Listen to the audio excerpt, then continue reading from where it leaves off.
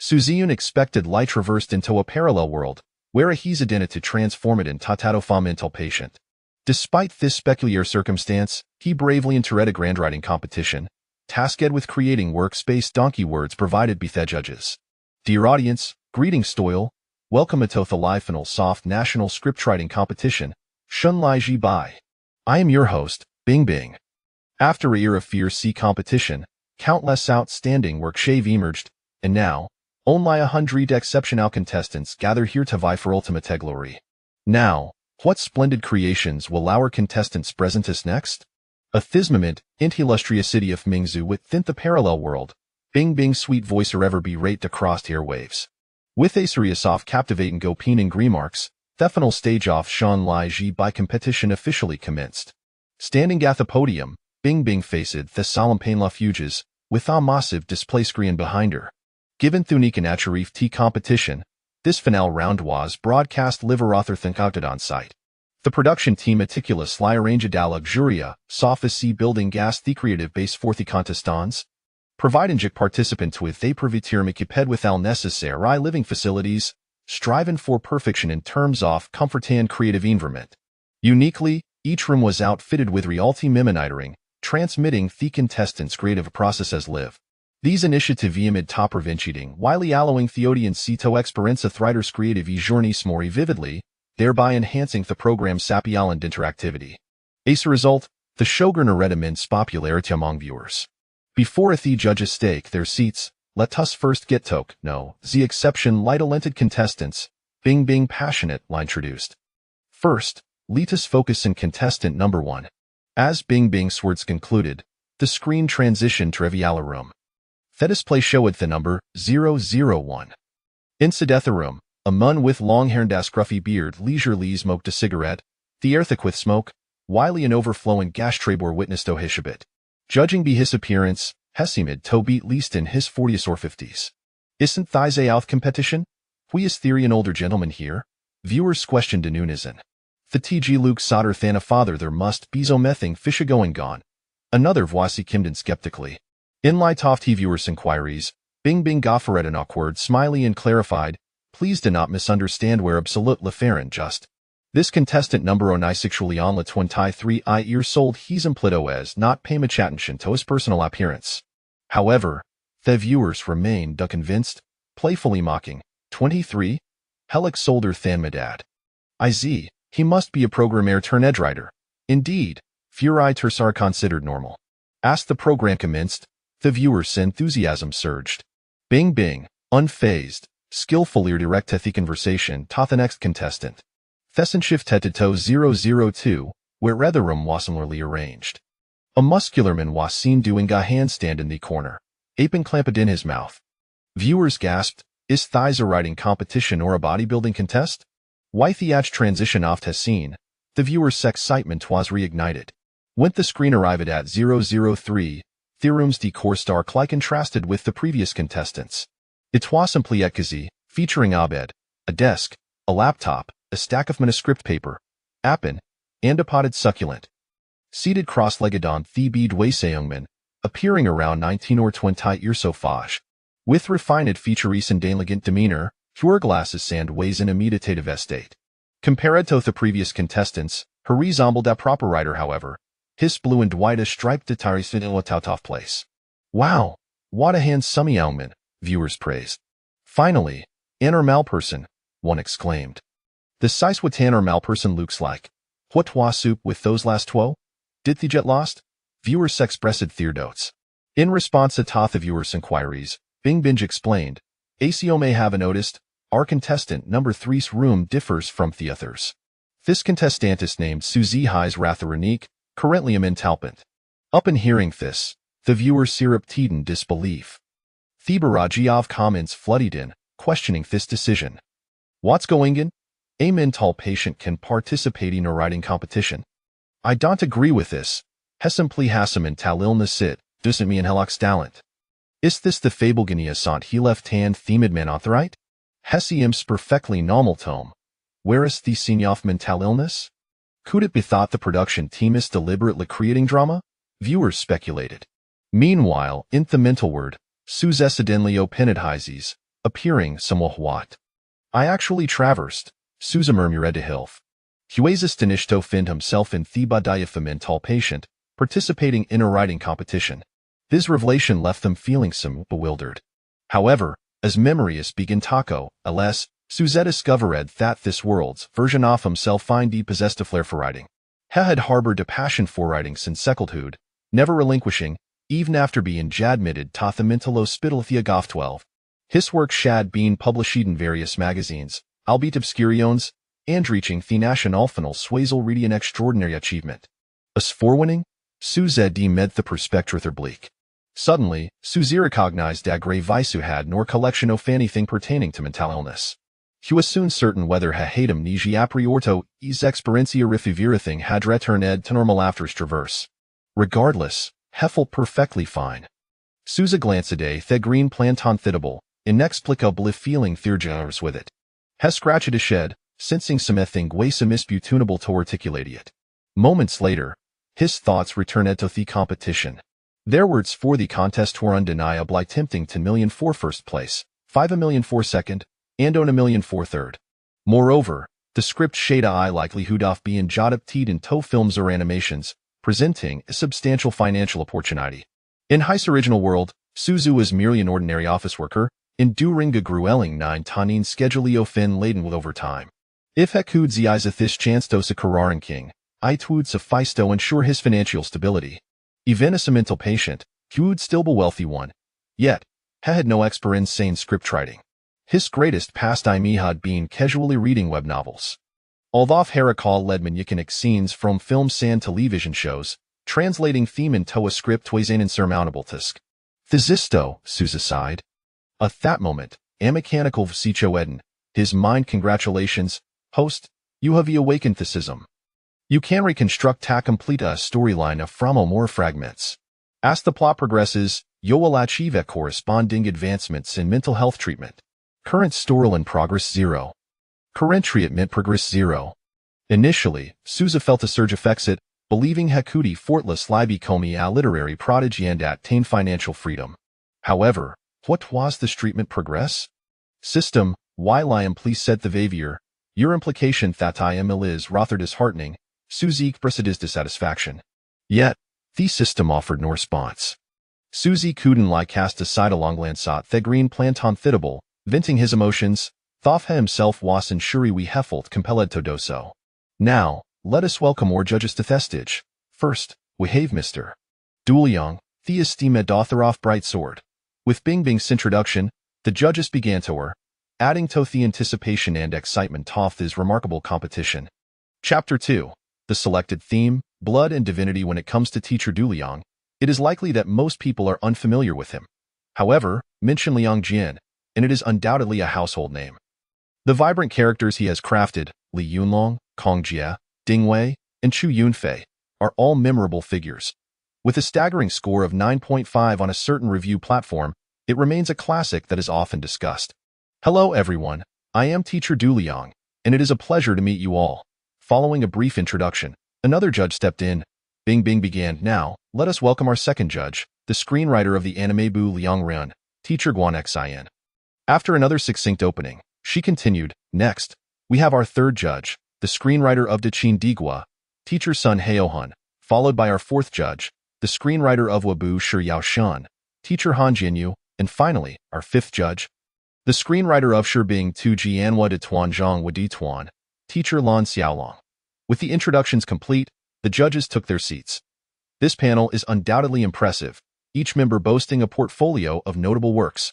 Their prowess unquestionable. However, Suze noticed that these screenwriters are not merely famous. They also span multiple domains, including film, anime, and television dramas. While all these fields belong to the realm of visual industries, significant differences exist among them. The diverse perspectives of the judges from varying domains promise to offer the audience unique interpretations. As the competition's entries are ultimately aimed at the film and television sector, selecting screenwriters as judges is indeed a most fitting choice. Now, let us proceed to the first segment of this competition, the announcement of the creative theme. The theme will be determined through discussion among the judges. As Bing Bing concluded her remarks, the 5 judges exchanged opinions and began their deliberations. This scene instantly piqued the audience's curiosity. I wonder what kind of theme they will decide on. I hope it brings some novelty. I am so tired of love stories and rustic themes. It's not about the themes. It's about the contestants. Regardless of what it is, it always ends up being a love story. Exactly, but I feel reassured with this panel. Their characters would never engage in mindless sacrifices for love. Hurry up and announce it. It's been 10 minutes, and I'm on edge. After more than 10 minutes of intense discussion, the audience could hardly contain their impatience. At that moment, the judges ceased their exchanges, politely deferring to one another. Ultimately, it was decided that teacher Du Liang would announce the theme. He raised a placard and declared, "I announce that the theme for this finals is blood."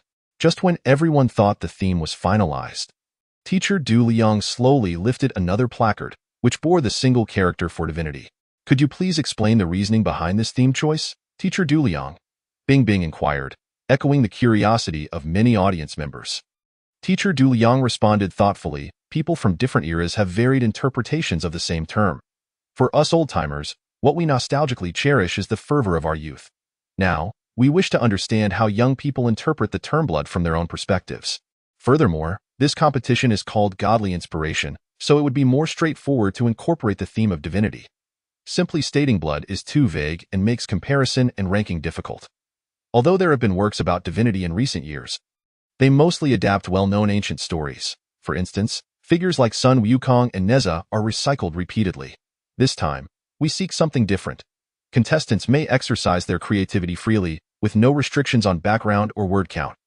And a month to complete their works. Upon the conclusion of teacher Du Liang's remarks, the audience erupted in excitement. What a splendid theme! Those overly flowery pieces are indeed lacking in substance. Well said. It's been ages since I've seen an innovative work about divinity. I'm so tired of tales of celestial beings descending to the mortal realm or experiences in the human world.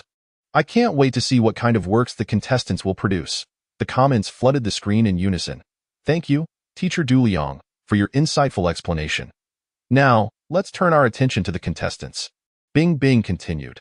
What kind of works will they present? Let us wait and see. The camera then shifted to the big screen, where 100 contestants, having shed their relaxed demeanor, were now deep in contemplation. The atmosphere grew tense. As soon as one contestant began to write, they would undoubtedly become the focal point of the entire program. At this moment, in a mental health facility, Su Zhe, having gathered his thoughts, began to reflect. He softly repeated the two terms, blood and divinity. The judges had previously expressed their desire for innovative themes. This was the crux. It had to be distinctive to stand out. Traditional narratives such as the Great Havoc in Heaven or Nez's exploits would surely not suffice. Such directions had already been explored extensively. The ancestors had penned them all.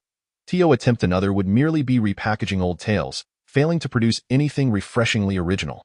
Moreover, regarding the protagonist selection, characters who are initially viewed as outcasts or those who tragically lose their families are certainly not viable options. Setting aside the fact that they are cliché, Su Zhe personally disapproved of such narratives. After all, life is often already fraught with discomfort. Who would seek more discontent in their stories? Since innovation is the goal, it is essential to broaden one's perspective and horizon. Domestic themes have already been thoroughly explored, so it would be wise to cast a wider net and look abroad. After all, there are plenty of divine figures in foreign mythologies that offer rich material. With the theme being blood, battles are essential. Why not send our deities abroad to check their water meters? The protagonist's identity must be novel, bridging both Eastern and Western mythologies. After a prolonged period of contemplation, a sudden epiphany struck Su Zhe. A title materialized in his mind. I write about slaying gods in a mental hospital. The protagonist is a lunatic. Now that is fresh. Slaying gods is sufficiently blood-pumping. The integration of Eastern and Western mythologies, while not entirely original, remains intriguing.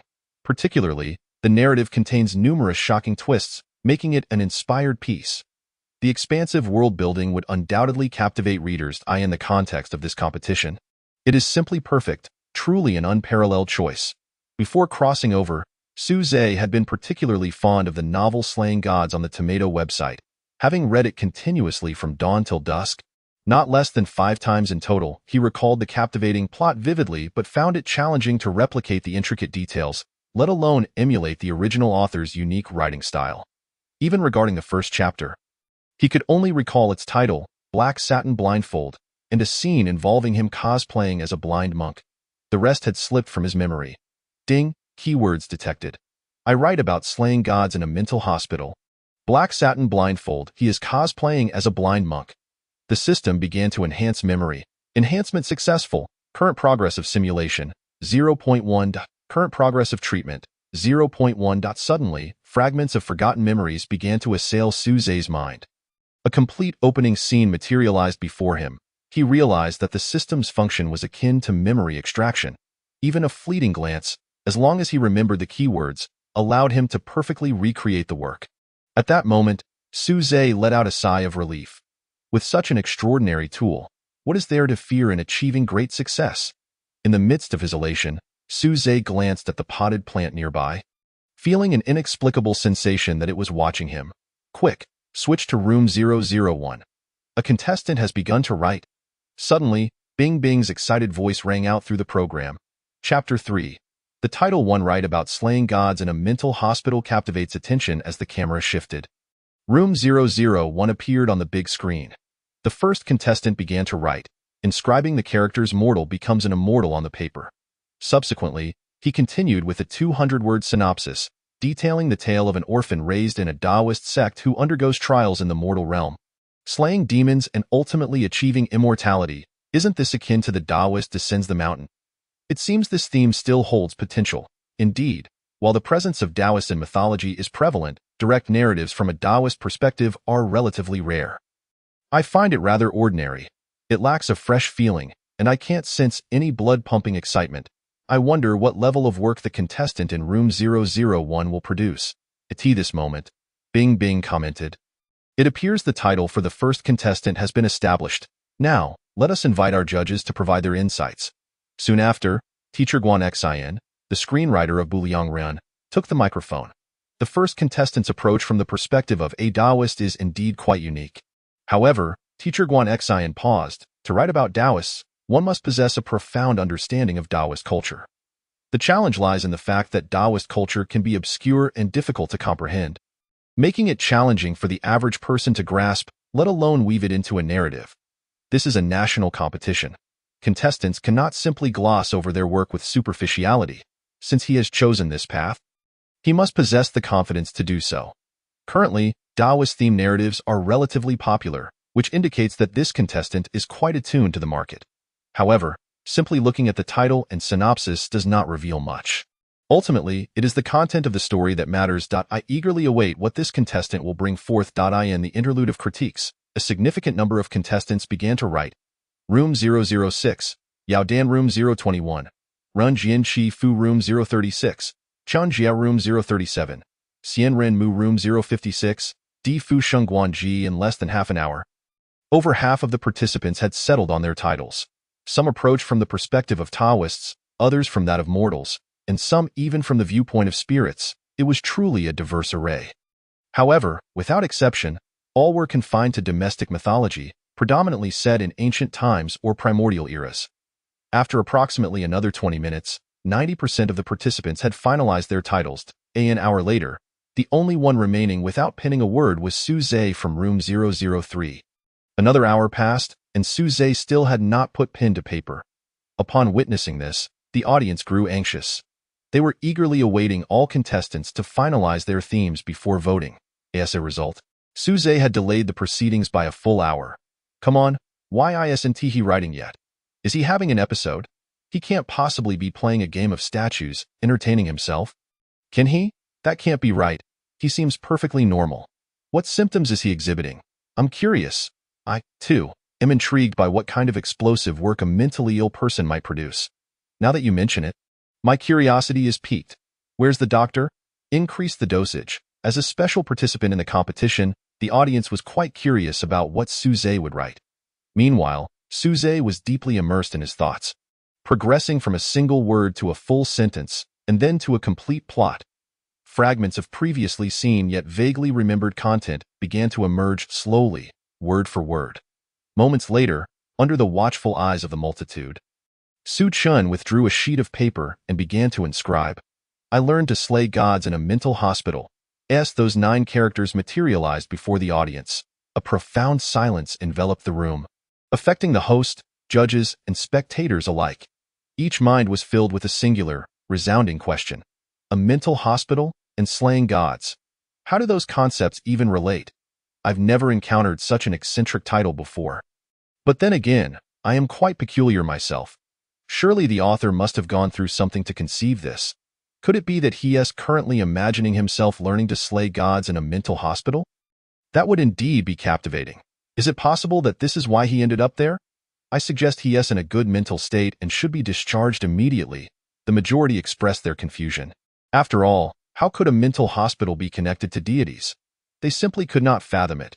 Moreover, the angle of deities could only resonate within an ancient context. It would be akin to writing a martial arts story. It must inherently be set in antiquity. Crafting such a narrative in a modern urban environment detracts from the immersive experience.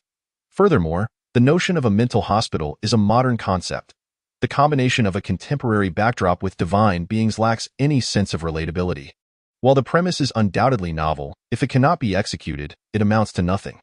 Although many spectators found the concept refreshing, they expressed concern regarding the story's content. Unbeknownst to them, Suze continued to write, "Have you ever pondered? Beneath the dazzling neon lights of the city, lurk monsters from ancient myths?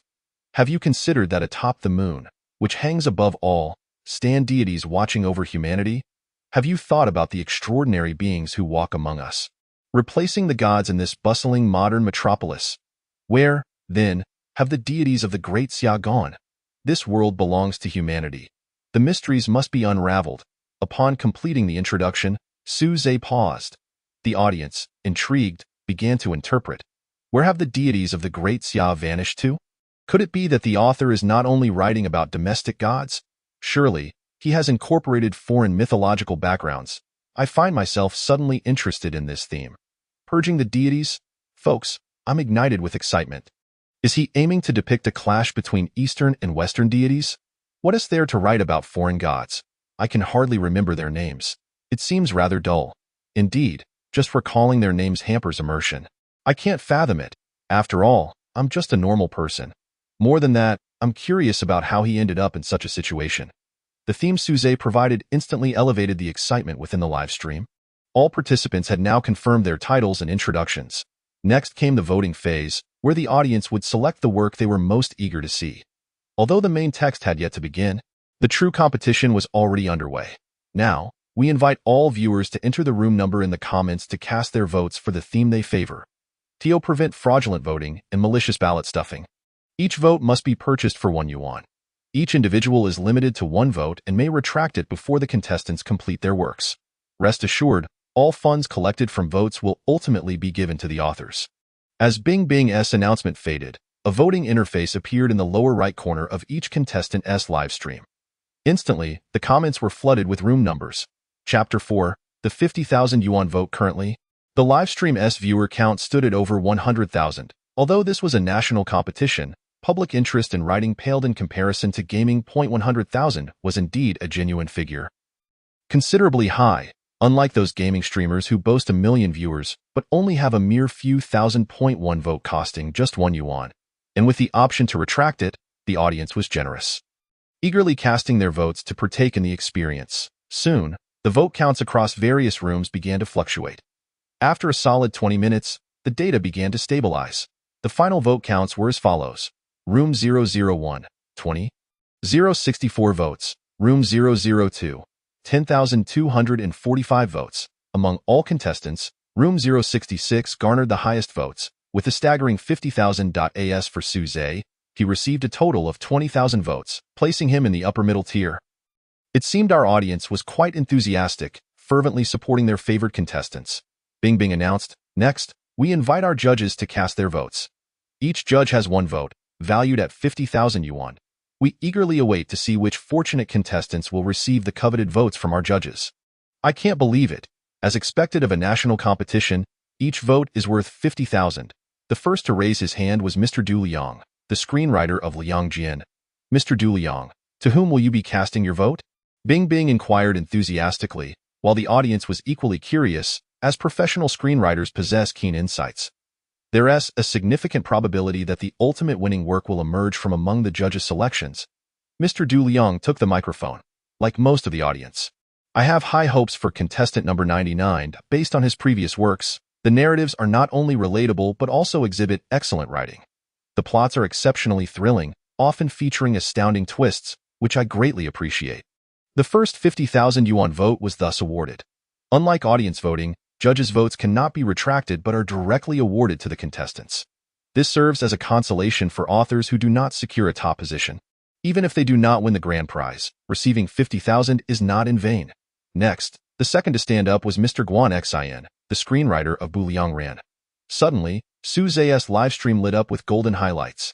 Mr. Guan Xian cast his vote for Su Zhe. After voting, he took the microphone to explain. My reason for voting for contestant number 3 is quite simple. I find the title intriguing. It is my first encounter with such a theme.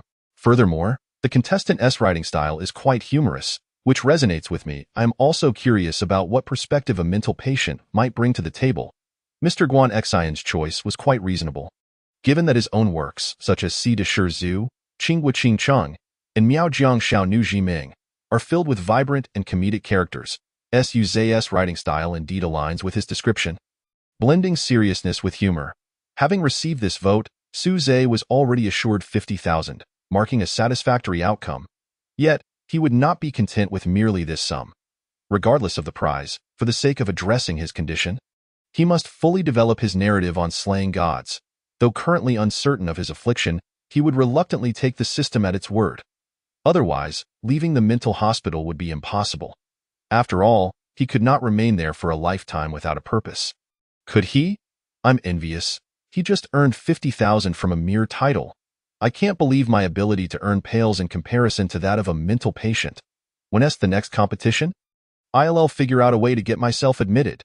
You'd better land yourself in a police station. That way, it's a case of a wayward son returning home, guaranteed to yield results. The audience was quite humorous. Following this, the next voter was Mr. Sun Heohun, the screenwriter of Daqin Digua, who cast his vote for the designated number. Then came Ms. Han Jianin, the screenwriter of Wabu Shiyao Shan, who voted for the designated number.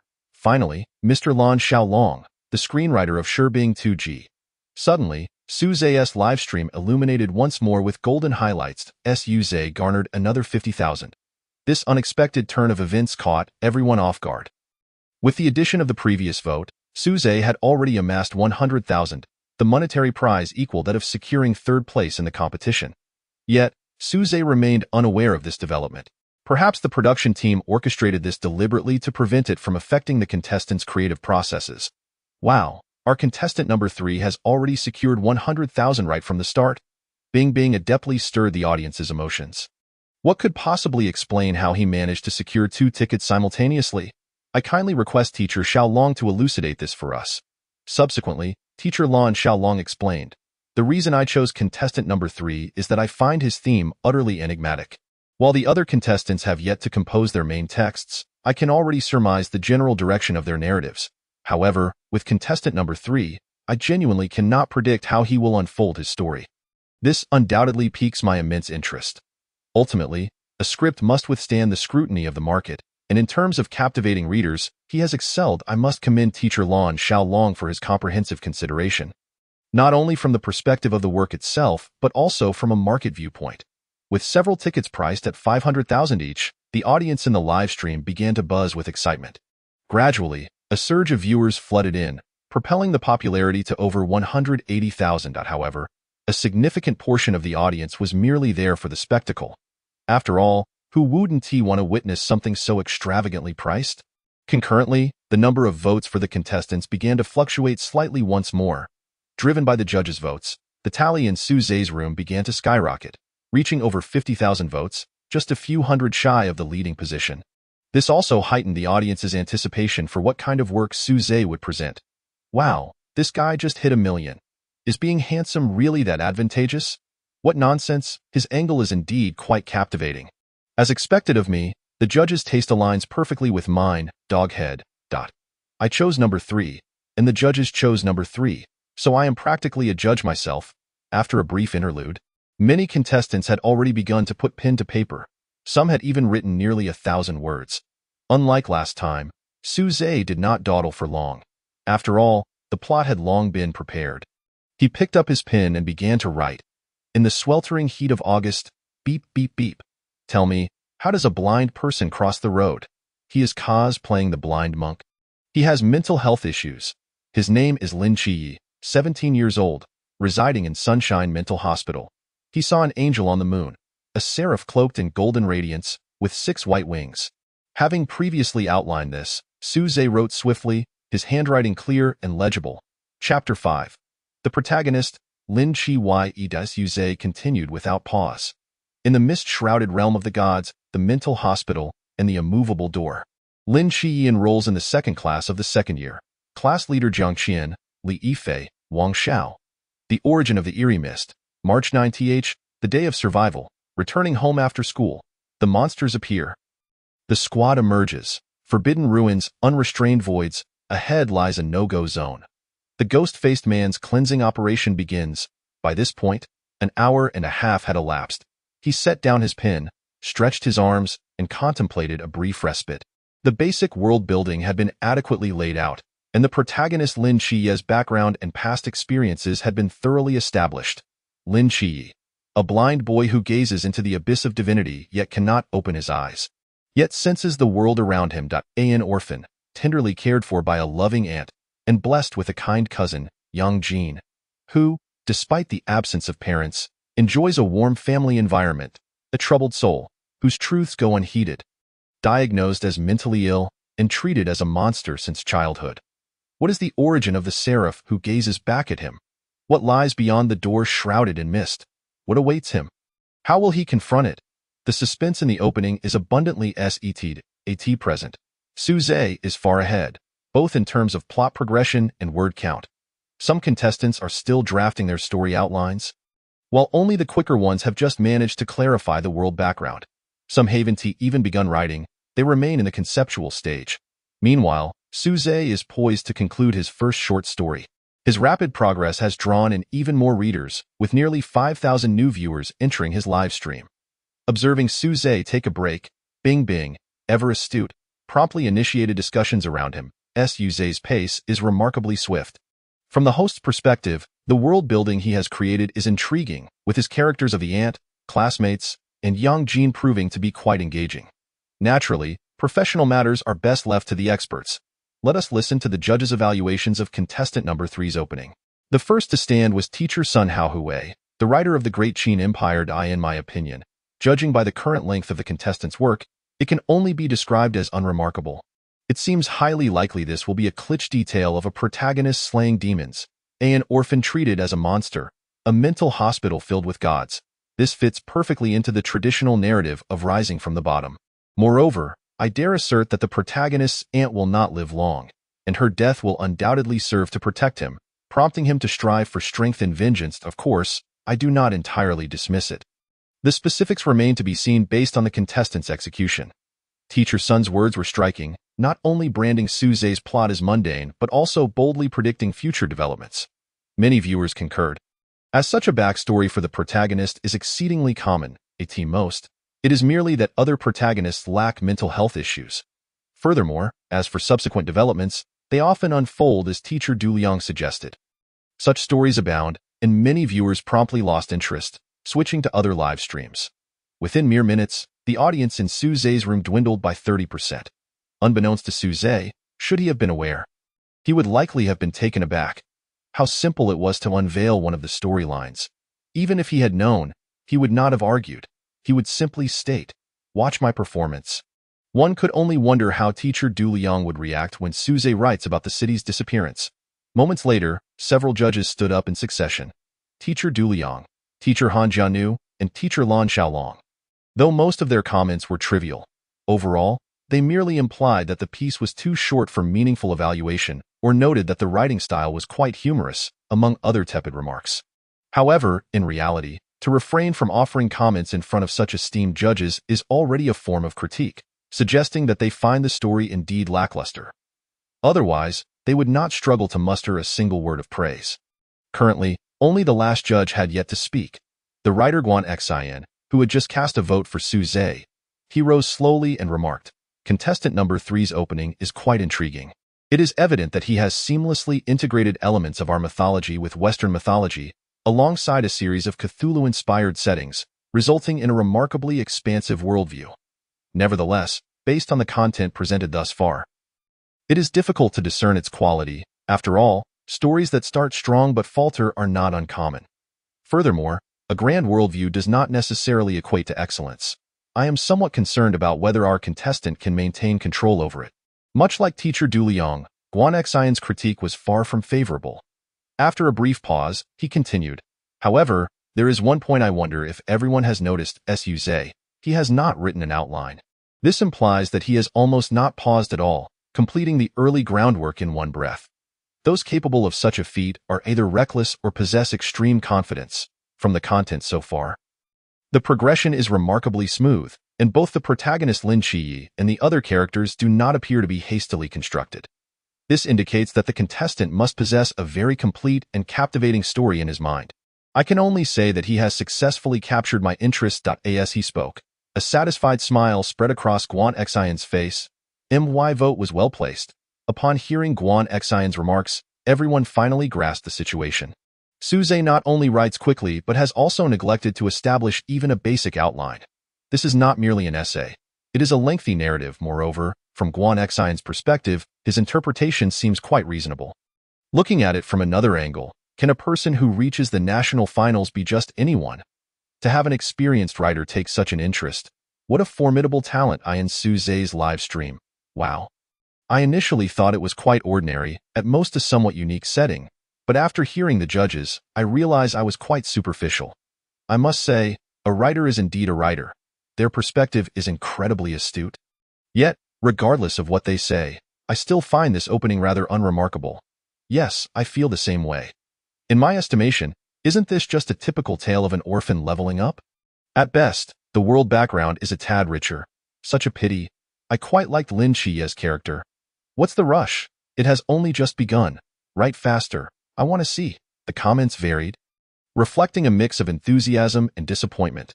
Meanwhile, Su Zhe had finished his brief respite, taken a sip of water, stretched, and picked up his pen, ready to continue the narrative of the ghost-faced man. Chapter 6. Plot Guessing. With a 10,000 yuan reward. "Hey, I have a suggestion," Bing Bing suddenly interjected. "Simply watching the contestants write can become rather tedious. Why don't we add a touch of intrigue and predict the upcoming plot?" Bing Bing truly exemplifies the essence of a professional host. The writing competition spans a considerable duration, and its initial stages tend to be rather monotonous. This inevitably results in a challenge to elevate the program's popularity. The most effective solution is to engage with the audience, encouraging them to speculate on the forthcoming developments. Indeed, as soon as Bing Bing finished speaking, the viewers in the live stream immediately expressed their interest. Sounds great. This is much more entertaining. Exactly, constantly watching the contestants write lacks any sense of involvement. However, merely predicting the plot feels somewhat lacking. Let us add some stakes. It's far too dull without them. Precisely, let us incorporate some stakes. Everyone make way. My brother Gao Jian has something to say. As we all know, the world of the mentally ill differs vastly from ours, if I guess correctly. The barrage of comments doubled in an instant. Witnessing such enthusiasm from the audience, Bing Bing's eyes lit up. As the viewers pointed out, merely making predictions without any stakes indeed lacks excitement, especially since there is no reward for a correct guess. Who would willingly engage in such a thankless endeavor? This was not the outcome she desired. However, how to structure the guessing game remained a conundrum. Directly wagering money was out of the question, as it would border on gambling. A practice strictly prohibited could lead to the program being shut down, resulting in a significant loss. As a seasoned host, Bing Bing had encountered all manner of situations. It didn't take long before an idea struck her. Previously, she had raised the microphone and suggested, "Why don't we establish a prize and invite the audience to submit their predictions via the comments? We will then select the closest answer and award a red envelope valued at 10,000 yuan. If two identical answers arise simultaneously, we'll choose the one submitted first." Upon finishing her proposal, all the viewers widened their eyes in astonishment. A 10,000 yuan red envelope for a mere comment. They couldn't resist participating. Dai Xianzun. I predict Lin Qiyi encounters the masked phantom and is driven to a dead end. Then he activates a hidden power and seizes the masked phantom, swiftly refining it. Moreover, His hidden power must be related to the angel seen on the moon earlier. Xiagu Gui Jianqiu. No. Isn't there a mysterious team making an appearance? I believe Lin Xie finds himself in dire straits, only to be rescued by the mysterious team, subsequently joining them for training. Hidong Jiao Xingge. I think a certain classmate sacrifices themselves to save the protagonist, and then the protagonist undergoes a scion transformation, awakening immense power to crush the masked phantom. With the prize guessing game in play, a multitude of viewers flocked in, even attracting those who typically shied away from writing competitions. The program's popularity soared, climbing from an initial 1 million to over 2 million. The number of people in Su Zhe's room surged to 90,000, far ahead of the others. The judges, having previously made their predictions, appeared confident, wearing expressions that suggested they had already seen through the situation. In their view, Su Zhe's rapid writing speed rendered it impossible to produce an exceptionally stunning plot. At best, it was simply a unique entry point. A tad fresh. Everyone eagerly guessed, creating a lively atmosphere. Yet, unbeknownst to them, Su Zhe hadn't even completed the basic groundwork. The narrative of the Divine Psychiatric Hospital had yet to unfold, let alone the introduction of many vital characters. Based on the comments, most viewers believe Lin Xie would be cornered and subsequently awaken profound power. The audience seemed highly enthusiastic indeed. Bing then invited the judges to select a few comments for brief commentary. First up is teacher Du Liang from Liangjian. She stated. He scrutinized the comments for a moment before saying, I find the prediction by Dai Xinzun quite agreeable. It aligns with my own thoughts.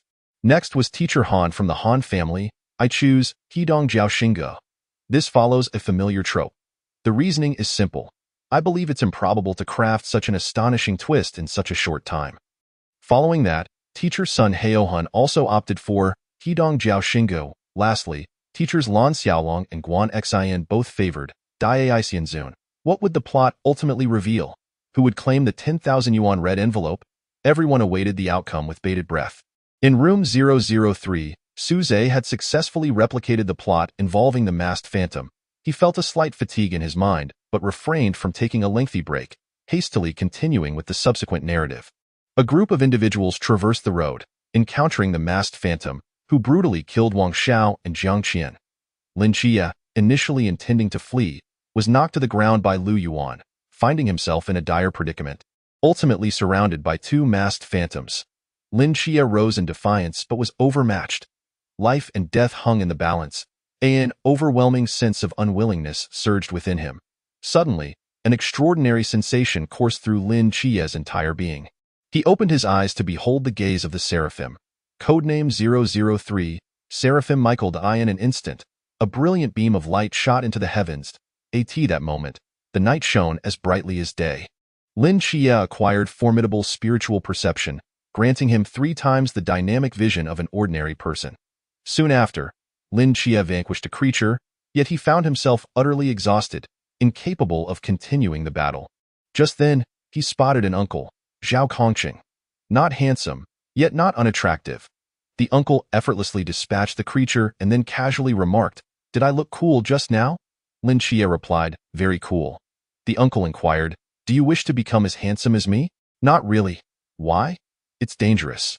The uncle invited him to chat, but Lin Xie excused himself under the pretense of seeking study materials, seizing the opportunity to slip away, leaving the uncle bewildered.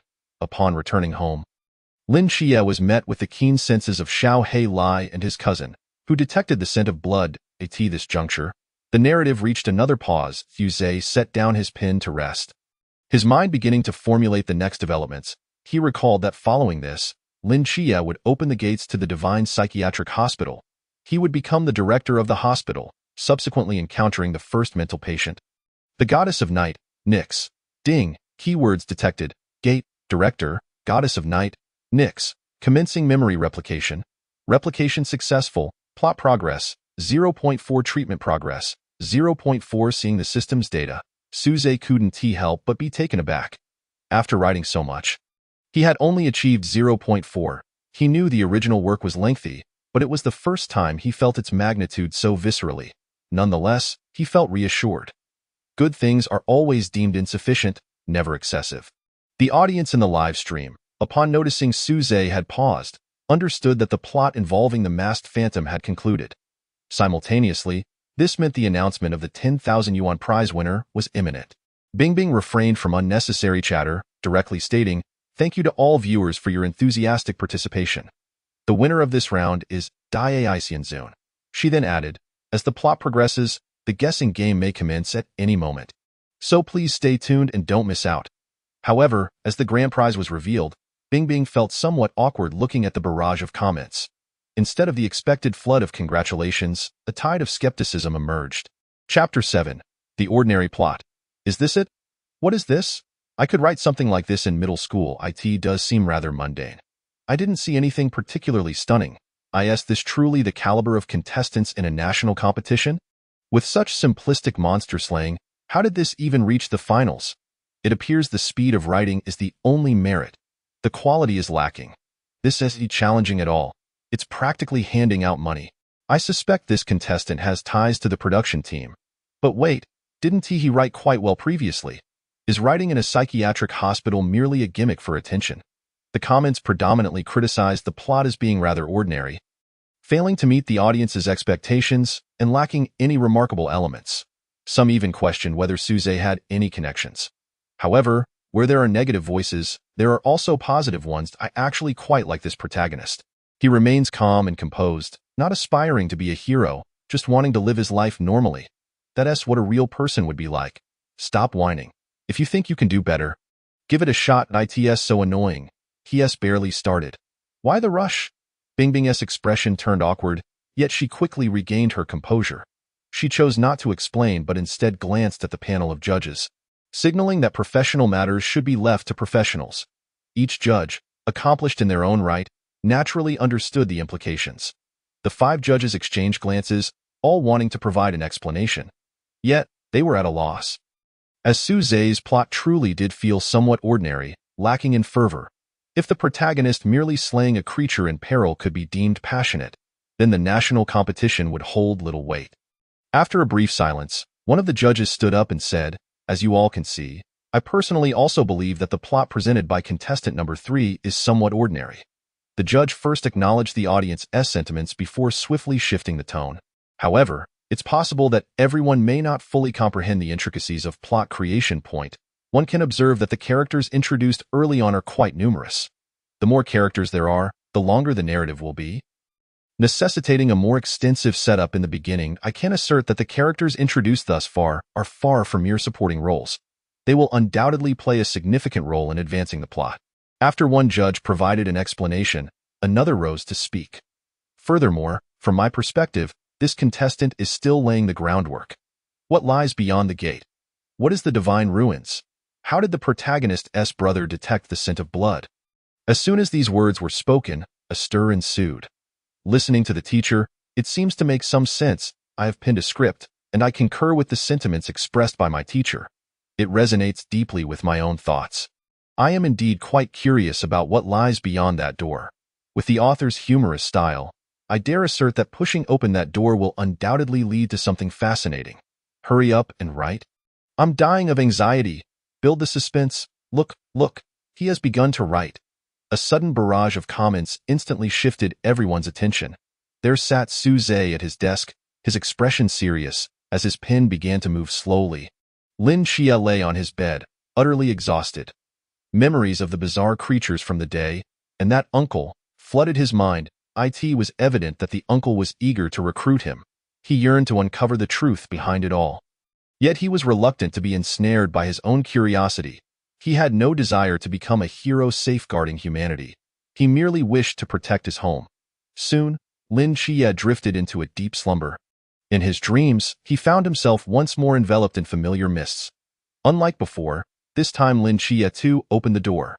The courtyard was arranged almost identically to the Sunshine Mental Hospital he had previously visited. Lin Xia attempted to open the door, 4th room, 3rd room, 2nd room, until he finally opened the 1st room. A woman clad in black sat there quietly, her expression vacant. Suddenly, Lin Xia noticed a line of text on the wall. Room 1. Patient, Nix. Assist Nix in treating her mental illness, and upon reaching the specified treatment progress, one may acquire a fraction of Nix's divine power.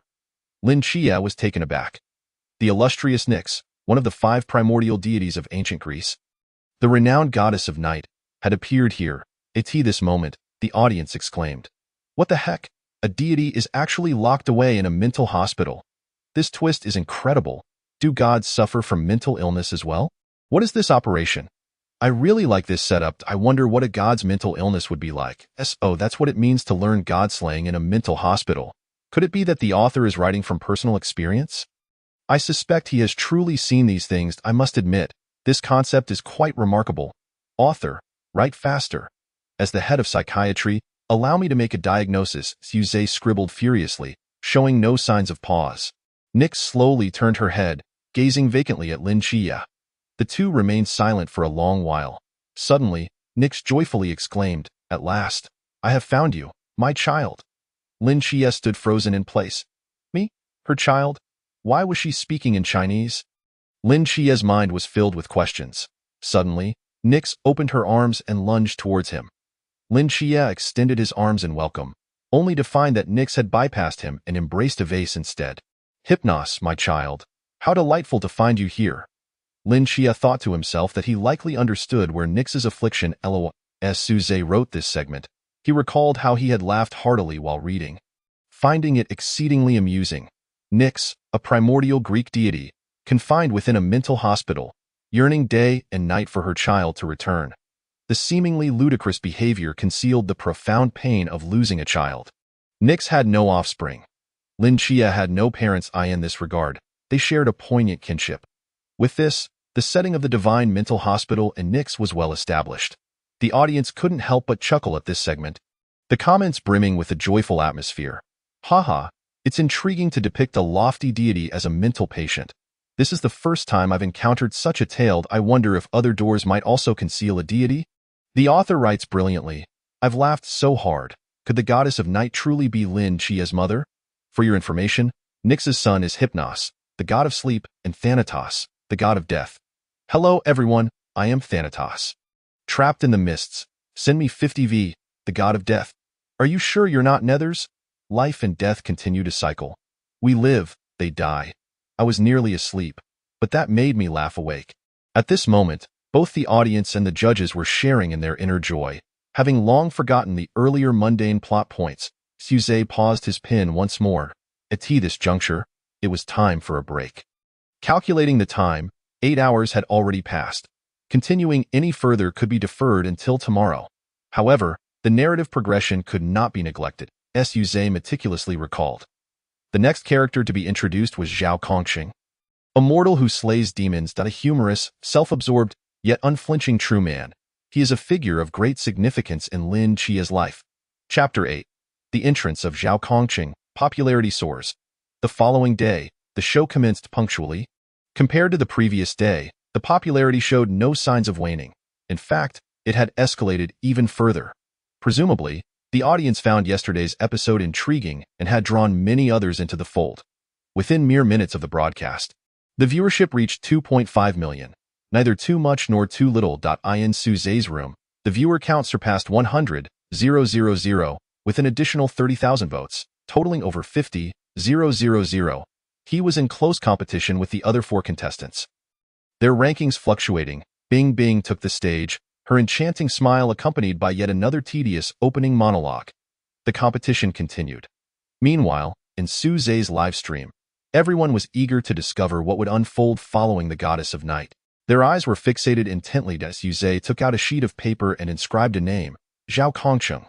What's going on? Aren't we writing about Nyx anymore? Why suddenly Zhao Kongqing? No way, I want to see Nyx. Who wants to read about an old man? What's so special about an old man?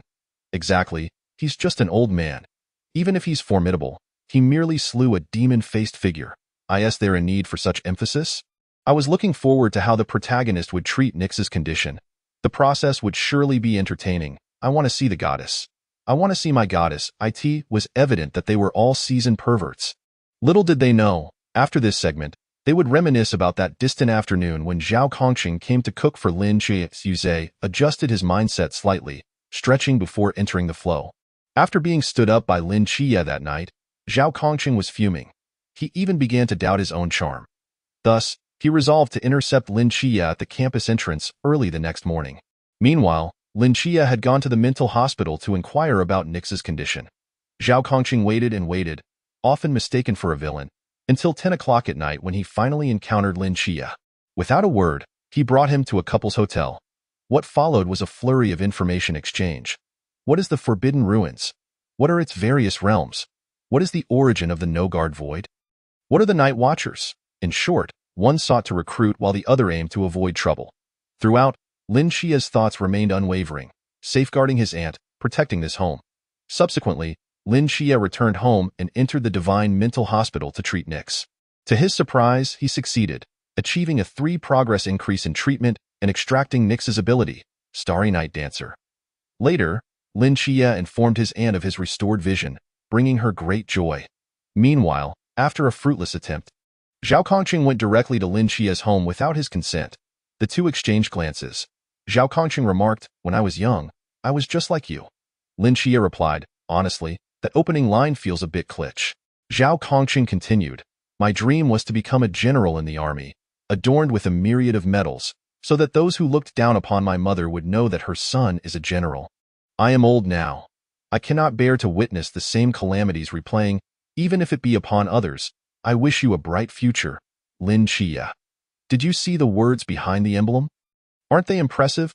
Ultimately, Lin Chia still declined to join the Night Watchers. Zhao Kongqing, left with no choice, departed in the pouring rain. At the moment of his departure, he received a phone call. The demon-faced king had appeared. With this, Zhao Kongqing's character traits were sufficiently established: a chain-smoking, scruffy old man, a whimsical, unconventional braggart, a self-absorbed individual with a high opinion of himself, a sentimental soul devoted to healing childhood traumas, a compassionate person unable to bear the suffering of others. Zhao Kongqing was indeed a vivid and concrete character. As Su Zhe wrote this, he suddenly halted his pen. It was not that he had run out of plot. Rather, he was once again reminded of the first time he encountered Zhao Kongqing in a book.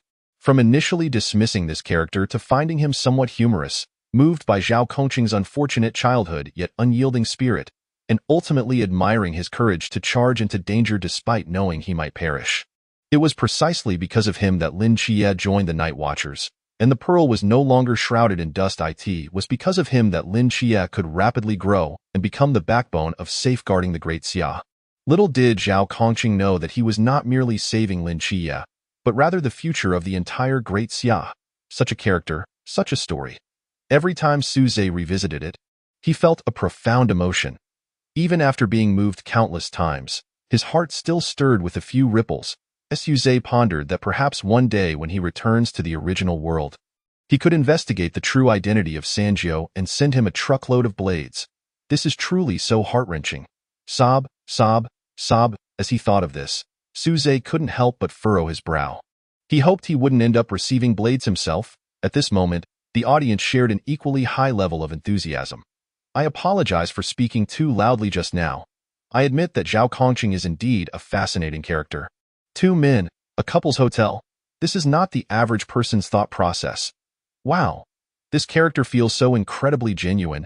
I was effortlessly drawn in. No, the dialogue between these two is quite amusing. It's been a long time since I've read a novel with such delightful enjoyment. With such an entertaining character, surely there will be many more intriguing scenes to come, right? Indeed, with such a remarkable character, they should survive until the grand finale, shouldn't they? I am eager to witness the moment they ascend to the rank of general and return home in splendor. Author, please write quickly. I relish reading. Unconsciously, the dissenting voices against the portrayal of the older man have vanished, replaced by the vibrant character of Zhao Kongqing as depicted by Su Zhe. There is an anticipation for Zhao Kongqing to bring forth more captivating storylines in the future. It appears we are about to embark on another exhilarating battle sequence. Standing at the podium, Bingbing adeptly enlivened the atmosphere. Let us commence the next round of predictions. The prize is 10,000 yuan. With the same rules as before, the question is, how will Zhao Kongqing perform in the Ghost Face King storyline? As soon as these words were uttered, the audience reacted with great enthusiasm. Just yesterday, they had given away 10,000 yuan, and now they are already holding another prediction. Given yesterday's experience, the audience unanimously believes that Su Zhe is merely a third-rate writer who hangs a sheep's head to sell dog meat. Predicting his plot is exceedingly simple. Guess as simply as you wish, as cliché as you desire, and as thoughtless as you can manage. There's no fear of Su Zhe not writing.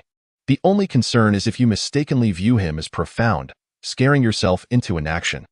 With the opportunity to seize money right before their eyes, the audience became fervently excited. Chapter 9. The film company stirs restlessly, in my view. Zhao Kongqing must have been careless, allowing the ghost-faced king to slip past, leading to the death of his aunt. Lin Xie, in a fit of rage, vows to expel all monsters, leaving none behind, and subsequently joins the Night Watchman team. I think so too. Given the author's thought process, it's impossible for him to concoct a better plot than this. No, that's too complicated. It's bound to be similar to the last encounter with the ghost-faced man this time. However, Zhao Kongqing finds himself in dire straits, and Lin Xie intervenes to save him. You all are missing the point. Since this is a script, the next scene must surely highlight the protagonist's shining moment. I predict that Zhao Kongqing doesn't even encounter the ghost-faced king. Instead, the ghost-faced king sets a bait and directly appears at Lin Xie's home, leading to a one-on-one confrontation between Lin Xie and the ghost-faced king. The readers' discussions were vibrant and unending, primarily revolving around how Lin Xie would contribute his shining moment. This line of thought is quite reasonable. After all, Lin Xie is the protagonist, and it is only fitting to arrange shining moments for him. Meanwhile, at Jiaxing Film Company, within a beautifully decorated office building, Yang Mi, dressed in formal attire, her figure curvaceous, sat on the sofa with her right hand propping her head, sleepily staring at the screen before her. The screen displayed the National Screenplay Creation Competition. Yang Mi's keen interest in the screenplay competition stemmed from two reasons: the program team's invitation and the current film industry's dire need for a quality script. The revenue from offline cinemas declines year by year, primarily due to issues with the scripts. The script is the cornerstone of film and television. The quality of a film or show hinges on the script's quality. Any work that gains popularity during the screenplay competition has already received market recognition and will undoubtedly perform well in film adaptations.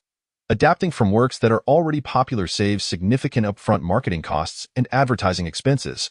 Additionally, this competition's theme revolves around passion and divinity. Divinity needs no elaboration. Recently successful works have all been related to mythological themes, such as Neza, Wukong, and Fengshen. This is a trend that resonates with audiences. Passion goes without saying, aligning perfectly with the current mainstream positioning. While audiences might not flock to theaters for Farewell My Concubine, they will undoubtedly rush to see The Monkey King Returns. From both market and cost perspectives, this is an excellent choice. Yang Zong, may I inquire which work has captured your interest? A respectful secretary asked. Yang Mi furrowed her brow slightly, showing no inclination to respond, clearly indicating that she had not found any work appealing. The secretary, understanding the cue, fell silent. What is the total amount of funds the company can mobilize? Yang Mi inquired. Replying to Yang Zong, the total funds that can be mobilized currently amount to 90 billion. After retaining a portion for safety, the funds available for investment total 50 billion. Upon hearing this report, Yang Mi nodded slightly. Which works currently exhibit the most potential? She asked again. As the company's general manager. She was inundated with tasks and could not constantly monitor the competition, relying heavily on her secretary for updates. The secretary promptly reported, currently, the most promising works are number 36, number 54, and number 99 from their openings. They align well with the prevailing mainstream market. The fastest and most numerous submissions come from number 3, which also features a relatively fresh theme worth paying attention to. However, as it stands, the content is lacking. While the character development is commendable, the plot is rather mundane. Whether it is worth investing in will depend on how the next plot unfolds. Ensure that I am closely monitoring this. Yang Mi instructed, the influence of the National League should not be underestimated. Even if we cannot secure the top spot, achieving third place can still generate significant profits. Understood, Yang Zong. Afterward, Yang Mi exited the office on the other side, at the headquarters of Tengshuan Video. Old Ma posed the same question to his secretary as Yang Mi had. However, Old Ma was financially robust, preparing a staggering 100 billion yuan for investment, a level of wealth that was almost unfathomable. It could be said that as long as Old Ma desired, acquiring any work would be well within his reach. Not only Tengshuan, but also Youku, Qi, Luoxin, Shunman, and numerous other film and animation companies were equally attentive to this competition. The funds they could mobilize ranged from several billion to 100 billion. all waiting for a dark horse to emerge from the competition, at which point exaggerated financial investments would undoubtedly follow. In Suze's live streaming room, he took a moment to compose himself before beginning to write the upcoming plot. Zhao Kongqing, having departed from Lin Qia's home, suddenly received an order from higher-ups to track down the Ghost Face King, whose whereabouts were discovered near the old district, close to Lin Qia's residence. Zhao Kongqing meticulously searched and ultimately located the Ghost Face King. The higher-ups instructed Zhao Kongqing not to engage in conflict with the Ghost Face King and, if necessary, to contain it using the boundless domain. Losing a core team member for an old district was not worth it. Yet, the boundless domain was meant to conceal enemies, not to confine them. Zhao Kongqing found himself in a dilemma. Advancing would lead to defeat, while retreating meant being pursued. "Old Zhao, can you hear me?" An urgent voice called from the other end of the line. Zhao Kongqing focused on the Ghost Face King, glancing at the nearby low-rise residential building. Subsequently, Zhao Kongqing activated the boundless domain. At this moment, he harbored but one thought: to charge forward, regardless of whether bullets or death awaited him. For behind him lay the entire world of that child. Zhao Kongqing wished to smoke, but the rain had extinguished his lighter. "What a day of misfortune," he sighed. Faced with the monsters of the Chuanjing, Zhao Kongqing was unsure how many rounds he could endure. A heavy rain, a cigarette, a sword cloak, and a straight blade. Combat was about to erupt. Within mere rounds, Zhao Kongqing erupted in expletives. Damn it! What's so great about mythical creatures? Is immense strength truly impressive? Suddenly, the Ghost Face King unleashed the Forbidden Void. And Zhao Kongqing struggled to defend himself. Even when teetering on the brink of life and death, Zhao Kongqing maintained his brash and cheeky demeanor. "I'm not boasting. If I had the Forbidden Void, you would have died 800 times over, you bastard." Yet, he was ultimately just a mortal. Under the full-force assault of the Ghost Face King, he soon found himself unable to hold on, severely injured and spitting blood. Suddenly, a familiar voice called out, "Zhao Kongqing! Zhao Kongqing!" At some point, Lin Qia had positioned himself outside the boundless domain. Zhao Kongqing roared, "What the hell are you doing out here at night instead of eating?" Get lost. At that moment, he felt utterly speechless. It was particularly embarrassing for him to be hammered to the ground while this was happening. Damn, folks, it's heating up. What time is it? And Zhao General is still putting on an act? But I like it. Folks, I'm doing quite well, aren't I? Lin Qia just showed up. Zhao Kongqing is in a crisis, and Lin Qia has perfectly timed his rescue.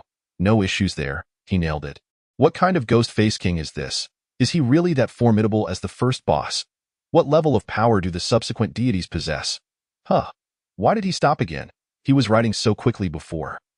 Why the sudden slowdown at a critical moment? Write faster.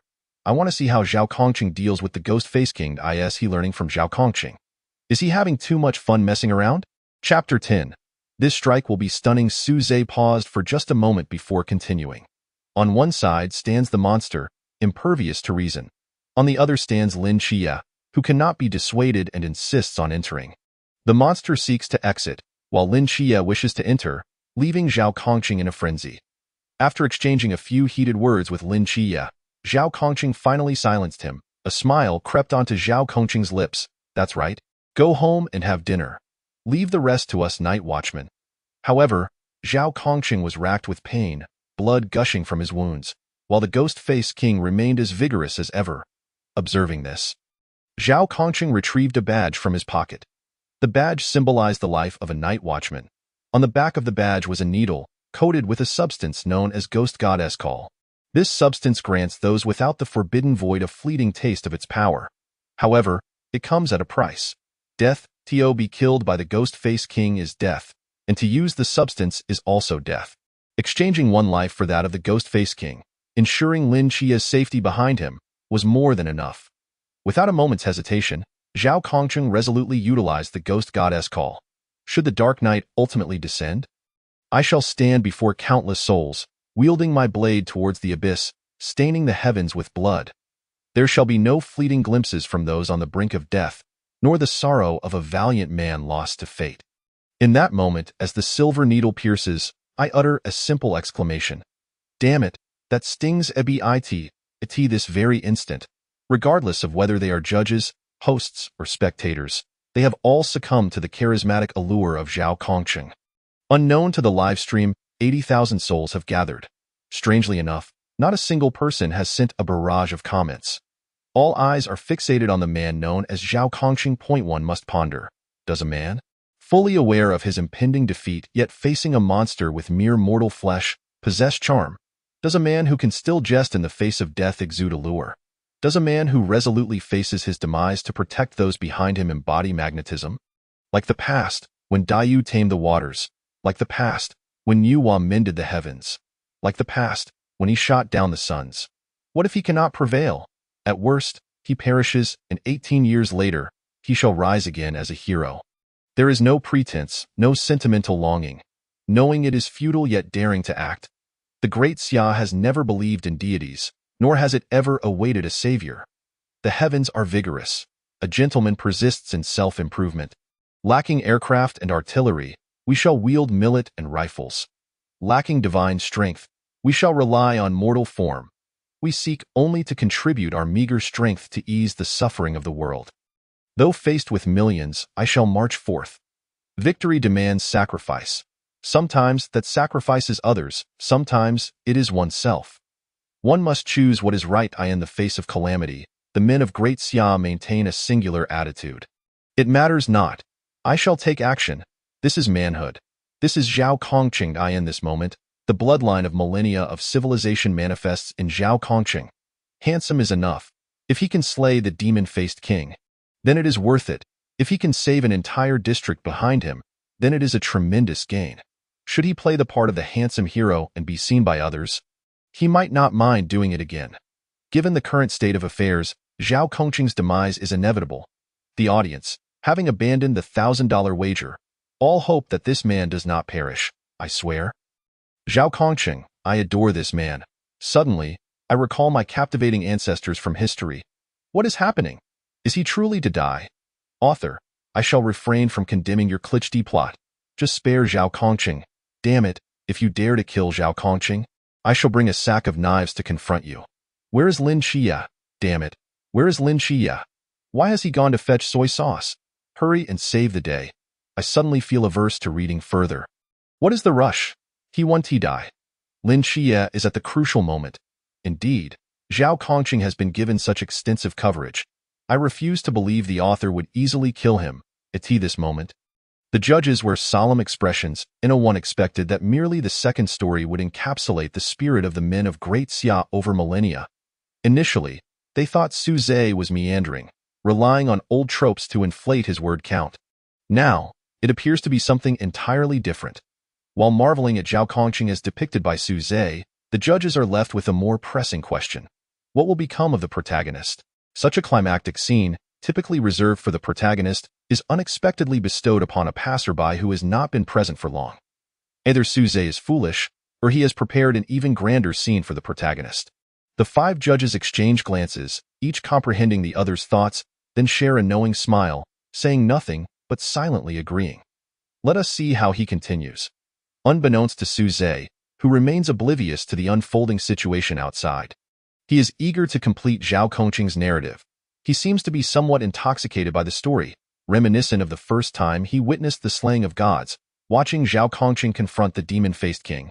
Captivated by Zhao Kongqing's repeated brushes with death, yet choosing to plunge deeper into danger, he cannot bring himself to conclude Zhao Kongqing's tale. Zhao Kongqing employs the ghostly god summoning. Suddenly, a formidable power floods his being. With a single strike, he severs the arm of the demon-faced king. Zhao Kongqing laughs toward the heavens. Sequence 083, merging life with the moon. Ha ha ha, I knew it. I, Zhao Kongqing, am truly a genius. He seems to have completely forgotten that using it would lead to his own demise. Then, amidst the torrential rain, Zhao Kongqing engages the demon-faced king in a one-on-one battle of real men. The clash of blades against flesh renders their movements a blur, leaving no room for breath. Yet, merely 10 seconds later, Zhao Kongqing's strength begins to wane. After a few exchanges, the demon-faced king delivers a punch that sends Zhao Kongqing crashing to the ground. Zhao Kongqing rises, the forbidden ruin still lingers, and he can continue to fight. However, at that moment, an unexpected turn occurs, a deafening roar erupts, the sky fractures, and Lin Xia makes a dazzling entrance. How did you get in here? I simply stared, and it opened. Still, their banter remains lighthearted. Lin Chia intends to assist, but Zhao Kongqing dismisses him. One more strike, I shall deliver another blow. Boy, watch closely. This strike will be magnificent. Before Lin Chia can express his disdain, Zhao Kongqing charges forward once more. The massive crescent blade cleaves through the night, severing a grotesque head adorned with a pale, ghastly visage. At this point, Zhao Kongqing's condition has deteriorated to an alarming degree. His body marred with countless wounds, he sways unsteadily before collapsing, only to be caught securely by Lin Chia. Lin Chia says, "You will die." Zhao Kongqing replies, "No worries. I experienced the forbidden ruin. Worth it." He remains composed and unflustered. The battle concludes. The characters in the narrative are fated to perish. Yet the audience seems to have been touched in some profound way, choosing to ignore the reality. Damn, that strike was truly magnificent. Zhao Kongqing, a true man, has captivated me. See, I told you, the demon-faced king is dead, and Zhao Kongqing is still alive. Still alive. Ha ha. Sob sob sob, he hasn't died. Zhao Kongqing hasn't died. Author, you are a good person. Next time you lose your mind, may a doctor conveniently be by your side. The protagonist will surely use divine power to save Zhao Kongqing, right? Author, you wouldn't want to see me in a psychiatric hospital, would you? Rest assured, he cannot die. It will surely be one of those plots where he survives with a sliver of health, enduring for an eternity. I have seen through it long ago. Chapter 11. The audience left in shock. Lin Chia, perplexed, asks Zhao Kongqing, "There are not millions behind you. Aside from me, no one sees it worth it?" Zhao Kongqing remains silent, instead requesting Lin Chia to light a cigarette for him. He inhales deeply, experiencing an unprecedented sense of relief. "Lin Chia, do you think I am formidable?" Zhao Kongqing inquires. Lin Chia responds, "Indeed. If I can't survive, I could surely rise to become a general, right?" "Absolutely." Zhao Kongqing's life gradually ebbs away. His senses dulled to the point where he can no longer discern Lin Chia's voice. In his final moments, he makes no declarations, seemingly prideful as he asks, "Was I just now handsome?" Lin Chia's lips tremble slightly. "Handsome, more so than anyone I have ever seen." Zhao Kongqing is dead. The sudden appearance of the great blade catches the readers off guard, and in that moment, everyone is left stunned. Just a second ago, they were convinced Zhao Kongqing would not perish, yet he truly has died. The character they painstakingly crafted has simply vanished. What? My General Zhao has died. Author, do you wish to see the consequences of your actions? Is your heart made of stone? How cold it is, should the dark night ultimately descend. I shall stand before countless souls, wielding my blade towards the abyss, staining the heavens with blood. Woe is me. My General Zhao, please no. How could you write him so handsomely and then take him from me? You owe me tears. To not act humanly is simply inhumane. I finally fell in love with your story. And you have made me lose so completely. Indeed, the pen of a writer is most cruel when it strikes. Where is Lin Chia? Awakened divine power, entered the realm of unrestrained void, and yet merely watched Zhao Kongqing perish? What use is such a protagonist? Come forth, a new script where Lin Chia becomes a eunuch, and Zhao Kongqing becomes a divine emissary. Friends, quickly request refunds. I cannot bear this. Yes, indeed, refund for everyone. There is no way to endure such a betrayal. The audience's emotions are evidently stirred. They seem unable to accept Zhao Kongqing's death, to the point where they genuinely begin requesting refunds. 50,000 tickets, 40,000 tickets, 30,000 tickets, down to 1,000 tickets. In the end, Su Zhe is left with merely a little over 1,000 tickets. This sudden turn of events leaves the production team utterly bewildered. Bing Bing watches as Su Zhe's room's popularity soars, while the ticket count plummets off a cliff. Even with ample experience, she finds herself at a loss for words. Logically, ticket sales should correlate with the quality of the work. At this moment, Su Zhe's ticket count should be soaring. Yet, it has taken a complete reversal. It seems Su Zhe's blade was too sharp, leaving the audience in shock. Perhaps this is what they call love turning to hatred. Bing Bing lets out a sigh, then reluctantly announces the results of the wager. Ladies and gentlemen, it is with regret that I inform you, no one has guessed correctly this time, and thus, no one wins a prize. Yet at this moment, no one cares about the outcome of the wager. Su Zhe remains unaware, still immersed in the progression of the plot. Initially, he read it just like the audience, but after several readings, His heart has grown as cold as stone. Zhao Kongqing's death has delivered a profound lesson to the audience. The tale of slaying gods is cliché. The narrative of slaying gods is tedious. With a decisive slash, one must be cautious and composed. Isn't it quite predictable? Go ahead and take a guess. I dare to write about those whom others fear to condemn, and I am unafraid to wield the blade that others hesitate to extend. You wish to know my identity? I am Sanjiu, and if you are my brother, then come, strike me down. Yet, the matter is far from concluded. The king of ghostly masks still breathes. Lin Xia observed this, and as he faced the dying Zhao Kongqing, he chose silence, allowing Zhao Kongqing to depart with dignity. The ghostly visage severed by Zhao Kongqing, akin to a parasite, reverted back, with Zhao Kongqing's demise. It was now his turn. Lin Xia's resolve solidified, a fierce blaze igniting within his heart. He drew Zhao Kongqing's straight blade and advanced step by step towards the king of ghostly masks. Is this truly not the end? Was Zhao Kongqing's death in vain? Lin Xia remained benevolent, withholding the truth from Zhao Kongqing, who departed with a smile. He truly is remarkably considerate. If I do not obliterate the king of ghostly masks, I shall be vexed. The confrontation between Lin Xia and the king of ghostly masks was imminent. Having acquired the divine power of Nyx, he was no longer the feeble being he once was. The dynamics of offense and defense had shifted. Lin Xia deftly evaded the king of ghostly masks' numerous assaults, his blade striking the ghostly visage time and again. If one strike did not suffice, then 10 or 100 would. Ultimately, with all his might, Lin Xia plunged the blade into the king of ghostly masks' face. A chilling howl erupted from the king, while Lin Xia's eyes shone with searing intensity. The corporeal form of the king rapidly disintegrated.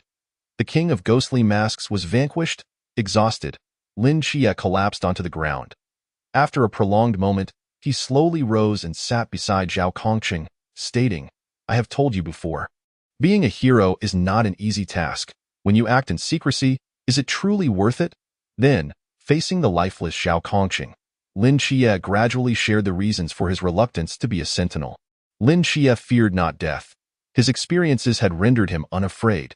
He had attempted to end his own life on several occasions, yet his family had repeatedly drawn him back. If the multitude has not saved me, why should I expend my life to protect them? However, at this moment, everything transformed.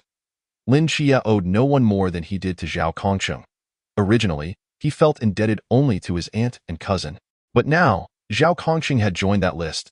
Zhao Kongqing had salvaged Lin Xia's entire world. In exchange, Lin Xia would guard Zhao Kongqing's world for a decade. In this instant, the gears of fate began to turn silently. Regrettably, Zhao Kongqing could not fathom what he had truly saved. Had he lived, perhaps he would have boasted about it for a lifetime. Once, Lin Xia, that young lad, was saved by me. You cannot imagine, when facing the king of ghostly masks. That boy was so terrified he nearly wet himself, crying out for my rescue, a veritable nuisance. In the end, I heroically severed the head of the king of ghostly masks with a single stroke. That boy then begged me to let him join the sentinels. I did not acquiesce.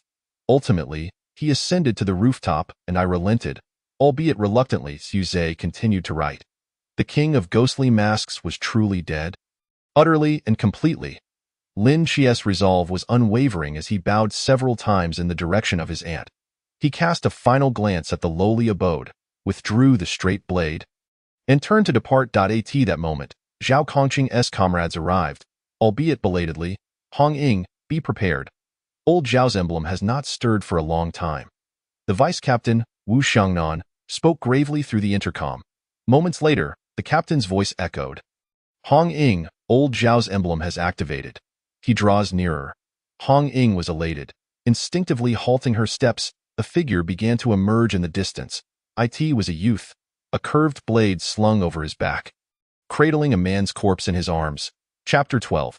Honoring General Zhao's triumphant return, shocking the audience. The youth came to a halt and, with all his strength, roared to the world, I, Lin Xia, honor General Zhao Kongqing's triumphant return. The pen fell silent. All present stared blankly at Suze's manuscript. The audience, the judges, everyone felt struck by lightning. An unfamiliar emotion slowly surfaced within them, as if they could hear a voice emanating from the depths of their souls. I, Lin Xia, Honor General Zhao Kongqing's triumphant return. The refrain echoed in their minds, lingering on. A series of minuscule characters unleashed an unparalleled power, embedding themselves deeply in the souls of each individual present. An unprecedented shock washed over everyone, stirring immense waves within their hearts. The live broadcast was marked by an unprecedented silence. 1 second, 2 seconds. After a full 2 minutes, a uniform barrage of comments flooded the large screen. Honor General Zhao's triumphant return. Honor General Zhao's triumphant return.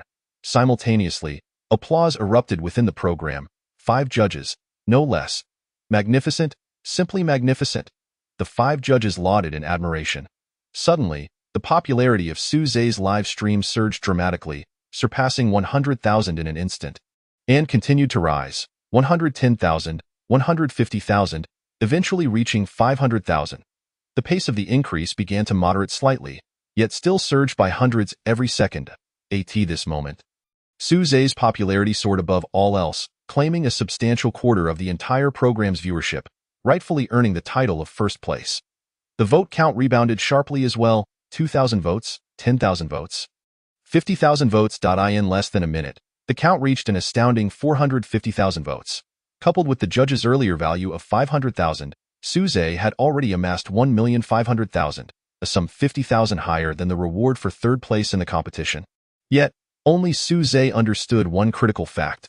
The current narrative had progressed a mere 1.5. Everything was just beginning. The foundational setup was still in its infancy. At this moment, the comments became increasingly vibrant. Wow! I thought Zhao Kongqing's death was the peak. Little did I know there was yet a master. Back in the day, after drinking a jar of erguotu, I didn't feel this energetic. I didn't shed a tear until now. I'm so moved, I shouted, and the neighbor's bed finally stopped creaking. Zhao Kongqing, fulfilling the wish to slay the king of ghostly masks, has finally seen the light after a decade. In this, I pay tribute to the warriors guarding the borders. I was just reading. Why did you stab me? I got so excited I kicked my dad. Brothers, let us meet again in the next life. That was so exhilarating. I want to challenge our homeroom teacher. I, Nicholas Erguzzi, honor General Zhao's triumphant return. Family, accompany me for a smoke. Zhao Kongqing's death heralds the protagonist's rebirth. Incredible, truly incredible. So, does this mean the protagonist's journey has only just begun? You mean to tell me the setup has just concluded? My goodness, how did the author conceive such a plot without drafting a script? This is unfair. At this juncture, the true thematic resonance of Godslayer was only just beginning to unfold. The fervor of the writing, matched by the audience's response, was the most authentic reflection of their sentiments.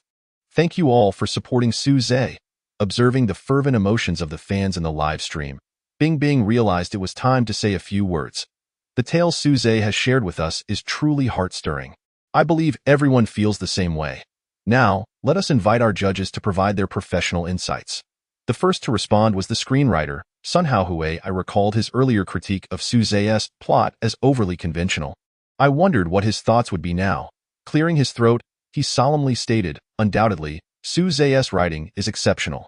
Previously, I misjudged it. The character development and plot progression have far exceeded my expectations. Whether it be Zhao Kongqing's demise or Lin Qia's transformation, it all unfolds logically, something beyond the capabilities of ordinary writing. I am immensely grateful to Su Zhe for contributing such a remarkable piece. From the smile on Sun Haohui's face, it was evident his words were heartfelt. He passed the microphone to Teacher Lan Xiaolong and took a seat. Teacher Lan Xiaolong began. I shall not dwell on the plot, which is splendid. Rather, I will focus on the character of Zhao Kongqing.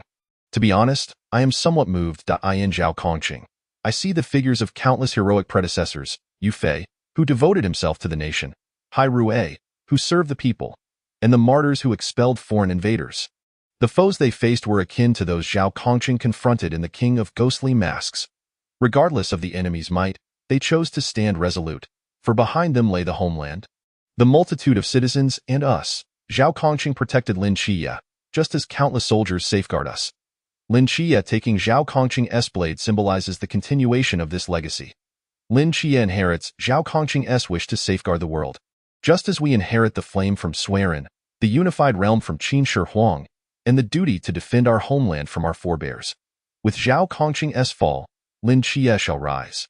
Each generation passes the torch, with each generation tasked with its own responsibilities. This is the essence of our Daxia, endless, ever-living. Thank you for bringing us such a magnificent tale. With that, he concluded. Suddenly, the live broadcast room erupted with the enthusiastic applause of the host and other judges. With a keen interpretation from Lan Xiaolong, it seemed as though the audience's hearts had been stirred by some profound emotion. The judges have voiced my innermost thoughts. I too found myself reflecting. Indeed, countless Zhao Kongqings have fallen, yet innumerable Lin Chia have risen. Born in the great Xia, I have no regrets in this life. I have always been unlucky. Perhaps I exhausted all my good fortune at the moment of my birth. Yes, our great Xia has endured millennia of calamities, with dire situations too numerous to count. Yet there will always be individuals like Zhao Kongqing who rise to the occasion. I initially thought he was crafting a story, only to realize he was narrating my own lineage. I was already on the verge of tears, and upon hearing this, I could no longer contain myself. No wonder, he is the man who wrote Soldier Assault. His words resonate profoundly. Suddenly, I find myself reminiscing about my charming ancestor. Lan Xiaolong had just concluded when teacher Guan Xian took the microphone. He had intended to discuss Zhao Kongqing as well, but regrettably, he had been preempted by Lan Xiaolong. After some contemplation, he resolved to redirect his focus to the story's protagonist, Lin Chia. Since Lan Xiaolong had already articulated the character of Zhao Kongqing so brilliantly, it was only fitting that he would now speak of the protagonist, Lin Chia. Upon hearing teacher Guan Xian's words, the audience recalled that the central character of this narrative was indeed Lin Chia. The portrayal of Zhao Kongqing had been so vivid and compelling that, in comparison, the protagonist Lin Chia appeared almost as a mere bystander. Chapter 13. Commentary on Lin Chia. All in tears. Teacher Guan Xian pondered deeply. Currently, interpreting Lin Chia's actions presented a certain challenge. He could neither echo Lan Xiaolong's sentiments, nor could he casually dismiss the topic with superficial remarks, as that would reflect poorly on his professionalism. After much deliberation, teacher Guan decided to approach from the perspective of Lin Chia's identity. Lin Chia, a high school student who is both extraordinary and ordinary, faced with a terrifying monster and the invitation of the Night Watchers. He, endowed with divine powers, chose to refrain from involvement. From the barrage of comments, it was evident that many readers were equally indignant, even going so far as to berate the protagonist for his perceived selfishness, deeming him a failure. But is that truly the case? Finally, teacher Guan spoke. I believe many readers harbor a question in their hearts. Why does Lin Chia, possessing such abilities, refuse to join the Night Watchers? Why does he, endowed with formidable power, wish only to remain in the old city? Teacher Guan Xian posed too wise right from the outset. The audience was eager to understand. While Zhao Kongqing is engaged in battle, he merely observes from the sidelines. He could have intervened directly, in doing so, Zhao Kongqing would have avoided his demise. Why? Why indeed? What is the use of proclaiming the triumphant return of General Zhao with such grandeur? I consider the protagonist to be a failure, and I reject any rebuttals. We do not seek heroism. We require individuals who will live on, those who selflessly protect others. Even if it means merely being an ordinary Night Watcher for a lifetime. Even if he never slays a demon-faced king, living is sufficient. If it were me, I would not hesitate. I would act immediately. Did you not pay attention? When Lin Chia entered, Zhao Kongqing had already drawn the attention of the demons. There was no saving him. Indeed, and furthermore, Zhao Kongqing was unaware that Lin Chia had truly grown stronger. How could he possibly take that gamble? Faced with the reader's fiery emotions, teacher Guan Xian suddenly regretted broaching this topic. He had not anticipated such a strong reaction from the audience. Had he not raised the issue, it might have passed unnoticed, and no one would have taken offense. Yet, there were some truths he felt compelled to express. He needed to speak up for Lin Chia, who merely wished to live well but was labeled as selfish. He paused momentarily, then said, "You make valid points. We do not seek heroes, we desire them to survive. But have you considered? The reason heroes become heroes is not merely due to their willingness to face death, but because they possess their own convictions and dignity. I, a grown man, cannot allow a mere child to take the lead." Returning to Lin Chia, it is vital to understand that he, like most, is simply an ordinary individual. Or rather, he falls short of even that designation. At a tender age, he became blind, burdened with unspoken worries, and treated as a mental patient. The only ones who loved him were his aunt and cousin. Most individuals are born ordinary, yet have you ever contemplated that Lin Chia expended all his strength just to achieve that ordinariness? There is a saying, fortunate individuals heal their entire lives with their childhood. The unfortunate spend their entire lives healing their childhood. He merely yearns to protect the remaining fragments of familial love. And there is nothing wrong with that. Following Teacher Guan's remarks, those who had previously criticized Lin Chia fell silent, lost in contemplation. Indeed, he is merely a high school student. Most individuals at this age either quietly enjoy snacks and read in classrooms, or devise schemes to skip class and visit internet cafes. Their greatest challenges are often limited to insufficient monthly allowances or the penalties of being late or caught skipping class, or perhaps a lost romantic interest. Most people experience normal growth. How could they possibly fathom Lin Chia's tribulations? Lin Chia has never considered himself particularly remarkable, nor has he fancied himself a savior. He himself is unclear about the extent of his powers, lacking a solid understanding. In essence, he confronts not merely the question of joining the Night Watchers, but the grave choice between life and death. Venturing forth could mean never returning. What will become of his aunt? What of his cousin? As for the little black dog, that he can manage on his own. Lin Chia's dilemma is one of life and death. One must ask, how many in the live broadcast room have faced such a dire choice? Teacher Guan continued. Given Lin Chia's harrowing experiences, which have driven him to contemplate ending his own life, yet he still strives to safeguard his family, how can he not be considered a hero? The adversary he faces is not the demon face king, but life itself. When confronted with reality, Lin Chia may well reflect the experiences of many. Following the demon face king incident, Lin Chia's decision to step forward is already a remarkable feat. Tiomi, Lin Chia is a living, breathing individual. The portrayal of Lin Chia by the author embodies the essence of what it means to be an ordinary person, rather than a caricature of mindless valor. The third contestant's ability to craft such intricate details within a brief narrative is nothing short of impressive. As he concluded, thunderous applause resonated once more throughout the live broadcast room. The emotionally stirred audience began to reassess the character of Lin Chia, reflecting on Lin Chia's childhood. Had it been me, I would have likely confronted the King of Hell by now. Though Lin Chia attained divine powers early on, the consequences were overwhelmingly negative, offering him no benefits. Merely living like an ordinary person is indeed commendable. The judges articulated their thoughts excellently. I too believe this reflects the mindset of a normal person, unclouded by ability. Suze is remarkable. His writing is truly exceptional. What a statement. Call him Suju? Suju, let us have more updates. I wish to see what unfolds next. At this moment, they recalled Suzy. It seemed they had misjudged him. Was this plot glitch? Clearly not. It was not only fresh but also rich in detail, with character motivations worthy of analysis, and the entire narrative flowed naturally. Upon closer inspection, it became increasingly compelling. Simultaneously, they were reminded that Suze himself was a mental patient. Both the author and the protagonist are mental patients. Could it be that the author is writing about himself? Someone posed this question, and an unsettling chill enveloped the room. Perhaps that is indeed the case. Is it possible that the author is simply using this competition to voice his own experiences? Could his childhood have truly unfolded in such a manner? Yet he cannot be blind. I suspect his psyche traversed the realm of the god-slaying world. What he writes now is his own lived experience, recounting the history of another great Xia. Indeed, to write so swiftly and so adeptly, he must be either a genius or someone who has truly lived through it all. I cannot conceive of any other explanation. Suze is truly magnificent. The writing is superb. Let us have more updates. At this point, Suze felt a shiver run down his spine, as though he were being seen through. Just as everyone was engrossed in the story and deeply engaged in character analysis, a dazzling golden banner suddenly appeared on the big screen, capturing everyone's attention instantly. Chapter 14. The film company enters. Yang Mi's scheme. What the heck? The film company has come in. What is happening? This is quite early. They're starting with 500,000. The third contestant is raking it in. In truth, their astonishment was not unwarranted. Given the current pace, the film company's entry was indeed premature.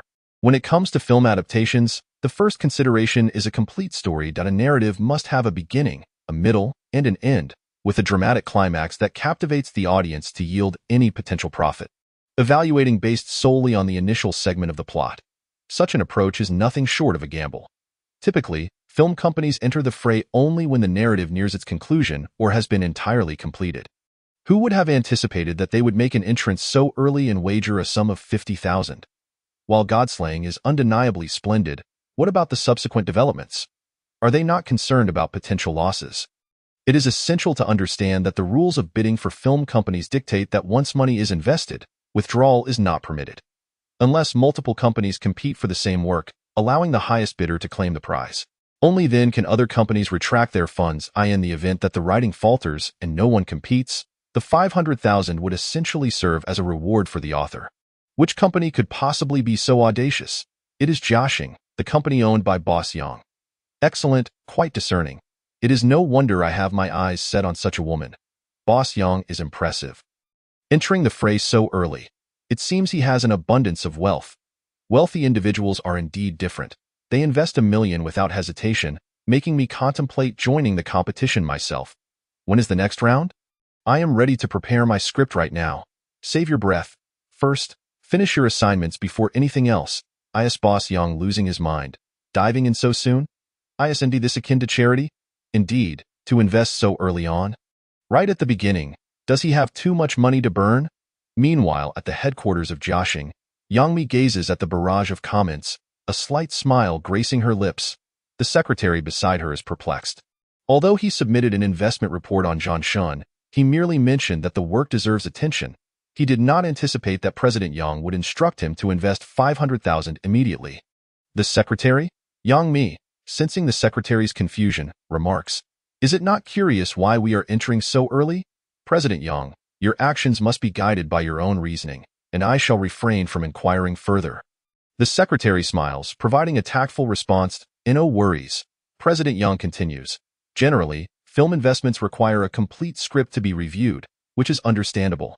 However, the current circumstances are exceptional. We are dealing with a national competition that wields considerable influence, attracting a vast audience of fans. As the competition progresses, the number of viewers will only increase. If we follow the lead of other companies and wait until the work is completed before participating, it merely indicates that our company is no different from the rest, and we will go unnoticed. You have seen the buzz surrounding this segment. Tomorrow, a flurry of media will generate topics and discussions. By entering at this moment, we can capitalize on the momentum. In other words, it's akin to advertising, enhancing the visibility of our company. Even if the book were to unravel later, the value of this 500,000 would not diminish." Listening to Yang Mi's eloquent explanations, the secretary's shock is profound. One term echoes in his mind: frugal, meticulously calculated. Now he understands that the CEO of a film company is no ordinary role. Moreover, Yang Mi adds, "I have thoroughly evaluated this work. Even disregarding the subsequent plot, the arc of Zhao Kongqing alone is sufficient to support a film. Take a hypothetical step back. Even if it were to falter, it would not be an issue. The company has its own screenwriters, seasoned and experienced. Adapting Su Zhe's script would pose no challenge. We can acquire the rights and diligently revise it before presenting it to the public. While the audience may criticize Su Zhe for the unraveling of the narrative, they will simultaneously express gratitude to Jiaxing for salvaging the work. From this perspective, a collapse in writing might even be a fortuitous event. On one hand, we have advertised. On the other, we have acquired the work at the price of 500,000, simultaneously showcasing the company's strength. And no matter how one calculates it, this expenditure is justified." At this moment, Yang Mi exudes an air of unwavering confidence. The secretary, utterly impressed, feels as though he is on a different level entirely. If he occupies the first tier, then President Yang resides on the fifth. He respectfully bows to Yang Mi. "President Yang, I have learned much." However, Yang Mi, despite her meticulous calculations, has not anticipated that Su Zhe is a time traveler. With a complete script at hand, the notion of faltering is inconceivable. As expected, within less than an hour, the largest short video platform, Douyin, has already begun disseminating information regarding Zhanshan. Shocking, Yang Mi lavishly spends 500,000 for a young man just moments ago. Yang Mi of Jiaxing Company invested 500,000 for a young man. Let us delve into the circumstances behind this decision. If the dark night descends, I shall stand before millions, sword raised towards the abyss, blood staining the heavens, tears in my eyes, family. A genius writer moves 1 million viewers to tears with a single story. Junior Lin Chia heralds General Zhao's triumphant return. The crowd erupts. Shocking. A mental patient begins with a bang. Reaping over 200,000 and other similar headlines are incessantly pushed to Douyin users. Initially, viewers scoffed, assuming it was yet another marketing ploy. Gradually, however, the number of viewers began to swell, with many who had witnessed the live stream joining in the excitement. Family, hurry to watch. It's exhilarating. I just exited the live stream, and it moved me to tears. Come to Douyin for something truly enriching. I can only say you'll regret not watching for a lifetime. Truly, I too just emerged from the live stream. It was both humorous and passionate, clearly thrilling, yet I found myself in tears. Words spread from 1 to 10, and 10 to 100, as people began to realize that the situation was not as simple as it appeared. Eventually, someone, drawn in, opened the national writing competition and entered Su Zhe's room. At first glance, what was so captivating about it? Wasn't it merely about slaying demons?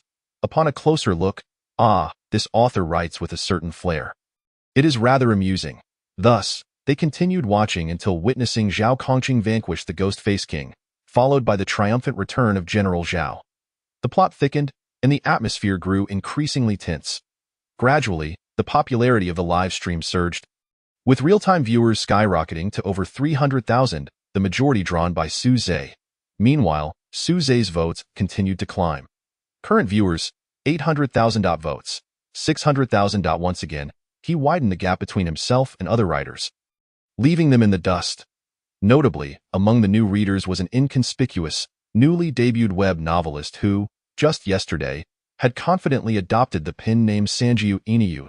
At this moment, he furrowed his brow, sensing an inexplicable unease. How peculiar! He clicked his tongue, a vague discomfort enveloping him, yet he could not articulate why. He felt a sense of gloom, as if his journey in writing had met an untimely end before it even began. Chapter 15. An abundance of characters appears, judges' concerns. A day passed in the blink of an EYE. At 8 o'clock, Bing Bing began with the same opening remarks. The competition continued. In Su Zhe's live stream. He had just finished his morning routine when countless readers began urging for updates. In his room, Su Zhe leisurely sipped a bottle of milk while continuing to develop the plot. He endeavored to recall the subsequent developments. Next, the focus would shift to Lin Qia's growth trajectory, joining the Night Watchers, undergoing training, and embarking on missions. Simultaneously, numerous characters needed to be introduced. Team 136's Chun Mai, Wu Xiangnan, Wen Qima, Hong Ying, Long Xian, Si Xiaonan, the mysterious girl from the mental hospital, the ancient god church, and the Nanda snake demon from the academy. The influx of characters marked a transitional phase in the narrative. Although Su Zhe had reviewed the material countless times, apart from the standout moments, he could not recall all the details with precision. Fortunately, he had the system. Ding, keywords detected. Chun Mai, mysterious girl, Nanda snake demon, ancient god church. Commencing replication of complete memories, replication successful, current plot progress, 2 current treatment progress, 2 in less than 10 minutes. The complete narrative materialized in Su Zhe's mind. Without delay, he picked up his pen and began to write. After defeating the Ghost Face King, in order to repay Zhao Kongqing's favor, Lin Qia joined the Night Watchers Team 136. He met the team members, Captain Chun Mai, Vice Captain Wu Xiangnan, frontline combatant Wen Qima, Hong Ying, battle support and part-time military medic Si Xiaonan, and long-range fire support Long Xian. In the face of Zhao Kongqing's demise, Team 136 appeared remarkably composed, even engaging in lighthearted banter, as if nothing had transpired, each one exhibiting an almost surreal resilience. Initially, Wu Xiangnan doubted that the Ghost Face King had been slain by Zhao Kongqing. In response to the skepticism, Lin Qia firmly asserted that it was indeed Zhao Kongqing who delivered the blow, attributing all the credit to General Zhao. Yet, everyone was acutely aware of the truth, simply unwilling to confront it. Following a series of inquiries, Lin Qia became a temporary member, residing at Hong Ying's home.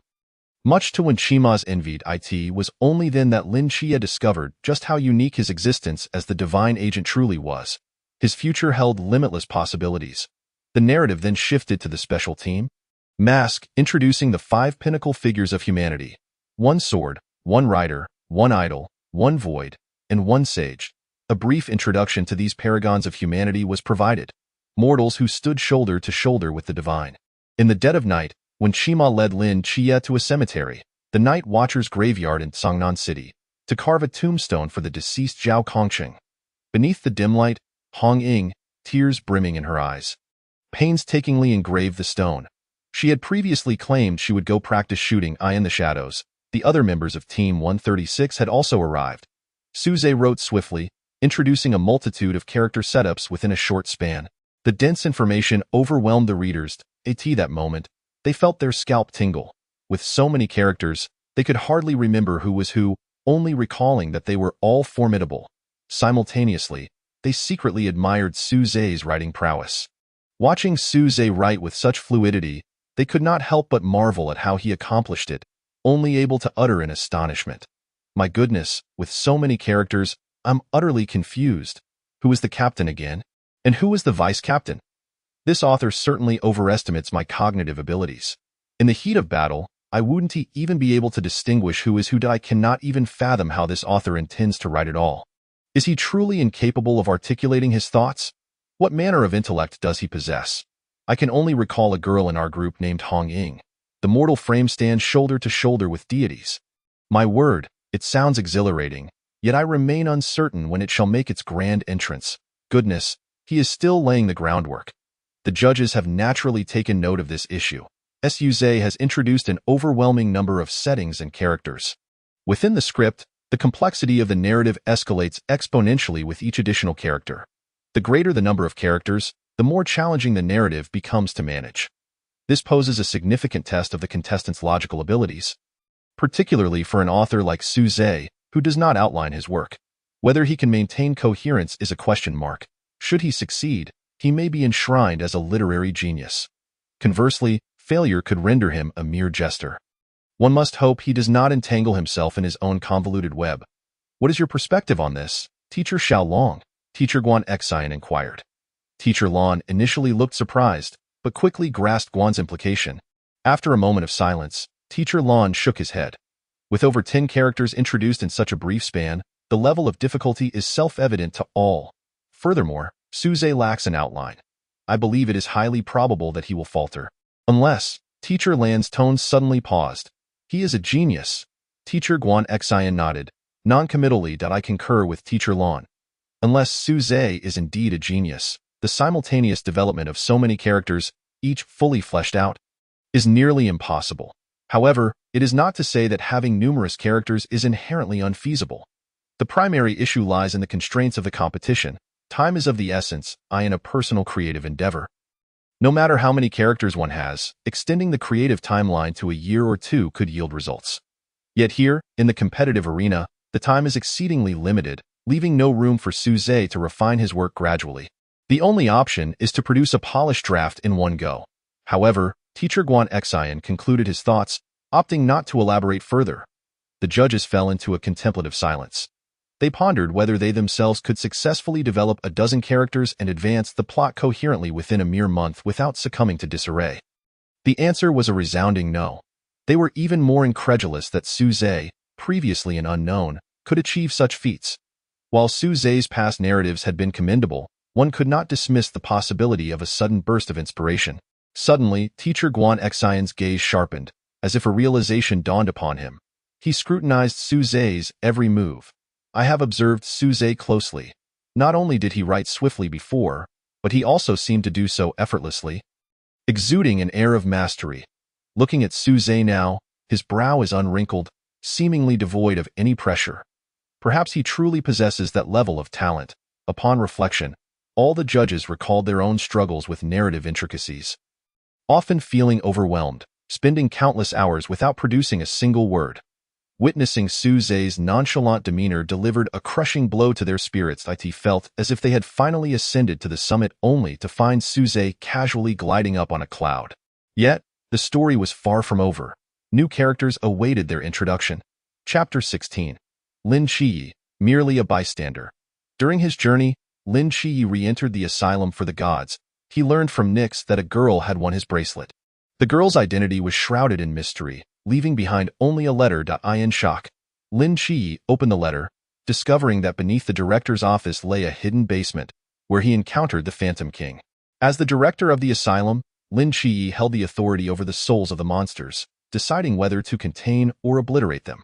Without hesitation, Lin Chiyi chose the latter.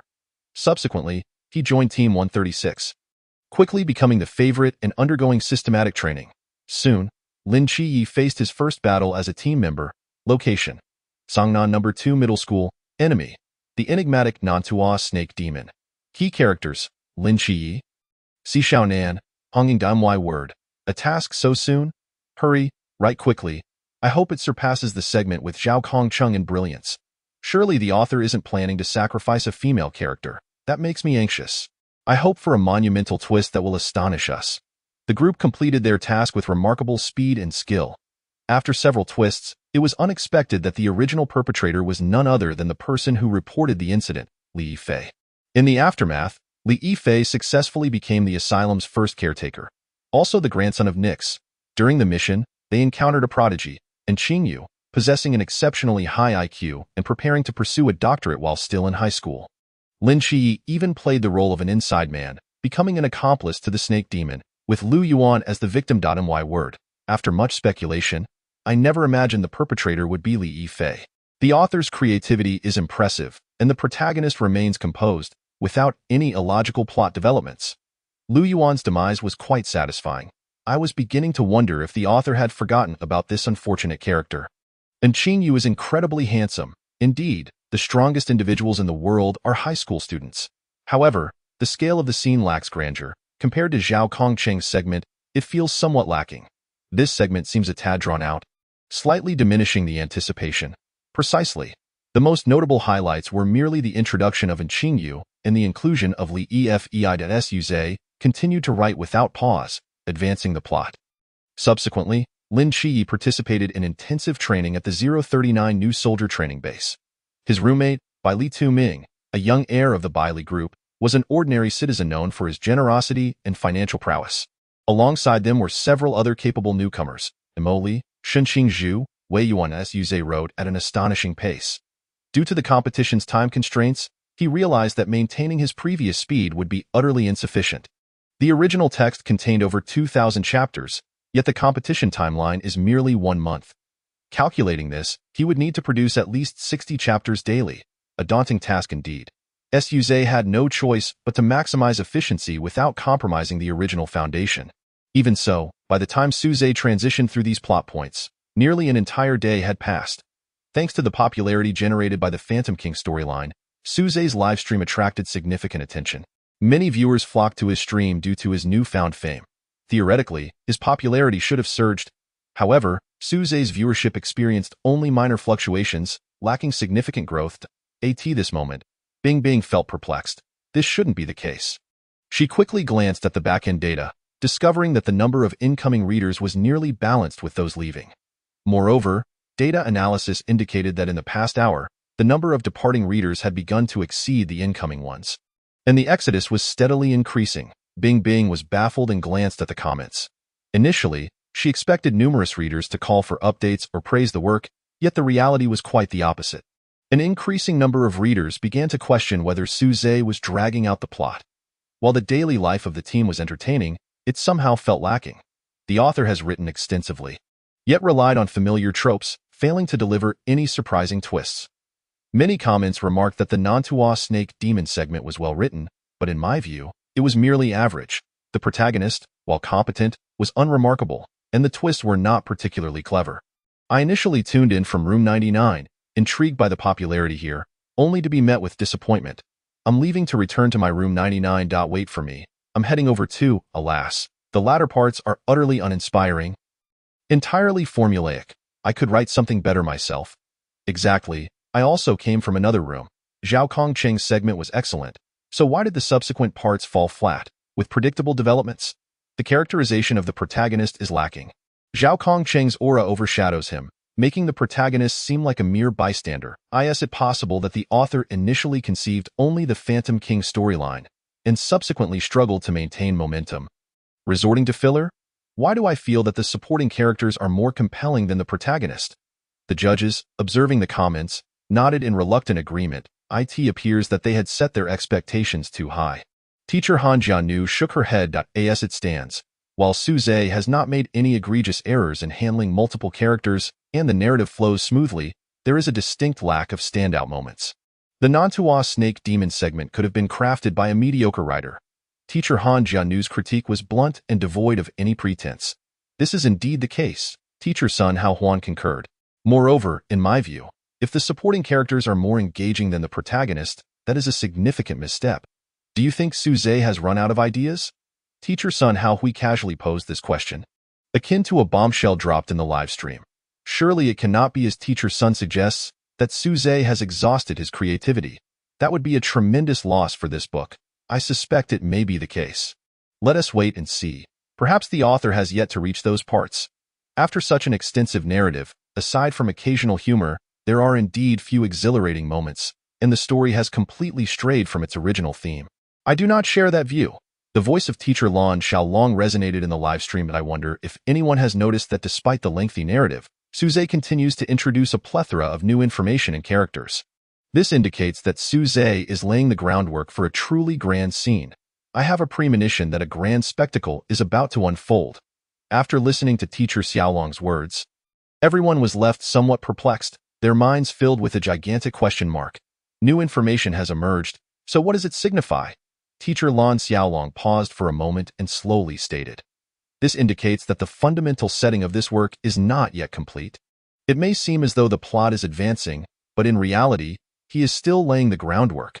His declaration that he is still laying the groundwork resonated powerfully. In that instant, everyone fell into silence. Chapter 17, 239v5, A Visual Feast. Indeed, as Teacher Lan Xiaolong mentioned, although the progression of the plot has been somewhat lackluster, this is only in comparison to the King of Ghosts. After all, accustomed to delicacies, one cannot savor the dregs. I believe the teacher's assertion holds merit. The author has thus far primarily focused on introducing characters. I can't believe the author has come this far and is still laying the groundwork. Could he be a master of foreshadowing? With so many characters, it's unrealistic for the author to craft each one in a captivating manner, and I worry that some may simply be there to fill space. With such extensive groundwork laid, the grand spectacle must be extraordinarily exciting. I can hardly wait to witness the grand scene the teacher spoke of. It surely surpasses the segment with the King of Ghosts. Everyone, please exercise patience. Not every plot can be as engaging as Zhao Kongqing's. Who could possibly write that? Given this perspective, it is hard to say if the author has exhausted his creativity. It all depends on how he continues to write. Precisely, we shall see how the subsequent plot unfolds. Whether the author has indeed run out of ideas will be revealed in the next wave of the narrative. Should it remain this way? I too will abandon the book and seek other live streams. Point 1. Author, please update. The chorus of doubts rose, but fortunately, Su Zhe could not see them. Even if he did, it would not affect him in the slightest. With the richness of slaying the gods, who would worry about it going unread? What it joked, a new day dawned, and Su Zhe remained his usual self, first lost in thought at his desk, contemplating the plot. According to his memory, the next sequence involved the grand scene of the new students' training. Bai Li, the chubby one, Mo Li, Chao Yuan, and the masked squad would all need to be fleshed out during the impending battle. This segment of the narrative was crucial as Su Zhe resolved to describe it in detail, leaving nothing out. Ding, keywords detected. Commencing replication of the complete plot. Replication successful. Current plot progress, 3.7. Current healing progress, 3.7. Su Zhe took a deep breath. Adjusting his state, he then picked up his pen and wrote, 239v5, the new students versus the masked squad. Merely a few words sparked an immediate frenzy. Whoa, just as I mentioned the grand spectacle was arriving. It has begun, 239 against 5. This is the grand scene the teacher referred to? Here it comes, snacks are prepared. I hope the author does not disappoint me. Otherwise, I will truly abandon the book. Everyone, stand at attention. With the instructor's command, the scene fell into a hushed silence. After a brief speech, the 7-member masked squad made a spectacular entrance. It was meant to be a striking moment. However, before the King of Masks could finish his opening remarks, Xuanhua suddenly knelt before the new students, plunging the scene into a profound silence. Ultimately, Xuanhua reluctantly uttered, "Masked squad." Xuanhua wishes everyone an early new year, attempting to mask his embarrassment. Facing the new students, the masked squad boldly declared, "Dealing with you does not require all 7 of us. 5 will suffice. According to the rules from 5 to 9, as long as one can snatch a mask from the squad." It counts as victoried. On one side stood the ace veterans, and on the other, a disorganized mob. The battle was about to ignite in an instant. A dozen new recruits charged forward, unleashing skills left and right. In contrast, Lin Chia chose to flee. 666. Xuanhua's entrance cracked me up, wishing everyone a happy new year. How charming that I had initially expected a team of cold, skilled fighters, yet they turned out to be a bunch of clowns. Hilarious. 239 against 5. How on earth are they going to manage that? It won't be a solo performance by the protagonist, right? If he just powers up and wins, that would be utterly uninteresting. The protagonist is already running away at the start? What a joke. Clearly, the protagonist possesses strength.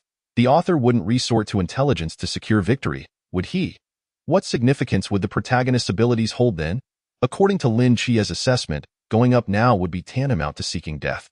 He wisely opted to dash toward the storeroom to arm himself. Sure enough, within moments, over 90 individuals were eliminated. Lin Chia and Bai Li encountered Mo Li along the way, who was from the Forbidden Sequence 76, Universal Frequency, capable of controlling the vibration frequency of objects. Upon learning that Lin Chia was the agent of the Seraph, Mo Li teamed up with the two to confront the masked squad's stragglers, the Moon Demon. While they conversed, the Moon Demon suddenly attacked Mo Li, but Lin Chia managed to block the blow just in time. Furious, Mo Li retaliated, severing the Moon Demon's arm with a single stroke. Whoa, is Mo Li really that cool? Family, that strike from Mo Li has ignited my passion. How can Lin Chia and the chubby one possibly cope with this? Poor Bai Li seems unlikely to win Mo Li's affection. However, the situation was far from over. The Moon Demon's arm writhed in the moonlight, quickly regenerating. Though the group found it troublesome, they knew that defeating the Moon Demon meant victory, and the fight was about to commence. Lin Chia unleashed divine might, yet the effect was minimal. The Moon Demon merely appeared momentarily dazed before swiftly retaliating, directing a dagger at Lin Chia. The surrounding recruits, witnessing this spectacle, hurriedly surrounded the Moon Demon, who barely managed to hold his ground. Suddenly, a man wearing a scale mask appeared, intoning force field conversion. Instantly, all objects began to levitate. Not only that, from the west, Rose also emerged, though the north, the King of Masks stood with his hands in his pockets, oblivious to what it means to have an opponent. 4 individuals surrounded 40. What now? Lin Chia's mind raced. Ultimately, he resolved to select a direction to break through. When the Scale Man made his move, he would charge towards Rose, drop. With the Scale Man's command, the levitating objects plummeted, putting the new recruits in a perilous situation. Everyone acted in unison, attempting to break through towards Rose, who roared, "You seek death." The hammer in her hands loomed large as a building, crashing down upon the new recruits. At that moment, Lin Chia shouted for them to run. He, Mo Li, and the chubby one made a beeline south. However, they were soon obstructed by Xuanhua. He fled, yet he pursued, unable to escape. As Xuanhua chased Lin Chia, a truck came sliding towards him, astonishingly loaded with explosives. Boom! With a deafening explosion, Xuanhua met his misfortune, allowing Lin Chia and the others to escape successfully. Upon reaching this point, Su Zhe paused his pen and went to fetch a glass of water. Why now? The audience was thoroughly engrossed. The thrilling fight scenes captivated them immensely. Xuanhua, once again, that unfortunate man.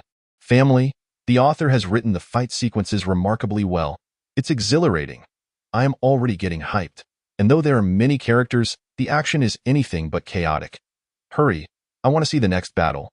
The protagonist is truly cunning, promised to break through towards Rose, yet ended up selling out all the new recruits. What a fool! The sudden chaos nearly threw my back out. The abilities of the masked squad are astonishing. I wonder what the captain's power is and how formidable it could be. Indeed, in critical moments, it still relies on the protagonist. How swiftly they broke through. Chapter 18, secondary characters gain popularity, while the protagonist takes a back seat. After Lin Chia's group broke through, they deliberated and decided to flee towards the dormitory building.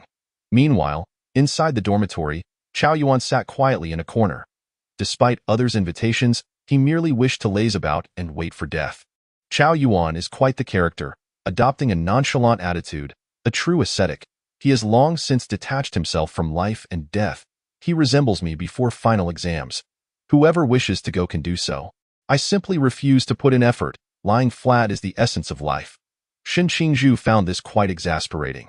After conferring with his teammates about strategies, just as they were finalizing their decisions, the Moon Demon charged in. Faced with the Moon Demon's ability to become invisible, Shen Qingzhu decisively drew a vacuum. All the new recruits collapsed, clutching their necks in agony. With an expression of cold indifference, Shen Qingzhu slowly articulated, "Now, unmask yourselves, or I shall slay you alongside them right here." At this moment, the roles of offense and defense reversed. Witnessing Shen Qingzhu's actions, the readers in the livestream were left dumbfounded, with many expressing dissatisfaction towards him. What the heck? This guy is ruthless. How can someone like him even qualify as a night watchman? If such a person is protecting Daxia, isn't that chaotic? Where are the higher-ups? Why haven't they intervened? How could such a person remain in the squad? Has the author lost his mind to write such a plot? The events continued as Suze wrote, "You lunatic." The Moon Demon brandished a short sword, questioning, "You dare employ such lethal force in a single confrontation?" Just as the Moon Demon was about to act, Shen Qingzhu interjected. When hydrogen and oxygen in the air are compressed to a certain ratio, a mere spark can ignite an explosion. Suddenly, a massive hammer descended from above. Shen Qingzhu hurriedly activated the forbidden sequence, Sequence 068, Qi Min, a highly dangerous forbidden sequence. Shen Qingzhu stood up, swaying slightly, and coldly gazed at the five. It's game over. Masked Squad. Faced with such a scene, the audience erupted in excitement. One individual forced the masked squad into a corner. Doesn't that surpass the protagonist's capabilities? He may be wicked, but Shen Qingzhu is undeniably powerful. He seems to possess more intellect than the protagonist. He is a master. In reality, I would strongly condemn him, but in this novel, I absolutely adore him. Among everyone, Shen Qingzhu is undoubtedly the strongest, even more formidable than the protagonist. And where is the protagonist? Has he gone off to play a supporting role? The battle had descended into a stalemate. Suddenly, Shen Qingzhu waved his hand, and a multitude of black gun barrels emerged ominously from the surrounding windows. Unleashing a torrent of fire upon the masked squad, it was all an act. Shen Qingzhu was not truly sacrificing his teammates, but rather forcing the masked ones into a corner. On the battlefield, the bullets shot forth but seemed to freeze mid-air, as if suspended in time. Captain Wang Mian had made his move. The divine code 017, the god of time, Chronos, in his hand was the forbidden object. Code 301, Guyuan, boom, boom, boom. The sound of explosions shattered the air, reducing the dormitory to ruins. Yet, this was not enough to deter the masked squad. In an instant, over 30 figures charged towards them, resorting to sheer force. Tian Ping clapped his hands together, causing debris to rise, instantly enveloping the new recruits. At that moment, a head emerged from the rubble. It was none other than Chao Yuan. Tian Ping suspected an ambush. Chao Yuan, however, casually exclaimed, "I wasn't ambushing anyone. I just crawled out and saw you. So, just eliminate me already." He remained unfazed, Tian Ping. And so the two engaged in a peculiar dialogue. Tian Ping, "Aren't you going to resist?" Chao Yuan, "No, I'm afraid you can't handle it. Such audacity. You think you can kill me? Perhaps I truly can. Then come and try." "I want T. You must try." "I want T." Tian Ping, suddenly exasperated. "Trying won't lead to anything. Just come and strike me." The previously tense battle turned comical with Chao Yuan's antics. This is hilarious. Is he trying to drive Tian Ping mad? The damage may be low, but the insult is monumental. The author has crafted Chao Yuan with such charm. I thought Shen Qingzhu was a villain, but it was all an act. Now I like him even more, calm, daring, and strategic. It's brilliantly written. Indeed, both Chao Yuan and Shen Qingzhu are excellently portrayed. I thoroughly enjoy this. As Chao Yuan continued his nonchalant demeanor, he suddenly heard the plump one call out Lin Qia's name. A jolt ran through him. With the dual woods standing tall, the 8 gods diminish. 10 years pass into night, guiding the world. "So it is you?" Lin Qia retorted, cursing him as a lunatic before ignoring him. Meanwhile, Tian Ping continued his taunts. "Come and strike me," for reasons unknown. At that moment, Chao Yuan broke from his usual demeanor and picked up a knife from the ground. In an instant, a black aura surged upward, dark flames incinerating Chao Yuan's shirt, revealing horrifying scars upon his body. In that moment, he resembled both man and demon. The forbidden sequence 031. Black King Annihilation. Truly a being above all under the divine. The battle between Chao Yuan and Tian Ping had officially commenced. Oh my, another high-profile character, surpassing even the protagonist. Just being cool is enough. This scene is utterly thrilling. If this were animated, Chao Yuan would be incredibly dashing. Let's set Lin Xie aside for now. I'm rooting for Chao Yuan. Tian Ping is stunned. He's ignited the fire within him. First Shen Qingzhu, now Chao Yuan. What a contrast to the protagonist. At this moment, Tian Ping felt immense pressure, an unprecedented sense of crisis enveloping him. Just as he prepared to unleash his domain, Chao Yuan swiftly moved, striking with his knife. Clang! A sharp sound echoed. It was Wang Mian who had intervened. Tian Ping had underestimated his opponent. Had it not been for Wang Mian's intervention, Tian Ping would have undoubtedly faced defeat. Wang Mian and Chao Yuan clashed fiercely, a violent gust erupting around them, followed by Wang Mian unleashing a terrifying blade energy that sent Chao Yuan flying. After a brief exchange, the battlefield was once again left to Tian Ping and Chao Yuan, who resumed their fierce combat. Tian Ping soared into the air, smiling at Chao Yuan. Hey, you can't fly. Whoa, Chao Yuan is so fierce. Had it not been for the captain, Tian Ping would have been finished. This fighting scene is incredibly exhilarating. Tian Ping is resorting to tricks now that he can't win. Everyone here is stronger than Lin Xie. What will become of him? He's practically a bystander. Forget the protagonist. I prefer watching Shen Qingzhu and Chao Yuan. Let's get on with it. Meanwhile, Lin Xie's gaze fell upon Wang Mian.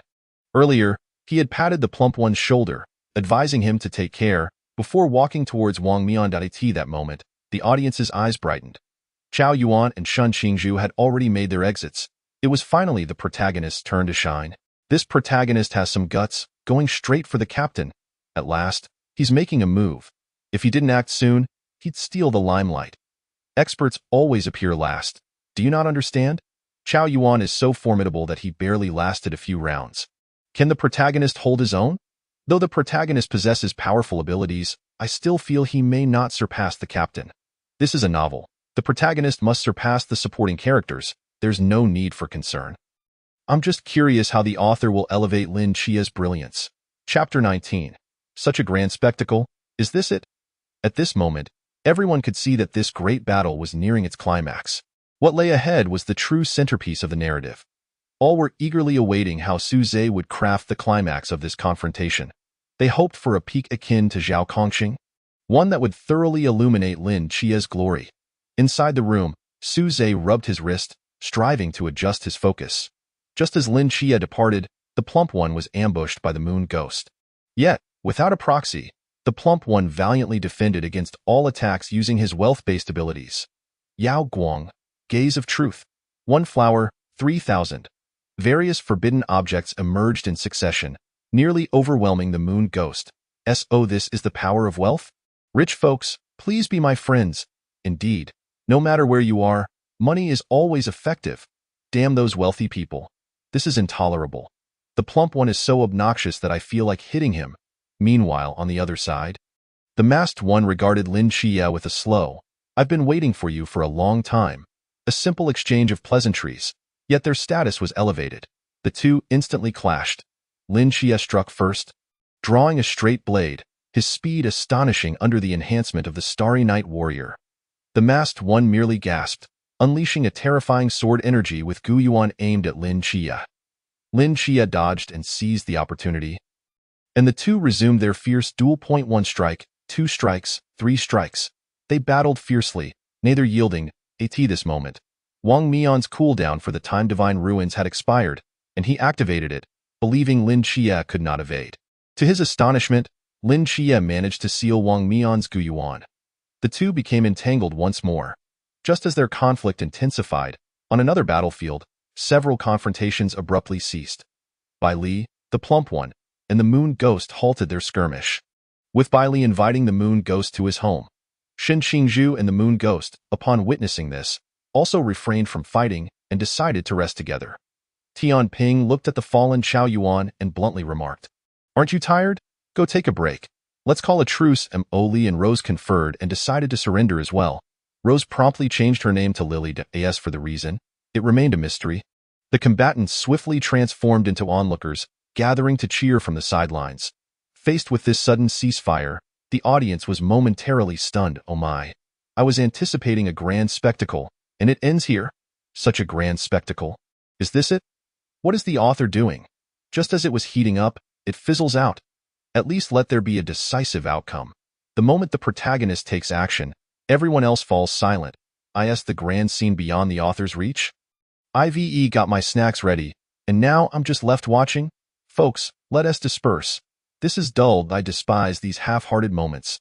The author must be constipated. Such a turn of events was difficult for the audience to accept. Had it not been for the judge's earlier remarks about an impending grand scene, many would have left. Yet, the greater the expectation, the greater the disappointment.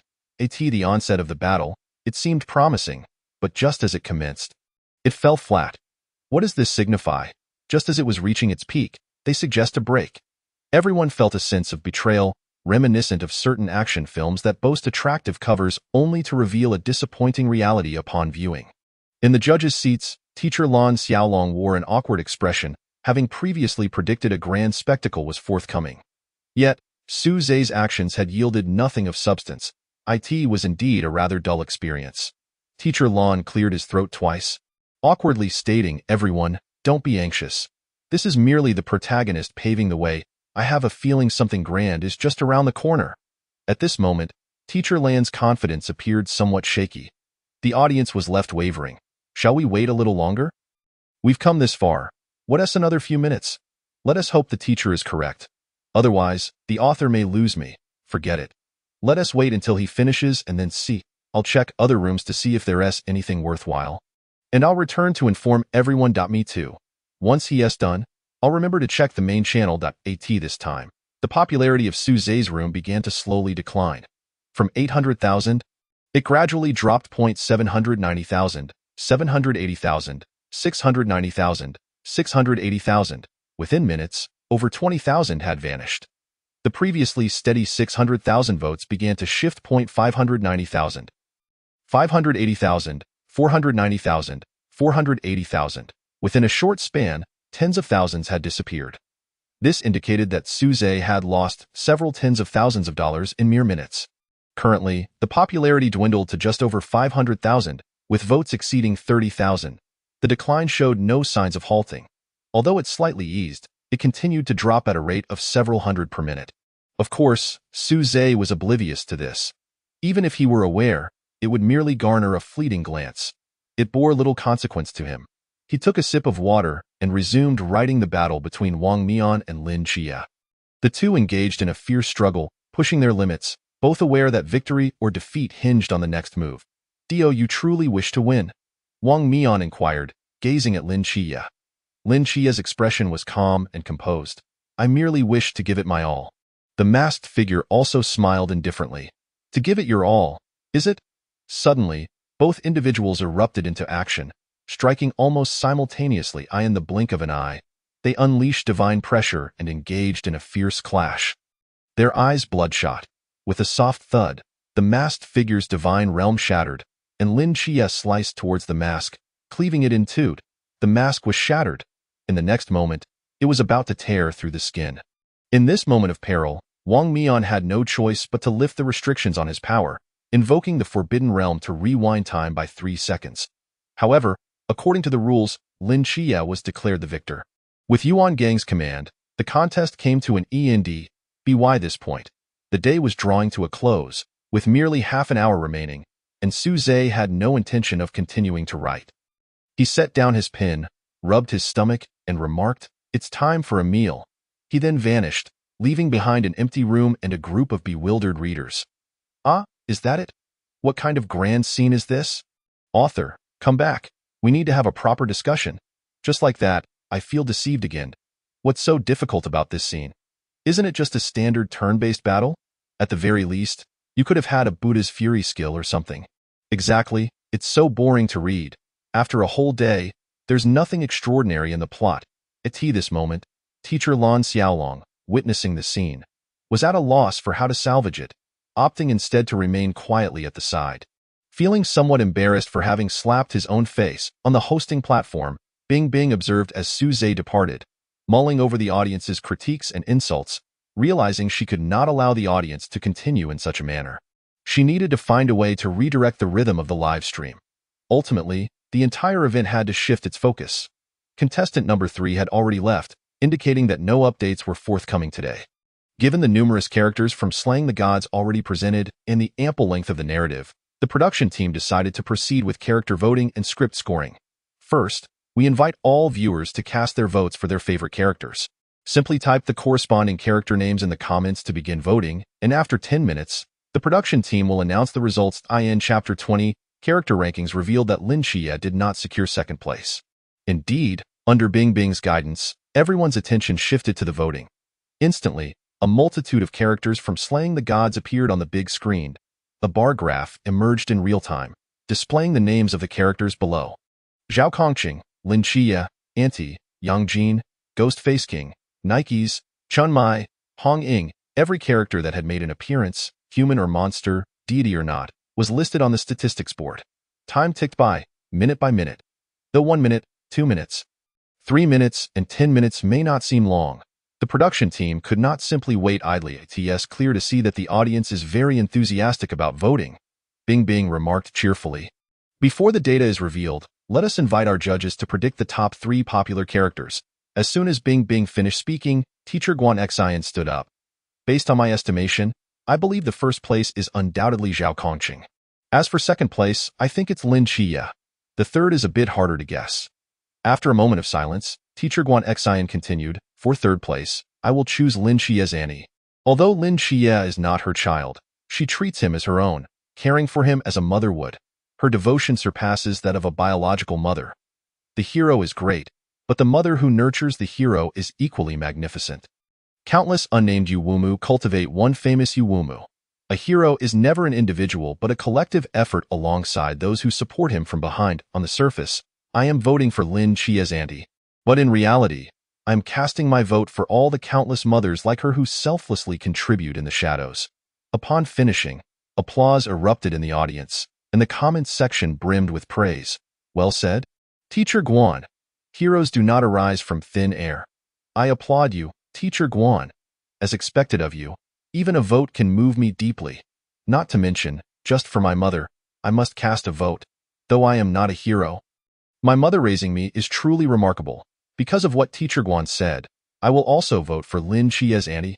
Indeed, Zhao Kongqing's rise as a great hero is significantly influenced by his mother. Countless unnamed Yuwumu cultivate one famous Yuwumu. I cast my vote for those nameless heroes. Soon after, Teacher Lan Xiaolong also stood up. My first choice aligns with Teacher Guan's, Zhao Kongqing. For second place, I choose Lin Xie's Auntie, and for third, Lin Xie. Next was Teacher Sun Haohui. First place goes to Zhao Kongqing, second to Lin Xie, and third to Nikes. I consider this from the audience's perspective. The first and second places are self-evident, and I chose Nikes for third because she plays a significant role in advancing the story. I believe many readers are curious about what role Nikes will play in the upcoming plot. A character that is both powerful and neurotic is quite captivating. Then came Teacher Han Jinyu. My first pick is Zhao Kongqing, second is Lin Xie, and third is Lin Xie's Auntie. Finally, Teacher Do Liang remarked, first place for Zhao Kongqing, second for Auntie, third for Lin Xie. Last but not least, Teacher Sun Haohui stated, first place for Zhao Kongqing, second for Auntie, and third for Shan Qingzhu. Lin Xie did not appear among the top 3, which surprised the audience regarding Teacher Sun's choices. After all, he was the protagonist of the script, yet failing to rank among the top 3 was indeed perplexing. Following this, Teacher Sun Haohui explained his reasoning. As a multi-character script, I greatly admire those who can employ extraordinary means at critical moments. A single individual who nearly led a rabble to defeat the masked team demonstrates that Shan Qingzhu's abilities surpass Lin Xie's, which is why I placed her third. No one contested this, as it was merely a matter of personal preference. Once the judges had finished voting, Bing Bing interjected, thank you, esteemed judges, for your predictions. For the first place, all the judges unanimously chose Zhao Kongqing. Our General Zhao has indeed captured the hearts of many. The differences lie in the second and third places, where each judge provided their own reasoning, which was quite compelling, especially Teacher Guan's, which was particularly eloquent. As Bing Bing spoke, she glanced at the big screen, which had already begun a 1-minute countdown. The thrilling ranking results were about to be revealed. Voting is now in the countdown. Let us eagerly await the final results. She continued. Countdown. 30, 29, 20, 19, 10, 9, 8. Finally, the countdown reached 0. Bing Bing took the document handed to her by the production team, glanced through it, and announced, a total of 166,000 people participated in the voting. The character in last place is Lu Yuan, with 0 votes. Upon learning that Lu Yuan was in last place, the audience erupted. What's going on?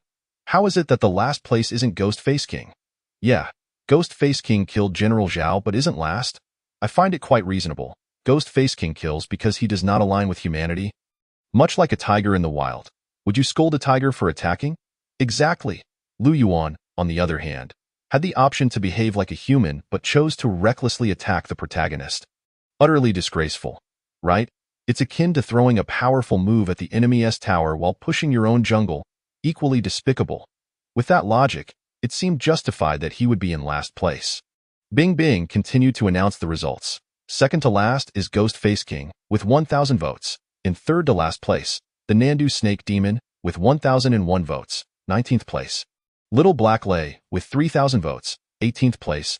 Bing Bing methodically announced the results, pausing only at 6th place. From 15th place onward, the characters had minimal presence, such as Lu Xiaoyan, Zhang Qian, and the training instructor. With the highest barely exceeding 30,000 votes, there was little of interest, and the audience paid them no mind. However, 6th to 15th places garnered significant attention, predominantly filled by members of Team 136 and the mass team. The highest was 6th place, Hong Ying, with 80,000 votes. Following her was 7th place, Molly, with 75,000 votes. 8th place, Si Xiaonan, with 53,000 votes. 9th place, Seraphim, with 50,000 votes. It was evident that everyone had an appreciation for beauty. Surprisingly, Shun Qingzhu ranked 10th, while Bai Li Pang Pang came in 11th. Indeed, it seemed everyone harbored disdain for the wealthy, particularly the second-generation rich. Next came the top 5 characters yet to be revealed: Zhao Kongqing, Lin Chia, Ghost Face King, Auntie, and Nikes. The rankings have indeed sparked great anticipation, and now let us unveil the results together. Bing Bing has deliberately kept us in suspense, slowly turning to the next page of the script.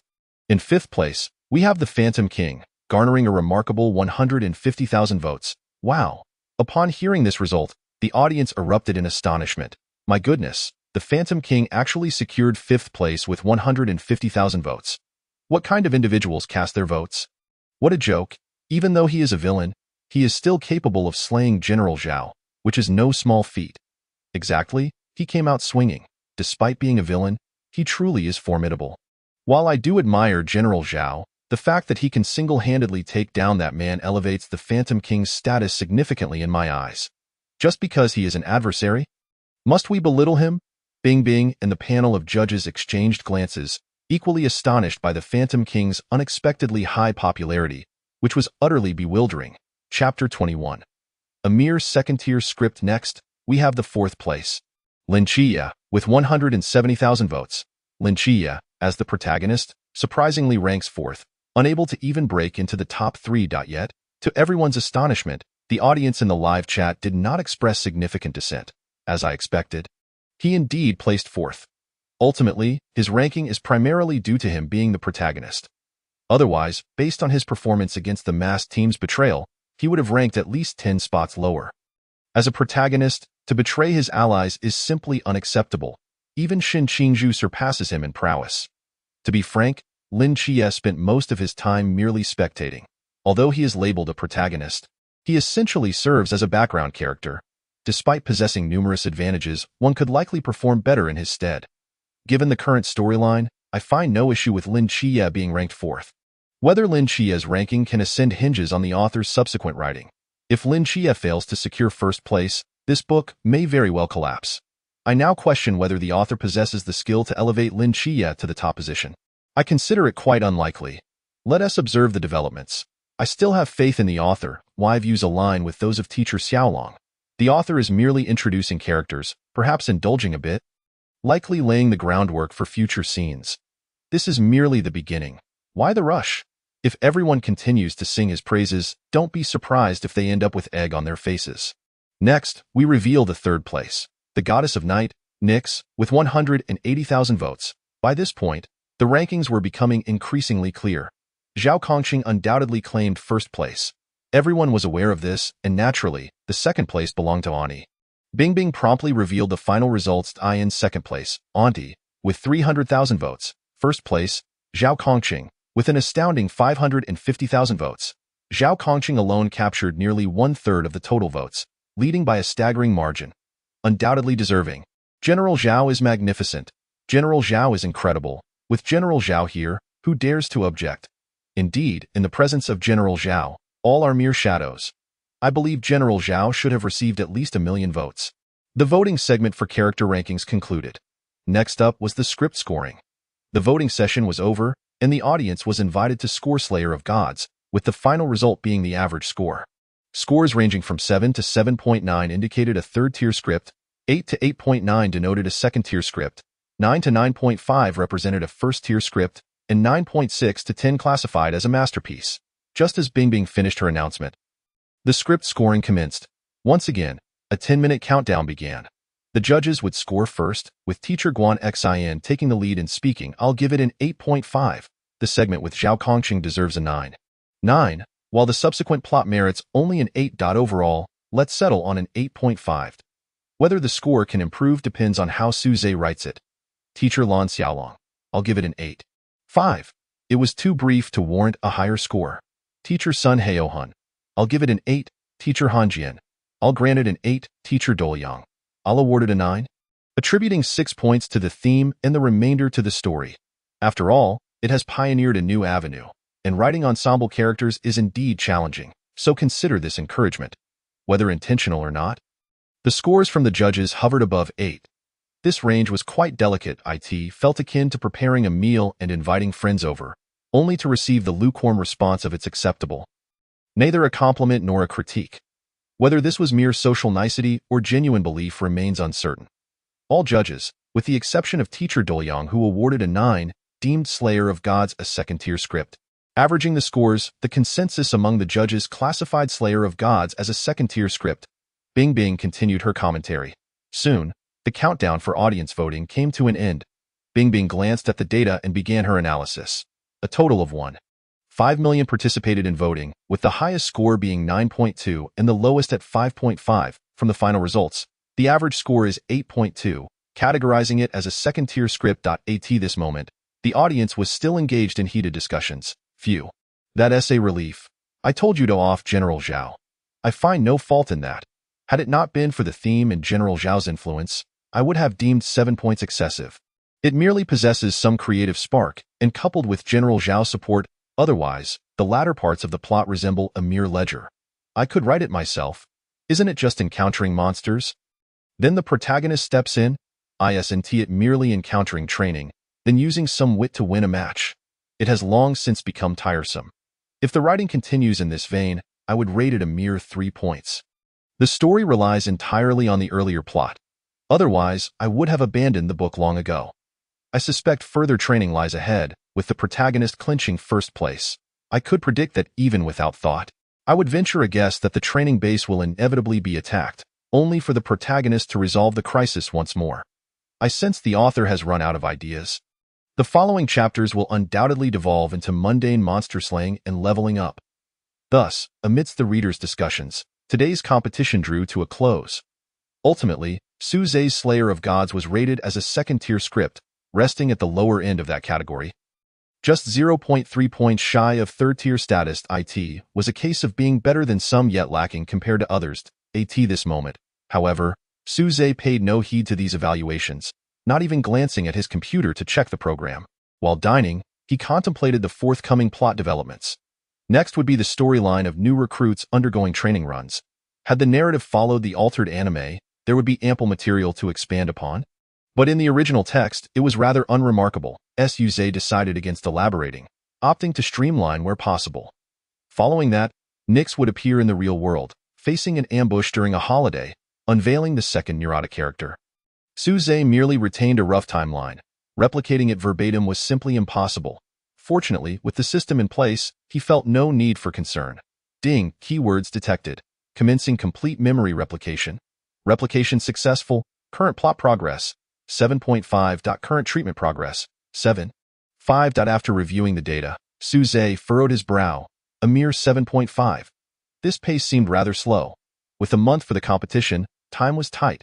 He needed to accelerate progress. It was essential to streamline the narrative without compromising the story, focusing on key plot points. After all, this was a script competition. He could not afford to meticulously play out every detail. The comprehensive content could be supplemented when the book was published later. As for whether it would be published, Suze was entirely untroubled.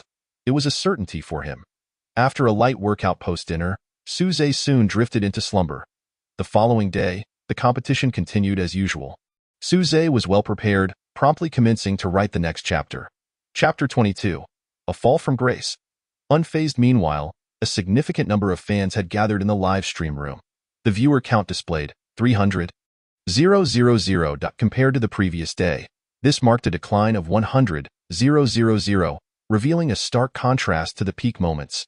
Here they come, tuning in on time. I hope the young man puts forth something captivating. Please don't drag this out again. I've lost most of my expectations. It's solely because the other authors are progressing too slowly that I reluctantly came to watch. Alas, such a pity for such a splendid theme. Most of the newcomers were longtime fans who had been following from the beginning. Despite the harsh criticisms directed at Suze yesterday, they still returned. In essence, they remained hopeful, unwilling to abandon the story they had invested in. When events unfold unfavorably, people often resort to self-soothing. Rather than viewing Suze as having run out of ideas, they leaned more towards teacher Lan Xiaolong's perspective. They preferred to believe that Suze had not ceased to create but rather had yet to fully unveil the foundational settings. The longtime viewers in the live stream room eagerly anticipated Suze's divine hand, hoping to restore Slayer of Gods to its former glory. After all, who wishes for their beloved creations to become mere disappointments? In the live stream room, Suze appeared utterly composed. Rolling up his sleeves, he dove into the task at hand. Following the conclusion of the battle with the masked team, the new recruits embarked on a fresh journey. Soon, a new mission was issued, training runs for the new recruits. The task was straightforward: carry weight, evade drones, and reach the destination. Failure would result in immediate social demise. Ultimately, only Lin Chia managed to reach the finish line. Upon witnessing this segment of the plot, the audience's spirits plummeted. The prevailing sentiment was succinct. Aside from being humorous, it offers nothing new. Oh no, it's still a mere ledger. After 2 hours of writing, this is what you present to me? Ha ha, poor Pang Pang, utterly despised by Emoli. Shun Xingzhu is truly a good buddy. My affection for this character continues to grow. The proud yet endearing Shun Xingzhu is simply hilarious. The characters crafted by the author possess a delightful charm. However, there is nothing particularly striking at present. The author must strive harder. I find the writing to be profoundly touching, showcasing teammates uplifting one another. It's executed splendidly. Meanwhile, the live stream has initiated a new bet. Who will ultimately seize the championship in training?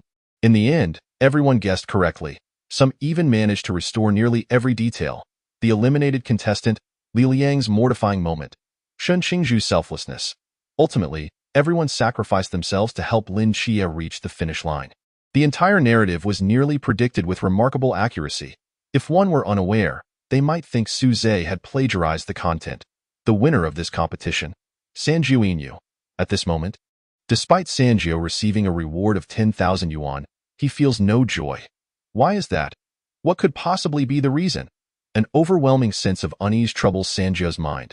AS and National League contestant. His plot has been almost entirely unraveled by a reader. In any form of writing, this is a grave mistake. If everyone can predict the outcome, what is the point of writing? There is no suspense. What is there for the reader to anticipate? Everyone understands what this implies. It means, I could do that too. It signifies that Suze has genuinely run out of ideas. A wave of complaints surged through the bullet comments. Concurrently, the stream's popularity plummeted once more. In just a few minutes, over 50,000 viewers departed. Currently, only around 200,000 remain engaged with the unfolding plot. Moreover, most are transient readers, arriving in waves and departing just as swiftly. From an initial audience of nearly 1 million to now just over 200,000, the disparity is striking. On the other hand, Suze continues to write fervently. Subsequently, Lin Chia once again enters the psychiatric hospital. Nix's treatment progress has reached 51. allowing for another extraction of divine power, and Nyx can briefly leave the psychiatric institution. Ultimately, Lin Chia acquires the ability, abyssal erosion. Anything shrouded in his own abyss is under his control. Following this, Lin Chia returns home with Nyx, glancing at his aunt and Yang Jin. He inadvertently astonishes Yuan Gang and others by revealing that Lin Chia is the agent of two deities. He is straddling two worlds. Afterward, the captain of Team 136 arrives at the training camp to deliver alarming news. Someone intends to attack the training camp. Merely for the plump Bai Li? An astonishing bounty of 800 million has been placed. The entire training camp is shrouded in crisis. The camp then announces a complete holiday. Everyone boards buses to leave, and suddenly, 5 missiles streak across the sky. In a critical moment, Lin Chia unleashes divine power to protect 50 individuals on the bus. Simultaneously, the missile base number 39 falls, leaving only a blood-painted serpent's eye behind. Lin Chia, Bai Li, Chao Yuan, Shen Qingzhu, and the others arrive together at Songnan. In a brief span, Bai Li encounters an attack. Fortunately, it is merely a scare, and the crisis is averted. Subsequently, Lin Chia enters the psychiatric hospital, welcoming the second patient, Mage Merlin, who possesses the ability to make precise prophecies. Diagnosis: Patrick Starr, shall we go catch jellyfish together? Suze hardly pauses, feverishly advancing the plot. At the Anqing Fish Laboratory, the agent of Medusa attacks Lin Chia's aunt, and Lin Chia confronts Scorpion in battle. Amidst the fray, his aunt calls, on the other side of the mountain, beyond the sea, there is a group of Smurfs. A new battle unfolds. By this point, half a day has already elapsed. If the previous readers displayed a modicum of restraint, now they are openly raging. Damn it, another attack? Yet another attack. 3 consecutive attack scenes have unfolded. Is the author under the impression that mere fighting equates to thrilling excitement? After waiting for so long, this is what we get. Alas, perhaps they have made enough, after all. Having earned $1 million from the judges, followed by selling the copyright to a film company for another 500,000, 150,000 in hand means they will never worry about sustenance again. A strong recommendation to abolish the judges' votes. Contestants have begun to slack off. Write something with depth. What is so intriguing about mere brawls? The critique demands excitement and humor, a narrative that possesses depth and amusement. Yet the author seems to be irretrievably lost in the comedic route. Seeing his nonchalant writing style infuriates me, as if it bears no relation to him whatsoever. During this time, 2 rounds of betting have been conducted. With predictions made with similar accuracy, the winner is consistently the same name, Sanjio Inu. Sanjio once again finds himself deep in thought. What is this insufferable sense of familiarity? It feels as though he has written this before. Unfolding seamlessly, moreover, he seems capable of predicting the forthcoming plot developments. He has a premonition that there must be a stroke of genius that can elevate the narrative back to the realm of masterpieces. As for the reason, he cannot fathom it. He merely senses an unseen presence seemingly spying on his fate. This sensation plunges him into a state of despair. Sanju subconsciously wraps himself tighter in his clothing. Why? His mind begins to question the reality of the world. Is this world truly real? His mental state deteriorates into agitation, and he feels as though he is on the brink of madness. Furthermore, at this moment, the media has stirred up another wave of sentiment. Previously, it was shocking, a genius contestant. Now it has shifted to, alas, the fall of a genius contestant. What a pity, success and failure both lie with Zhao Kongqing. Shocking. The genius contestant, after pocketing 150,000, continues to slack off from masterpiece to mediocre work. The author has only committed this one act, the fall of a god. What kind of deity can be rescued by a single hand? Similar headlines begin to appear across major media outlets, with the underground echoing with curses and lamentations. The myth in every fan's heart has completely crumbled. Chapter 23.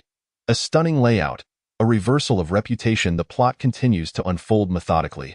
After Lin Chia slays Scorpion, he speaks with his aunt. On one side lies tranquil years, on the other, a life spared from disaster. A multitude of words coalesces into a single phrase. Happy New Year. Subsequently, the training camp roots out traitors, and murmurs surface.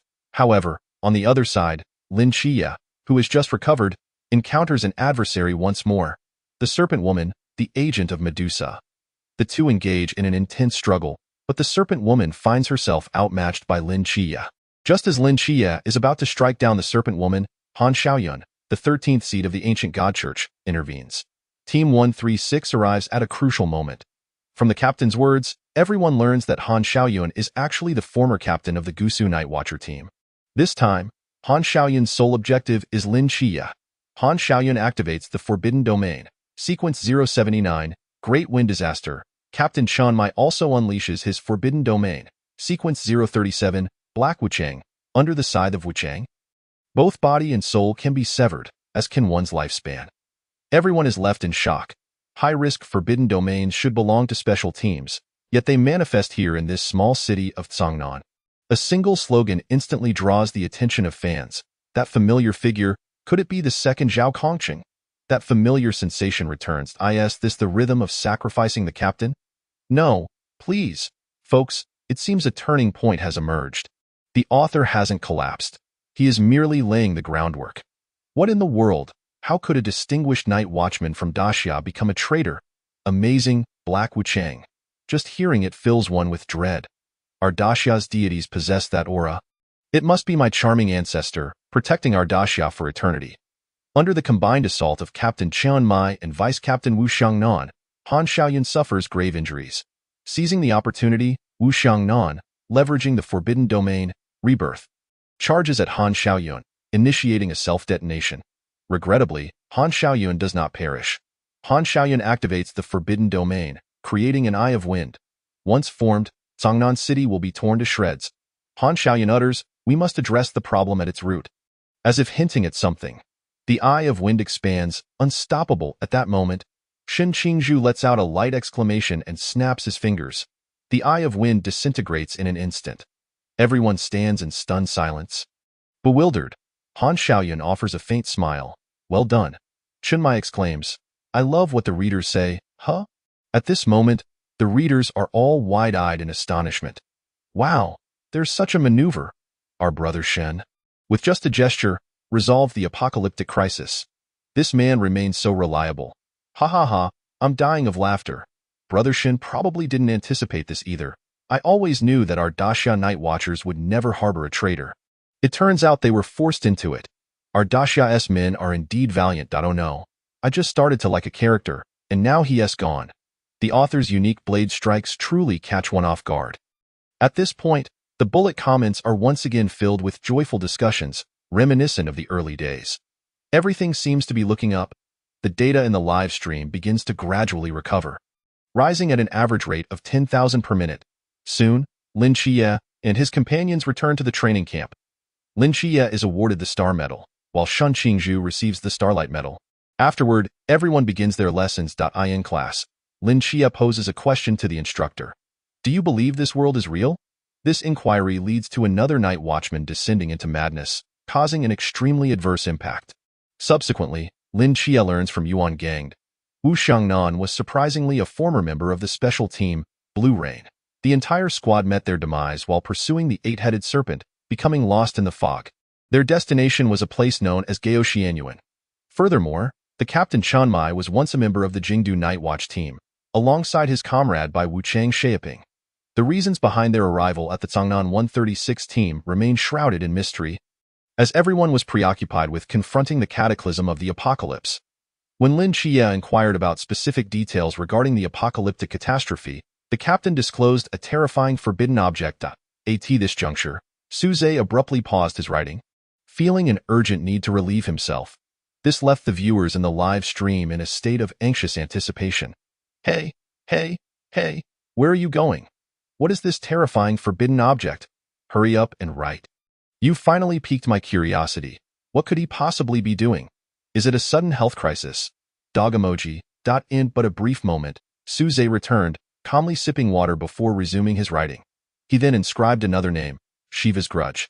Shiva, one of the three principal deities in Hindu mythology, is embodied in an ancient parchment possessing the apocalyptic grade terror of sequence 008. Writing a name upon this parchment would result in the direct obliteration of the concept it signifies. Lin Xie was taken aback. Is this akin to a death note? Yuan Gang chuckled. Not quite, he then slowly elaborated. If one were to inscribe the words on the parchment. Lin Xie gasped in shock.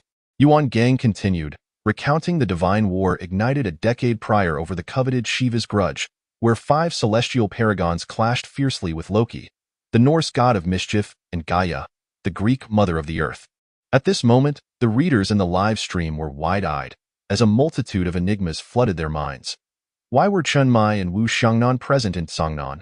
What made Songnan so extraordinary? Where had Shiva's grudge vanished to? If someone truly inscribed Daxia upon it. Though merely a scripted narrative, the complete immersion instilled a chilling sense of dread within everyone's hearts, as if they were experiencing the events firsthand. Wow, this forbidden object is that formidable? The concept-level annihilation is terrifying to contemplate. What if Daxia were inscribed? The author is brilliant. This is the kind of creativity a masterpiece ought to possess, elevating the anticipation to its zenith. It seems the ensuing narrative will revolve around Shiva's grudge. Will there be another divine battle? I can't wait. Are the zeniths of humanity so powerful? To confront deities directly, akin to terrestrial immortals? Wow, the plot has suddenly become rich and full. I'm glad I didn't leave. Who claimed the author has run out of ideas? Step forward if you dare. I thought it was over, but it seems everything has only just begun. Brothers, I have a premonition. Something monumental is about to happen. I wondered why the author seemed so composed. It turns out he was well prepared all along. At this moment, the reputation of the God Slayer experienced a dramatic turnaround. Suze remained the same Suze, not the kind to rest on his laurels after a modest financial gain. With just a slight effort, he could restore God Slayer to its former glory. Chapter 24. Let Life Endure, shocking the entire audience. Meanwhile, within the program, the judges observed the resurgence of God Slayer, their eyes sparkling with excitement. They traversed several rooms, yet most submissions either lacked substance, were overly pedantic, or commenced with excessively tragic beginnings. Either the protagonist had lost their entire family at the outset, or they were a reincarnation of some figure. Although these narratives were not without merit in comparison to Suze's plot, they felt rather dry, leaving the judges at a loss for commentary. It appeared that no new characters had emerged, suggesting that the groundwork had been thoroughly laid. Teacher Guan Xian expressed eager anticipation. With so many characters prepared, the subsequent scenes are likely to be spectacular. I'm keen to see how he will elevate the narrative to new heights. Teacher Lan Xiaolong concurred, yet posed a question. To ensure it does not falter, it must surpass the ordinary peak, built upon the foundation of transcending Zhao Kongqing.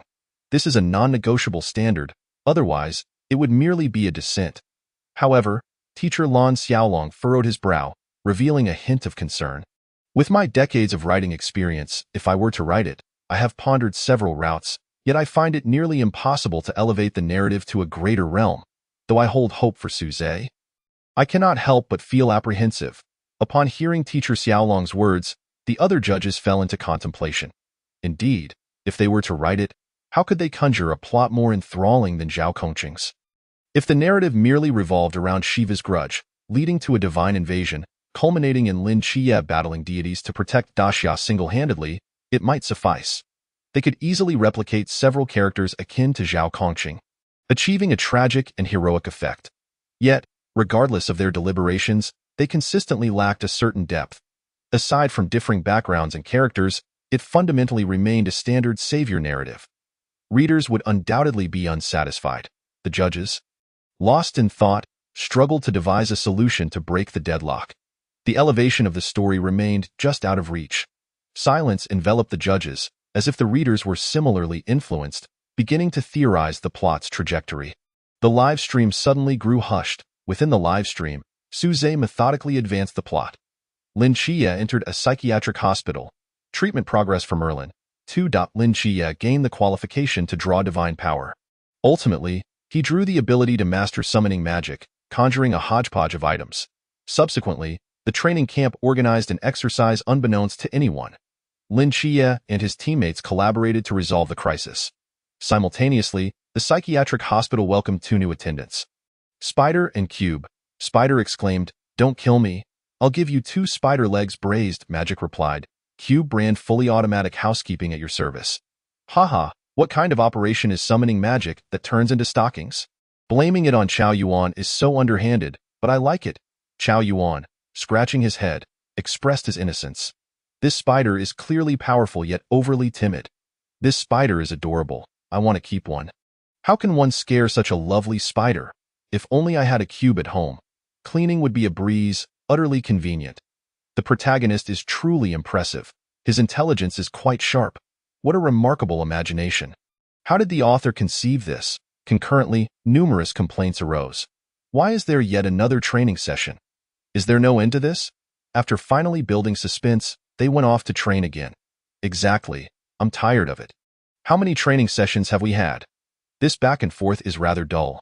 After the exercise concluded, Lin Chia once more activated the summoning magic, conjuring a mummy die in full view of Lin Chia. The mummy plundered an entire warehouse of military supplies. The training camp instructor, gazing at the empty warehouse, fell into deep thought. What happened to my vast arsenal? Subsequently, everyone successfully graduated. Molly Gusu was from Team 017, by Li Tuming from Wangshan City, Team 010. Chao Yuan from Huaihai City, Team 007. Xin Qingzhu from Jingdu City, Team 006. Unexpectedly, Lin Chia, who had performed exceptionally, was reassigned to Cangnan. Just then, the earth trembled violently. A massive landslide struck Jinan Mountain, claiming nearly 100 lives. Commander Yuan Gang issued orders, remember? We are soldiers at all times. Wherever we are needed, we shall go. Everyone rushed to the disaster site at breakneck speed.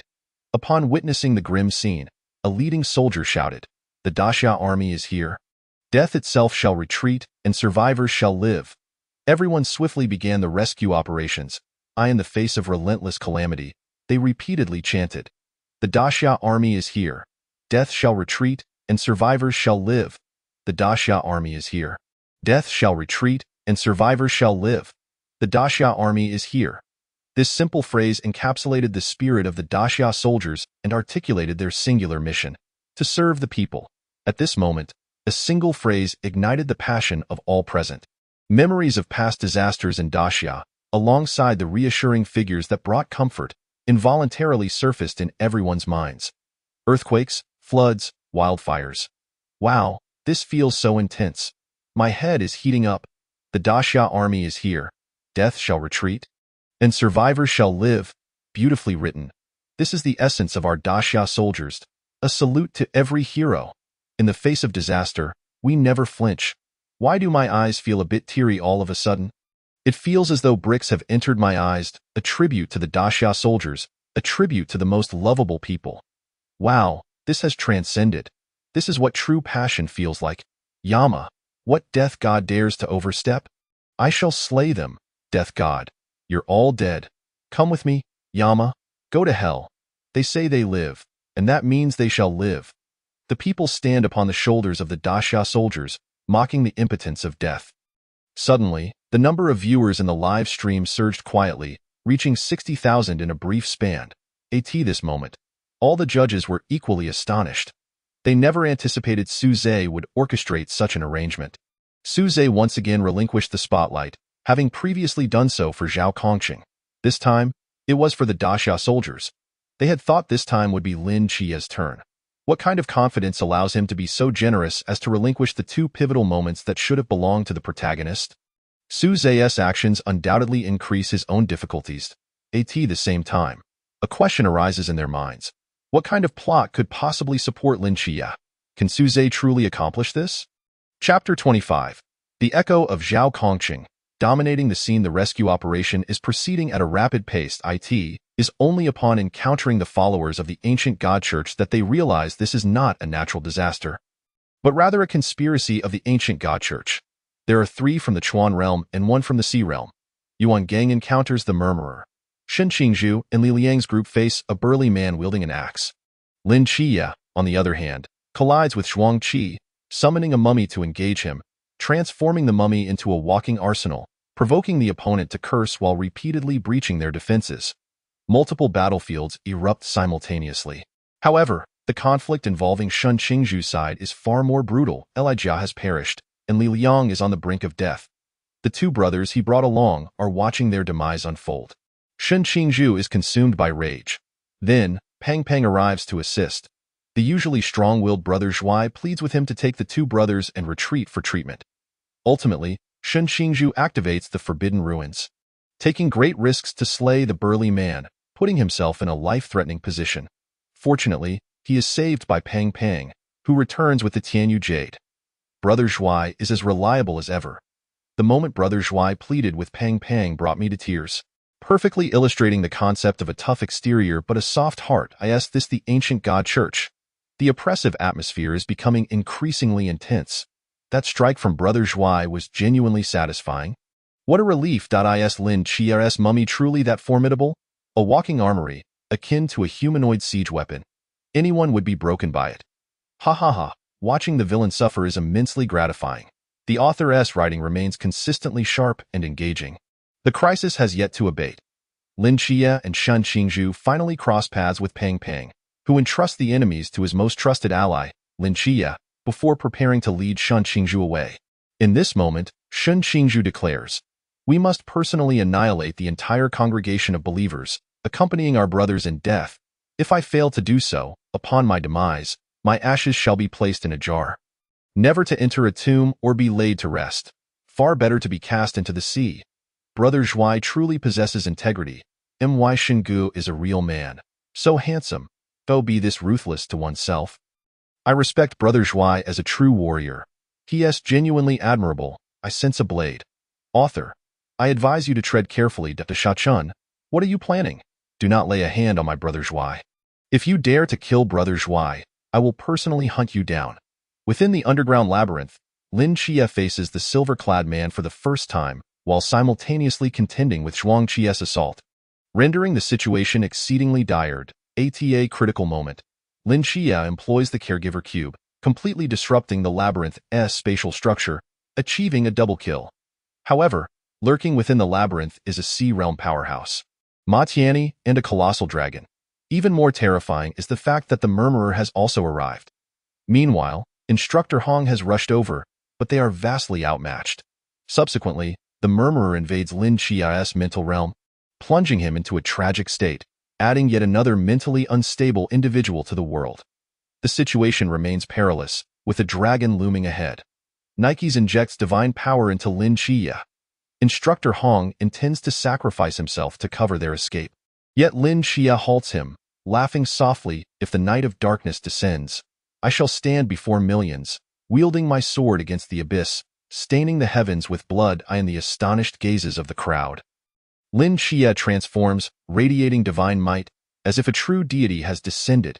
"If the night of darkness descends, I shall stand before millions, wielding my sword against the abyss, staining the heavens with blood."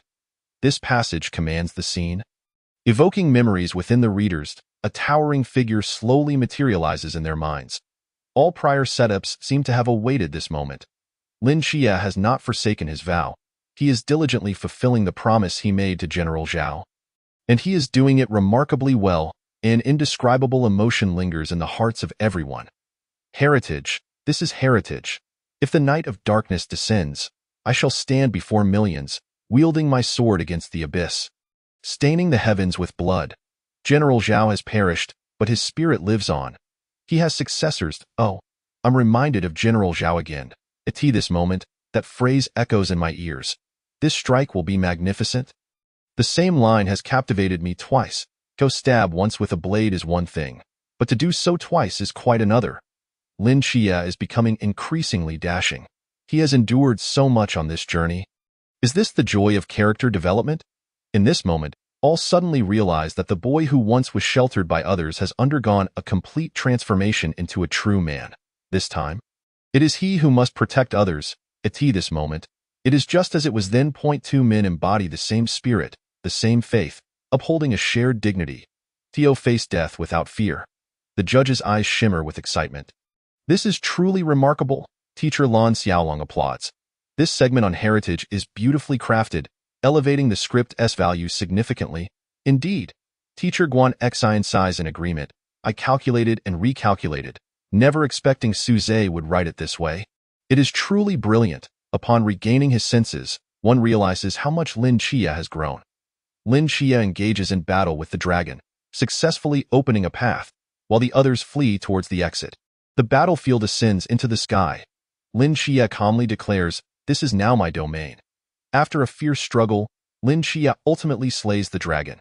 Atop the mountaintop, his expression remains serene, blood dripping from the tip of his blade, reminiscent of a deity among mortals. Moments later, Lin Xie completely collapses, falling into unconsciousness until he is rescued by the arriving instructors. No one can believe that a mere rookie has slain a dragon. Thus, Su Zhe sets down his pen. The hour is late. He rises and departs the room. Meanwhile, the readers remain immersed in the narrative, slow to return to reality, utterly oblivious to Su Zhe's exit from the live broadcast. 10 minutes after Su Zhe's departure, the discussion in the bullet screen remains fervent. Simultaneously, at Jiaxing Film Company, Yang Mi observes the increasingly well-written Slayer of Gods, her expression darkening. Initially, she had hoped that Su Zhe would falter, allowing her to acquire the Slayer of Gods script at a low price of 500,000, subsequently having the company's writers salvage it, thus showcasing the company's strength. Who could have predicted that the script, which had been criticized just yesterday, would experience a resurgence today, with a hint of improving trends? The likelihood of larger film companies entering the fray and acquiring the rights at a low price seems increasingly dim. Her plans appear to be crumbling. Her once wise decision now feels like it has been trampled by Su Zhe. Yang Mi can only silently console herself, thinking that although Slayer of Gods has improved, it hasn't yet reached the level of a masterpiece. There is still hope. Meanwhile, she secretly prays that Su Zhe will cause the upcoming plot to collapse in the cafeteria of the mental hospital. Su Zhe gazes out at the setting sun, a faint smile gracing his lips. Having written this far, he is one step closer to the battle of the gods. This signifies that soon, he will be able to unleash his blade once more. Remembering how he had been foolishly caught off guard by the Sanjiu Dao, he feels a thrill of dark delight. Suddenly, he senses an inkling of his own peculiarity. Chapter 26. The Death of Shanggu. Foolish viewers, the next day, the live broadcast commences as usual. Today's viewership has increased slightly from yesterday, reaching 690,000. However, this is merely due to the initial start of the stream. More readers are likely to join later. Su Zhe enjoys breakfast before sitting down at his desk. He gazes at the ceiling, lost in thought, as he strives to recall the forthcoming plot. The viewers in the live broadcast room grow impatient as they observe Su Zhe making no progress in his writing. What's going on? Why aren't you writing? Could it be that he has hit a bottleneck and is experiencing writer's block? Come on, we've waited several minutes without a single word. Su Zhe distinctly remembers that a significant moment for Shan Qingzhu is approaching. One where he sacrifices himself for his teammates, ultimately leading to an unexpected infiltration into the ancient god church. Ding, keywords detected. Initiating complete memory replication. Replication successful. Current plot progress. 10.1. Current healing progress. 10.1. With everything prepared. Su Zhe begins to write. Lin Xie safely lands, but on the other side, Bai Li Pang, Shan Qingzhu, and Instructor Hong are still on the escape route. At this moment, they have only traversed half the distance. Mere minutes away from freedom. Suddenly, a figure crashes into Bai Li Pang. The three plummet sharply, having no choice but to stab their blades into the wall to save themselves. The newcomer is none other than the grievously injured Ma Tianyi. In mere moments, a fierce battle ensues among them, each determined to take the other's life, and they unite to pierce Ma Tianyi's heart. Yet, the circumstances do not allow everyone to escape together. Ma Tianyi remains alive and intends to perish alongside them. The three, in unison, choose to sacrifice themselves for the sake of their comrades, with Instructor Hong leading the charge. Do not feel sorrow or guilt. To die in front of one's soldiers in this manner is the best fate for an instructor. At this moment, the viewers in the live broadcast room feel a pang in their hearts. Do they really have to do this? Another blade. Author, are you not finished yet? Woo, please, not my Instructor Hong. Another true man is about to fall. I can't take it. Everyone cry. This is the spirit of the great Xia soldiers. It's genuinely touching that I'm reminded of General Zhao again. It's nearly identical, I'm not exaggerating. Must it be so heroic? Instructor Hong has made his decision, feeling for the Night Watchman emblem in his chest, prepared to make a desperate gamble, to exchange his life for theirs.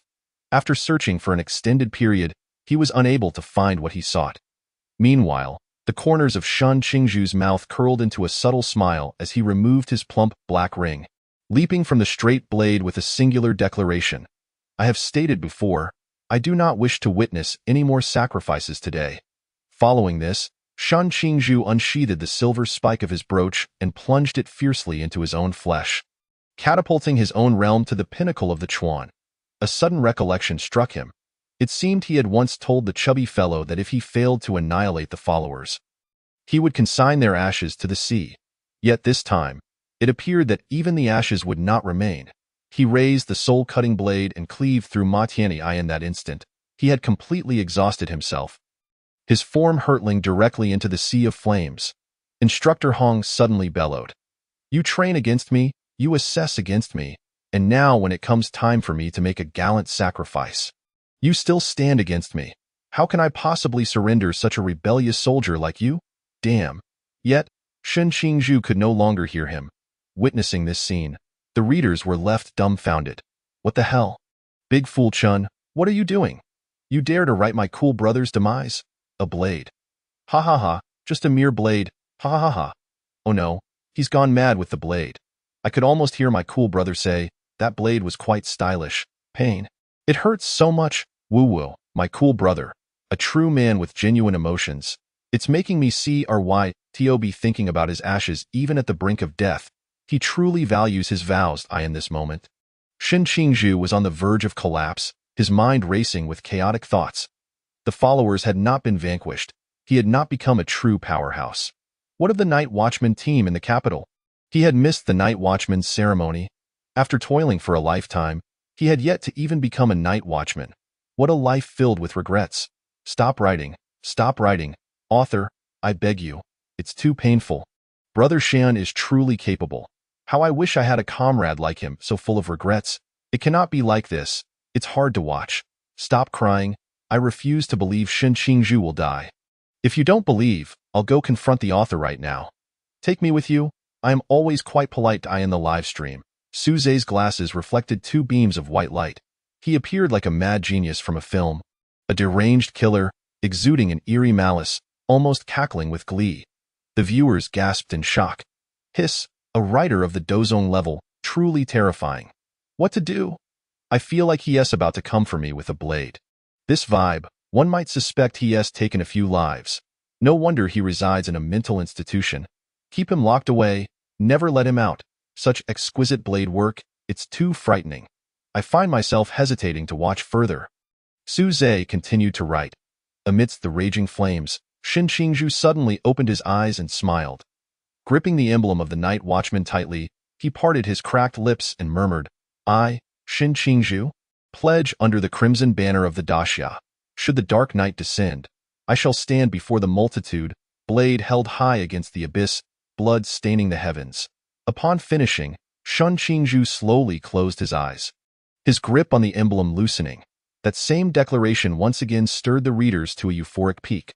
All eyes widened, breath forgotten, their focus fixated upon the words on the manuscript, a brief passage, continuously striking at the hearts of all. All rise, salute the night watchman Shen Qingzhu, salute, salute, salute. Shen Qingzhu is undeniably cool. Brother Shen is the true night watchman. Folks, I have goosebumps. TCH, isn't that just the night watchman's oath? I feel nothing. I'm off to see an eye doctor. I think I've caught red eye. Damn, damn, damn. Don't stab me again. Wait, where's the passion? You've tricked my tears. I'm not watching anymore. I'm going to find my mom. Woo-woo. Someone, call the police, quickly. He stabbed me 3 times with the same knife. It hurts so much. The number of viewers in the live stream soared rapidly.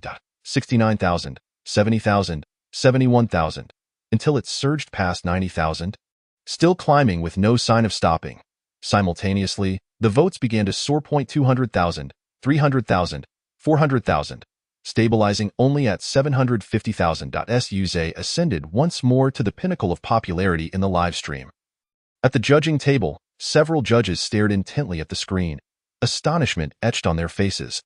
They had not anticipated that Su Zhe would use the same lines thrice to elevate the plot to such heights. Chapter 27. Cool Brother speaks national essence, atmosphere at its peak. Teacher Lan Xiaolong chuckled and shook his head. Who would have thought that the same method used thrice by Su Zhe would evoke such poignant emotions each time? The other judges nodded in agreement, having thought he had run out of ideas, believing he had faltered. Yet the turnaround came swiftly.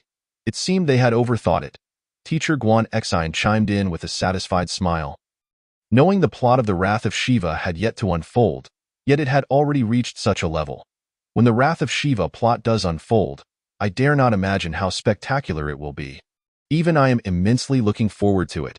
This feeling, it seems, has transported me back to my youth, rekindling that passion of staying up late to read martial arts tales. Teacher Guan Exine appeared ecstatic. Resembling a youthful LADIT, must be noted that each judge is a learned individual, having perused countless tomes. Even a slightly better story would typically fail to pique their interest. Tio find that youthful vigor in a young writer is undoubtedly a significant recognition. Su Zhe rose to fetch a drink, then returned to his fervent writing. Suddenly, a jarring hum resonated throughout the underground realm. In an instant, the very air of the cavern was drained. Shun Qingzhu's charred body fell heavily to the ground. Debris cascading as the entire cavern was utterly buried. In the darkness, a thin jade glimmered faintly. At this moment, the reader's eyes sparkled once more. I knew it. Shun Qingzhu did not perish. He cannot die. Indeed, it was all a ruse to elicit my tears. Author, you owe me. I knew it. Ha ha ha. My cool brother 1T dies so easily. Meanwhile, Instructor Hong and the chubby Bai Li successfully received their teammates' rescue. Escaping danger, the team sent to search for Shun Qingzhu found nothing. As the night gradually receded, a sliver of light illuminated the world. Amidst the wasteland, a cocoon stirred slightly. A figure slowly emerged. It was the ancient god cult Murmur from the Klein realm. What on earth has transpired here? Let's go catch jellyfish, Patrick. At that moment, he was still unaware of the events that had transpired within him. He reached into the void and extracted a charred corpse. Indeed, it was Shun Qingzhu. He was dead, yet not entirely. A faint breath lingered. He spoke to Shun Qingzhu. I want your faith. Become my follower. Upon witnessing this, the audience's hearts clenched. A foreboding sensation washed over everyone. No way. The author wouldn't he truly make my cool brother a follower, would he? Though my cool brother is evil, becoming a follower would strip him of his free will. Wouldn't he that mean he'd have to turn against himself? I can't bear to see such cruelty. Please no, though not let it be. My cool brother is so kind. How could he become a follower? Shun Qingzhu vowed to annihilate the followers, yet now he himself becomes one. Is this not more painful than death? Murmur waited a few seconds. Just as he was about to lose patience, Shun Qingzhu's charred body trembled slightly. A faint voice escaped his lips. All right, Murmur smiled. Invoking the forbidden ruins, restoring Shun Qingzhu to his former self. How can this be? My cool brother has truly become a follower. Author, you dare to write this. I will make you pay. You treat no one as human. Cowardly author, step forward and confront me. My cool brother, author, you are unworthy of being a son of man. Oh no, I misjudged. I thought the author had a change of heart, but it seems he remains the same executioner. Unchanged. Under Murmur's power, Shun Qingzhu fully revived, his injuries healed. The two began a dialogue. Do you want to try to escape? Shun Qingzhu replied, No, I want to join the followers, and thus, the two forged a soul contract. With Shun Qingzhu bowing to Murmur, I shall forever follow in your footsteps. I can't take it. My cool brother is so resolute. How can he utter such words? How can he bow to a member of the ancient god cult? This infuriates me. My cool brother must be in torment. At this moment, the readers were filled with boundless fury. It felt akin to a game where an opposing player, with zero skills, boasts as they lead you to defeat, and you feel the utmost frustration. It was simply unbearable, more painful than consuming a massive lump of something unpleasant. By the way, don't eat that. It's truly awful. I have a friend. After their exchange, Murmur prepared to take my cool brother away. Murmur turned and stepped through a portal of void. Suddenly, a smirk graced Shun Qingzhu's lips as he uttered a phrase from National Essence. Fool. In that moment, a complete reversal occurred. Shun Qingzhu's situation flipped again, leaving all readers bewildered, momentarily unable to react.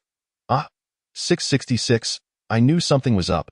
The moment my cool brother spoke, the imagery was so powerful. I can't hold it in. I remarked that how could Zhuaiga possibly bow his head? It seems he has turned into a spy, and now the ancient god sect is in dire straits. Zhuaiga, you are my deity. You have me in stitches. I confess. I spoke a tad too loudly just now. The author is quite adept at creating twists, and this one was masterfully executed. Next time, please refrain from such turns. My fragile heart can hardly bear it. Speak more if you can. I relish listening. Oh my God. The resplendent language of the great Xia is simply intoxicating. In this moment, the barrage of comments is filled with a jubilant atmosphere. Before departing, Shun Qingzhu touched his chest, where shattered jade shards LOI.it turned out to be the returning jade gifted to him by Pang Pang, successfully blocking the soul imprint of the whispers. He owes that rotund fellow more and more. Farewell, night watchman. Shin Qingzhu glanced back at the familiar mountains, watching as the silken cocoon at his feet suddenly split open, smiling softly before vanishing, in the wind. His voice gently drifted. Growth, perhaps. Meanwhile, Lin Chia awakened. His eyes filled with confusion upon learning of Shun Qingzhu's demise. The room was steeped in sorrow. However, Li Pangpang refused to believe it. Leaping from his bed to unearth Shun Qingzhu, a departing scene unfolded. A butterfly breaking free from its cocoon, elevating the narrative's essence to another level. The simplest things resonate the most. How splendid! Zhuiga has not been marked with a soul imprint. Now I can rest easy. Pang Pang, my dear Pang Pang, you are truly formidable. And then a kiss. Indeed, the power of money is the mightiest of all that I in peril. Lin Chia is in dire straits, while Pang Pang remains reliable at critical moments. How reminiscent of Lin Chia joining the Night Watchman. Zhuiga is also growing. It's so touching. From now on, I shall be a fervent fan of Godslayer. Author, please write more. I yearn to see further developments.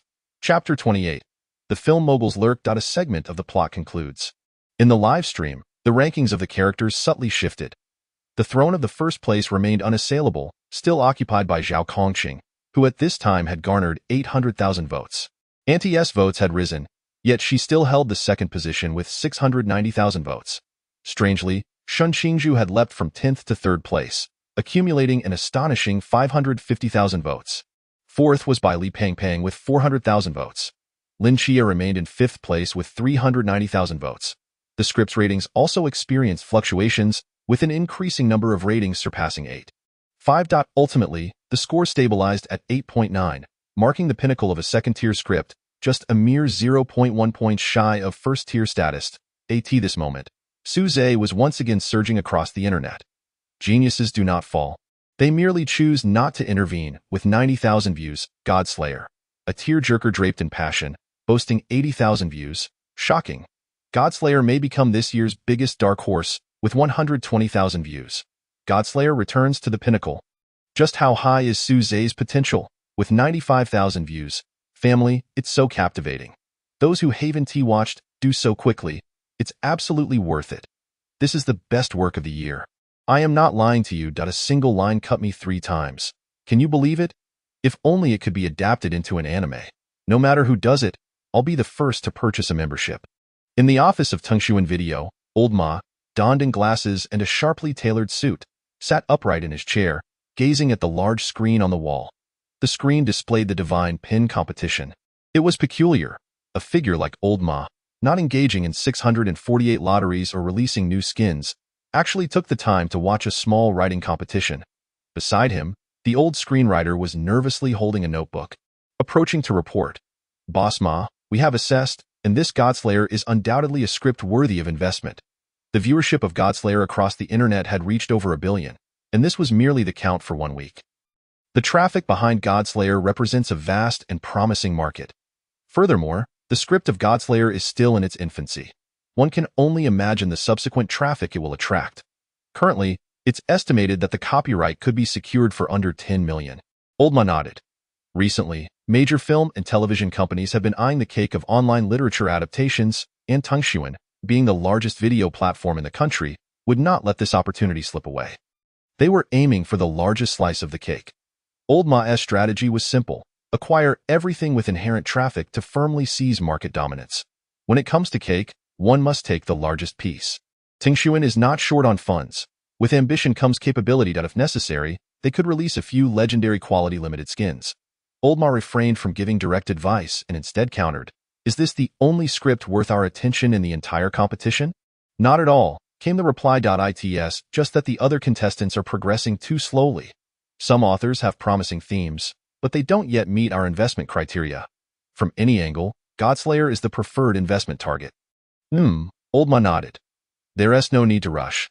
Let us wait for the right moment to strike. As long as we ensure profitability, we can secure all the copyrights in advance. With that, Old Ma left the office. Simultaneously, at the headquarters of Youku, in the conference room, a group of individuals was watching the live competition. One person spoke up. I believe this work has immense potential to become this year's biggest dark horse. We should spare no effort to acquire the rights.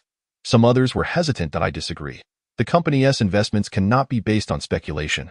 Whether it's a dark horse is still uncertain. I also disagree. This is a national competition, and many capable individuals are participating.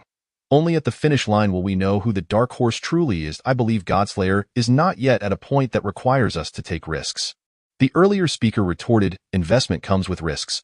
I think we should contact the author now and strive to acquire the full rights at the lowest possible price. The primary appeal lies in the theme and the opening. Currently, the market is predominantly filled with cultivation and martial arts adaptations. The theme of Godslayer is unique in the market, a substantial cake, and our screenwriters are no slouches, even if the subsequent writing falters. It doesn't matter. He is merely an inexperienced writer, and our screenwriters can produce something 100 times better. Moreover, I see this as the only work capable of seizing market share from Tengxuan. We must act before they do. The speaker's arguments were sound, mirroring Yang Mi's calculations. The final statement struck a chord with President Fan, a glimmer of light flashing in his eyes. As a competing online video platform, Youku's greatest rival was undoubtedly Old Ma. A work capable of capturing market share from Old Ma was indeed worth investing in. President Fan nodded. I believe it's feasible. The others unanimously agreed. At the headquarters of Shinman Company, the office was comparably modest in contrast to Youku and Tengxuan. Shinman was still in its nascent stage. Aside from ambition and the grand vision painted by its owner, it possessed little else. After investing in several works, only one had shown slight promise, while the rest had resulted in losses. Overall, the company remained in a state of debt. At this moment, Boss So had scrutinized the Godslayer script multiple times. An irresistible thought gradually taking shape in his mind, growing ever stronger. Acquire Godslayer, expand and strengthen, and create glory anew. Seize it, seize it, a voice incessantly echoed in his mind. For reasons unknown, Boss So felt a sense of infatuation towards Godslayer. Akin to a lover gazing at a charming spouse. The more he looked, the more he was captivated. It felt like love. He had a premonition that the Godslayer script was tailor-made for Shinman. Securing it would undoubtedly lead to substantial profits. With Godslayer, Shinman could surely ascend to the ranks of leading companies in the film and television industry. Flames of ambition ignited in Boss So's eyes. But the thought of the company's empty coffers doused some of that fervor. How could he manage when next month's salaries might not even be dispersed? Desperate, Boss So paced around the office. His mind consumed with monetary concerns. Godslayer, it was a must-have. At the same time, companies such as Chi Video, Mango TV, Su New Jersey, and Lu Sun were also keenly eyeing the Godslayer script, poised to take action. They unanimously recognized its investment value and were waiting for a suitable opportunity to strike decisively. Chapter 29. The delayed realization, all is foreshadowing. In the live stream, Suze remained blissfully unaware that he had caught the attention of domestic film moguls. He appeared calm, continuing to write. Shortly thereafter, Lin Chia's injuries healed. He then joined Pang Pang and Chao Yuan to participate in the oath-taking ceremony to become night watchmen. Under the red flag of the Great Xia, they vowed, if the dark night descends, I shall stand before the multitude, sword drawn, blood staining the heavens. From this moment onward, they officially became night watchmen, and at this instant, they parted ways, each embarking on their own journey. Lin Chia was the first to arrive and the last to depart. The oath-taking scene reminds me of my childhood, when I pledged to become a young pioneer under the red flag. Wah, we are also night watchmen, guardians of the Great Xia. Should our motherland call, I shall rise to the occasion. Though not be the last to leave upon graduation. That hollow feeling is unbearable. I don't want them to part. They create such wonderful moments together, I can't bear it. Becoming a night watchman wasn't an easy journey. Upon returning to the base, Lin Chia encountered one of humanity's pinnacle figures, the Master, for the first time. After merely a few hours of tea, the meeting concluded, only for him to hear his teammates discussing a grave incident at the tavern. The content of the footage was exceedingly bizarre. The demise of the victim was not the act of an ordinary individual. Furthermore, there was a thief of secrets, who consistently absconded with parts of the corpses during each of the squad's operations. The mission was set to commence the following day. Lin Chia entered the psychiatric hospital. Successfully securing the Flame Pulse Earth Dragon as a patient IT was inevitable. The beast-eared maiden was unable to refuse even a modicum of persuasion, leading to her immediate recruitment. Her only flaw was her excessively clear gaze. Reminiscent of that of a university student, the psychiatric facility thrived. On the following day, Lin Chia and his comrades personally investigated the scene at the tavern, where the atmosphere was complex yet the useful clues were scant, rendering the case perplexing. The viewers in the live stream transformed into amateur detectives, eagerly participating in the case's analysis. Detective Formalin is online solving the case. With this, Conan would require 3 episodes. Based on the clues, I have compiled the following 3 points. This is a cultivation system. Merely solving a case seems somewhat lacking in substance. A few ventured to the morgue for further investigation. While the case remained unresolved, they did manage to locate the thief of secrets. Lin Chia pursued relentlessly, only to discover that the true identity of the thief was, astonishingly, Qingyu.it. Turned out he had been stealing corpses for experiments, merging the abilities of the research subjects. After a conversation, they formed an impromptu alliance to jointly investigate the tavern incident. Using his genius intellect, Qingyu successfully unveiled the true purpose of the case, revealing it to be an evil sacrificial ritual aimed at elevating a vengeful spirit. To succeed, 5 sacrifices, along with the souls of hundreds, were required. The sheer number of sacrifices sent a chill down the viewers' spines, as they seemingly felt the breath of terror. I thought the author had forgotten about Qingyu. Who would have expected his return? It appears Qingyu's appearance was a foreshadowing for this very moment. The author has woven a brilliant web. I believe the author only excelled in writing combat, yet he also possesses a deft hand in suspense. Impressive work, esteemed author. I knew it wouldn't be an ordinary case. The prospect of sacrificing hundreds is quite terrifying. Masterful character development, grand battle scenes, and adept suspense creation.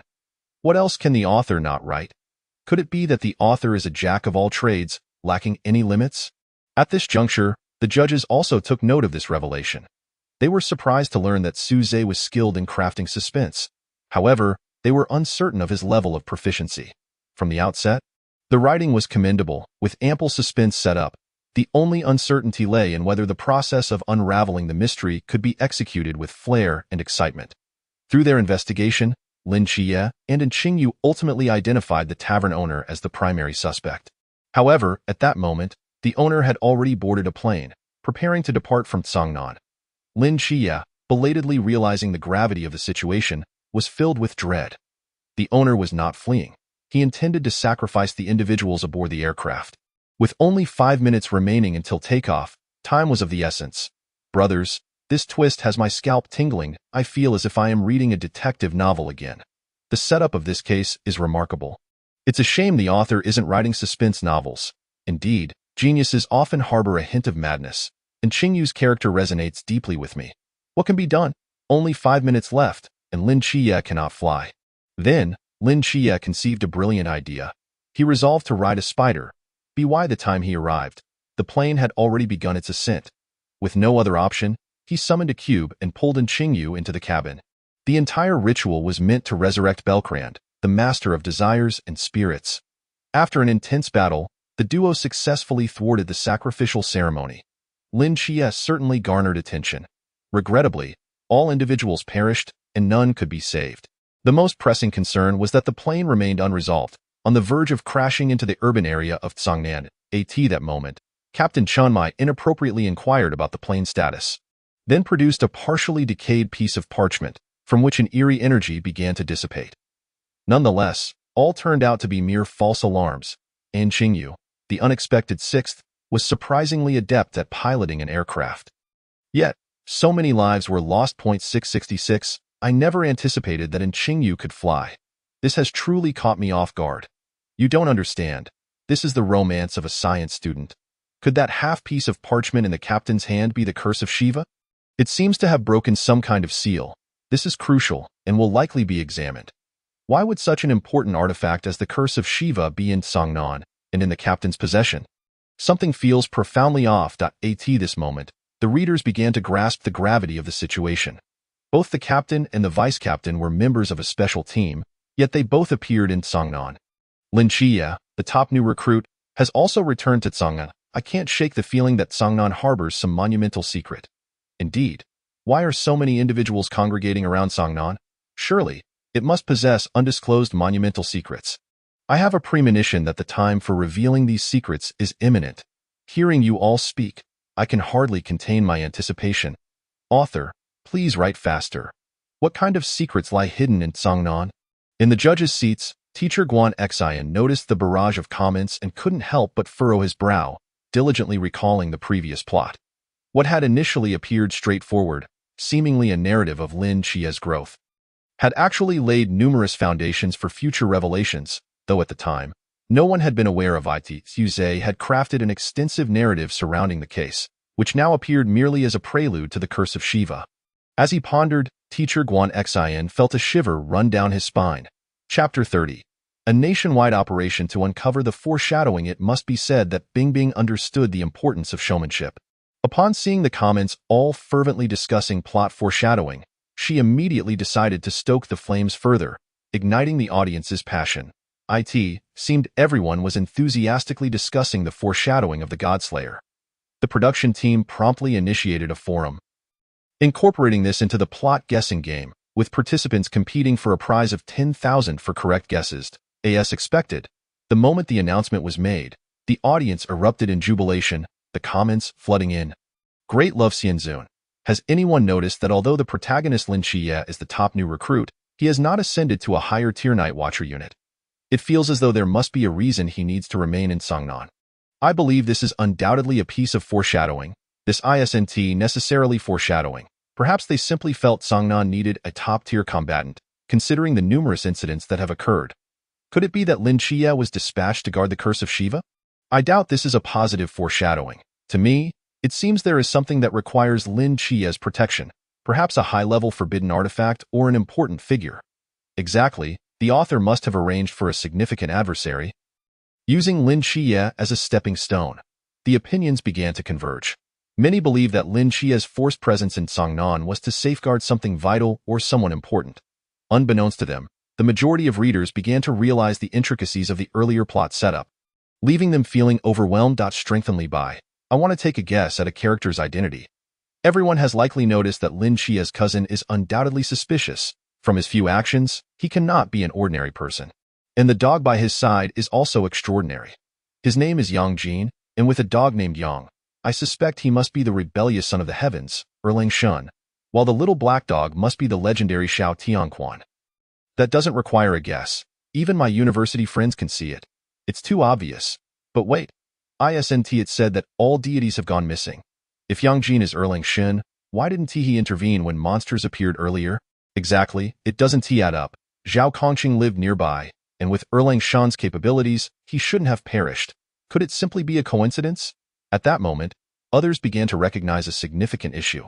If he truly was Erlang Shan, then their becoming Lin Chia's family could not merely be coincidental.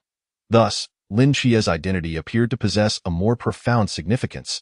He was certainly not simply an orphan taken in. This line of reasoning seems increasingly plausible. Could it be that they always knew Lin Chia would become the agent of dual deities? After all, predicting the future should be easy for a celestial being. Perhaps they foresaw Lin Chia's future abilities, prompting them to protect him preemptively.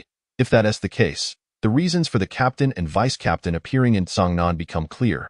They are here to protect Lin Chia. That can't be right. If it were true, how did Lin Chia come close to death on multiple occasions without anyone intervening? That shouldn't be the case. They are deities themselves and shouldn't need the strength of an agent. Is a deity's power truly inferior to that of an agent? What is the true motive behind so many protecting a mere agent, director of psychiatric hospital? There is one colossal question. Where have all the deities of Huaxia gone? Why has only Daxia remained unscathed by the mists? I believe these two phenomena are intrinsically linked. Perhaps the deities of Daxia all perished in their efforts to fend off the mists.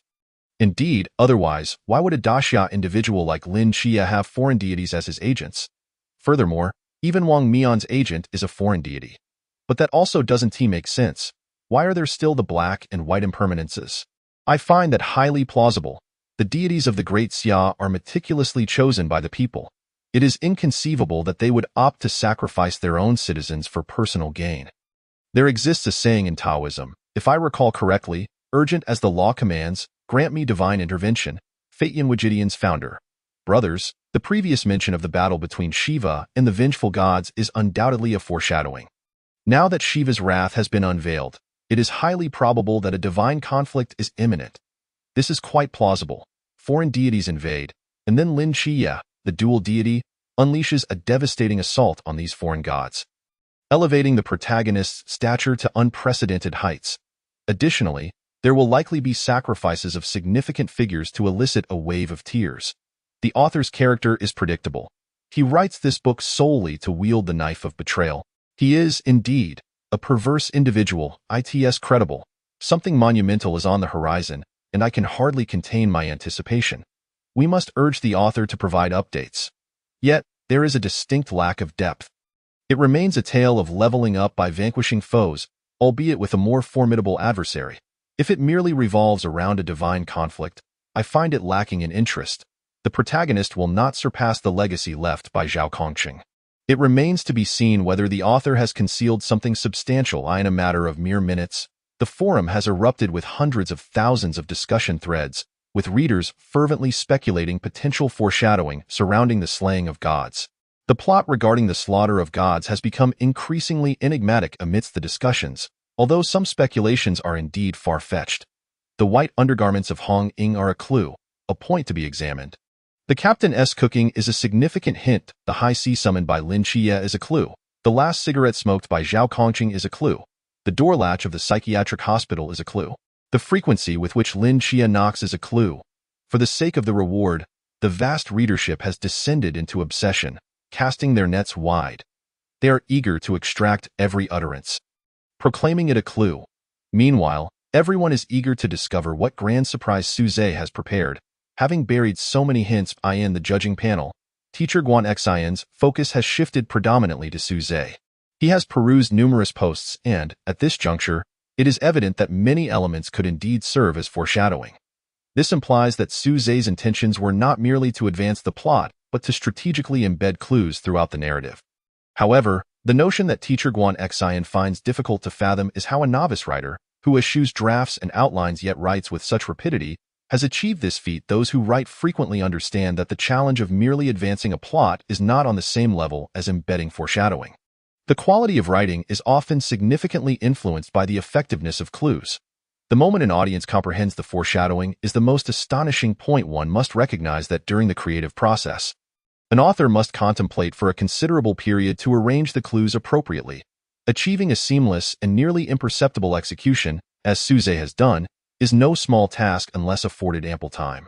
If prior appreciation was the sentiment, at this moment, teacher Guan Xian has begun to admire Suze.at this time.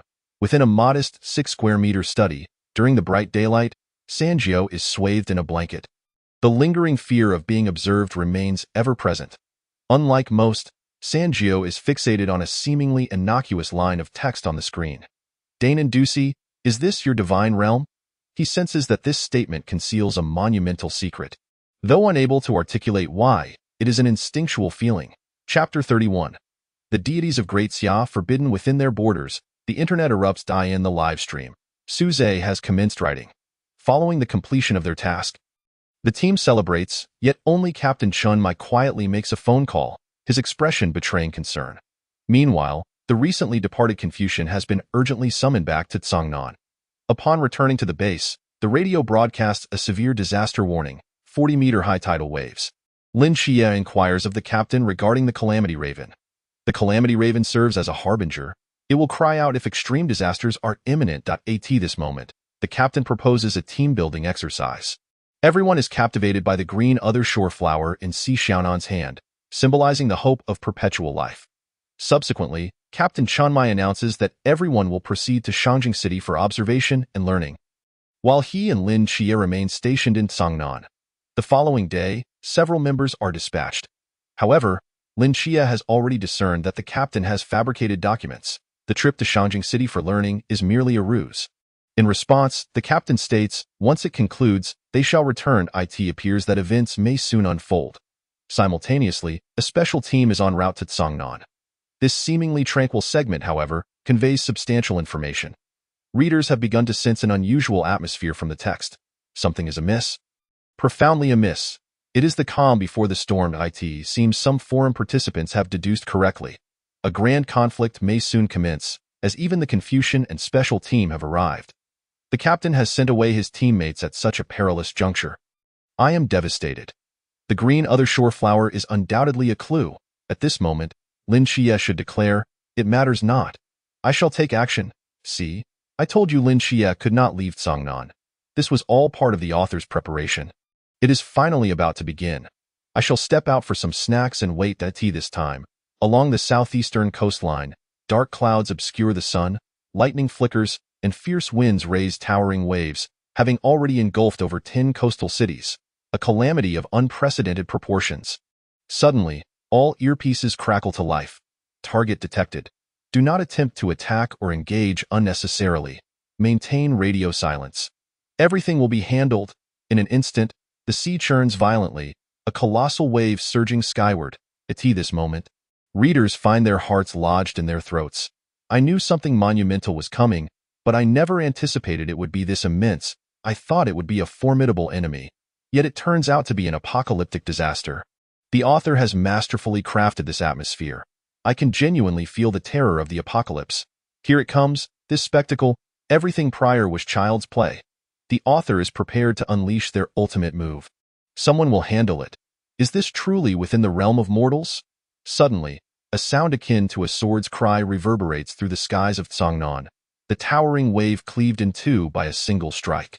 With just one sword, the impending doom threatening to obliterate Tsangnan is vanquished. Wow, what a magnificent sword strike! Behold, this sword is truly striking. Whose retainer is this, to display such valor? Incredible, my goodness, it ignites a fire in my very soul. Emerging from the haze is a young man cradling a sword sheath. An even larger wave rushes toward Tsangnan. The young man strikes once more, shattering the wave into fragments. Then, in a voice only he can hear, declares, ahead lies the territory of Great Xia. Deities are forbidden. As these words resonate, the sea stills. Upon witnessing this proclamation, readers' pupils constrict, as though something is colliding with their very souls, the sensation of shock overwhelming. Their blood surging like molten lava. It feels as if, in the face of the towering waves, they too are the ones declaring, ahead lies the territory of Great Xia. Deities are forbidden. All stand up. Could this possibly be the legendary sword of humanity's apex? A single line has left me in awe. It is too powerful, family. I am covered in goosebumps. This is exhilarating. Quickly, bring forth my Baruto to quell the flames. To stand shoulder to shoulder with deities in a mortal form. Is this the might of humanity's zenith? Ahead lies the territory of Great Xia. Deities are forbidden. How utterly imposing. Hurry and write. I must see what follows. Moments later, the sea is cleaved in two. From the midst emerges a magnificent figure with an exotic visage. Wielding a trident, with a single step, he traverses the surface of the sea, instantaneously appearing before the young man, the trident striking the ground, causing the entirety of Tsangnan to tremble. Mortal, dost thou know who I am? I am Poseidon, the god of the sea. Poseidon scoffs disdainfully. Arrogant nation, faithless people.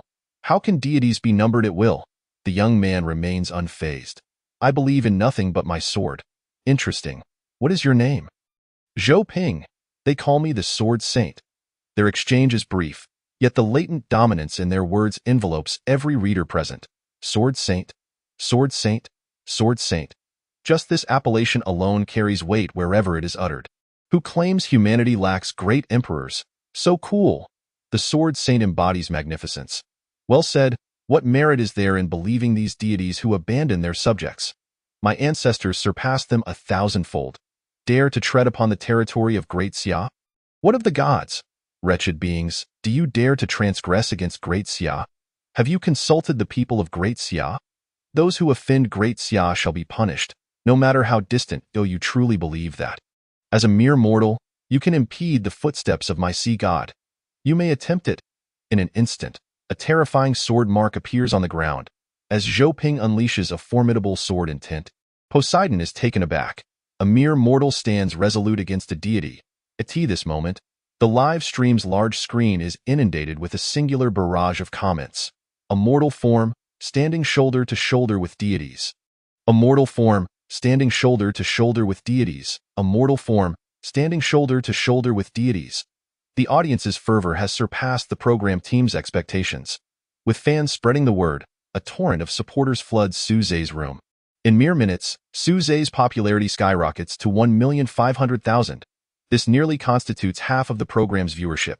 Furthermore, the numbers continue to rise, showing no signs of abating.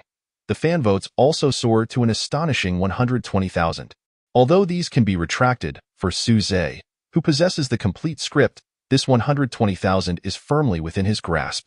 At this moment, Bing Bing's excitement has nearly reached her throat. With just a few lines of dialogue, Su Zhe has shattered the highest viewership record since the program's inception, achieving an unprecedented lead. At this moment, Su Zhe seems to have rediscovered the profound shock he experienced when he first read Godslayer. He appears to have entered a subtle realm, forgetting time, space, and even himself. The current hour is 5 in the afternoon, marking the conclusion of the program. However, Su Zhe is disinclined to cease writing. A singular, fervent thought occupies his mind: to write. Even if it means laboring until dawn or the following evening, he must complete it. At this moment, he transcends the role of a mere scribe, his eyes brimming with reverence for the original work. Chapter 32. The Three Pinnacles. The scene intensifies. Su Zhe possesses conviction, yet nature calls insistently. Suddenly, he feels a twinge of discomfort in his abdomen and hastily rises to seek relief in the restroom. The readers are momentarily bewildered, caught up in the exhilarating narrative, only to witness his abrupt departure. I didn't even notice the time. Perhaps the author has dashed off for a meal. One comments. Tio think he wouldn't add even a second more. He's truly something else, another exclaims. But I can't bear to wait. I feel restless. Someone, go fetch him back. No, don't leave me hanging. I shall be unable to sleep tonight. Ah, this is unbearable. After approximately 5 minutes, Su Zhe still has not returned, and the readers gradually lose their patience, clamoring to leave. Just as they are on the verge of departing, Su Zhe reemerges at the doorway, slowly resuming his seat, picking up his pen, and silently continuing to write. The reader's eyes instantly light up, each displaying an overwhelming excitement. Oh my, it's him, that man. He has returned. At this moment, you are Zhao Kongqing in my heart. Everyone, cast your votes for the author. I admit I raised my voice a bit earlier.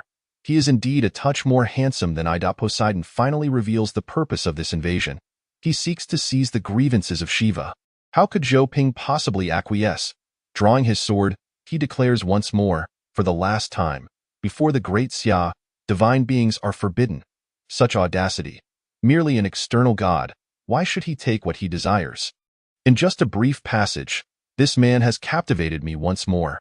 Even if the divine beings are present, I shall still surpass them. Meanwhile, at the border amidst snow-capped mountains, the earth erupts, revealing a massive coffin, from which a skeletal figure rises slowly. Countless corpses follow suit, a dark army advancing toward the border of the Great Xia. They soon encounter a man, a middle-aged figure with a cigarette dangling from his lips.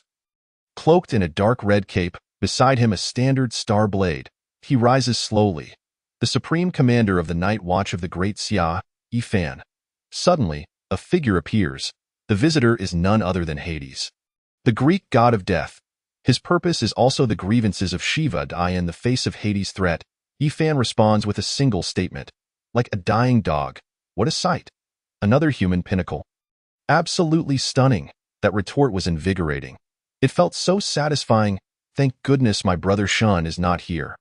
Otherwise, he would have obliterated Hades with words. The aggression is lacking. The insults could use enhancement. Nyx was actually betrayed by her own kind. TSK. Divine beings are no better than my family's pet. Nevertheless, the situation is far from resolved. More crises loom ahead. 20 kilometers from Songnan, a gaunt man speeds down the highway in a Maybach, accompanied by a delivery boy from Yituan. At this moment, traveling at 130 mph, the delivery boy states, It's the trickster god Loki, deity number 018. Here's your delivery. Upon opening the package, a row of explosives is revealed. Boom! Loki's avatar is obliterated in an instant. With the delivery boy's entrance, the scene reaches peak intensity.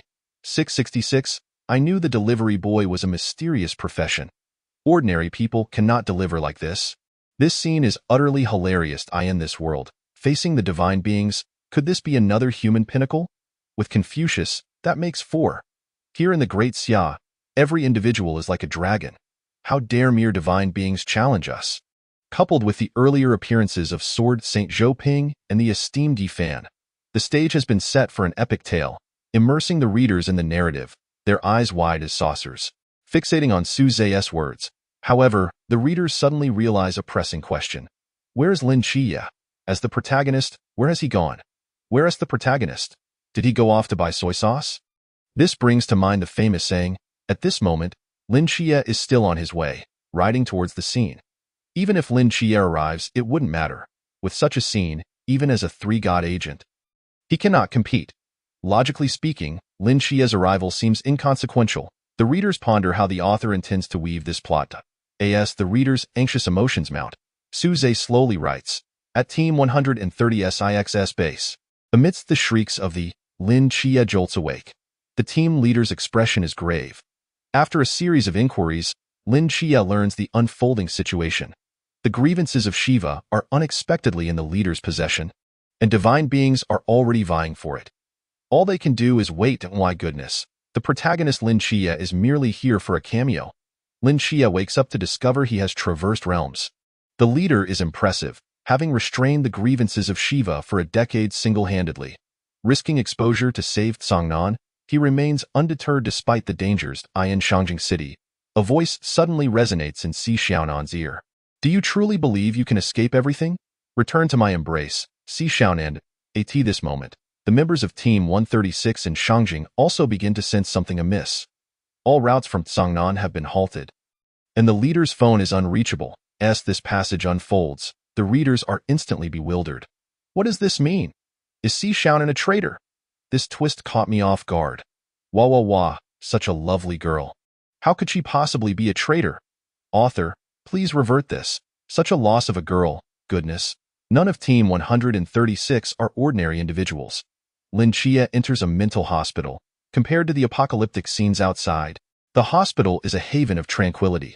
Lin Xie seeks out Merlin, hoping to request a prophecy. Merlin immediately perceives a death omen surrounding Lin Xie. A calamity is approaching, and it is related to him. At this moment, Merlin's treatment progress stands at 41. Only upon reaching 50 can he leave the hospital in a bid to treat Merlin. Lin Xie unwittingly drives him to madness with a simple remark. SpongeBob, let us go catch jellyfish. Simultaneously, 1,000 miles away, the murmurs begin to manifest. Beside the murmuring, Brother Shun has now become his capable assistant. Lin Xie employs soul extraction, intending to draw out Merlin's other half of the soul. As for where it goes, Lin Xie is uncertain. At this time, Merlin's treatment progress has surged to 61. Lin Xie extracts divine power from Merlin. Mastery of transformation magic. The tense atmosphere is instantly replaced by a joyful ambience. Lin Xie's calamity. The protagonist is in danger. Ha ha ha, Merlin is fine. The scene of the murmurs reprimanding his subordinates is too comedic. It's a massive social embarrassment. The primary task is to catch jellyfish. Ha ha, how did the author come up with this? It is simply delightful. Brother Shun is making another appearance. I miss him so much. Lin Xie's abilities are extraordinary.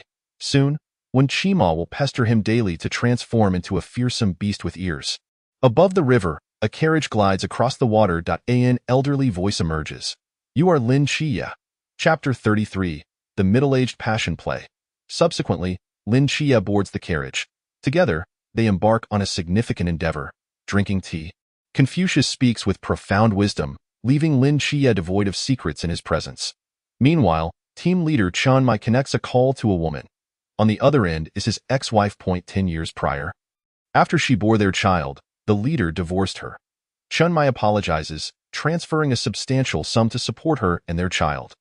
The woman weeps bitterly on the line, while the leader solemnly states, miracles, after all, must come to an end. One side grapples with life and death, while the other navigates familial ties. After the phone call, the audience's hearts are tightly wounded. Something feels off. The leader seems to be delivering his final words. Oh no, another knife. Everyone, prepare tissues, the author is wielding a knife. No. The leader's cooking is so delicious. If he dies, what will the team do? Alas. Historically, family and country have been difficult to reconcile. Thus it has always been. All rise. Let us pay tribute to the countless individuals on the front lines. Simultaneously, some have noted the apparent contradiction in the leader's final statement. Why does he say miracles will come to an end? Shouldn't they just be beginning? Something is amiss. There is definitely a problem I cannot comprehend. It feels as though there is a monumental secret. This is undoubtedly a foreshadowing, but it remains too elusive, too profound. On the outskirts of Tsangnan, over 200 frost giants march forth. Yet, the Phoenix team dispatched from above is unreachable. In this critical moment, a carriage bursts onto the battlefield. The once lifeless earth suddenly springs to life. Sprouting lush grass and flowers in the face of the enraged giants, Confucius's voice resonates from within the carriage. Wretched foreign vermin, Shao Dao. A teacup flies from the carriage, transforming the tea into blades, sweeping across the battlefield and instantly slaying all the giants. With a single slash, Confucius decimates 1,000,000 foes, staining the land with blood. How exhilarating! I find myself captivated by the formidable presence of this elder. Truly, age brings such effortless prowess. Is this the sense of oppression emanating from the elderly? Amidst laughter and banter, they annihilate all opponents in an instant. Sipping on delicate tea, they wield the most formidable of hands. It is well known that any elderly person who takes action at a critical moment is never to be taken lightly. The assessment is complete. This is a script infused with the fervor of the elderly. At this moment, Loki appears somewhat astonished. Thunder rumbles as Indra, the Indian god of storms, reveals himself in the skies. He immediately demands the ire of Shiva. The sage remains unmoved, his expression indifferent, continuing to savor his tea. As the carriage turns, the battlefield shifts, and the frost giants resurrect, advancing towards the city center. This time, standing before the giant is Captain Chanmai of the 136th Night Watch team. I'm Captain Chanmai of the Night Watch stationed in Songnan City, and the area ahead is off-limits. Having spoken, the captain unfolds a barrier of void, encasing himself and the giant within. A mysterious palace, Yama's Hall, materializes around him, facing hundreds of frost giants. Behind him lies Songnan City, along with its millions of inhabitants. This scene feels eerily familiar. Confronted with a life-or-death decision, two disparate men choose the same course of action. Either you perish or I do. As for what lies behind you, do not even think of touching it. Wow, not only does the captain cook deliciously, but he also fights with such dominance. He possesses a fierce heart, yet delicately savors the roses of life. Isn't this a coming-of-age tale for the youth? First Zhao Kongqing, then the sage, and now Captain Chun, a group of middle-aged men looking this impressive. Give the youngsters a break. Lin Qi's aura diminishes. Wanda. General Zhao is thus, and Captain Chun is thus. They embody the soul of the Great Xia in its defense. Such warriors could only arise on the soil of the Great Xia. Folks, for some reason, I suddenly find my father, with his protruding belly while drinking tea. Quite displeasing. At this moment, an unexpected incident occurs in the live stream. The competition encompasses readers from their teens to those in their 50s. Suddenly, due to a single phrase, the readers erupt into a fray. Nonsense. Give what respect. When faced with adversity, let the youngsters step aside. We middle-aged folks will go first. Because of this declaration, the barrage quickly escalates into a fierce verbal battle. What nonsense are you spouting? You just a bag of bones trying to show off. If something happens, it's the young ones who must step up first. You think you're capable? With those skinny arms and legs? Even carrying a bullet would be a challenge for you. Don't expect us to come to your rescue later. At your age, you're already gasping for breath while walking. Stay home and enjoy your tea. Don T come dragging us down. Amidst laughter and scolding, the atmosphere remains jovial. In the midst of the wind and snow, a dark crimson shadow appears, relentlessly harvesting the souls of giants, dominating the battlefield.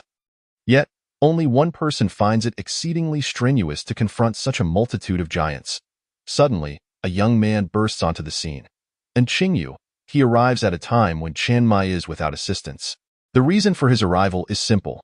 Without a home, there is nowhere to go. Additionally, he brings good news. The members of the 136th team have returned. It was merely a matter of intercepting a Boeing 737. It shouldn't cost much. The captain is first taken aback, then relieved. Then let us be heroes together. At this moment, aside from Si Xiaonan, Wu Xiangnan, and Long Xian, all team members have surpassed their limits. As camaraderie thickens, a transport aircraft appears in the sky. Ha ha ha, Lin Chia, I'm here to take you away. The arrival is none other than the previously missing Phoenix Squad. Like Hong Ying and her team, the Phoenix Squad has come aboard an armed transport plane. Woo woo, I'm so moved. Now the captain doesn't have to die. This is marvelous. Thank goodness, the captain is not alone. At least the team is here. It's heartwarming, but why are my eyes a bit misty? Intercepting a plane is quite the feat. This maneuver, I can only say, is impressive. It brings to mind a line from an assault. Neither abandoning nor giving up. So touching. TSK, TSK, TSK. Another crazy woman has arrived, hijacking an armed transport plane. It seems the entire night watch is made up of mavericks, disregarding the rules. The management must be constantly troubled, I've realized. From the beginning until now, there hasn't been a single sensible person in this story. No wonder the title is Learning to Slay Gods in a Mental Asylum. I find it quite normal. After all, the author isn't exactly sane either. With the Phoenix Squad's arrival, the reader's anxieties finally subside, many unconsciously patting their chests and exhaling deeply. After all, with this special team as support, the captain wouldn't have to die. Thank goodness, it's been a close call, no knives, and the 136th team remains intact. There will be no more sacrifices like that of General Zhao. Chapter 34. Lin Xia's Choice. The voice of all youths.as characters from the Great Xia continue to appear. The scene has grown significantly. Yet many readers are feeling restless. Everyone is defending the Great Xia, yet here is Lin Xia. The protagonist, hiding within the sage's psyche. It is well known that the larger the scene, the more spectacular the protagonist's entrance, and they must certainly overshadow everyone present. If humanity's pinnacle emerges, and it is already this thrilling, how could the protagonist's entrance not ignite the cosmos? However, the readers remain entirely in the dark about how Lin Xia will sustain his main character status. The longer the protagonist takes to appear, the more anxious the readers become. Where's the protagonist? Why hasn't he shown up yet? He won't be sipping tea until the battle ends, will he? Exactly. If he doesn't appear soon, he'll lose all the limelight. Hurry up. I want to see Lin Xia. In this scene, he'll be just a nobody. I'm curious to see what the author has prepared for him. Bring it on. It better be explosive enough to set my house ablaze. It is now 8 o'clock in the evening. Many readers have brought their dinner boxes to the live stream. Even the judges and program crew have brought their meal boxes. Although it is a national competition, they are reluctant to leave as they witness Suze still fighting hard. As individuals who have experienced similar struggles, they are eager to support a young writer. Reminiscent of their past selves, the originally serious program suddenly shifts in tone, resembling a group gathering around a hot pot, enjoying the same lively spectacle in the live stream. Suze is hastily progressing the plot. Regrettably, despite the special team's arrival, Loki remains dismissive. With these people, he deems it impossible to halt his advance. Ding ding, as Loki revels in his triumph, the delivery man appears once more. Your name is on my delivery list. Mi Tuan is committed to fulfilling the mission. This individual is one of humanity's peaks, Lu Whooping. Unfortunately, he too cannot defeat Loki, but merely needs to stall him. Observing this, Loki raises his hand, summoning Klein-level monsters, the hellhounds of the underworld, Garm, and the colossal kraken of the North Sea. The crisis in Songnan City escalates once more. Oh my, 2 mythological monsters have arrived again. Can we withstand this? Though 4 peaks are present, the enemy's numbers are clearly superior. How can we fight this? What monsters? If it weren't for the disappearance of the great Xia deities, a single spit from each of the heavenly court's denizens could drown them.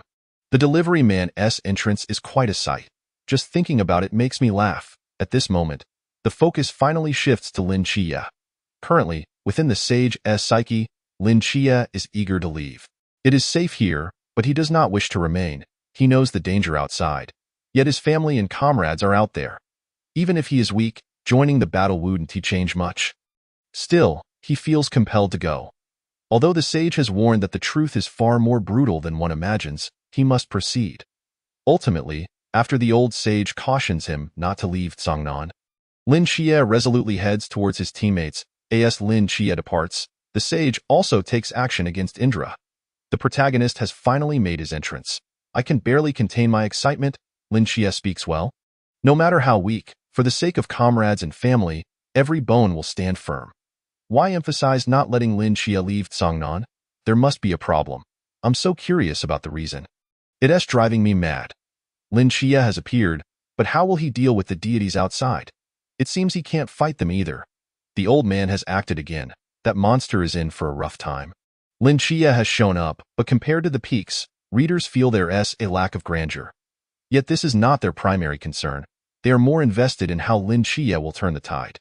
Upon stepping outside, Lin Xie stands elevated, witnessing the scene before him and shocked. At this moment, Nyx and Merlin also appear. Lin Xie inquires what Merlin has seen, but Merlin deliberately withholds information, saying nothing. He wishes to harness divine power to join the fray. What if his soul cannot withstand it? Mildly, he might become a fool.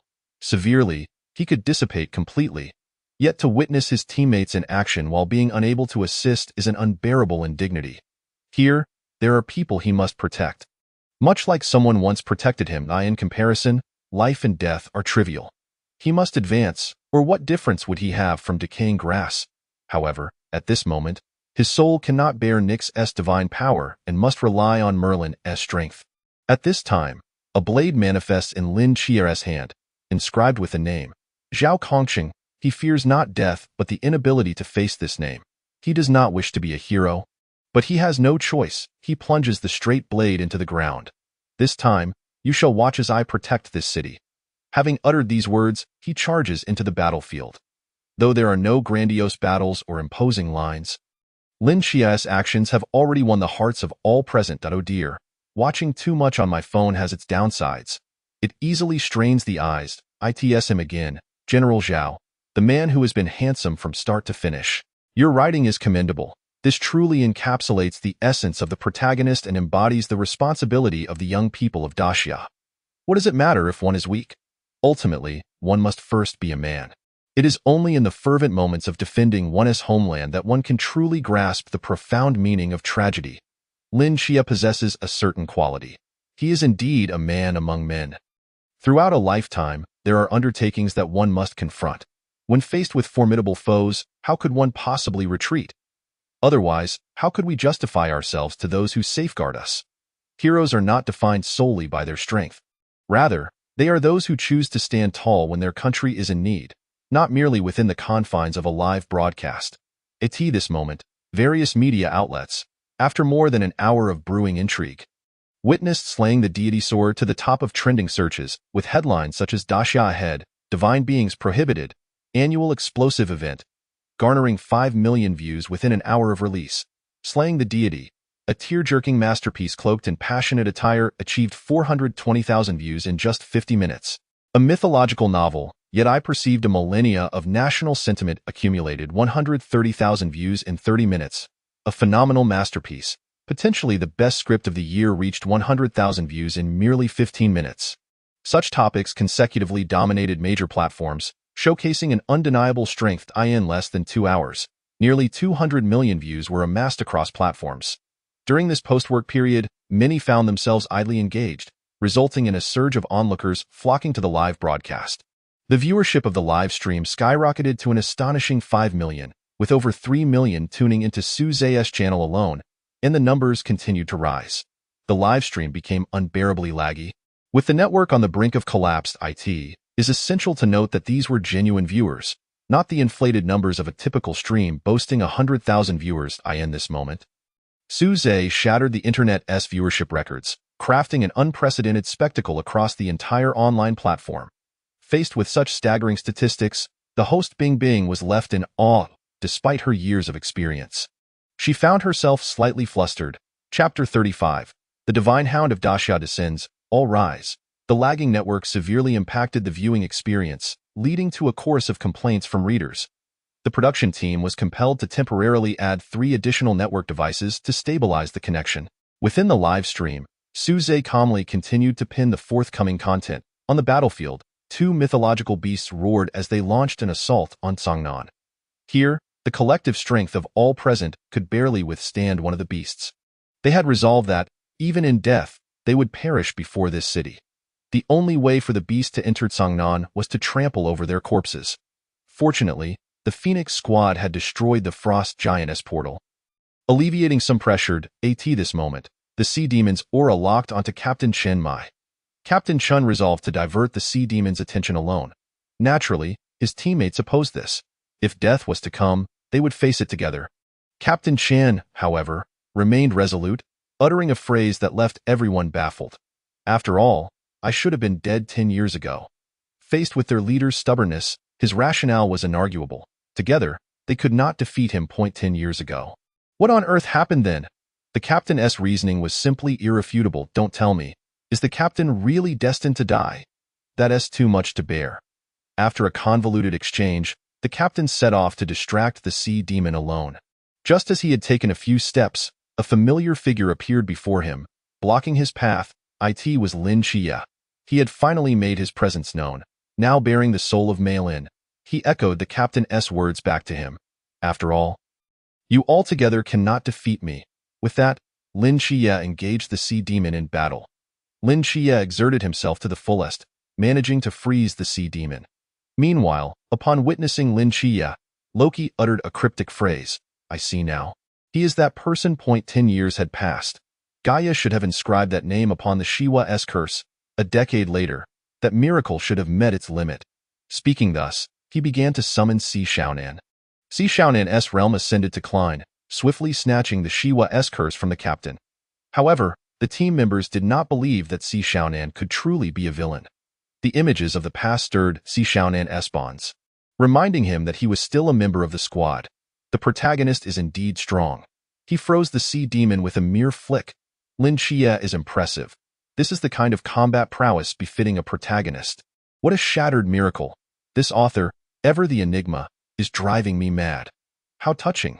Long Xian is such a warm-hearted man. How fortunate that the girl is still around. Loki, the god of trickery, has been betrayed by his own follower. How embarrassing, however, the situation was not optimistic. Lin Chia's seal had reached its limit, as the disparity in realms was evident. The Phoenix squad, seeing this, prepared to fight to the bitter end. With a furious roar, the Sea Demon broke free from its bindings. Lin Chia's eyes glimmered as he withdrew a shining Night Watchman emblem from his pocket. At this juncture, there was no other option left. Ultimately, he would have to tread the same path as the empty city. He spoke slowly. If the dark night descends, Lin Chia's arrival did not alter the course of battle, which surprised the readers. The protagonist could not even handle a single Sea Demon. Surely, that diminishes his standing considerably. What is the author attempting? Is the protagonist truly this weak? No. Not the Night Watchman emblem again. Is the protagonist about to exit the stage? Rest assured, the protagonist will certainly survive, at most gravely injured and in slumber. But what significance does Lin Chia hold as the protagonist if, at such a crucial moment, he is relegated to battling a Sea Demon without any success? It feels too hasty. This cannot be. The protagonist is increasingly losing his essence.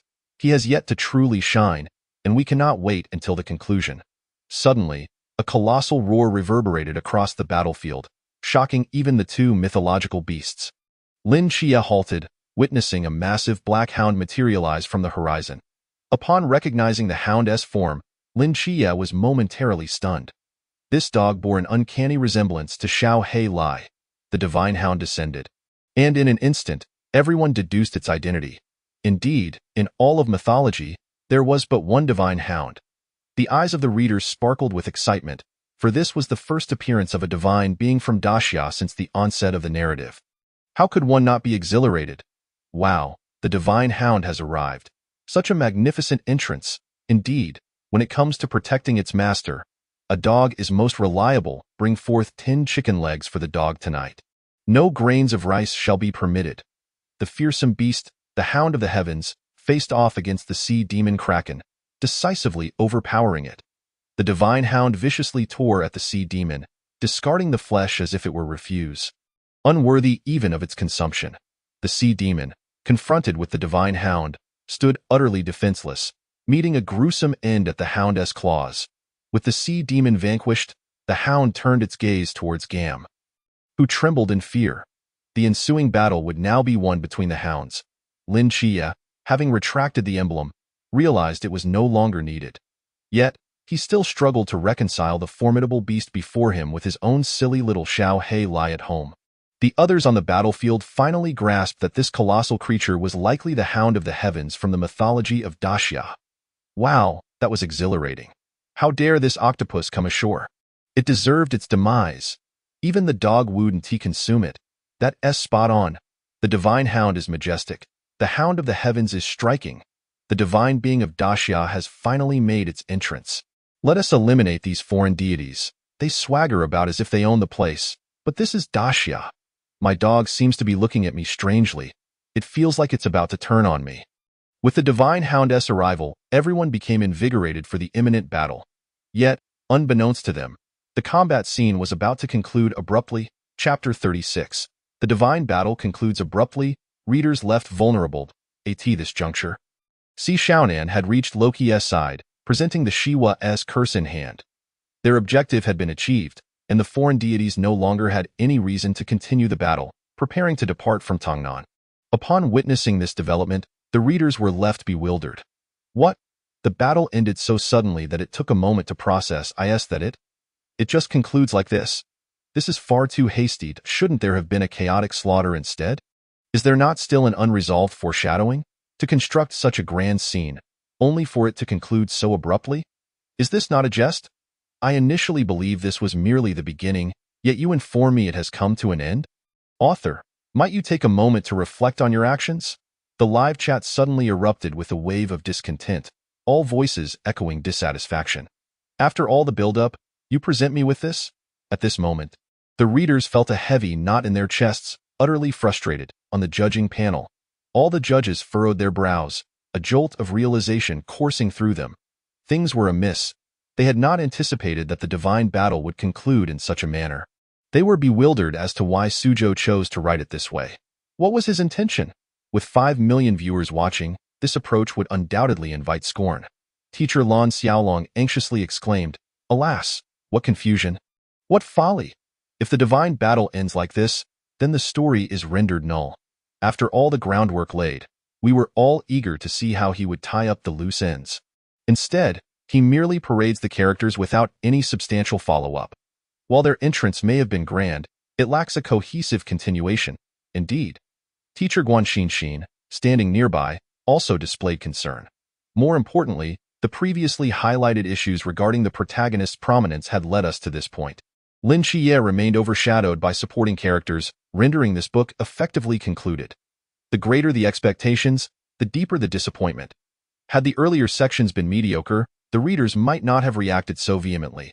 Ironically, the exceptional quality of the earlier writing only served to highlight the current shortcomings. The other judges nodded in agreement, acknowledging the reader's escalating agitation. What purpose does Lin Chia serve as the protagonist? This setup is less compelling than having Brother Shun take center stage. Indeed, among the human elite on this stage, who does not possess more clout than he does?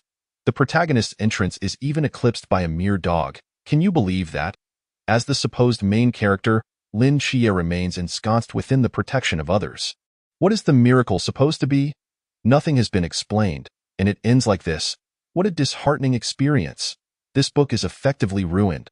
Alas, what a waste of my time following it from the beginning. Such disappointment. Though the readers felt a sense of injustice, a flicker of hope still lingered within them. They anticipated that Suzy had concealed some brilliance, that the divine battle would not conclude in such a hasty manner. They yearned for Suzy to rise and declare, "Fear not, everyone. The best is yet to come." This is merely the beginning. However, from the current circumstances, this hope seemed increasingly illusory, with no signs of fulfillment in sight. Faced with the agitated readers, Teacher Guanxinxin wished to salvage the situation for Suzy but found no suitable justification. Suzy's abrupt narrative break had violated a cardinal rule of storytelling, crossing the reader's threshold of tolerance. Without providing a plausible resolution, the readers would not be appeased. No. A mere average explanation would not suffice. It was imperative for Lin Chia's brilliance to be thoroughly established, surpassing all preceding characters. There could be no more concealment, no further delays. Even a slight surpassing would suffice. Otherwise, the very purpose of having a protagonist would be rendered meaningless. The entire narrative would collapse, and the quality of subsequent writing would become irrelevant. He acknowledged his inability to foresee how Suzy might elevate the protagonist, but he never anticipated that Suzy would do nothing at all, even taking a counterproductive approach. As it stood, the only way to continue the myth was to leverage the divine battle. At the very least, replicating the content from Zhao Kongqing. One must not falter. Yet, if this were the case, it would effectively continue the formula of leveling up and battling monsters, only with grander scenes and stronger opponents. Devoid of any depth, the protagonist simply could not uphold the narrative. Teacher Guan Xinxin glanced at the other judges. They were well aware of his implications but shook their heads in unison, indicating their inability to assist. At that moment, Teacher Du Liang awkwardly interjected, "Everyone, do not rush to conclusions until we have verified the facts." He then lowered his head, perhaps sensing that his reasoning was somewhat tenuous. However, in the face of such a statement, the readers were unconvinced. The enemy is ready to retreat, yet we haven't verified anything. Writing it this way is sheer negligence. I am infuriated. How can this be? If the author does not provide a reasonable explanation, I shall criticize until the very end. The so-called depth of love breeds a sharp hatred. In truth, the readers did not genuinely wish to scold Suzy. They were merely frustrated by his lack of effort. How could such a fine story devolve into this? Zhan Xian is a treasure in their hearts, not to be tarnished into a heap of refuse. Newcomers to the live chat began to mock. What a divine work. Is this it? I only arrived after seeing it trending, only to be met with this. Surely, the trending topic was purchased by the production team? I read it. The earlier writing was decent, but now it has become a mess. Better not to have clicked on it. I might as well play a few rounds in the canyon. This is a waste of time. I'm out. Simultaneously, the ratings for Zhan Xian began to plummet. Countless readers rated it a 1. In truth, they did not even wish to assign a score, but the minimum rating was 1. Zhan Xian's rating fell from 8.9 to 8.5, then 7.5, and finally 6.5 within mere minutes. Zhan Xian had descended into the realm of third-rate scripts. Yet, it did not stop there. The ratings continued to decline, stabilizing only at 3.5. This was still due to the prior ratings holding it up. Otherwise, it might not have even reached 3. Notably, in the character voting, Lin Chia's votes remained unaffected. After all, the readers' anger was directed at Suzy, not the characters themselves. If the characters were poorly written, that was merely the author's failing. Not the fault of the characters. In this regard, the readers displayed a commendable level of rationality. Inside the room, Suzy remained oblivious to the uproar outside. The commotion held no relevance to him. He was engrossed in his story, writing word by word. Alas, what more can he write? Given the current state, what else can blossom from this? I thought the author had prepared something remarkable, yet it turns out to be nothing. How else could he write? Perhaps he will begin to pad the word count. Forget it, forget it. It is quite late. Everyone should head to bed.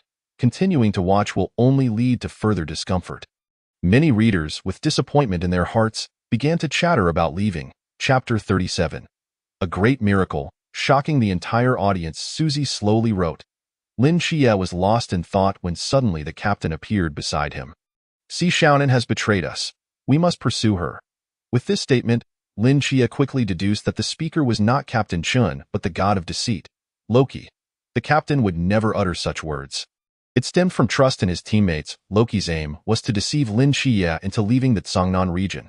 Loki spoke some nonsensical phrases, but Lin Chia remained unfazed. However, at this moment, Lin Chia still did not comprehend why he could not leave Tsangnan. Meanwhile, a significant portion of the readers had not departed. They remained steadfast in the live chat, unwilling to see Zhan Xian fall from grace. They yearned for a conclusion. Until the final moment, they were not ready to relent. Even if the ending were atrocious, they wished to see it through. Simultaneously, they were curious whether Suzy had indeed kept something hidden. At this juncture, the readers were deeply conflicted. So, it's an attempt to brainwash Lin Chia? What is this? The fight has ceased, and now we are engaging in verbal duels. Even now, he continues to withhold information. Why can he not leave Tsangnan? What does it signify for him to depart? Even if it is revealed, it seems it cannot save this book. Let it be terrible. At least I want to finish this segment for my own sake. Facing the god of deceit, Lin Xia firmly stated, "This is my home. I will not leave Songnan." Loki smiled, "But, you see, you have already departed." The surroundings shifted, and everything was part of Loki's ruse. Lin Xia abruptly turned his head. The city behind him shimmered with golden light. The city was vanishing. This sudden twist left all readers momentarily stunned. What? The city is disappearing. What is happening? Why is this? Has someone invoked Shiva's wrath? But isn't it still in the captain's hands? Could it be that the author is unable to write this and added it last minute? I don't know why, but my scalp is tingling. Everything in Songnan City was turning into golden light, including the flora, the buildings, and 90% of the populace. Everything was dissipating. The woman on the street gazed at the sky. This great miracle has come to an end. On the carriage, the teacher's expression changed abruptly. This day has come after all.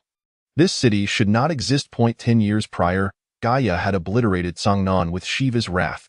Confronted with such explosive revelations, the readers found themselves bewildered, suddenly overwhelmed with shock.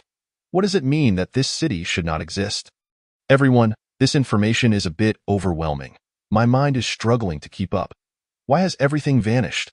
What is Lin Xia's connection to this? I cannot comprehend. What is this great miracle? I suspect the author has lost control. He is writing chaotically, but my instincts tell me that things are not so simple. At this moment, the readers instinctively blocked out the previous events.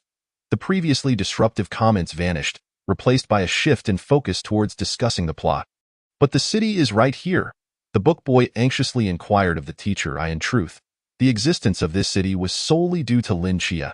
He was the only survivor of that catastrophe. No one knows how he survived. When he was found, 3 divine artifacts lay beside him. Subsequently, Michael chose Lin Xia as his agent. He then opened a colossal divine realm that enveloped the entire city. Known as Mortal Realm, that it was Lin Xia who wielded divine power to reconstruct Songnan and revive its people. He is the very soul of this city. Songnan exists because of him. These 10 years have been a testament to the continuation of bloodlines. The resentment of Shiva symbolizes destruction, while that mortal divine realm embodies miracles. This city is a magnificent miracle that exists solely due to Lin Xia. Now, this miracle has shattered. Boom. Everyone was struck as if by lightning, staring in disbelief at the screen, their eyes fixated on a single phrase. This city is a magnificent miracle that exists solely due to Lin Xia. This sentence flashed like a lightning bolt across the night sky. Pulsating with life, continuously leaping within their vision, at this moment, the entire venue fell silent. Breaths were almost suspended, and time appeared to freeze, with only the sound of rapidly accelerating heartbeats echoing. Thump, thump, thump. The surrounding world seemed to vanish, leaving only that phrase reverberating in their minds. This city is a magnificent miracle that exists solely due to Lin Xia. 1 minute, 2 minutes. After a full 5 minutes of profound silence, the readers finally regained their senses. In an instant, the barrage of comments cascaded down like snowflakes. A single word dominated the screen. The peak of shock. The expression of their inner feelings was remarkably simple. What the hell? Amazing. Incredible. At that moment, the readers could only lament their inadequate ability to express themselves. The impact within them had reached a point where words could not suffice. Su Zhe, you are incredible. The Godslayer is remarkable. What a divine touch. What a divine touch indeed.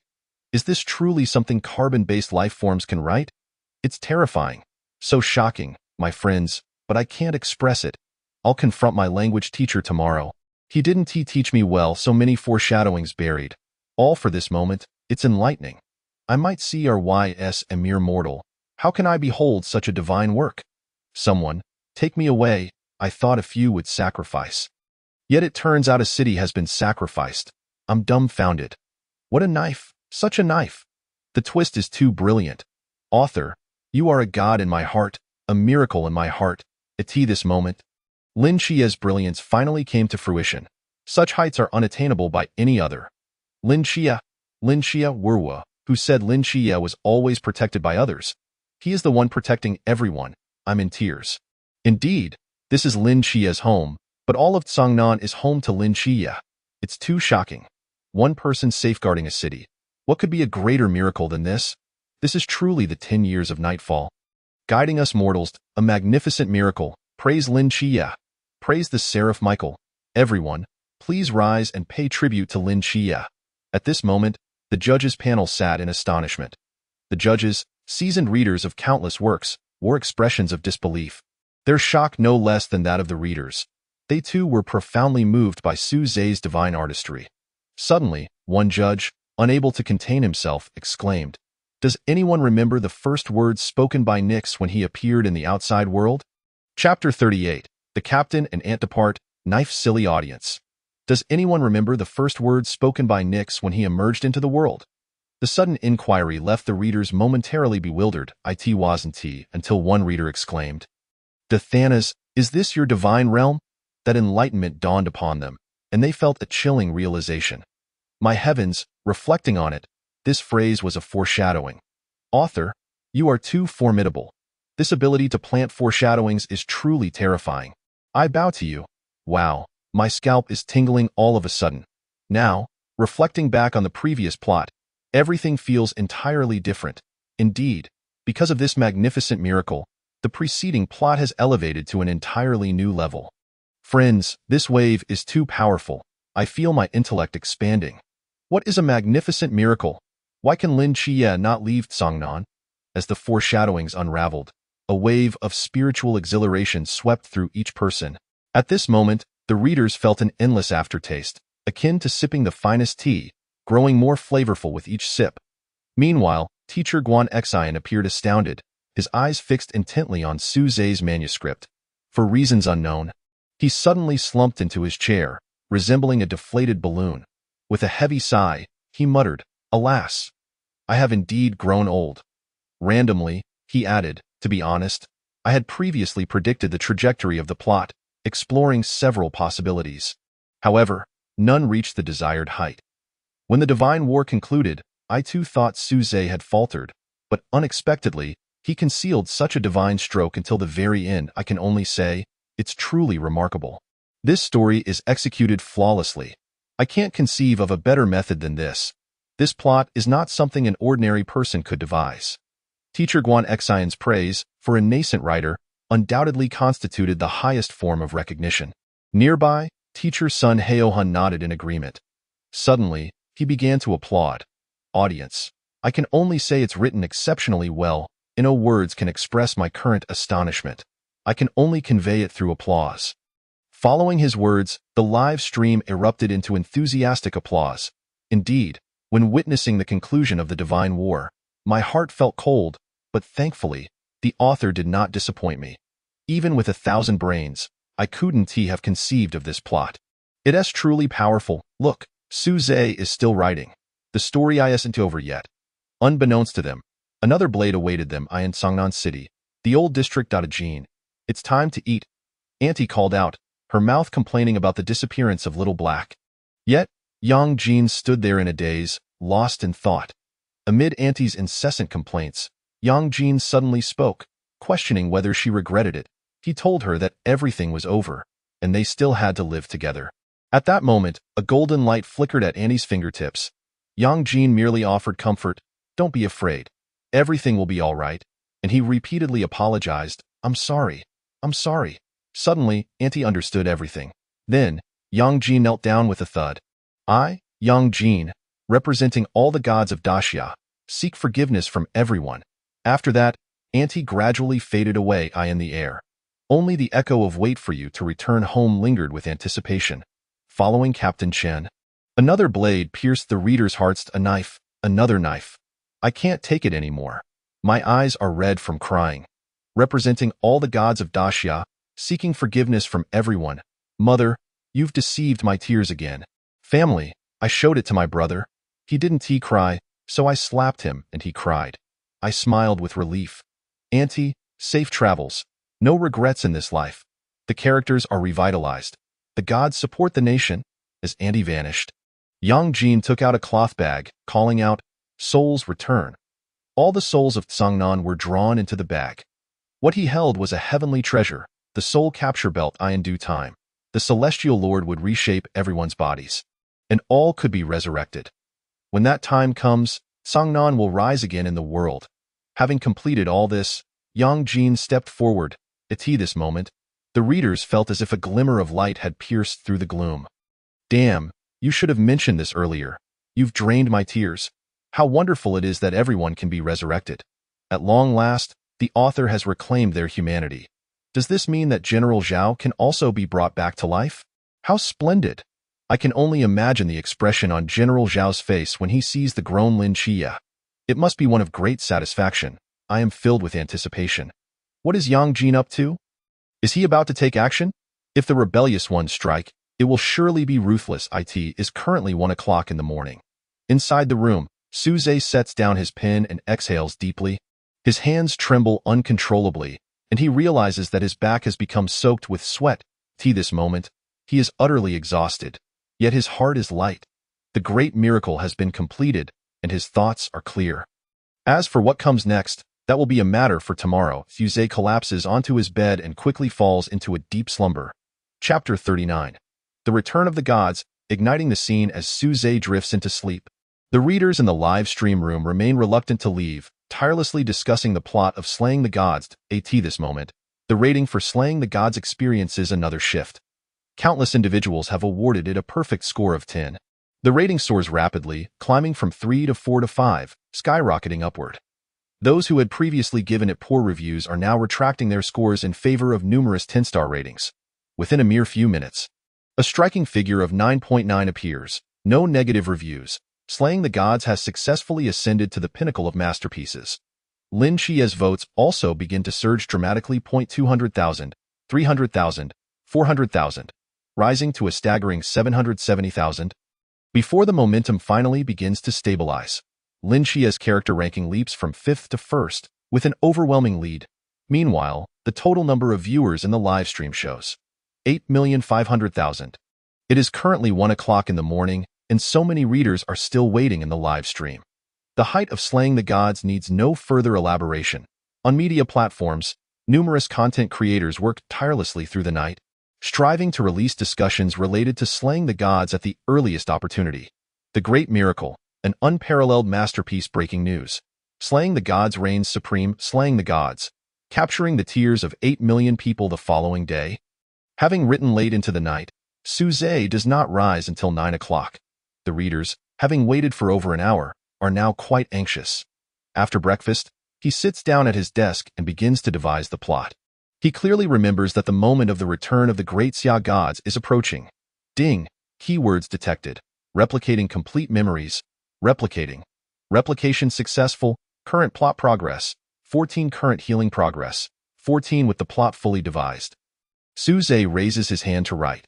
Just as Yang Jin steps outside, he encounters a child clad in a fiery red hoodie. Standing before him is the dual staff-wielding figure from Chunting Pass, Neza.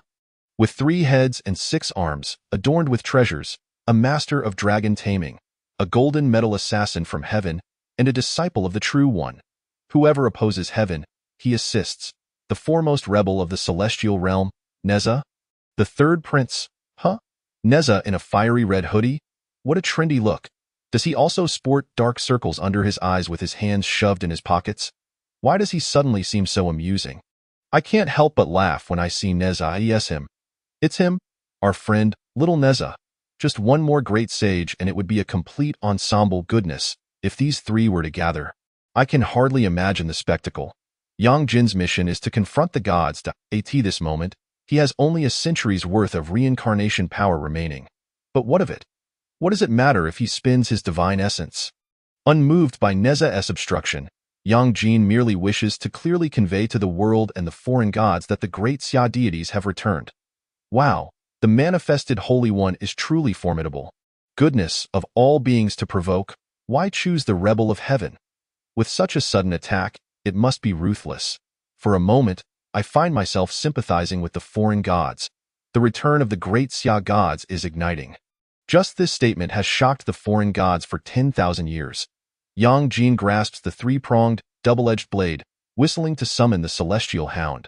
Suddenly, his aura shifts dramatically. 7 steps to godhood. With the opening of his heavenly eye, he exudes an overwhelming presence, he addresses the celestial hound. Let us go. We shall slay the gods. Truly, the manifested Holy One is unparalleled. What a commanding presence. We cannot allow the gods to leave alive. That would be too lenient, my goodness. The true divine battle is only just beginning. It's about to ignite. Slaying a couple of foreign gods will be cathartic. Otherwise, it may lead to distress this time. The battle between the Master and Indra remains unresolved. The Master steps out of the heart's landscape, intending to engage Indra directly. If he were to continue avoiding battle now, he would feel unworthy of being a person of Great Xia. The territory of Great Xia cannot be allowed to be trampled upon by foreign gods. Indra, of course, is dismissive, believing that Great Xia is devoid of gods. Suddenly, a beam of divine light shoots forth, releasing a terrifying aura. I am Yang Jin. With a thunderous roar, his presence overshadows the mountains and rivers. Who says my Great Xia is without gods? In a flash, Yang Jin appears, gripping Indra by the neck. With a single strike, he sends Indra soaring to a height of 10,000 meters and decapitates him. Indra falls. And you think you are worthy to be a god, sacrificing your people and abandoning your land. How can you call yourself a god? Yang Jin strides across the battlefield, his aura dominating the realm, and fans erupt in fervor. I can't believe it. The manifested Holy One is invincible, crushing the foreign gods. What a thrill, Yang Jin. The manifested Holy One speaks little but acts with explosive force. This is the true divine battle, bullying mere mortals, and yet they flaunt themselves. Let's see you show off now. It is a pity that Neza has not made a move. Otherwise, he would likely have flayed the foreign gods alive. Wow, one appearance and he annihilates a foreign god. It's exhilarating. I feel my thoughts clearing, my body invigorated. The air today is exceptionally fresh. How exhilarating. How exhilarating. My phone is lighting up. The Great Xia gods, sacrificing their divine power and mortal forms, transform into 9 national guardian deities to protect the people of Great Xia. The Great Xia gods exist in unity with the people of Great Xia. This is what it means to be divine. Those without virtue do not deserve the title of God. Go sacrifice the people for one's own safety. What purpose does that serve? Yang Jin, holding the head of his fallen enemy, stands proudly in the heavens, roaring. The Great Xia gods are here to return. Yang Jin's declaration ignites the reader's spirits. The humiliation of being oppressed by foreign gods dissipates in this moment, replaced by a profound sense of pride and honor. Well written. Foreign gods like these do not deserve to be called gods. They tarnish the very concept of divinity, being lesser than mere mortals. The 9 national guardian deities salute the Great Xia gods. The actions of foreign gods are no better than those of pigs and dogs. My apologies to pigs and dogs for the comparison. The Great Xia gods have returned. It is utterly shocking and deeply gratifying. Oppressed by foreign gods, we finally have a chance to raise our heads. The tides have turned. Those who dare to offend Great Xia shall be punished, no matter how far they fleet. A century of reincarnation has passed. We welcome the return of the Great Xia gods. I am utterly blown away. This is a divine tale. Great Xia, East Sea. Zhou Ping confronts Poseidon, who has yet to make any headway. Amidst the battlefield, the voice of Yang Jin resounds. Zhou Ping smiles, who says my Great Xia is without gods. Poseidon is shocked. Indra's aura has vanished. He is dead, dead so swiftly. Feeling a sense of retreat, Poseidon leaves behind a harsh remark before fleeing. Yet Yang Jin has exhausted all his reincarnation power, losing his divine essence entirely. But what of it? One battle has established the nation's might. Yang Jin has no regrets in this lifetime. Having said that, he leans against the celestial hound, his aura flickering faintly. Darn it. Here comes the tear-jerking moment. The manifested Holy One is indeed a true god. Yang Jin, the manifested Holy One, is worthy of the Great Xia people. What a noble figure. Just a mere foreign god. The mere appearance of the manifested Holy One sends you running. My dear Yang Jin, my dear Yang Jin. Woe is me. He has barely appeared before being taken down. The author is so merciless. My aunt is gone. Yang Jin is gone. How is Lin Chia to survive? In the end, he has protected nothing. It is simply too painful. Chapter 40. Lin Chia goes mad. A tear-jerking masterpiece. The divine battle continues. At this moment, in the Changbai Mountains, a middle-aged man, bare-chested, draws a bow and nocks an arrow. his aura firmly locking onto a figure. Amidst the mist, Poseidon is fleeing.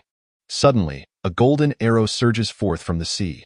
Poseidon exerts all his strength to resist, managing to block only one arrow, but ultimately, the second arrow strikes him, severing one of his arms. In the end, Poseidon escapes in a wretched state. In the illusory realm of the underworld, Hades is intercepted by the golden cicada. I am the monk, Jean Chanzi, sent here to ferry you 10,000 vengeful souls. To beat a drowning dog, such as the way. Wow, the great game master has also emerged. The great Daxia gods have truly returned. Poseidon, you were so arrogant earlier. You couldn't even withstand 2 arrows. With the great game master present, the power level is off the charts. Mere foreign gods are nothing. The sun has been extinguished by my arrow. What a spectacular shot! Truly, a deity of great Daxia. Even the monk Tripitaka has arrived. What of his disciples? To guide those 10,000 vengeful souls, Hades will surely be infuriated. On the battlefield, a Taoist elder appears beside Yang Jian, declaring that he shall reshape the heavenly court. The deities of Great Daxia are destined to re-emerge in this world. On the southern border, Lin Chia stands in a daze, his consciousness drawn to the moon by the seraph. In conversation with the seraph, Lin Chia uncovers the entire truth. In his understanding, the southern region has perished, his aunt is gone, Ajin is lost, and his home has vanished. 10 years ago, due to a transaction, the seraph intervened on Lin Chia's behalf. The one who brokered the deal was the celestial treasure lord. Lin Chia returns to the southern region, standing in an empty space where everything familiar has disappeared. Everything has lost its meaning of existence. The outside world holds no relevance for him. He wishes to replicate 10 years ago, to resurrect everyone with the mortal realm's divine domain, but fails. He cannot locate their souls. The immense blow plunges him into boundless agony. Under the treatment of Merlin, Lin Chia managed to steady his mind. At this moment, traces of the seraph's spiritual power still lingered within him. Reviving his family was beyond his capabilities, yet there remained one thing he could accomplish: to slay Loki. To strike down the god. With that resolve, Lin Chia tore through the fabric of space and set off in pursuit. Readers absorbed this passage. Their tear ducts were stirred, a wave of bittersweet sorrow washing over them. Lin Chia had been an orphan since childhood, devoid of parental figures. Fortunately, he had his aunt, Ajin, and Xiaohei Lai, the only beams of light in his life. He encountered a handsome uncle, who inspired him to join the night watch. Alas, that charming uncle met his demise.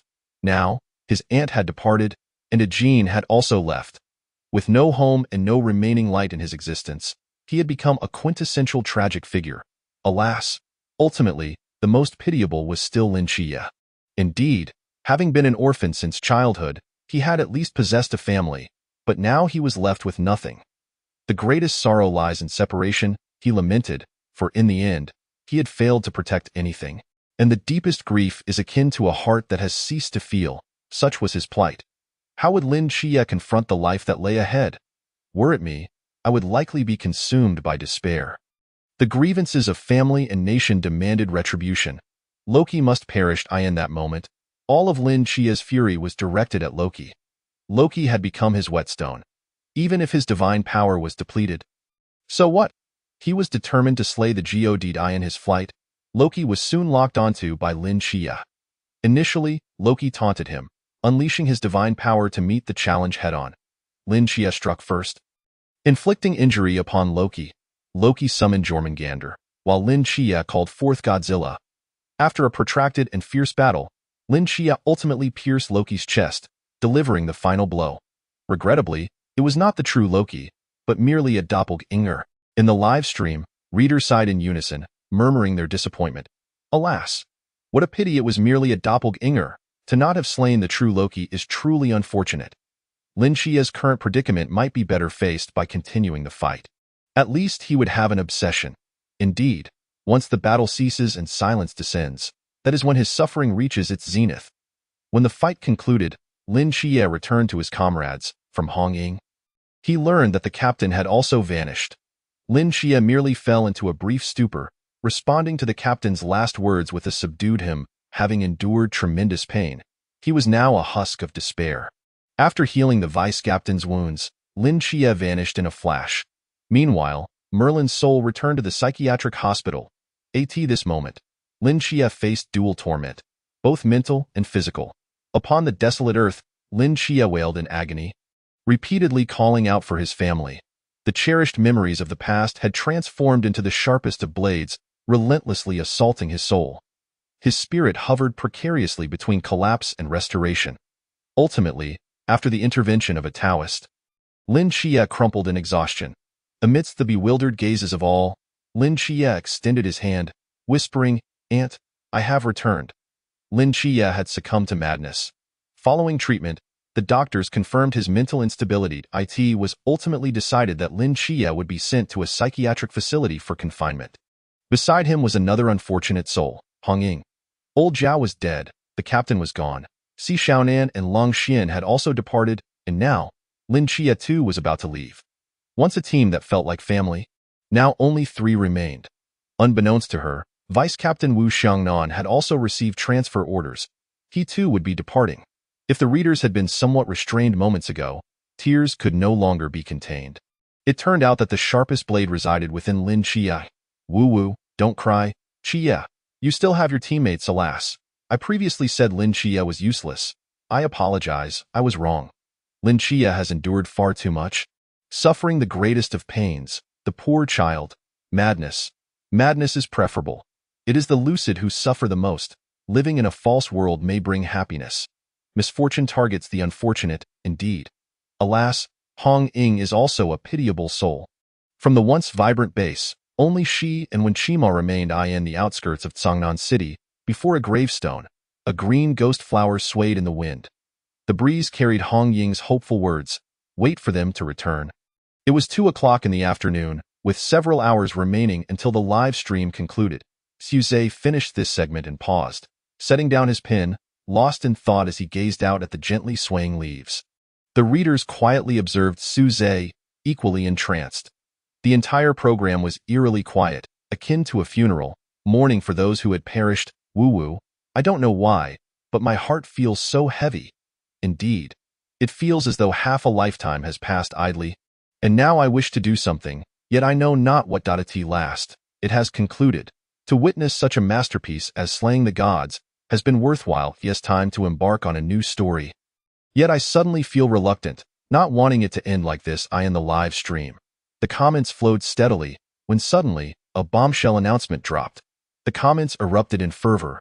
Chapter 41. The Battle for Copyright? Insanity ensues. Action must be taken immediately. There can be no further delay. In the headquarters of Youku, President Fan slammed his hand on the table, nearly shouting. Upon seeing such an excellent script, his eyes glistened with fervor.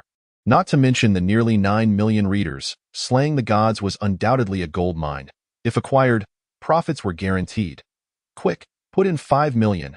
We must stake our claim, President Fan urged excitedly. In less than a minute, a golden mark with the figure 5 million appeared in the live stream, dazzling wings effects captivating every reader's attention. As the effects flashed, the live stream erupted. Wow, look, a 5 million bid.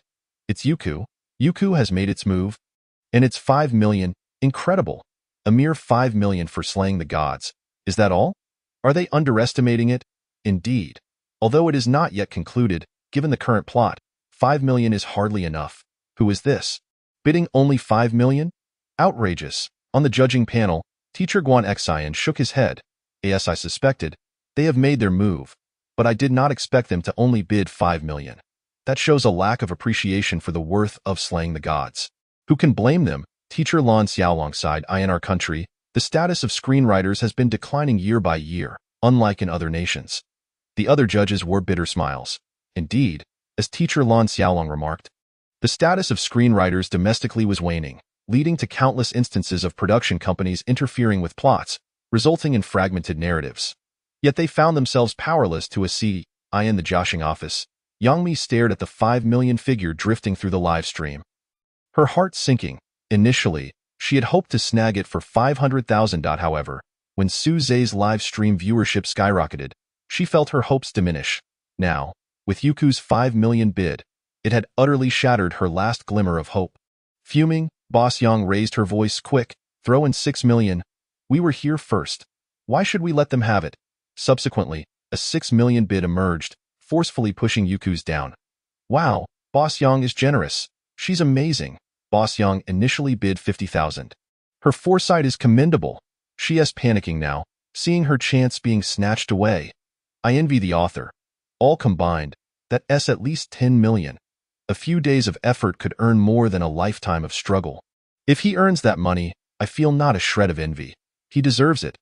Author, please choose a responsible and capable company. Don't let them ruin Slaying the Gods. At this moment, readers were thoroughly enjoying the drama unfolding. Just as they were engrossed in the excitement, another golden mark descended, a massive effect nearly engulfing the entire screen. At the center of the effects, a striking figure appeared. 1 million. The bidder was Old Ma. From Tang Sun. Wow! The host exclaimed excitedly, it's Tang Sun.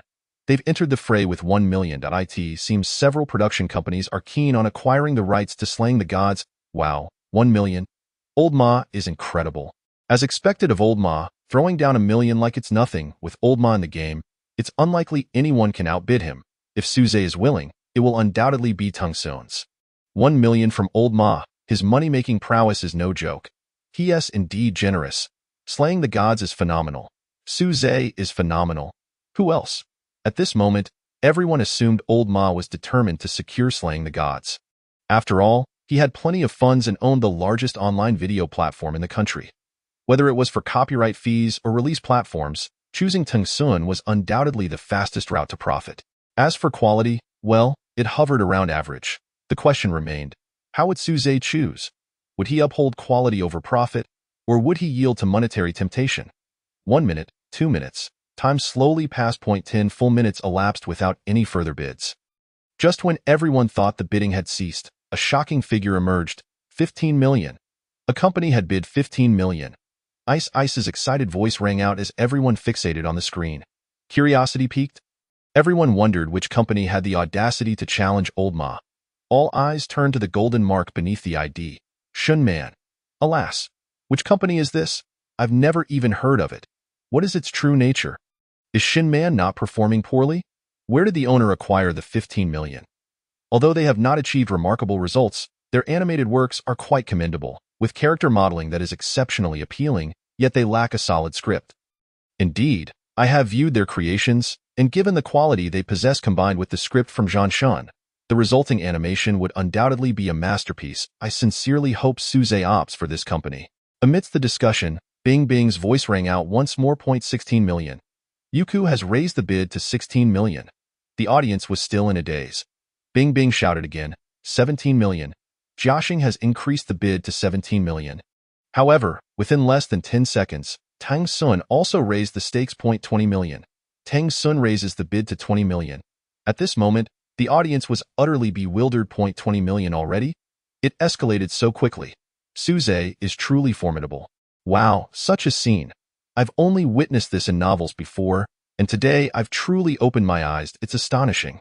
Several major film companies are embroiled in a fierce competition over a single individual. 20 million. If it were me, I would have taken action. That offer is far too generous. I in the live broadcast room. After receiving a call from the program team, Suze astonishingly opened the stream for the very first time. The team inquired whether he intended to sell the rights. Suze merely gazed silently for a moment before shutting down the stream, muttering to himself, to think they want all the rights for a mere 20 million. What a joke. It's like sending a beggar away. Seeing Suze's in action, the readers began to speculate. 20 million, and he still hasn't acted. Suze truly possesses remarkable composure. Could it be that he feels 20 million is insufficient to acquire Zhang Shan? I wonder if there is more thrilling content ahead. 20 million might suffice for the current plot, but it surely wouldn't cover everything. Goodness, is Suze really that terrifying? I initially thought he had reached his peak. But now it seems the subsequent content is equally impressive. I'm starting to get anxious. Why isn't Suze writing yet? Is he not planning to write today? Thus, the first clash among several major film companies left Suze with a nose full of dust. To whom will the rights ultimately belong? At this moment, Suze finally regained his senses. Sitting quietly at his desk, he began to contemplate the upcoming plot. Chapter 42. The Genius's Thoughts. The joyous times begin. The lively atmosphere in the live broadcast room persisted for quite some time. Several film moguls waited impatiently, Yet Su Zhe's response was nowhere to be found, leading to a mixture of dissatisfaction and helplessness. Outside the live room, in a tiny 6-square-meter space, a young man who goes by the pen name Sanjiu Inu wept uncontrollably after finishing Zhanshan. Now, this is what a novel should be, so moving. At this moment, he was utterly in awe of Su Zhe, his mind consumed with admiration. Then, glancing at the manuscript he had just written, frustration welled up within him. Look at them. What am I even writing? Sighing, he thought to himself, alas, writing novels is not for me. Perhaps I should return to the construction site. Thus, a newly initiated novice was successfully dissuaded from pursuing writing. The master has fallen. In the live broadcast room, the audience awaited Su Zhe's continuation of the story with great anticipation. A new chapter is about to begin. Lin Qi has stepped out of Cangnan, and the greater stage awaits. I'm still immersed in the previous story. I hope it won't be too intense. My heart can't take it. I'm a bit hesitant to watch. The previous writing was so excellent that I'm afraid the latter part might falter. Indeed, many masterpieces follow this pattern. The beginning is invincible, only to descend into chaos at the end, ruining everything that came before. It's safer to maintain lower expectations. The number of stories that ended poorly is countless. At the judging panel, the judges, feeling rather bored, entered into casual conversation. Teacher Du Liang remarked, "To be honest, I'm a bit concerned. Not out of prejudice or disdain for Su Zhe, but rather because the preceding plot was exceptionally outstanding." Many audience members looked at Teacher Du Liang with puzzled expressions, unable to comprehend why an excellent narrative would be a cause for concern. Teacher Du Liang spoke slowly. It's so remarkable that I fear Su Zhe himself may find it hard to surpass. I'm worried about whether he can successfully continue the myth. Upon hearing this, Teacher Guan Xian nodded in agreement. Indeed, isn't it true that some authors struggle to believe they penned such great works? Like Wang Shiji's Lantingyi Su. I doubt he could reproduce it if asked to write it again. I wonder if Su Zhe has entered such a realm. If so, continuing the myth may prove quite challenging. After saying this, Teacher Guan Xian shook his head. It's all rather abstract. We shall see how Su Zhe writes it. 1 or 2 stories down the line will reveal the truth. As the two conversed, the readers couldn't help but feel a sense of suspense. After all, what the two teachers spoke was indeed true. The phenomenon of masterpieces ending poorly is not uncommon, and a disappointing conclusion can be more disheartening than an average work. Will it be a continuation of the myth, or will it falter? Amidst the eager gazes of all, Su Zhe finally began to write. In the Abstinence Institute, Sunshine Mental Hospital. After a year of treatment, Lin Qiye's condition showed no signs of improvement. He had forgotten everything. He could not recall the night watchman, the 136th squad, or General Zhao. Time seemed to have frozen on the eve of his school days. At this moment, Lin Qiyi lay on the hospital bed, his mind residing in the illusionary world he had constructed. In that realm, his aunt was still alive. He continued to enjoy the same salty meals as before. His life remained as tranquil and blissful as it had always been. I said being crazy is good. At least during this past year, he was happy. Has it really been a year? Poor Lin Qiyi. Even if he truly awakens, can he escape? He will once again face immense suffering. Yet, Lin Qiyi had important matters to attend to. He must awaken. Through the means of Nikes and Merlin, Lin Qiyi saw through the illusion before him.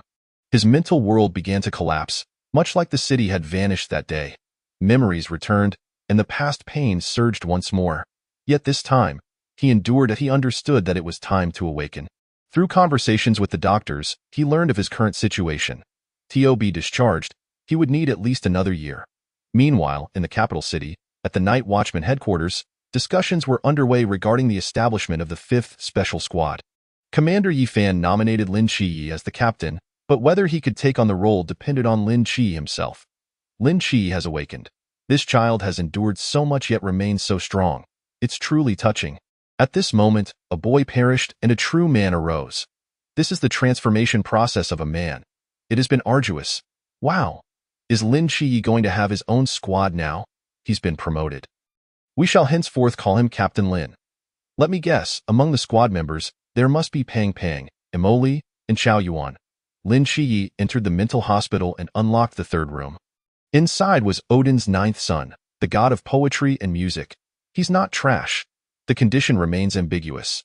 Exiting the realm of the god's mental hospital, Lin Qiyi began to devise his next steps within the Abstinence Institute. He certainly could not afford to wait for a year. Thus, he decided, prison break. Listening is not an option. It's impossible for him to comply in this lifetime. Treatment is out of the question. He isn't even sick. Suddenly wanting to break out of prison. This young man is a bit impulsive, but of course, if you're not impulsive, can you really call yourself young? He is the protagonist. If it were me, I would break out too. Being stuck for a year without anything to do is unbearable.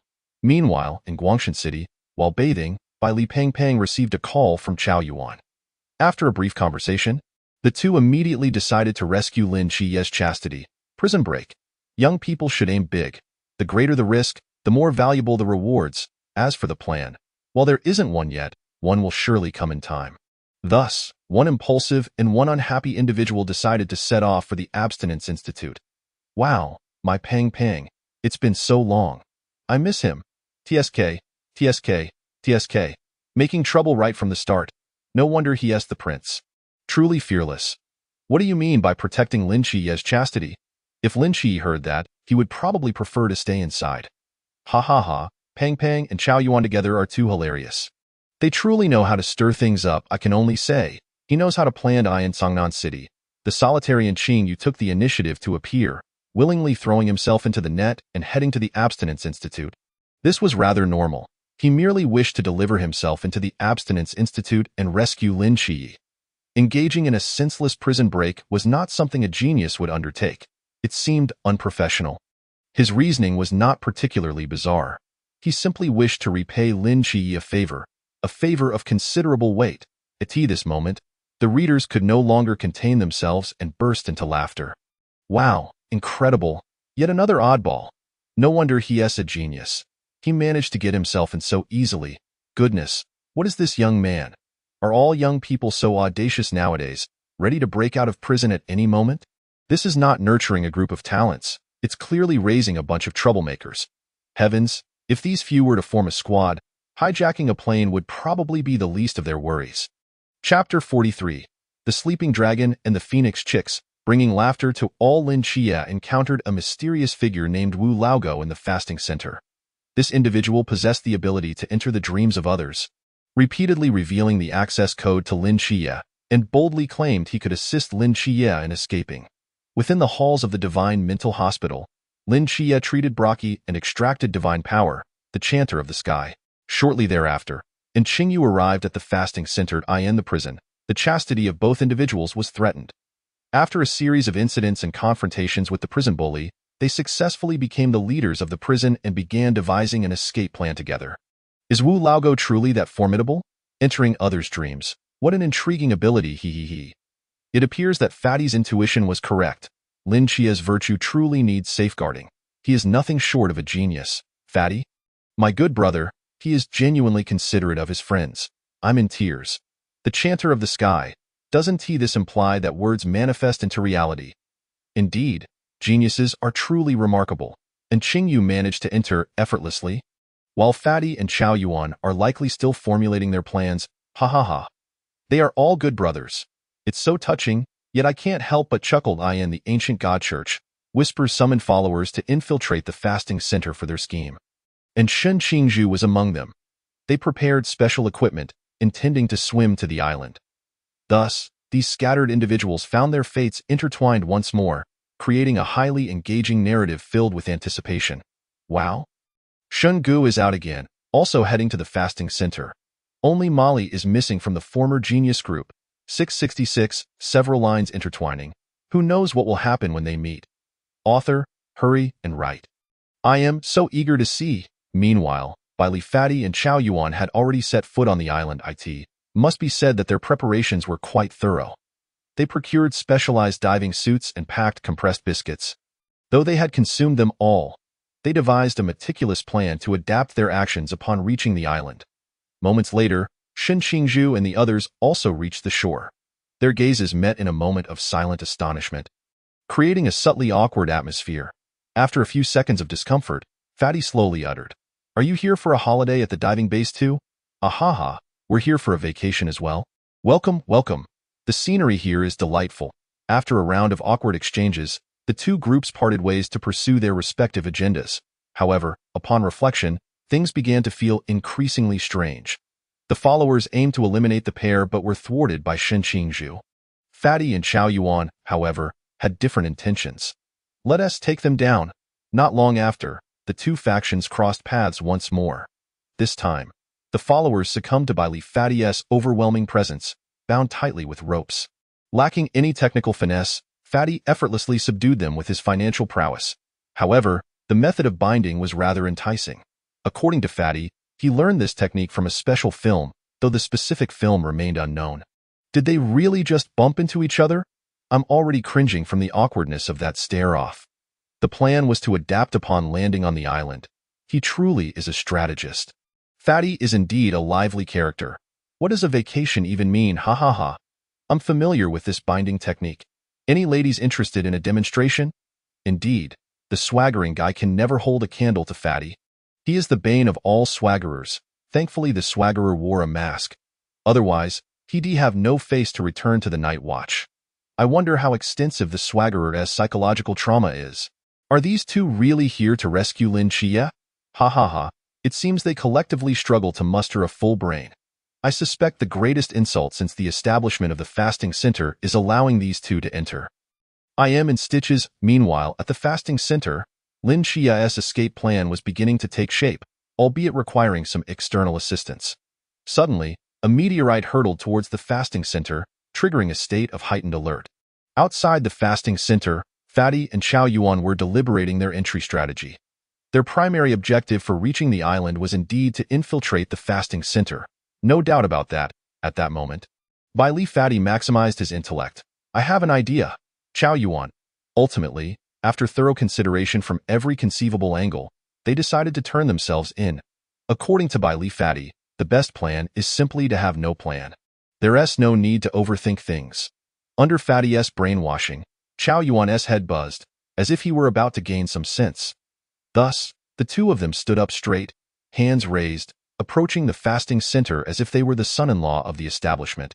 Holding a banner that read, "Please spare us, Great One." Thus, after slipping in a few Rolex watches, the duo successfully infiltrated the center with their sheer brilliance. Huh?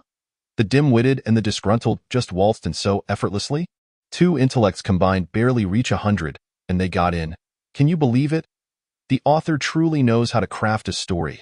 The humor is absolutely delightful. One dares to speak, while the other dares to believe. It's a miracle these two have survived to this day. With the likes of Zhuge Liang and Pang Tong present, what reason is there to fear the escape plan's failure? At this moment, Lin Xie's thoughts were, this is it. The difficulty of escape has escalated exponentially. They slipped in with Rolexes, ha ha ha. Having a wealthy friend is indeed advantageous.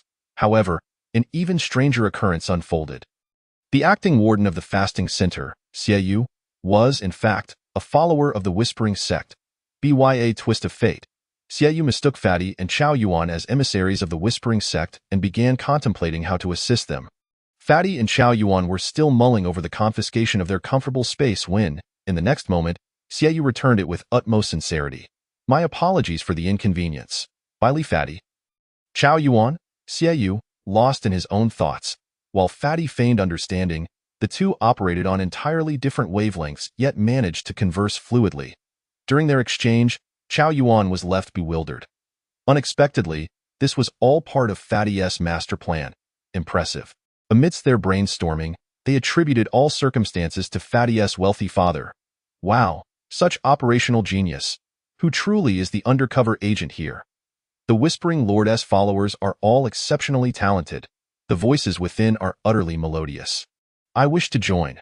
The ability to engage and avoid conversation and still connect is truly miraculous. I'm in stitches. Xiao Yuan, never imagined Fatty could be so astute. Fatty's father. My son is not this dim-witted. I'm at my wit's end. Someone, please assist me. This marvelous sequence of events had readers rolling in laughter. Simultaneously, it heightened anticipation for the unfolding narrative, with imaginations running wild at the thought of the encounter between Lin Xie and his companions. Chapter 44. Advancing to the top 10, urging for updates. Time flew swiftly during the competition. A month passed in the blink of an eye, and today marked the final day of the contest. The moment when the top 10 would be decided. Hello, friends in the live broadcast room. Icing, beaming with a smile, passionately narrated. Today is a special day, the last day of the competition, and I believe everyone is eagerly anticipating the emergence of the top 10. Naturally, there will be much reluctance, but fret not. After a week of rest, we will commence a new round of competition. Which contestants will make it to the top 10? Let us await the outcome. The audience at that moment was buzzing with excitement. Oh, I didn't even realize today was the last day. Indeed, time flies so swiftly, no doubt about it. Suze's Godslayer will undoubtedly advance as the top contestant. But what about the plot following Godslayer? It seems he hasn't finished writing it yet. Please, what if Godslayer remains unfinished? When will we see the subsequent plot? In contrast to the competition's conclusion, readers were far more concerned about the developments surrounding Godslayer. Everyone wore expressions of unfulfilled anticipation. Meanwhile, Suze in his room pondered where to conclude the narrative. He hadn't originally intended to wrap it up entirely. After all, the original text spanned over 2,000 chapters, with each chapter averaging 3,000 words. Completing the entire work would require writing over 60 chapters daily, which was utterly impossible. Currently, he had penned over 200 chapters, averaging 6 per day, which amounted to an astonishing word count of 20,000 daily. A feat beyond comprehension. In truth, he had intended to conclude it after the divine battle, but since the competition was still ongoing, he had opted to extend the storyline a bit longer. Suze contemplated. Perhaps he should conclude it with the escape of the team from the fasting center. Ending here would serve as a new starting point for Lin Chia, leaving an open conclusion for future developments. As for when to continue the narrative, that would depend on the opportunity. Completing the work was a certainty. However, his current goal was to secure the prize money. Regarding Suze's reluctance to sell the copyright hastily, it stemmed from a desire to increase his market value further. He was determined to seize the championship. When the time came for others to seek his copyright, it wouldn't merely be a matter of several million. With the championship title in hand, he could demand an initial starting price of 50 million. Moreover, this would only pertain to the first volume's copyright. Moments later, Suze made up his mind and began composing the concluding chapter for the day. Due to the internal antagonist Xiaoyu, the Jiansu Bay was damaged. The prisoners were freed from the suppressed forbidden area, causing an immediate uprising within the prison, resulting in utter chaos. An Xingyu and Lin Chia intended to seize the opportunity to escape, but as soon as they stepped outside, they were met with resistance. However, it was only a slight obstruction. Lin Chia quickly dispatched the assailants. Upon encountering several formidable followers, they were intercepted by Wu Laogo. Soon after, they joined the throng of chaotic individuals at the main gate. However, the two did not intend to escape so easily. If this group were to break free from the prison, the consequences would be unimaginable. Regardless, he was first and foremost a sentry, playing his part in upholding society. Lin Qiyi and An Qingyu immediately unleashed their formidable powers, instilling terror in the hearts of the inmates. Thus, the riot was quelled. Li Pangpang and Chao Yuan also joined midway, leaving Lin Qiyi deeply moved. Such wonderful brothers. Having even one would suffice. Yet he was blessed with 3 in that moment. He felt an overwhelming sense of happiness. Is Wu Laogo truly that powerful? Impressive. They're all good brothers. It's heartwarming. Lin Qiyi probably didn't expect Pang Pang and the others to return. By the way, how does the author plan to conclude this? It doesn't seem like it's nearing an end. Indeed, it appears there is still a considerable amount left to write. The group successfully escaped from the fasting center, racing towards the Black Cliff. The vast ocean stretched out before them, kissed by the rising sun. The 4 young men leaped into the air, facing the howling winds, charging forward with unwavering resolve. Upon reaching this point, Suze let out a long breath, penning the final 2 lines. Volume 1. Complete. Subsequently, he languidly stretched and quietly gazed out the window, resembling someone who had idled away half a lifetime. At that moment, in the barrage of comments, readers lamented one after another. Alas, it has ended just like that. I am so reluctant to part. What lies beyond the sea? I feel like I know. Indeed, for the past month, Zhan Shun has been my sole source of joy. Thank you, Suze, for accompanying me through the most arduous days in the hospital. I just got discharged today. Dear friends, I was hesitant at first, but Zhan Shun has given me direction. I shall enlist and protect the great Xia. Farewell, Jianghu. Friends, me too. Starting today, I will work at the grassroots level. Thanks to Zhan Shun for the guidance. I shall become a guardian of the people. The comments were filled with farewells, some sensitive souls even shedding tears. Meanwhile, more readers noticed that Suze had written, Volume 1. Complete. In an instant, their eyes sparkled with excitement. Oh, I knew there would be a sequel. This is only Volume 1. Can someone contact the author? A live update would be splendid. Without Jean-Sean, how shall I carry on? Well, this is the end? It feels so disheartening. It's like the show is being extended. Please, without a sequel, how can I sleep at night? Reluctance aside, the competition must come to an end. The organizers could not extend the event for Suze's sake. As time ticked by, it swiftly reached 5 in the afternoon. All contestants laid down their pens, except for Suze, who delivered an ending that was not quite an ending. The other contestants had nearly all concluded their works within the time constraints. With the competition concluded, the judges were invited to announce the results. The microphone was first handed to teacher Guan Xin. Now, I declare, the top 10 competitors are 003, 021, and 066. These 10 contestants have entered the finals. Following that was the customary closing ceremony, lasting an entire hour. Amidst the readers' reluctant farewells, the month-long themed competition officially came to an end at this point. Suze had amassed 6 million votes, in other words. The competition had yet to conclude, and he had already secured 6 million in prize money. Coupled with the previous 1 million awarded by the judges, he had accumulated over 7 million in total from the finals. Thus, the competition came to a close. In the program, Bing Bing's voice echoed, "Next week will bring an even more intense top 10 competition. The contest will be fiercer, so dear viewers, do not miss it." With that, the competition ended. Although the contest was over, fans continued to fervently urge for updates through various channels. Chapter 45, New Theme, Game. Before long, a week had passed. During this time, Jean-Sean had dominated trending topics across major platforms. Remaining at an astonishing height. It was reported that within a week, Jean-Sean's traffic had reached a staggering 1 billion. Beneath the content, nearly all comments were urging for updates. Suze himself noticed this and, despite a strong desire to write, he refrained. After all, there was still a competition to continue, and he knew he wouldn't be able to update then. Rather than abruptly halting updates, it was better to maintain the status quo. Ultimately, under the fervent calls from readers, Suze registered an account on Douyin. Jujuinyu. Within an hour, his followers skyrocketed to over 10 million. The private messages in the backend were overwhelming, some urging for updates, others expressing a desire to bear his children, and some even threatening to send him sharp objects. At 8 in the morning, after Bing Bing delivered an opening statement, the program officially commenced. At that moment, the live stream displayed 5 million viewers, 10 times that of the initial competition's opening. The vast majority tuned in for Suze. Wow, it's finally starting. I've been anxiously waiting, a whole week. Do you know how I spent this week? It was torturous. I've read Jean-Sean 5 times. I can't wait for Suze's new book. I wonder what this theme will be. I'm more curious if Suze can craft another masterpiece akin to Jean-Sean. Look, the judges are entering.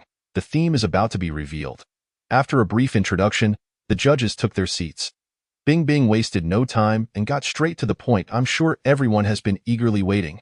Please remain patient. We will now invite our judges to deliberate and announce today's theme. With that, the judges huddled together, beginning their discussion. Time ticked by, and after 10 minutes, the judges concluded their deliberation.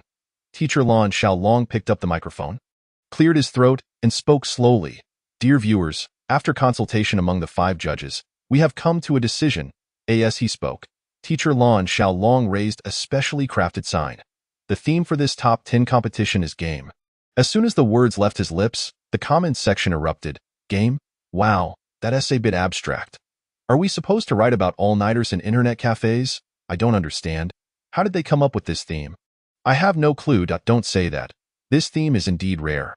Besides web novels, I've never seen a writing competition centered on games. Unperturbed by the audience's confusion, Teacher Lan Xiaolong quickly explained. Since this is a national competition, to assess the contestants' quality, the theme must be as unconventional as possible. As some viewers mentioned, the theme of games has never appeared in writing competitions before, in a national contest. We must dare to innovate and challenge new possibilities. This theme has no restrictions on direction, with a month to complete. Afterward, the program team sent the competition theme to all the contestants via email. Upon seeing the theme, each contestant frowned, their faces revealing expressions of difficulty. Ha ha ha, look at the expression of contestant number 21. They must be bewildered. SK. Right now, they probably have 1,000 thoughts racing in their minds. Contestant 66 is already pulling their hair. They might quit the competition. You wanted something unconventional, not something bizarre. The program team really knows how to stir things up. Among them, one contestant stood out. Look at Suze. He appears remarkably relaxed. Indeed, I've been observing him since the beginning. He hasn't even furrowed his brow. Wow, look, he is smiling. Could it be that he is adept at this theme too? Is Suze really that formidable? Friends, this is a good sign. It surely means another great story is coming. I hope it's as captivating as Jean Shun. At this moment, in room 003, Suze stared at the theme in the email. Initially taken aback, yet soon, he relaxed. The surprise came from the unexpected and peculiar theme provided by the program team. Just moments later, a smile blossomed in his heart. He had been concerned about receiving a theme he had never encountered, which would have spelled disaster. However, this was a theme he was familiar with. In an instant, a book title surfaced in his mind. With that thought, an enchanting smile crept upon Suze's lips. I'm sorry. Sanja Lauscher. I'm sorry. Shachong Dui Lauscher. You are all good people. At the judges' table, teacher Guan Xian observed Suze's disconcerting smile and couldn't help but speculate. Suze seems so pleased. Has he already figured out how to write it? The other judges furrowed their brows, their faces marred with skepticism. Impossible! In such a short time, no matter how talented, he must take at least half an hour to think. I admit, Jean Shun is a work of genius, but to claim that Suze is also adept at this theme, I refuse to believe it. If that were true, the title of genius would no longer suit him. In the arena, he was the only one who appeared utterly relaxed, exuding an air of confidence. Readers were simply enjoying the spectacle. When Suze smiles, I know he has got this covered. How could that be impossible? My Suze is a genius. The stranger his smile, the more confident I feel. Suze, please reveal the book title. I can't wait any longer. In his room, Suze meticulously recalled the content of 10 Days of End. It could be said that Sanjiu and Shachong Dui were his favorite authors. He had read every work of theirs. The only exception was Shi Shanja, which he never finished. And now, having traversed into this world, having perused the other materials several times, I find that while the narrative may not be entirely fresh in my memory, I do recall it sufficiently. Hence, there is no cause for concern, especially with the presence of TNGZG. At this moment, a myriad of keywords floods Suze's mind, accompanied by a mechanical voice reverberating in his head. Ding! New script detected. Following the conclusion of the competition, the narrative progress will be recalibrated. Treatment progress will be cumulative with previous advancements. Keywords detected, commencing the replication of complete memory. Replication in progress. Replication successful. Current narrative progress 1, Jean Shun. 17. Current narrative progress 2. Shi Zhong Yin. 1. Current treatment progress. 1.8. In an instant, a sensation akin to knowledge being forcibly injected filled Suze's brain. The complete narrative of the initial 1% of Shi Zhong Yin surfaced in his mind. Without hesitation, he retrieved a sheet of paper and, under the expectant gazes of all present, inscribed the 4 characters Shi Zhong Yin. Suddenly, the barrage of comments erupted. Chapter 46, The God-Making Game, Captivating Attention. In the live broadcast room, every viewer's eyes were fixated on the 4 characters Suze had pinned. Shi Zhong Yin. Speculation ran rampant as to the nature of this content. Yet after much deliberation, no one could discern its direction. The title itself seemed impressive and profound. Utterly inscrutable, completely opaque, remarked teacher Lan Xiaolong. In my previous work, I could at least grasp a semblance of the main storyline while in the psychiatric hospital learning Zhanshan. This, however, is entirely beyond comprehension. Moreover, I cannot fathom how it relates to gaming. Teacher Guan Xian nodded in agreement. I too find it inscrutable. Could Shi have any connection to 10 Days? After uttering this, he shook his head, unable to glean any narrative content from it. Teacher Du Liang chimed in. One must concede that the difficulty of this theme is indeed quite high. After all, few authors venture into the realm of gaming. While Suze's Zhanshun was a remarkable work, the challenge of elevating a gaming theme to such heights is, quite frankly, akin to scaling a mountain. The remaining silent judges nodded in concurrence. At that moment, The comments section was abuzz. The teacher's insight is spot on. It is utterly opaque. This script's theme is exceedingly rare. I cannot even envision how to write it. Could it be set against the backdrop of an apocalypse? With just 10 days remaining before the world collapses and the protagonist striving to save it, that would be illogical. That is not a gaming theme. It is apocalyptic. I cannot comprehend it, utterly beyond my grasp. In the broadcast room, Suze completed the replication of the entire narrative and proceeded to draft the synopsis of Shi Zhongyan. I thought it was just an ordinary day, only to discover I had been captured in the land of the end. When I believed that these individuals could escape death merely by participating in a deadly game, I found that they began to awaken supernatural powers. When I assumed this was a realm of God-making, everything seemed to spiral towards annihilation. The content of the synopsis was shrouded in mystery, yet viewers managed to extract considerable information from it. Deadly game, Teacher Guan Xin mused, furrowing his brows in contemplation. I suspect it resembles a battle royale format, gathering several individuals to engage in various games, with the ultimate victor granted survival. Teacher Lan Xiaolong nodded noncommittally. I believe you are quite close. However, if that is the case, to be frank, my expectations for the content are not particularly high. There are numerous battle royale films abroad, such as Squid Game and the iconic horror film Saw. While they may appear thrilling, their themes primarily expose the ugliness of human nature. Ultimately, they merely serve to disgust, lacking any script that elevates the gaming content to a sublime level. Indeed, Teacher Du Liang echoed. Scripts of the battle royale genre severely test the author's logical reasoning abilities. Any logical fallacy, no matter how minute, could lead to the collapse of the entire narrative. While Su Zhe's Zhan Shun was commendable, whether he could excel in the battle royale genre remains uncertain. The discussions among readers were equally fervent. Indeed, in battle royales, there are either inept teammates or reckless individuals, and one must constantly be on guard to advance. It feels overly contrived. That is your perspective. It does not necessarily reflect how Suze would write. As for the awakening of supernatural powers, I find it rather perplexing. Yes, while battle royales are manageable, the acquisition of supernatural powers is somewhat inscrutable. Moreover, what does the land of God-making signify? It is utterly incomprehensible and bears no relation to gaming. In the room, Suze wasted no time. After organizing his thoughts, he plunged directly into the narrative. In an unknown chamber, a grand round table occupied the center, surrounded by 10 individuals of varied attire, all slumbering deeply. The clock on the table indicated 12 o'clock. Moments later, they awakened to behold the orchestrator of the event, Goathead. There were 11 individuals in total, yet he addressed only 9. Good morning, you 9. Faced with such a predicament, all present exhibited agitation, erupting in furious invectives against Goathead. Without hesitation, Goathead obliterated one individual's head. Amidst the terrified gazes, he unveiled his purpose. I have gathered you here to partake in a game. This succinct introduction garnered little admiration, with some expressing disappointment. Isn't this just a classic battle royale opening? It seems devoid of novelty.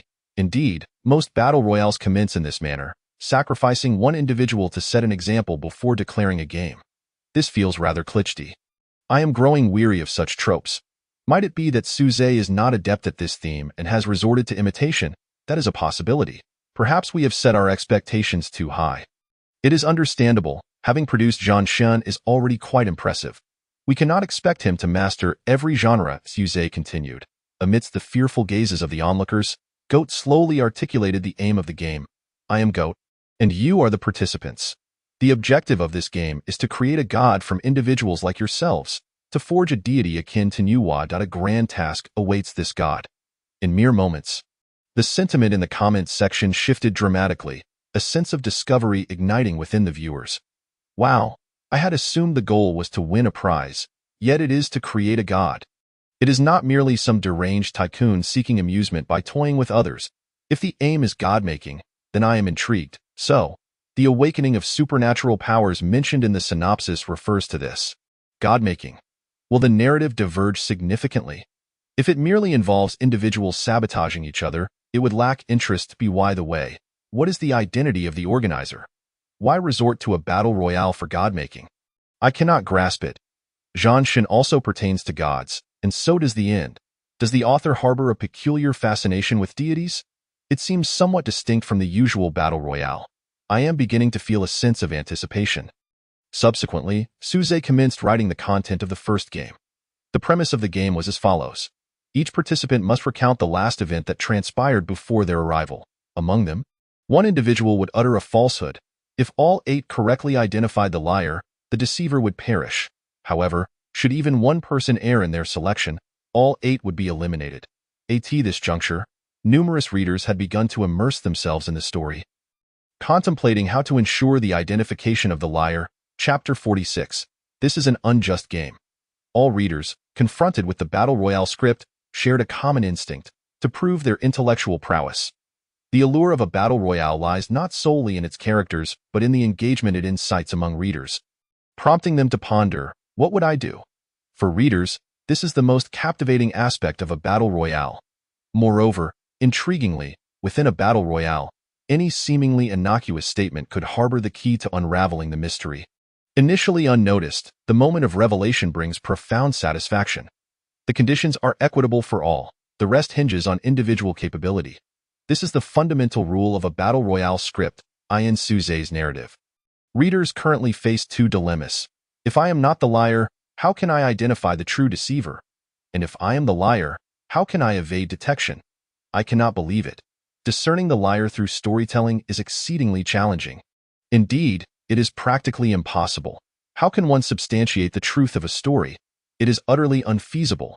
One must concoct a plausible tale. It is far too simplistic. Surely the author is not incapable of writing and is merely improvising. This is exceedingly difficult. Even Yuan Hua would struggle with it. My head aches. It feels as though I must grow a brain. At the judge's table, Teacher Lan Xiaolong's eyes suddenly lit up. Just moments ago, he had expressed skepticism regarding Suze. Yet he was now captivated by the unfolding narrative. 9 individuals, 1 liar, and the other 8 must simultaneously identify the deceiver. Teacher Lan Xiaolong became engrossed in contemplation. As he pondered, his brow suddenly furrowed. For he had discerned a critical flaw in the game's design. Wait a moment, he exclaimed. The essence of a Battle Royale game lies in the principle of equal opportunity. Every participant must possess an identical chance of victory. However, in this game of deceivers, it is evident that the liars hold a distinct advantage. With 9 individuals, none acquainted with one another, even if one were to lie, it would be nearly impossible to ascertain the truth, as there exists a plethora of justifications to obfuscate reality. Furthermore, for 8 others to simultaneously make the correct choice, while theoretically possible, approaches the realm of impossibility. From the outset, this has been an inherently inequitable game. Upon a reminder from the esteemed teacher Jian Xiaolong, the readers began to awaken to the fact. Indeed, it ultimately hinges on luck. The one who draws the liar's card stands to win.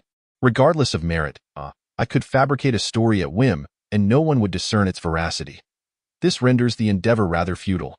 If success relies solely on chance, what merit is there in a battle royale? The other 8 might as well concede. For what purpose does this serve? The design of this game leaves much to be desired, resembling a haphazard narrative. Alas, Suze has made a grave error from the very beginning of his writing. The story continues to unfold, as Suze narrates. The shepherd of humanity distributed identity cards to all participants. This draw was not merely for identity, but for life and death. Upon receiving his card, Qi Xia turned it over to reveal the words, liar, inscribed in 3 characters. He then discreetly flipped the card back over. He had contemplated the possibility of everyone surviving together, but with the death of one person right from the start, he abandoned that fantasy. This is a battlefield of blood, not a game room. It is a matter of life and death, not mere cordiality. He simply yearned to survive.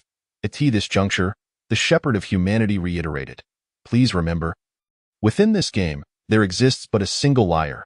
He then pointed to a girl, and the storytelling commenced in a sequential manner. Qi Xia, is he the protagonist? It seems so, drawing the liar's card at the outset. Such extraordinary fortune. Who else could it be? Goodness, the protagonist has already won through sheer luck. What more is there to write? It lacks any challenge. The other 8 are doomed, their only fault being, they are not the protagonist. If one can mislead another into making an erroneous choice, the protagonist triumphs. It's all too simple. I could do it myself. At this moment, teacher Du Liang also discerned the underlying issue, his heart filled with trepidation. He remarked, as teacher Xiaolong stated, The liar possesses the highest probability of victory. With the protagonist drawing the liar's card right from the start, the situation is already skewed in their favor. If the protagonist wins by mere chance, the allure of this battle royale dissipates entirely. It becomes a narrative solely driven by the author's whims. To be precise, it can no longer be termed a battle royale. Meanwhile, teacher Guan Xian remained silent, harboring an intuition that matters were not as straightforward as they appeared. He did not believe Su Zhe was writing indiscriminately. The prowess demonstrated in his previous work. Slay the Gods had already proven his capabilities. It was far more likely that the readers had overlooked crucial clues, mistakenly perceiving this as a game of chance. Much like the earlier line from Slay the Gods, Danu Dusi, is this truly your divine realm? At that moment, who could have anticipated that this statement would serve as a foreshadowing? Subsequently, all participants began to recount their tales. The first, named Tian Tian, a female from Shaanxi, a technical worker who encountered an earthquake while providing technical services. The second, Xiao Jiajin, from Guangdong, a loan shark who faced an earthquake while collecting debts. The third, Xiao Ran, from Yunnan, who experienced an earthquake at the three pagodas of Chongsheng Temple. The fourth, Zhao Haiba, from Jiangsu, who encountered an earthquake during surgery. Following this, a mandatory break of 30 minutes ensued. During this intermission, the Shepherd of Humanity added, "The rules of the game are absolute." At this point, Qi Xia had already concocted a false identity for himself, Li Ming, a man from Shandong. Meanwhile, readers striving to prove their intellectual prowess were fervently seeking a means to break the code. This is insurmountable. If I am not the liar, I cannot ascertain who is lying without prior knowledge. Indeed, during this time, some questioned, yet everyone presented reasonable arguments. More importantly, there was no way to prove the veracity of anyone's claims. I have lost all hope. Unless I am the protagonist, victory is beyond my reach. If he agrees to erase my browser history, I can depart in peace. I see no information capable of reversing the situation. It is perhaps too deeply concealed. The only commonality is that they all experienced an earthquake, yet this does not yield any useful information. The rules of the game are absolute. Is there any issue with this statement? As the break concluded, the game resumed. The fifth participant, Han Yimo, a web novelist, faced an earthquake while writing. The sixth, Zhang Zechun, a lawyer from Sichuan, encountered an earthquake while driving. The seventh, Li Shangtong, a criminal police officer, was choked while apprehending a suspect. Thus, among all the experiences shared, the first individual who had not faced an earthquake emerged. Readers' eyes gleamed with realization. There must be something amiss. Chapter 47. Qi Xia's Contemplation. Readers in a frenzy. Suze continued to update the participants' narrative. The eighth, Lin Qing, a psychological counselor from Ningxia, experienced an earthquake while waiting for a client. As each individual recounted their story, suspicion arose. Yet, each provided plausible explanations. At this juncture, readers began their own conjectures.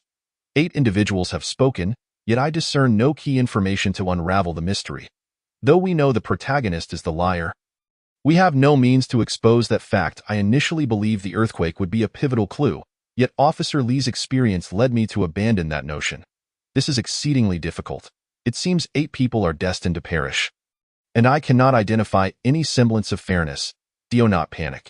If the author is not writing haphazardly, then the conditions must be equitable. There is undoubtedly a trap. Indeed, the information must exist. We simply have not uncovered it yet. However, this is truly arduous. There are no leads whatsoever. All readers became aware that something was amiss. Yet, identifying the issue proved elusive. At this moment, only Qi Xia remained, yet to share his story, he was deep in thought. Indeed, the liar's probability of victory is exceedingly high. This realization struck Qi Xia like a bolt of lightning. He pondered, must he truly resort to a false identity, endangering the lives of 8 individuals? He recognized that something was amiss, yet could not articulate it. He could only reflect on the shepherd's previous words. Suddenly, a spark of insight ignited in his mind. So, it was like this. He is a liar? Yet nearly deceived everyone. At that moment, Qi Xia reached for a piece of paper. All were oblivious to his intentions as he began to make calculations. In a room measuring 4 meters in height, length, and width, totaling a volume of 48 cubic meters, Qi Xia appeared pale as he calculated and noted 2 figures, 54.6 and 49.14, on paper. Outside the live streaming room, The audience was left utterly bewildered by Qixia's actions. They recognized that the clue lay within Su Zhe's contemplation, yet the connections remained elusive. What was wrong with the words spoken by the goat? How frustrating. It's completely incomprehensible. Why my word? What has the protagonist discovered? This should solve everything. Weren't we supposed to be speculating about the liar? Why is the focus on the room's layout? What relevance does it have to the game? What do these two numbers signify? Even if we arrive at them, what purpose do they serve? Indeed, could it be a calculation of probabilities leading to an optimal choice? Oh dear, this is so perplexing. How did Su Zhe manage to conceive such a notion? It is simply terrifying, like a sorcerer. Yet, many voice their skepticism. If the numbers represent probabilities, then it all boils down to luck, and it can hardly be termed a survival game. I've played numerous survival games, and I consider myself reasonably intelligent. I can usually see through them at a glance, yet I am utterly stumped by this one. Me too. I suspect the author is withholding information. The clues are insufficient for resolution. Is there an issue with the game's setup? We'll find out once the author elucidates. I'm eager to see how the author resolves it. The worth of this book hinges on this first tale. The method of unraveling the game became the focal point of the reader's concerns, with the rationality of the resolution determining the book's success. At that moment, Su Zhe wrote, just as everyone hesitated. Qixia revealed his hand. The word liar was laid bare before all. He had no intention of saving anyone. If someone made the wrong choice, he too would perish. He had deciphered the game and chose to disclose the answer directly. I drew the liar. However, whether this card is revealed or not is of no consequence. The protagonist's sudden self-disclosure left the readers reeling, unable to grasp the rationale behind such a revelation. Confusion engulfed their thoughts as they grappled with the situation. Nearly driven to madness. Chapter 48. The puzzle unveiled, shocking the audience at this juncture. Astonishment swept through all. Why? Why would he reveal himself? That tantamount to sentencing himself to death. Indeed, could it be that the protagonist is sacrificing himself for the sake of others? This is quite peculiar. What could possibly compel such an action? Impossible. If that were the case, the protagonist would be gone, and what purpose would the narrative serve? I'm determined to see how Qixia unravels this. I refuse to believe my intelligence is truly so inadequate. Surely, the author is just writing haphazardly. This is the identity I drew, Qixia asserted, revealing his card. Yet, whether this card was turned over was inconsequential. He then shared a startling revelation. If he was not mistaken, everyone else's card was also a liar. This indicated that each individual had lied. The sudden revelation left the readers momentarily speechless. What does it mean that everyone is a liar? Doesn't that contradict the rule stating there is only one liar? If that's the case, doesn't it imply that the liars are bound to lose? So, does that mean if we all vote for the same person, 8 can survive? Is the ultimate aim of this game to collectively decide whom to abandon, posing a moral dilemma? Thus, it becomes a scenario of mutual destruction, devoid of equitable chances for survival. It must be noted that the readers exhibited remarkable cleverness. Swiftly identifying the crux of the issue in the narrative, the others shared this sentiment, yet the matter was far from straightforward. Upon Qixia articulating his insights, the others grasped the essence of the game, which they concluded revolved around determining who was to perish. However, Qixia promptly dismissed this notion, for such a perspective would spell doom for all. He reiterated the words spoken by the goat. There is only one liar. The rules of the game are absolute. Though it may seem that the liar has a significant advantage, as each person believes they will emerge victorious, in reality, this path leads only to ruin. As they have violated the rules, each person hails from a different origin, making it impossible to ascertain the story's veracity. At this point, the readers were once again driven to the brink of frustration. Sensing a tantalizing answer just out of reach, the solution appeared so close, yet remained frustratingly elusive. Why? What is the flaw in the rule? Why has the liar's chance of victory diminished to such an extent? I am utterly perplexed. How is one to win this game? I'm completely flummoxed. My CPU is nearly overheating. The points we questioned earlier have already been addressed by the author, indicating he was prepared from the outset and not writing at random. What is the answer? Hurry and reveal it. I'm growing impatient. How do we break the deadlock? I simply cannot conceive of a solution. At this juncture, the readers could no longer endure the suspense, yearning for Su Zhe to provide a coherent explanation devoid of logical fallacies. It was imperative that his reasoning commanded universal acceptance. Suze continued to write.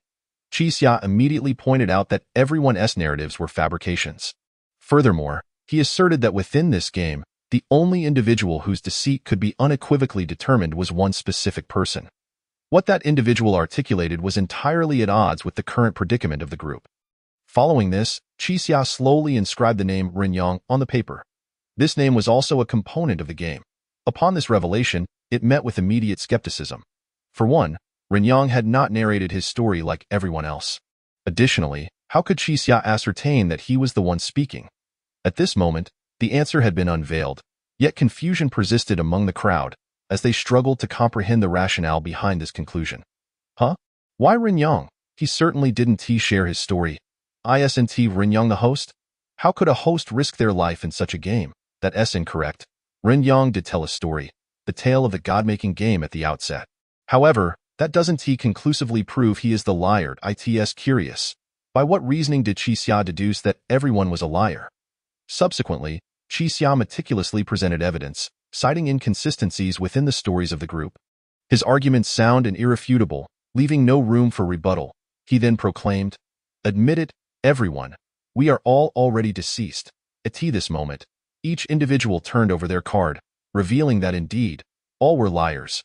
This revelation left the readers even more baffled. Wow. Qixia's rebuttal is impeccable. It certainly reveals flaws in the narrative. However, what were the two figures calculated by Suze? That remains unclear. Moreover, how did he deduce that he was already dead? This is absurd. Then, amid the astonished gazes of the crowd, Qixia began to elucidate his prior actions. Why was the room sealed? Why draw a line? Why place a clock? Why enforce a mandatory intermission? It turned out that both 54.6 and 49.9 represented the volume of oxygen each person would consume. The former accounted for 10 individuals, while the latter catered to 9. Regardless of the calculations, the air within was insufficient for survival. Only the deceased could remain inside. Subsequently, the group chose to trust Qixia, all inscribing the name Renyang on paper. Following the declaration of the game's conclusion, Renyang produced a pistol and aimed it at his heart, enacting his own judgment. When they removed their masks, they were met with a visage of unspeakable horror, one that could scarcely be termed a face of a living being. Time passed slowly. At that moment, all present held their breath, as every prior detail began to crystallize in their minds, forming connections that pieced together a coherent logic. In this instant, the clouds parted, and a sensation of solving the riddle washed over them. Oh my heavens! I finally understand. Suze is brilliant. Goodness, this is astounding. How did the author conceive such a plot? No, what are you all talking about? I still don't comprehend. Actually, it's quite simple. Only one scenario can explain why everyone is a liar. That is, Renyang was lying. Yes, reversing Renyang's words yields the answer. At this juncture, Teacher Lan Xiaolong noticed many were still perplexed and promptly stood to clarify. It's quite simple. Most individuals initially excluded the host, Renyang, from the participants. In truth, Renyang is a participant and the true liar. Thus, he lied by stating there is only one liar, which explains why, under the premise that everyone is a liar, the rules remain intact. The game's rules are absolute. As the liar, Renyang initially guided everyone toward mutual destruction. At this moment, enlightenment dawned upon the audience. The light in their minds flickered to life, a chilling realization washing over them. They were left speechless, astonished by the revelation. Chapter 49. The sudden emergence of truth. The Riddler exits the finale at this point. The readers finally began to grasp the game's intricacies. Oh? So that's how it is. How deceptively simple. What do you mean simple? It merely appears that way. The moment it deceived everyone, it became anything but simple. Indeed, we initially fell into the trap of preconceived notions, committing a logical error. From the onset, we assumed the judge was not a participant in the game. Indeed, at the outset, all the rules were predicated on the erroneous information provided by the enigmatic figure known as Renyang, ensnaring everyone who believed in his portrayal of the game. Regardless of their strategies, death was an inevitable fate. How intriguing, how utterly captivating. I am astounded that the very first game is so arduous. What horrors must await in the subsequent challenges? To survive, how astute must the protagonist be? I cannot fathom. I can only surmise that had I been in that position, I would have perished at the very first hurdle. This game is exceedingly hardcore. Even the adjudicator meets his demise, and his decisiveness is alarming. Could he be a victim of brainwashing? Is it possible? Did we not establish that Renyang is in no way human? This implies that the game was not crafted by human hands. How terrifying it is, then, that one must navigate through a game created by a non-human entity. It evokes a sensation akin to the thrill of being intellectually challenged, successfully captivating each individual present. They have, without a doubt, become entirely engrossed in the game. At this moment, they are also participants. What will the next game entail, and how will the protagonist, or indeed themselves, decipher it? This has become the primary concern of all. Meanwhile, teacher Guanxin's thoughts have finally found validation. As he anticipated, the intelligence of the author determines the ceiling of the game's complexity. One cannot deny the remarkable intellect of Suzy. However, to what extent remains to be seen, only to be revealed in the unfolding narrative. This elaborate ruse appears intricate, yet in truth, it is rather simple, though one might argue this is a case of hindsight wisdom. Nevertheless, Suzy deftly ensnared everyone with such a straightforward question, undoubtedly providing them with a pathway to unravel the puzzle. To solve it, one must first abandon conventional logical reasoning, transcending it entirely. Humans are irrational beings. And here, the more instinctual the action, the swifter the demise. In essence, Suzy has constructed a game world that subverts and transcends reality. Yet, might this not drive a person to madness? Teacher Guanxin muses. Even more absurdly, how could Suzy, a person grounded in common sense, completely disregard it? Can a rational individual truly achieve such a feat? Unless, of course, he has succumbed to madness. Upon reflection, it seems that Suzy is indeed not an ordinary individual. What sane person would reside in a mental institution? Because of his mental illness, he is capable of penning works like Slaying the Gods while confined to a psychiatric ward. His affliction enables him to devise games that surpass imagination. To write the end of 10 Days It is all quite logical, exceedingly logical. Concurrently, the participants uncover yet another blind spot. They appear to have stumbled upon a sacred text. Dear family, the mere beginning has successfully piqued my interest. How astounding! Initially, I presumed the narrative would unfold slowly, yet it commences with such exhilarating intensity. It is utterly fascinating. However, I ponder whether the author can transform this into a masterpiece, for many works in the battle royale genre falter in their later stages due to logical inconsistencies. I am more concerned with the potential for unexpected twists. If it merely involves progressing through one game after another, it may soon become tedious. Within the room, Suzy is now poised to initiate the next game. Renyang's game has concluded, and at this juncture, all have survived, save for the unfortunate individual who was eliminated at the outset. Yet, Qixia remains undeterred in her contemplation. Why did Renyang choose to shoot himself in the heart? This action undoubtedly amplifies his suffering. Such behavior can only be interpreted as a means of safeguarding his mask. Indeed, when the group retrieves Renyang's mask, they discover an inscription. I am Renog, you are cursed. May you survive. The clock ticks unceasingly, with danger lurking in every direction. Turn 100 times towards your hometown. Why do spring bamboo shoots fear not the rain? They emerge after the rain. This serves as the game's riddle. Yet no one comprehends its true meaning. Is it truly this abstract? Riddle makers should vacate the realm of the end. One exclaims, can such a conundrum even be grasped by mere mortals? Another questions, I know this one. Spring bamboo shoots are protected by their husks, thus they are unafraid of rain, and they are quite delectable, chimes in another participant. Could it be that we must irrigate? One muses, danger lurks on all sides. Could there be a trap of swords? Yet, what does this have to do with spring bamboo shoots? The most perplexing aspect remains the instruction to turn 100 times towards the hometown.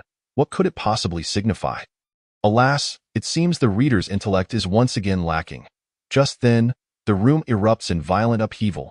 The walls are riddled with holes, and the sounds of chains rattling echo ominously. Within the void, barbed harpoons are revealed. This embodies the rain mentioned in the riddle. Faced with the pleas for help, Qixia opts for refusal. He suspects that the game will only conclude when but one person remains. Moreover, he bears no obligation to rescue each individual present. At this moment, he takes note of the directional clues. However, the room is enclosed, rendering it impossible to discern any direction. With 8 individuals present, which way should they turn? What must they rotate? When will the harpoons be launched? Every aspect is shrouded in uncertainty. If the phrase without pause refers to the timing of the launch, they have merely 10 minutes left. Confronted with such dire circumstances, the readers cannot help but gasp in trepidation. As participants themselves, they too must decipher all riddles within 10 minutes while also determining what must be rotated 100 times in a specific direction. Oh, heavenly deities, how exceedingly difficult! One exclaims. 10 minutes to turn 100 times. Subtracting the time spent turning leaves scarcely any moments for thought. Another speculates that the mechanism to be rotated is likely the harpoon-S trigger. If they turn in the correct direction, the harpoons will not be launched. Must we all turn in circles?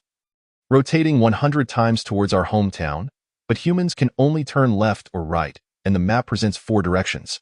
Surely we cannot perform a somersault. Daxia diligently ponders the situation. Soon, he notices the round table. Testing it, he finds it can indeed be rotated. However, it is far too heavy. They must pool their strength to move it. The sole truth is that they must turn the table 100 times towards their hometown.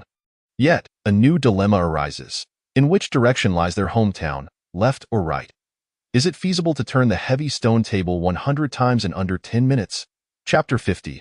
The Game of Humans and Serpents, How to Inquire. Daxia's mind races with thoughts. The immediate priority is to ascertain the direction in which to turn the table. He quickly retrieves his notepaper, sketching a map. Hometown, hometown. These 2 keywords flicker incessantly in his mind. Suddenly, a thought strikes him. He hastily queries the group if anyone has lied about their hometown. Receiving negative responses, he then instructs everyone to reiterate their hometowns. After a moment of reflection, he abruptly commands them to turn right. At this juncture, several readers pull up maps on their phones. They scrutinize it from various angles, yet remain perplexed. Why must we turn right? One exclaims, I cannot comprehend. Are we not all scattered across different provinces? What leads to the conclusion that we must turn right? Another adds that I see no discernible pattern at all. Meanwhile, on the judging panel, teacher Lan Xiaolong suddenly requests a map from the production team. He meticulously marks all the locations mentioned by the participants and then falls into deep contemplation. The other judges gather around, eager to uncover the secret. After a lengthy examination, they remain baffled. Moments later, teacher Lan Xiaolong's eyes light up and he exclaims, "So that's how it is." His sudden revelation leaves everyone bewildered. He proceeds to explain, "Initially, I too struggled to grasp it, but upon hearing Daxia suggest turning right, I made the connection. It is quite simple. One merely needs to draw lines. Ningxia and Shandong can be connected with a horizontal line. On the map, Yunnan, Sichuan, and Inner Mongolia can be linked with an angled line. Guangxi, Guangdong, and Jiangsu, along with Shaanxi, can be arranged to form a square. Together, they form the character for right." Upon hearing this, the group experiences a moment of clarity. As Suzy continues to document Daxia's thought process, it becomes evident that teacher Lan Xiaolong has indeed deciphered it correctly and is in complete agreement. With the direction for solving the puzzle established, the group begins to collaborate in rotating the table. 1 turn, 2 turns, 3 turns, until they reach 100. A resounding crash reverberates as the table is segmented into several equal pie-shaped pieces, 9 smaller sections and 1 larger. What could this signify? The group is left pondering. Officer Li immediately discerns the shape of a shield. The others rush to seize it, for it is undoubtedly their sole means of survival. Although the method of wielding the shield appears somewhat ludicrous, they are grateful for Daxia's awakening. The only point of contention lies in whether to protect their heads or their feet. Aside from the riddle being somewhat challenging to resolve, the game itself is not overly complex. At this juncture, most participants have likely deduced their course of action. It turns out that the table is not the trigger for the harpoons, but rather serves as a shield against them. This is rather straightforward. One simply needs to position the pointed ends of the pie pieces facing upward, forming a cone with everyone surrounding it. Indeed, spring bamboo shoots do resemble a cone. This clue has become abundantly clear. However, the table is wooden. Can it withstand the onslaught of so many harpoons? As Suzy continues, he offers a solution that aligns perfectly with Daxia's command. The group discards the larger pie-shaped segment, which was a trap, and collaboratively arranges themselves into a cone. In the next instant, the harpoons are released in unison. Though the protection was stringent, numerous harpoons still pierced the wooden boards, injuring many. It was only when the silence fell that the crowd cautiously peered out. They had successfully passed this trial. However, Han Yimo had been impaled by a harpoon through his shoulder, rendering it impossible to extract. At that moment, the harpoon began retracting. If it were not removed, Han Yimo would perish. Fortunately, someone managed to knot the line of the harpoon, snapping it, and then used the harpoon to sever the rope that was dragging Han Yimo. They escaped the peril unscathed. Ouch, the harpoon pierced my shoulder. I can feel the pain, one groaned. This game isn't particularly difficult. It pales in comparison to the human sheep game. That's because the protagonist is clever. If it were us, I doubt many would survive. Forget about solving puzzles. If you asked someone to draw a map, many wouldn't even be able to pinpoint their exact location. Straight to doom. In just 10 minutes, I believe most of the outcomes will be a gamble. Betting on a direction, turn right and live, turn wrong and die. Just as one wave of danger subsided, another arose. Having narrowly escaped the game, the crowd finally earned a moment to breathe. Amidst their mutual need for cooperation, new words appeared on the harpoon. I am the human sheep. A quarter hour later, death loomed once more. Avoid them. Find a way to survive. Unlike before, this time there was only a single line of useful information. The relentless games were driving everyone to the brink of madness. A troubling question nagged at a few. Why was there human dog written on the mask of the human sheep? Hadn't the human sheep perished? Why had it resurfaced? Ugh, another riddle. When will this riddle maker leave the land of demise? With both sheep and dog involved, could it be related to the zodiac signs? Perhaps.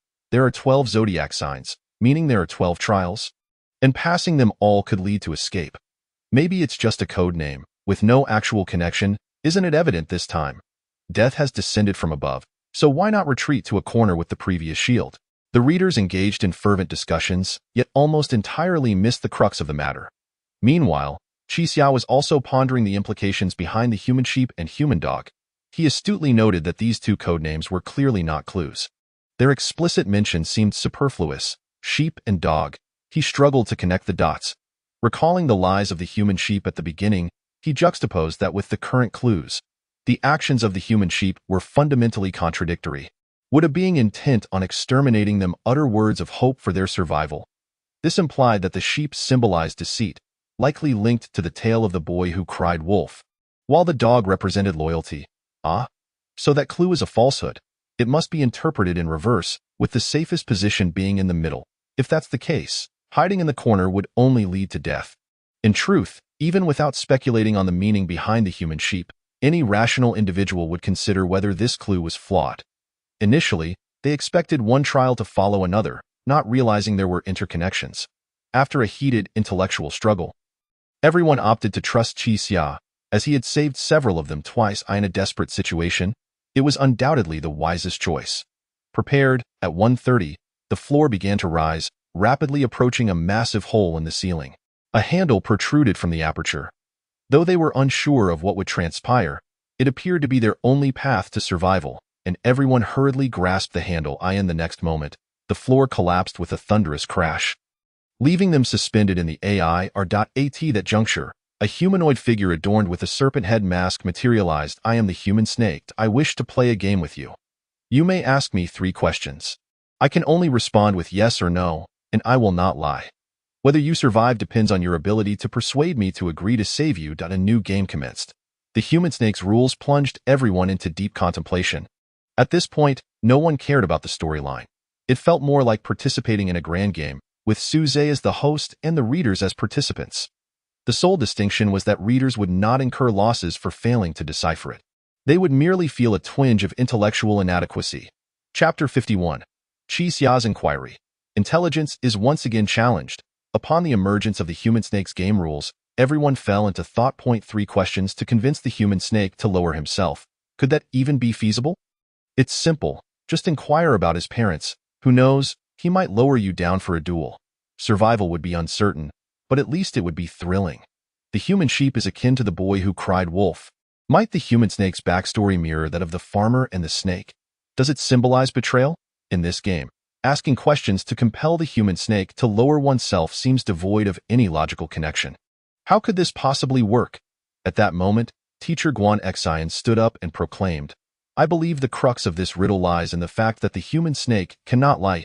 We must pose a question that compels the human snake to pull the lever.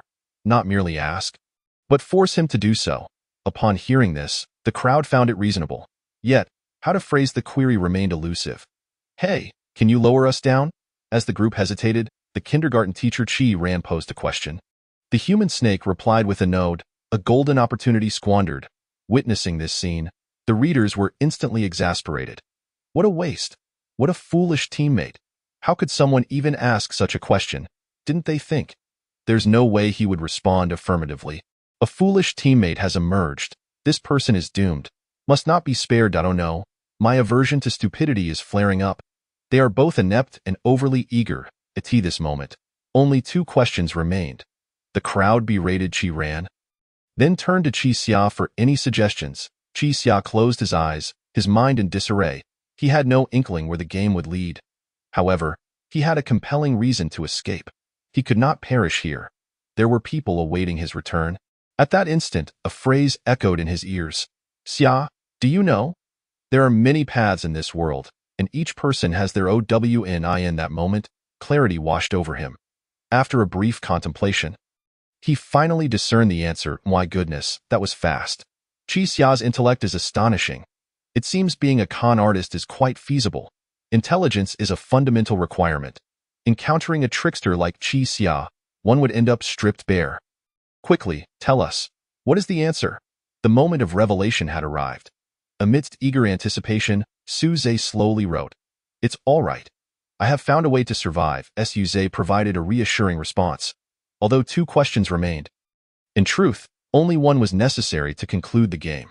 The crux of the matter lay in the logic of yes and no. At last, Chi Xia spoke. If my next question is, will you pull the lever? Will your answer be the same as this question? Upon hearing this, the human snake stood dumbfounded. Suddenly, he burst into laughter. The human snake regarded Chi Xia with amusement, then slowly pulled down the lever. Everyone was saved, gazing at Chi Xia with a look akin to that reserved for a monster. The answer was revealed, yet the readers found themselves utterly perplexed by Chi Xia's question. What does it mean? It feels impressive, yet I can't comprehend it. I understand every word, but why can't I grasp the meaning when they are strung together? Is there a winning secret to this question? I don't understand. It's completely incomprehensible. How does this relate to the end of the game? So, this leads to salvation. Why? It's baffling. At the judge's table, teacher Lan Xiaolong suddenly lit up. As though he had come to a realization, he picked up the microphone and declared, I understand. It seems that although 1 question was posed, it effectively counts as 2. If we were to ask, will you pull the lever? Twice separately. The human snake would undoubtedly answer no both times. The key lies in the phrase, will your answer be the same as this question? Simplifying further, it essentially asks him, will the 2 answers be the same? Therefore, the actual questions are, 1. Are the 2 answers the same? And 2. Will you pull the lever? As previously stated, the human snake cannot lie. If he answers yes, then the 2 answers are the same, and the next question must be yes. If he responds no, then the 2 answers cannot be the same, and the next question must still be yes. This compels the human snake into a position where he must respond yes regardless. After explaining, teacher Lan Xiaolong couldn't help but applaud. Clever, the design of this game is truly ingenious. Upon hearing this, everyone took a moment to process, slowly beginning to understand. Oh, I see. It's designed to trap the human snake in a paradox. Regardless of whether he answers yes or no, the next must be yes. Incredible, the author is brilliant. I get it. This is a way to exploit a loophole. How impressive. Wait, let me think this through again. My brain is struggling to keep up. I can't believe I was confused. With the judge's explanation, it all clicked into place. Wow, I see it now. I understand. I have achieved enlightenment. Haha. After much contemplation, the majority finally grasped the concept, experiencing that exhilarating sensation of intellectual growth once more. In the room, Su Zhe also pinned his answer. It was confirmed that teacher Lan Xiaolong's hypothesis was correct. Meanwhile, Su Zhe's pin did not cease. The human snake had lost. While congratulating the crowd, he opened the door to a new world for them. He added, a god will arise among you, an omnipotent being capable of creating everything. Xiao Jiaojin, however, was infuriated. He seized the human snake, intent on killing him, but was ultimately restrained. The crowd, guided by the human snake, stepped through the door. The room was filled with a putrid stench, and many bloodied figures adorned with zodiac masks were present. They were not the only 9 who had come here. However, only Daxia and his companions survived. Then, everyone beheld a light, a radiance akin to that of the setting sun. Yet, according to Daxia's conjecture, at this hour, a sunset was impossible. It was also bizarre. An air of strangeness permeated every corner. The backdrop of the script was expanding, revealing that others were also participating in the game, and the readers became quite animated. A new world. It looks like a collective escape. So it's not just the main characters? Will the subsequent games become even more challenging? Oh dear. Another group of unfortunate souls. This is dire. Creating gods? It feels more like cultivating pests. Has the challenge game concluded? Is it time for a real-life battle royale? The dragon human appeared. However, he was not there to test the crowd, but rather to offer a piece of advice. He produced 4 golden orbs, referred to as Dao, which were rewards for their previous victories. Within 10 days, they must gather a total of 3,600 Dao. Otherwise, the world would be obliterated, and no one would be able to escape. According to him, those born under the zodiac were all sinners, unworthy of Dao. Only the chosen could attain it and ascend to divinity. By actively participating in the game, one could earn Dao. He had already conveyed the same message to countless individuals before. Chapter 52. The Human Rat Game. A gamble on life. The newly emerged Riddlemaster piqued the curiosity of every reader. Hiss, another divine creation? Is it real or merely a deception? The stakes are high. In other survival games, you either receive money or risk your life, but here it escalates to divinity. Having told countless people, how long has this game existed, and how many have perished? It's somewhat terrifying. Finally, the protagonist group can take a breather. Just deciphering this game is exhausting. Only 10 days? Isn't that a tad brief?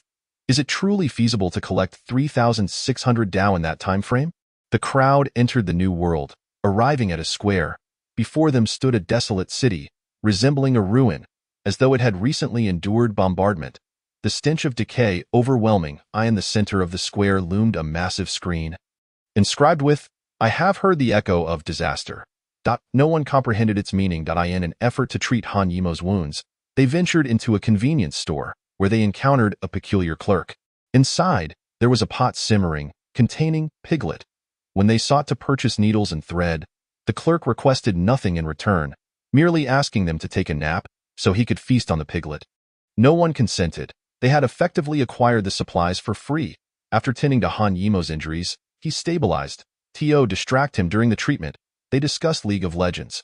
Strangely, Xiao Jiajin seemed completely oblivious. Subsequently, they learned that the clerk's piglet was, in fact, a baby. Daxia understood. Within 10 days, if they did not escape, they would succumb to madness, much like the clerk in the live stream. Upon witnessing the clerk's predicament, the readers gasped in shock. What the hell? That startled me. It was a baby. This game is utterly terrifying. They're resorting to cannibalism. So hungry yet wanting to share. That is somewhat generous, but alas, he has gone mad. The echo of disaster must be a crucial piece of information. Take note, it will be relevant later. Wow, I guessed it right. Why can sleeping lead to feasting on piglet? Turns out it's a waiting game for conception. Absurd, terrifying, yet captivating. The group found a clean spot to rest, planning to contemplate their next move in the morning. Daxia constantly thought of his beloved, Yunyanin. She was the beacon of hope that compelled him to escape this place in his slumber. Han Yimo suddenly grew strange, muttering incessantly about the 7 black swords. The bell tolled, and then he perished, slain by a colossal black sword. Who the murderer was, no one knew. After a heated argument, the group decided to part ways. Daxia, Xiao Jiajin, Lin Qing, and Tian formed a team and departed, taking 1 Dao with them. Shortly after, they encountered an elderly man who spoke a slew of nonsensical words. Have you seen the celestial dragon? We are destined to be lost, and no wonder the zodiac has returned. What? How did Han Yimo die? We just entered, and someone has already perished. Isn't it only those who participate in the game that die? What gives? This final realm seems utterly illogical. Dying without even playing? The danger level is alarmingly high. Could it be that the final realm harbors ghosts? That one called Chi Ran is utterly despicable. A complete liability to IT would be splendid if he were absent. I have an idea. Equip my teammates with AKs and arm myself with a shotgun. Let's grow strong and achieve greatness. The eerie final realm. The peculiar echoes, the deranged clerk, and the rambling old man all cast a terrifying and uncanny atmosphere over everyone. The four of them reached an agreement, deciding to attempt the game first. Thus, they found the human rat game. Game. Seek the Dao in the warehouse. Time. 5 minutes. Rules. Locate a Dao within the room and bring it outside. Ticket. 1 Dao. Penalty. If successful, gain 1 Dao. If failed, lose 1 Dao. This moment. The readers resumed their roles as detectives. There's definitely a trap. The simpler the game appears, the more likely it is to ensnare. The penalty for failure is merely losing 1 Dao. It seems rather lenient, almost trivial. Wait, the ticket is just 1 Dao. Even if they win, they only gain 1 Dao. It hardly seems worthwhile for the participants. However, the protagonists only possess 1 Dao. If they lose, they can no longer partake in the game. Searching the warehouse. No wonder it's called Human Rat. It symbolizes the search. This challenge seems unrelated to IQ. I should be able to handle it. After deliberation, Daxia and his companions decided to give it a shot. The human rat reiterated the rules upon entering the warehouse. Find 1 Dao in the room and bring it out. Tian volunteered to participate, reasoning that if he died, it wouldn't matter. He cared little for his own life, deeming his existence meaningless. The game commenced. Tian entered the warehouse while the human rat and the others stood outside. Suddenly, a sharp sound echoed. Tian had shattered a light bulb inside. The Dao would emit light, thus enabling him to locate it. However, he failed. There were no luminous objects within the room, only many sealed jars. 5 minutes was insufficient to open them all. They lost their only Dao. Now, they found themselves in a dire predicament. Witnessing this situation, the readers couldn't help but gasp. As participants themselves, they empathized, realizing that the very first step had led to failure. They had lost their Dao. How could they proceed from here? It's over, all over. I knew it wouldn't be that simple. Those under the Zodiac are cunning. They would surely avoid such an obvious solution. Yet, the rules are absolute. There must be 1 Dao in the room, but finding it will be incredibly challenging. The time constraint is critical. Otherwise, they would surely uncover it's over. They gambled everything on the first attempt. What now? At this moment, Daxia inquired once more. What if they failed to find the Dao? The response was that they would lose 1 Dao, but there was no danger to their lives. They wished to try again, but they no longer had any Dao left. Daxia, however, had an epiphany. He requested the human rat to reiterate the rules. Upon hearing them, Daxia declared his intent to play the game. Yet this time, he would wager his life. The phrase betting one's life instantly elevated the stakes of the game to a climactic level. The readers' eyes sparkled, their interest piqued. Starting off with a life wager? The protagonist is quite ruthless. I like it. Once the protagonist makes a move, I knew it would lead to something.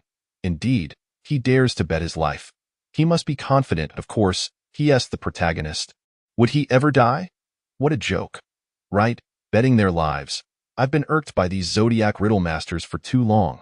Let us go all in. Going all in is a form of wisdom. Let us do it. This search seems devoid of any additional clues. How on earth can one locate something in such a vast warehouse within 5 minutes? At this moment, the reader's fury towards the Zodiac reached its zenith. With the protagonist's intervention, all those who believed victory was assured began to revel in the excitement. Little did they know, a boomerang was targeting their very hearts. Chapter 53. The Vermilion Bird Descends. The terrifying final realm in the human rat game. Daxia's proposition to wager his life plunged them into an irrevocable peril. No one knew the source of Daxia's confidence. They simply unconditionally trusted in his status as the protagonist. For a protagonist could never die, no matter the circumstances. When Daxia suggested wagering his life, the human rat visibly flinched, trembling with palpable fear. The human rat repeatedly urged Daxia against such a gamble. But Daxia remained resolute. So, when it comes to betting one's life, even the Zodiac fears, someone remarked. Weren't they all high and mighty when exiting the game? Why the sudden cowardice? True to the protagonist's nature, he strikes with a powerful blow. Daxia refused to compromise, leaving the human rat with no choice but to acquiesce. The game commenced. Just as the human rat was about to exit the room, Daxia seized him, abruptly declaring the game over. He then slowly extracted a Dao from the human rat's pocket, the ticket they had previously submitted. Xia's deduction was correct. The only Dao resided with the human rat. If the game commenced and the door closed, there would be no Dao within the room, and no matter how they searched, it would be impossible to find it. The sole solution was to retrieve the Dao from the human rat before he exited the warehouse. Xia had valid reasons for his deductions. Firstly, the human rat always recited the rules only after entering the warehouse, which was unnecessary. Secondly, when Tiantian concluded his game, the human rat didn't even glance at him, yet was certain Tiantian had lost. Thus, it could be concluded that there was indeed no Dao within the warehouse. Moreover, the rat-like creatures would conceal their most vital treasures within their mouths. Upon realizing the game had failed, the human rat fled in haste, as if something terrifying were about to descend. Wow, wow, wow. So it was like this. The protagonist is truly brilliant. No wonder the protagonist needed to revisit the rules. It eluded me when I first contemplated it, but upon reflection, it appears remarkably simple. It is no surprise that the punishment for failure is so outrageous. It is predicated on the assumption that one cannot possibly lose. Ha ha ha, and here they go. It seems the Zodiac isn't as terrifying as it was made out to be. Why did the rat flee? Just like that, it ran away, leaving everyone puzzled about the fate of its punishment for failure. In the midst of the rat's escape, a Terminator descended from the heavens. Swiftly, he seized the fleeing rat and brought it before Xia. Rat, what do you intend to do? The man's voice was gentle, reminiscent of a kind elder brother. Yet, the rat was engulfed in fear, stammering and unable to articulate a coherent sentence, continuously pleading for mercy and addressing the man as Lord Zhuke. Observing the rat's terror, Xia hastily retracted his wager. He had no desire for the rat's life. Zhuke initially acquiesced, but then pierced through the rat's abdomen in a single stroke. The moment Zhuke removed the rat's mask, everyone was taken aback to discover that it was merely a teenage girl. The rat clutched her abdomen, crying out in pain. At that moment, Xia was left in utter shock. So this is what gambling with one's life entails. Regardless of the circumstances, the losing party must perish. The rat slowly produced 3 tokens. She had been waiting here for quite some time, and Xia and his companions were the first participants. Initially believing she would win, she never anticipated losing her life instead. Once a participant herself, the rat was compelled to don a mask for certain reasons. In essence, Xia had unwittingly sent a teenage girl to her grave. At this moment, a splitting headache consumed him, akin to the anguish he felt when Han Yimou died. Outside the narrative, a boomerang struck the readers squarely between the eyes. Those who had boasted about gambling the Zodiac to death promptly fell silent. The ensuing silence was deafening. Zhuchua's assessment of the rat echoed incessantly in their minds. This child is quite polite. The image of a naive, courteous little girl materialized in the minds of the crowd. Many readers felt a pang in their noses, their eyes suddenly moist, faced with such a polite teenage girl who could remain unsoftened. My heavens, the rat was once a participant too, and she was so young. Why does the end of days spare even teenage girls? She was clearly so polite and such a lovely child, and yet she died just like that. So, the Zodiac was also a participant, merely becoming the Zodiac due to certain reasons. This game is essentially humanity turning upon itself. I admit, I was rash earlier.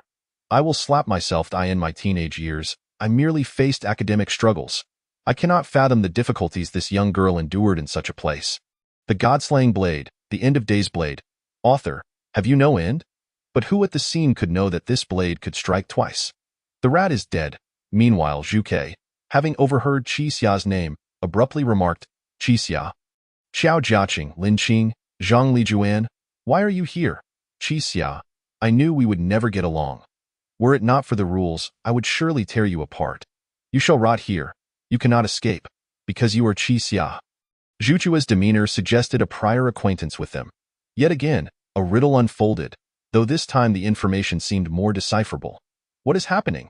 Isn't this Xia's first visit? How does Zhuke know him? Something feels off. There is a 9 out of 10 chance that something is amiss. It seems Xia has been here before. Could it be that Xia has amnesia? It appears that Zhuke harbors a deep-seated grudge against Xia. The plot thickens. Actually, this is quite intriguing. It indicates that the narrative is not merely a simple challenge game but possesses a much grander worldview, which is far more engaging. Suze continued to craft the unfolding tale. Meanwhile, in various media outlets, following the God-slaying narrative, Another topic surged across the internet. The lying game. Who is the liar? With a viewership of 5.6 million. 3 questions. How would you save yourself? Garnered 4.7 million views. 10 days of end. Following Godslaying, another masterpiece by Su Zhe, reached 3.2 million views. In less than 2 days. The traffic regarding 10 days of end had soared to an astonishing 900 million. Similar headlines proliferated across major media platforms, all sharing a common creator. Su Zhe. At this moment, a deluge of new readers flocked to Su Zhe's livestream, eager to partake in his game. Daxia and his companions deliberated their subsequent plans, murder and seizing tokens. Yet, this was merely a test set forth by Daxia. Standing on the street, a person approached them, distributing flyers. Check out swimming and fitness. It was not surprising to have a clerk in a convenience store. Nor was it unusual for someone to hand out flyers on the street. What was peculiar, however, was that Lin Qing did not recognize the flyer. As the group pondered this, a man approached, inviting them to participate in a bovine-themed game. The rules were simple, 20 individuals per group, and at the end of the game, each player would receive tokens equal to the number of survivors. Ticket price: 1 token per person. Penalty for failure: death. A new game was about to commence. Chapter 54. Long live the extreme path, layers of mystery.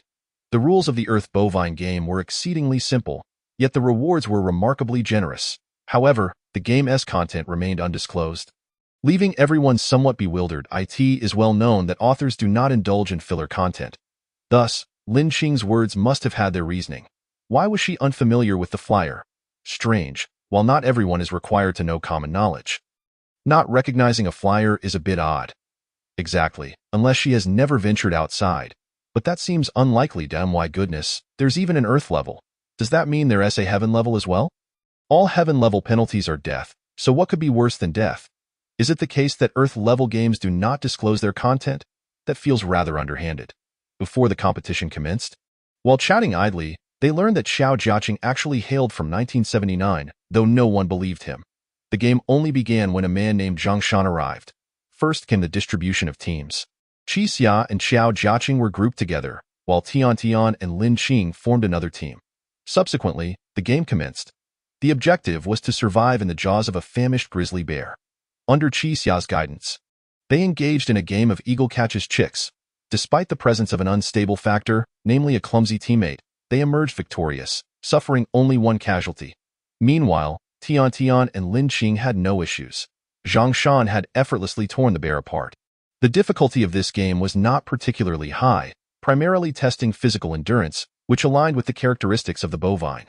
However, despite being classified as Earth level, readers did not perceive the same level of challenge as before, leading to some disappointment. Is this really Earth bovine?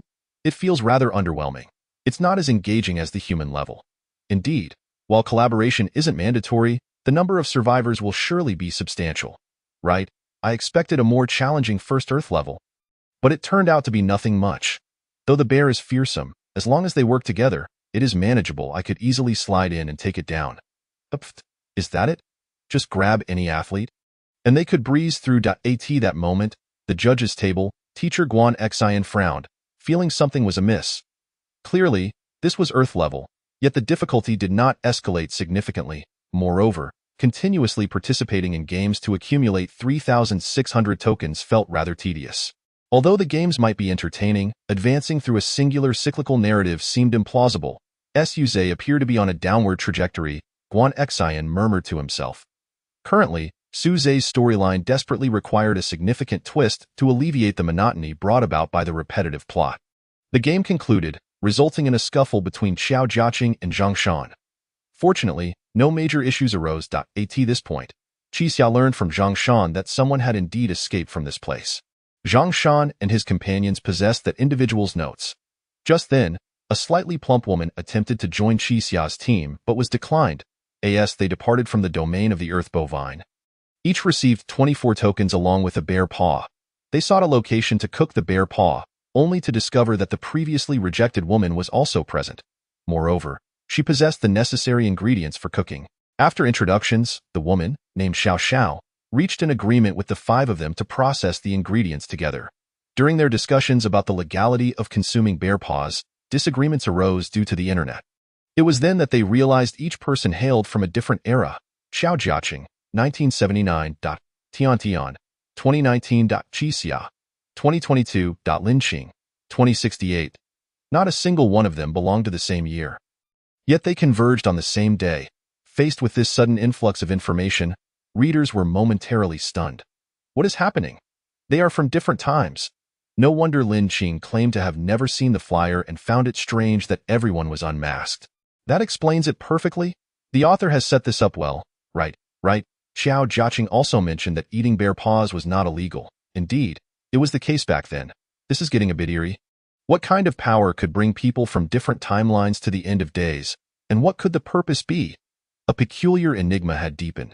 To the readers, it seemed that the narrative was becoming increasingly intriguing. Qixia could not fathom the reason behind it. This moment, the bear paw was cooked. The group feasted joyfully. After finishing their meal, as they stood to leave, they inexplicably collapsed to the ground. It was Xiao Xiao who had made her move. She then spoke. Qixia, you heard the chimes, didn't you? I wish to propose a deal. Do not continue collecting tokens. Instead, live here peacefully. I hope you will join us. With that, Xiao Xiao seized the tokens from everyone and tossed them into the fire. Suddenly, they began to eliminate Xiao Jiajin and his companions one by one. Qixia felt an overwhelming anguish. And for reasons unknown, he regained consciousness. In a daze, he glimpsed the silhouette of Yun Yinan, which then transformed into Qi Xiao Xiao. He shouted, "Long live the extreme path," and turned to flee. At that moment, Lin Qing also emerged in pursuit, revealing that he had not perished either. The two were oblivious to everything. Lin Qing supported Qixia in search of a safe haven, and after meandering, they returned to the convenience store they had previously visited. Inside, only Dr. Zhao and Xiao Ran remained, while Officer Li and Lawyer Zhang were nowhere to be found. New information continually emerged within the narrative, each revelation deepening the enigma. The readers found themselves enshrouded in mystery, unable to discern any point of breakthrough. Is it truly possible to harm others in the land of endings like this? How peculiar. What could be the motive? Has this woman gone mad? Why protect this place? Has she grown attached to it? Long live the extreme path. It seems someone has already established an organization here. Has this game been ongoing for a considerable time? The bell tolls again. What does it signify? Does it ring whenever someone dies? It's so eerie. Goodness, the mysteries are multiplying. My mind can barely keep up. How did the author conceive such a complex setup? Indeed, let alone those games, I can't even remember all these intricate plots. It's riddled with riddles. Utterly exasperating. After receiving Dr. Zhao's assistance, Qixia was temporarily out of danger. That night, they beheld the rustling forms of humanoid monsters, yet the night passed without incident. The following day, driven by the desire for the Tao, they set out together to seek clues about Officer Li. Eventually, they encountered old Lu, who knew the whereabouts of Officer Li, but only on the condition that they assist him in winning the game of Human Pig. With no other options, Qixia reluctantly agreed, harboring a desire to experience the game for himself. The group arrived at the Human Pig venue. The rules were as follows. 50 black and 50 white pieces were placed into 2 bowls. Blindfolded, one must choose a bowl and select a piece. Drawing a black piece signified victory. The entry fee was 5 Dao. A new game had commenced. As before, the readers present immediately began to hypothesize methods to unravel the game. The comments section buzzed with excitement. Chapter 55. The protagonist is too intelligent, affecting immersion regarding the Human Pig game. The comment section was abuzz with varied opinions. If one bowl contains a single black piece while the other contains 99, wouldn't he weighing them ensure a win? Nonsense. If that were the case, the Human Pig would be left with nothing. Though it's labeled a game of chance, it's fundamentally a matter of probability. One can only strive to enhance their odds. While both are games of human-level zodiac, this one appears significantly simpler than the Human Goat game. Qixia quickly arranged the pieces, placing one black piece in one bowl and the remainder in the other. Then came the moment of choice. However, the comments section was rife with confusion. Wait, if that's the case, it's still about luck. If luck is against you, you must play on. Is there a guaranteed winning strategy that we simply haven't considered? Luck is inconsequential. After all, losing only costs a few Dao, not one's life. Qixia paused for a moment before selecting the left bowl, the one containing 99 pieces. The Human Pig's eyes suddenly gleamed as he instructed Qixia to choose a piece from within. However, it was not that Daxia was merely unlucky. He had deliberately chosen this path. From the human pig's reaction, he discerned which bowl was selected, and from the subconscious inclinations of the human, he surmised that the bowl with 99 pieces lay to the left. This round was a psychological battle. When science falters, one must also embrace the mystical. Daxia extracted 2 black pieces from the bowl. After a brief wait, noticing the human pig's lack of response, he casually discarded one. Calmly, he declared that he had completed his selection. Wait, what is he doing? It appears to be a matter of luck, yet somehow it feels more profound and elusive. The fact that he produced 2 pieces must be for a reason. Yet I cannot discern it. This victory feels rather inexplicable. Indeed, in critical moments, it seems the mystical holds true. The human pig stood in stunned silence for a moment before gradually coming to terms with the situation. He had miscalculated. His error lay in the fact that when Daxia revealed 2 pieces, he did nothing. No taunt, no jest, not even a nudge. Yet he remained silent. In that instant, he realized why Daxia had chosen to display 2 pieces. He was borrowing the human pig's gaze to observe his reactions and deduce the nature of his pieces. The designer of the game now found himself exposed. At this moment, he comprehended the meticulousness of Daxia's mind. The man before him was terrifyingly formidable. Daxia's actions astounded the readers. Wow, incredible! A game of luck, and he somehow crafted a guaranteed victory. I truly didn't grasp it while watching. Only after did it dawn on me. To kill, and to penetrate the psyche. What a masterful maneuver! By the way, could it be that this intricate plot was solely conceived by the author? Such creativity exceeds mere storytelling. Indeed, if the author originated all of this, their intellect must be astonishing. The human pig game concluded, and Daxia and his companions secured the Tao, preparing to depart. Yet the human pig inquired about Daxia's name. Upon hearing it, the human pig froze momentarily, then stated, Daxia, I wish to gamble my life with you. The human pig did not appear mad but rather seemed to harbor deep-seated enmity towards Daxia.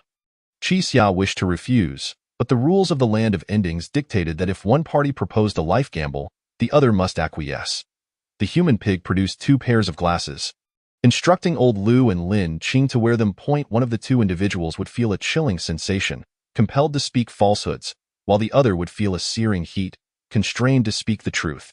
The game remained a matter of guessing the color of the pieces, albeit this time the human pig would assign the pieces. While Daxia would make the selection, Daxia could pose a question to one of the individuals, ultimately determining the color of the piece. Goodness, another life gamble. Can the human pig not bear to lose? He doesn't appear to, but it seems he knows Daxia. That's odd. Isn't this Daxia's first visit? Once more, it's about questioning. The challenge lies in discerning who lies and who speaks the truth. I can't process this. Even if I ask the right question, how can I ascertain whether that individual is lying? It's strange how the protagonist is so exceptionally clever. He seems remarkably adept, as if he frequently engages in such games. Can one's mind truly operate at such speed? It does seem a bit absurd. Unless the protagonist has designed similar games himself or is accustomed to such deadly trials. Indeed, the protagonist's problem-solving seems a tad far-fetched. His intelligence borders on the surreal. Meanwhile, in the judge's seat, Teacher Guan Xin took note of the reader's concerns. As the readers pointed out, the protagonist's brilliance wasn't the issue. Rather, Daxia's exceptional intelligence hindered immersion. Daxia was astoundingly astute, to the point where his reasoning surpassed human comprehension. Although this is a novel, it adheres to its own logic. The Land of Endings transcends human understanding, yet Daxia, prior to his arrival, was merely an exceptionally skilled ordinary person. He was but a trickster. Faced with many games, his thoughts raced too swiftly, rendering them implausible. The author's design was overtly apparent, thus failing to resonate with the readers and severely impacting immersion. Unless, of course, there existed a plausible logic underpinning Daxia's brilliance. Meanwhile, teacher Lan Xiaolong found himself engrossed in the game. Instinctively, he recalled the human snake game. It seemed the thought process should be somewhat similar, deriving an irreversible answer from the questions posed. Yet, he could not conceive how to phrase the inquiry. Hearing teacher Xiaolong's remarks, readers chimed in with their thoughts. I share the same sentiment, yet I'm stuck at this crucial juncture. Exactly, it's always just a smidgen away from realization. What do you mean by a smidgen? Were it not for the author's exposition, I doubt I'd ever solve it. Thank goodness I didn't encounter this. Otherwise, I would have been fodder. The game was about to commence. The human pig shuffled the pieces and distributed them evenly into 2 bowls. However, Daxia requested the human pig to select for him, stating, "You choose first. Only then will I make my selection." This statement caused the human pig to hesitate. He had initially intended to provide 2 white pieces to Daxia. But upon reconsideration, he decided on 1 black and 1 white. 1 black piece, 1 white piece. 1 true, 1 false. The difficulty was markedly elevated compared to before. Yet Daxia remained remarkably composed, as if everything was well within his grasp. Moments later, Daxia began to pose his questions. He chose Lin Qing, who was the one compelled to speak falsehoods. Under the expectant gazes of the crowd, Daxia posed his inquiry. "Lin Qing, tell me, what color does old Lu say this piece is?" The moment the question left his lips, it was a checkmate. Chapter 56. A sudden warning. The story involves legal violations thanks to his prior experience in the human snake game. As soon as Daxia's question was posed, some began to deduce and ultimately arrived at the answer. "Ah, I see now. This type of game. How on earth did the author conceive it? It's terrifying. Indeed, it appears daunting at first glance, yet once the author unveils it, it seems almost trivial. What are you all discussing? I'm starting to lose track." Teacher Lan Xiaolong noticed some remained puzzled and promptly began to explain. The solution to this query is as follows. If A lies and B speaks the truth, and if A holds a black piece, he will claim it to be white, while B will assert it is black. Now, if we inquire of A what B would say regarding the color of this piece, the answer will invariably be white. If one were to inquire of B, A would undoubtedly respond that the color of this particular piece is white. In other words, regardless of whom one asks, they would invariably provide the opposite color. Consequently, this leads to the true answer. At this juncture, many individuals suddenly comprehend. How clever! So that's how it is. The judges are truly impressive. The answers have been thrust upon me, and yet I remain oblivious. This game is indeed remarkable. It appears that games of human caliber are significantly more challenging than those of lower tiers. I have already discerned the author's line of thought. The next game is bound to be conquered. After observing a few games, one might presume to grasp the author's full intent, yet who can say whether the author has exerted their utmost? Considering there are still numerous lower-tier and celestial-tier games, the human pig has already lost, removing the mask to reveal the visage of a middle-aged man in his 40s. He was so close to exiting here with dignity. Daxia, have you ever erred in a manner that would necessitate a lifetime of atonement? Faced with the inquiry from the human pig, Daxia was left bewildered. The human pig had resigned himself and retrieved a revolver from the drawer. Slowly recounting his tale, "I am a chairman, burdened by immense debt." Thus, the two engaged in a game of Russian roulette. With each question posed by Daxia, the human pig would pull the trigger until the gun discharged. Throughout this exchange, Daxia gleaned considerable information. The human pig had the opportunity to escape, yet he chose to remain here to atone for his sins. Exiting would mean conquering heaven and earth, but not defying the heavens. Subsequently, through a conversation with Officer Li, Daxia learned of the information regarding the Heaven's Gate. The leader of Heaven's Gate is Chu Tianqiu, who holds the notes for escaping this place. Thereafter, under the guidance of Old Lu, the two sought out Officer Li, who was now on the brink of death. From his lips, Daxia learned of Officer Li's story. Once a criminal detective, he had turned rogue, aiding criminals and laundering money. He had participated in the human rabbit game alongside Lawyer Zhang, shattering his own hand to free himself from handcuffs and save Lawyer Zhang in his final moments. Officer Li produced an imaginary cigarette and lighter from his pocket. The ominous tolling of a bell resounded once more. Officer Li had passed away. The demise of these two characters, coupled with the poignant narratives behind them, resonated deeply with countless souls. Alas, they are all pitiable figures. Is it true that those who partake in this game are all individuals who have committed grave errors? It seems I had underestimated the situation. In the previous human sheep game, everyone had lied on the surface. They all appeared virtuous, yet the others likely harbored their own complexities. Having only just arrived, 3 individuals had already perished. The mortality rate is alarmingly high. To shatter one's own hand, Officer Li is truly formidable, a man of grit. No. I rather liked Officer Li's character, and just like that, he is gone. The brutality of this final destination is evident to all. Initially thought to be a mere cycle of mutual slaughter, Officer Li's selflessness imparted a profound lesson to everyone. Not everyone would prioritize self-preservation in the face of life and death. The world is filled with petty individuals. Yet there are also many heroes. A sense of despondence enveloped each heart. Suddenly, a grave warning appeared in the live stream. Warning: the story in the program 10 Days of Demise has involved illegal content. Please address this promptly. The live stream abruptly went dark, displaying undergoing rectification. This unexpected turn of events left everyone in a state of confusion. The next moment, a flurry of question marks flooded the screen. What the hell? A warning from a certain platform: illegal? What does that mean? How can writing a story be illegal? Who gave them the audacity to shut down a national competition's livestream? On the host stage, Bing Bing was equally puzzled. There seems to be a slight issue with the program. Please remain calm. We will resolve it immediately. After offering a brief reassurance, Bing Bing hurriedly contacted the production team. Soon after, the team presented a document stating, the program 10 Days of Demise is suspected of depicting the darkness of human nature. Please address this immediately. At this moment, Bing Bing finally grasped the situation. She quickly announced, everyone, the situation is rather dire. We have received notification that Su Zhe's story is suspected of revealing the darkness of human nature, which does not align with societal values and may likely face censorship. Upon hearing this news, the readers erupted in fury. Damn it, do they not have eyes, or do they think I'm a child? It's just a story, not reality.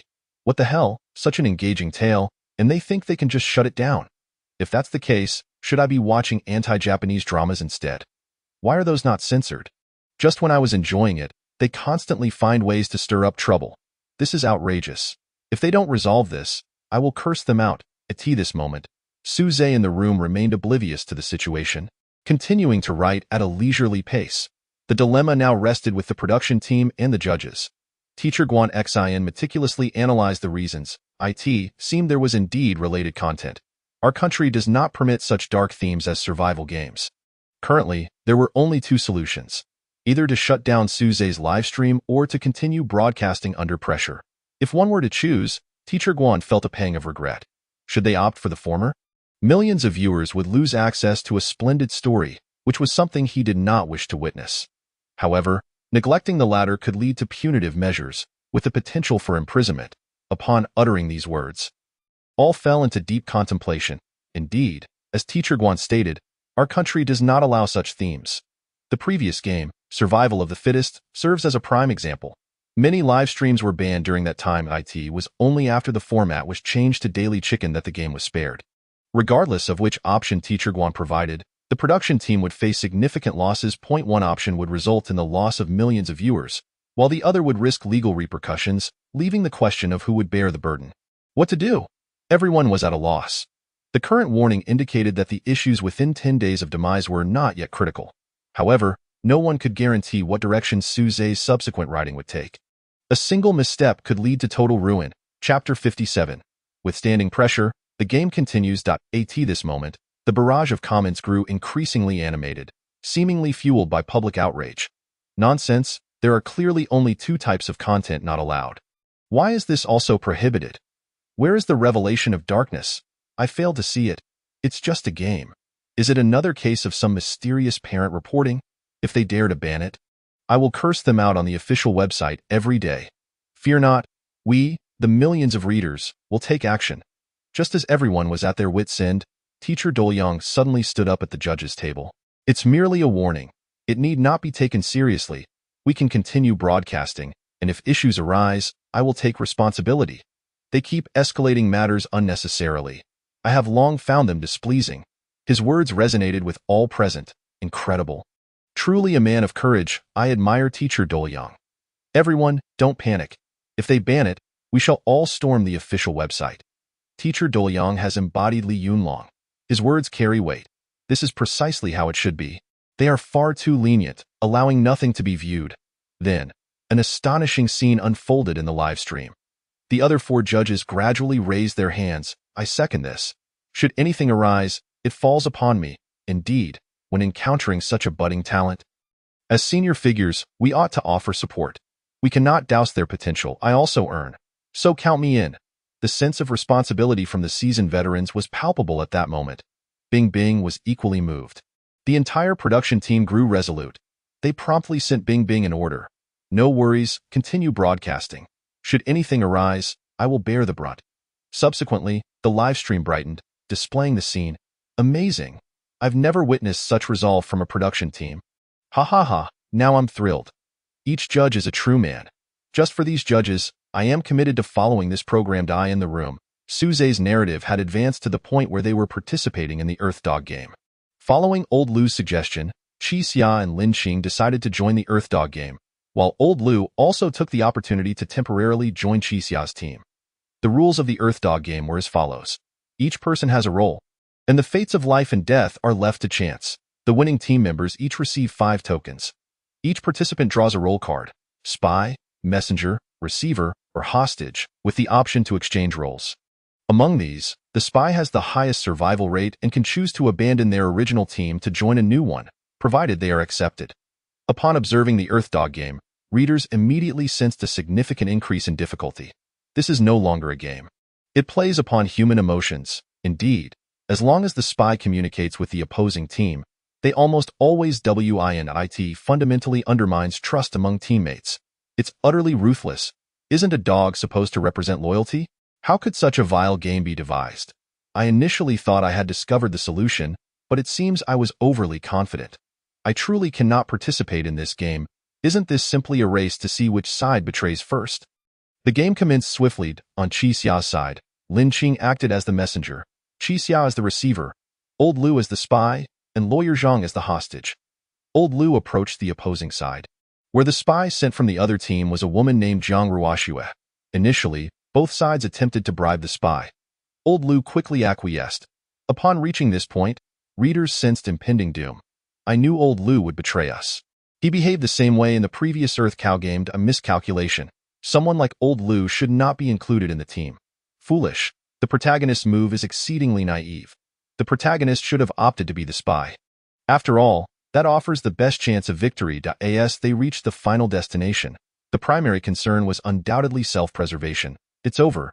Everything is lost. The game has barely begun, and it's already finished. On Qixia's side, Lin Qing approached with the intent to bribe Zhang Ruoxue, who, however, firmly refused. Her rationale was simple. The team would never abandon her for the sake of an old fool. Furthermore, that individual, Amu, happened to be her boyfriend, which bolstered her confidence.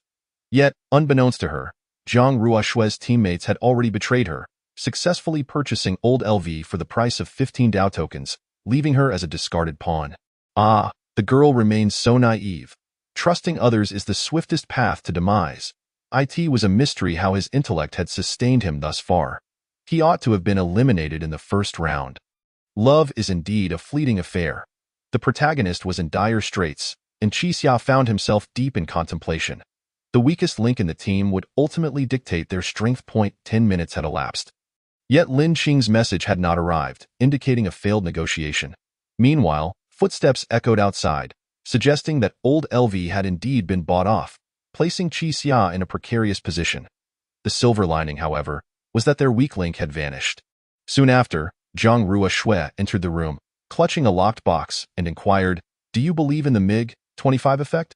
Qixia understood her meaning and added another lock, instructing her to return the box. On the other side, Old LV had not betrayed them. He had destroyed the key. What? The most likely to betray turned out to be the most reliable. This unexpected twist left readers astonished in light of Old LV's sudden dependability. Some felt disoriented. The human heart is indeed the most inscrutable of entities. Old LV has suddenly turned righteous. I admit, I may have been too loud in my previous remarks about Old LV. Old LV, you are a true man. This man, who was evidently rather timid, proved remarkably reliable at a crucial moment. Old LV unexpectedly garnered a wave of admiration. When he returned, he was met with a brutal beating from Amu and his companions. Even after enduring such a thrashing, he merely remarked, "Qixia, I've done all I can for you." At this juncture, Zhang Ruoxue panicked and sought to join Qixia's team. Upon learning Qixia's name from Lin Qing, she reversed her earlier stance. She could die, but Qixia must lose. Before long, Qixia received the box again and opened it with the key. Inside the envelope was a string of letters devoid of meaning. Swiftly, Qixia discerned that this sequence was a Caesar cipher. By identifying the correct offset, he could unveil the password. Ultimately, he deciphered it to be Jitawansui, a slogan reminiscent of the earlier threat posed by Xiao Xiao. The protagonist remains unfazed. He has managed to turn the tables. It all hinges on Old LV's loyalty. Otherwise, he would have met his end long ago. Old LV was right. He proved reliable at a critical moment. I declare Old LV the MVP. What an unexpected twist involving a Caesar cipher. What is this? Even if you provided me with the password, I wouldn't be able to decipher it. Lin Qing is no simple character. Why would the password be this? Is there a connection between Digo and the Yakuza? How peculiar. Just like a human pig, Jiang Ruoxue disregards her own well-being upon hearing Qixia's name. Qixia successfully rescued Lawyer Zhang, and the announcement of victory echoed through the broadcast. It seemed as though everything had concluded. However, the true crisis was only just beginning. Chapter 58. Echoes from the Endgame. Truly a god-making game. The game concluded. Yetamu and his cohort relentlessly pursued Old LV, vowing not to relent until he was dead. Qixia stepped forward to intervene, questioning Digo, who showed no intention of striking. After all, the Zodiac's goal was to eliminate players. Player-on-player violence suited them perfectly. Given the circumstances, the group was compelled to prepare for a fight. Old LV truly possesses grit. Risking his life to remain loyal. I misjudged him. Not only must they contend with the Zodiac, but they must also guard against the players. It is indeed the endgame. The leader of the dogs is genuinely a Dogi in the face of mortal peril. Qixia chose to let his teammates flee while he held the rear. However, Lawyer Zhang was unwilling to abandon him, clutching a shard of glass, insisting they both stayed. To counter his teammates' objections, Jiang Ruoxue stepped forward with a series of bewildering statements. You must kill one of them. Slice their throat with the glass. It is all predestined. Go on. A life awaits your grasp. Lawyer Zhang, unable to ponder further, rushed to assist Qixia. The moment she appeared, a figure lunged at the glass in her hand, severing their throat before perishing. Jiang Ruoxue's words had come to fruition. Who would have thought a woman like Lawyer Zhang could be so courageous? I admire Lawyer Zhang. I appreciate such loyalty. What is happening? Could it truly be as Jiang Ruoxue claimed? What a coincidence. I see now. Jiang Ruoxue is a harbinger of doom. At that moment, the enemy, a bald man wielding a dagger, pursued Qixia, cornering him. Qixia was stabbed in the shoulder, his flesh mangled. Already injured, his pain intensified. In a critical moment, Old LV tackled the bald man, only to be pierced in the ribs. In agony, Old LV bit down on the bald man's shoulder, tearing away a sizable chunk of flesh. The bald man rose again, aiming to strike Old LV, but Lin Qing swiftly pierced his shoulder. And Qixia followed suit, plunging a dagger into him, resulting in his demise. Qixia hurried to assess Old LV's injuries, inquiring about his name. In pain, Old LV urged everyone not to laugh. He was named LV Fengxian. He had initially thought that Qixia's earlier conversation implied he should go undercover, not realizing that Qixia had hoped for just that. He understood that Qixia and the others would never risk their lives for him. Yet he, Old LV, could not. In the face of Old LV's impending death, Qixia's headache returned, seemingly to sever his sorrow. At that moment, Digo finally made his appearance. Old LV, oh Old LV, you were indeed a man of courage. Woe is me, the character we just established has perished. True to his name, Fengxian was indeed valiant. In loyalty, he has surpassed that individual.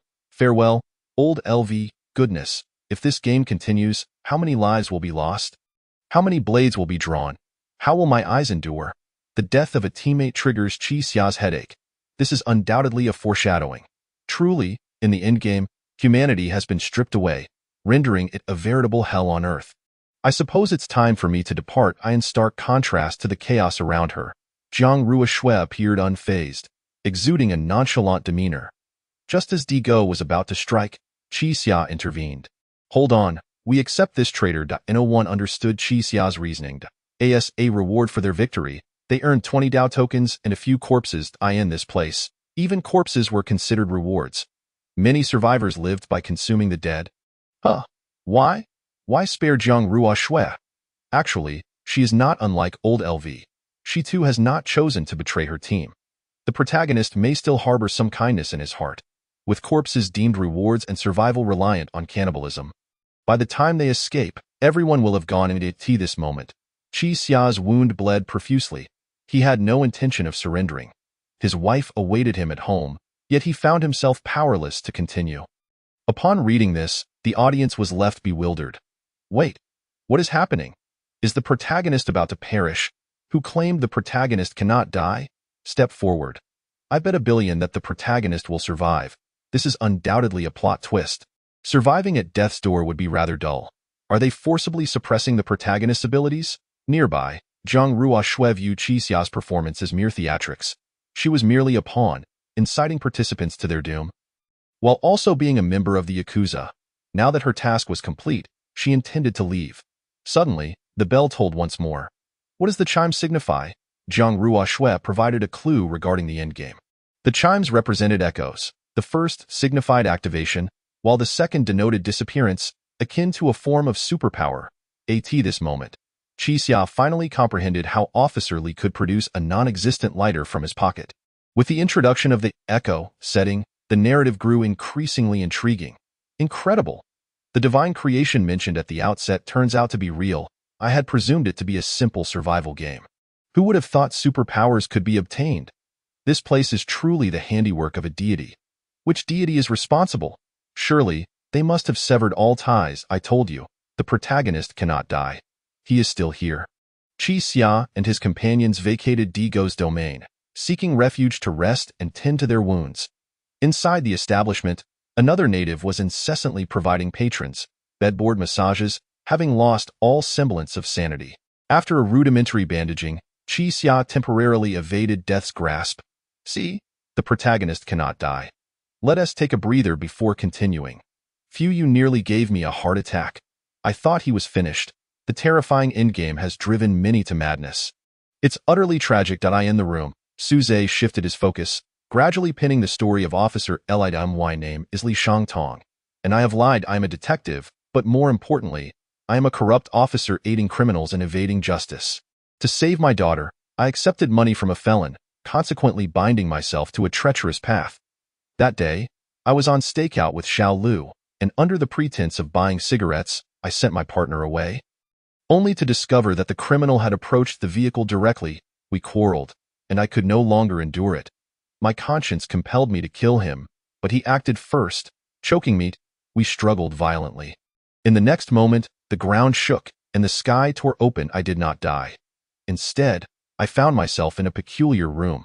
When I opened my eyes, I faced 9 strangers, along with a bizarre figure donned in a goat-headed mask.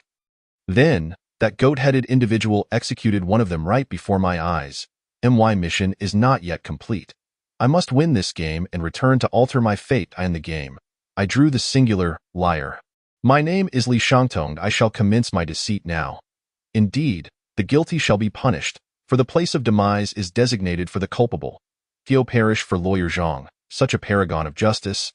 Yet having succumbed to treachery for the sake of his daughter, must surely torment his heart. Yes, it is all over now. Officer Li, fare thee well. What a splendid individual he was, yet tragically met his end so soon after the game's commencement. Chapter 59. The protagonist dies, leaving all in disbelief at the massage parlor. When Lin Qing and Lawyer Zhang awakened, Qi Xia was already gone, his whereabouts unknown.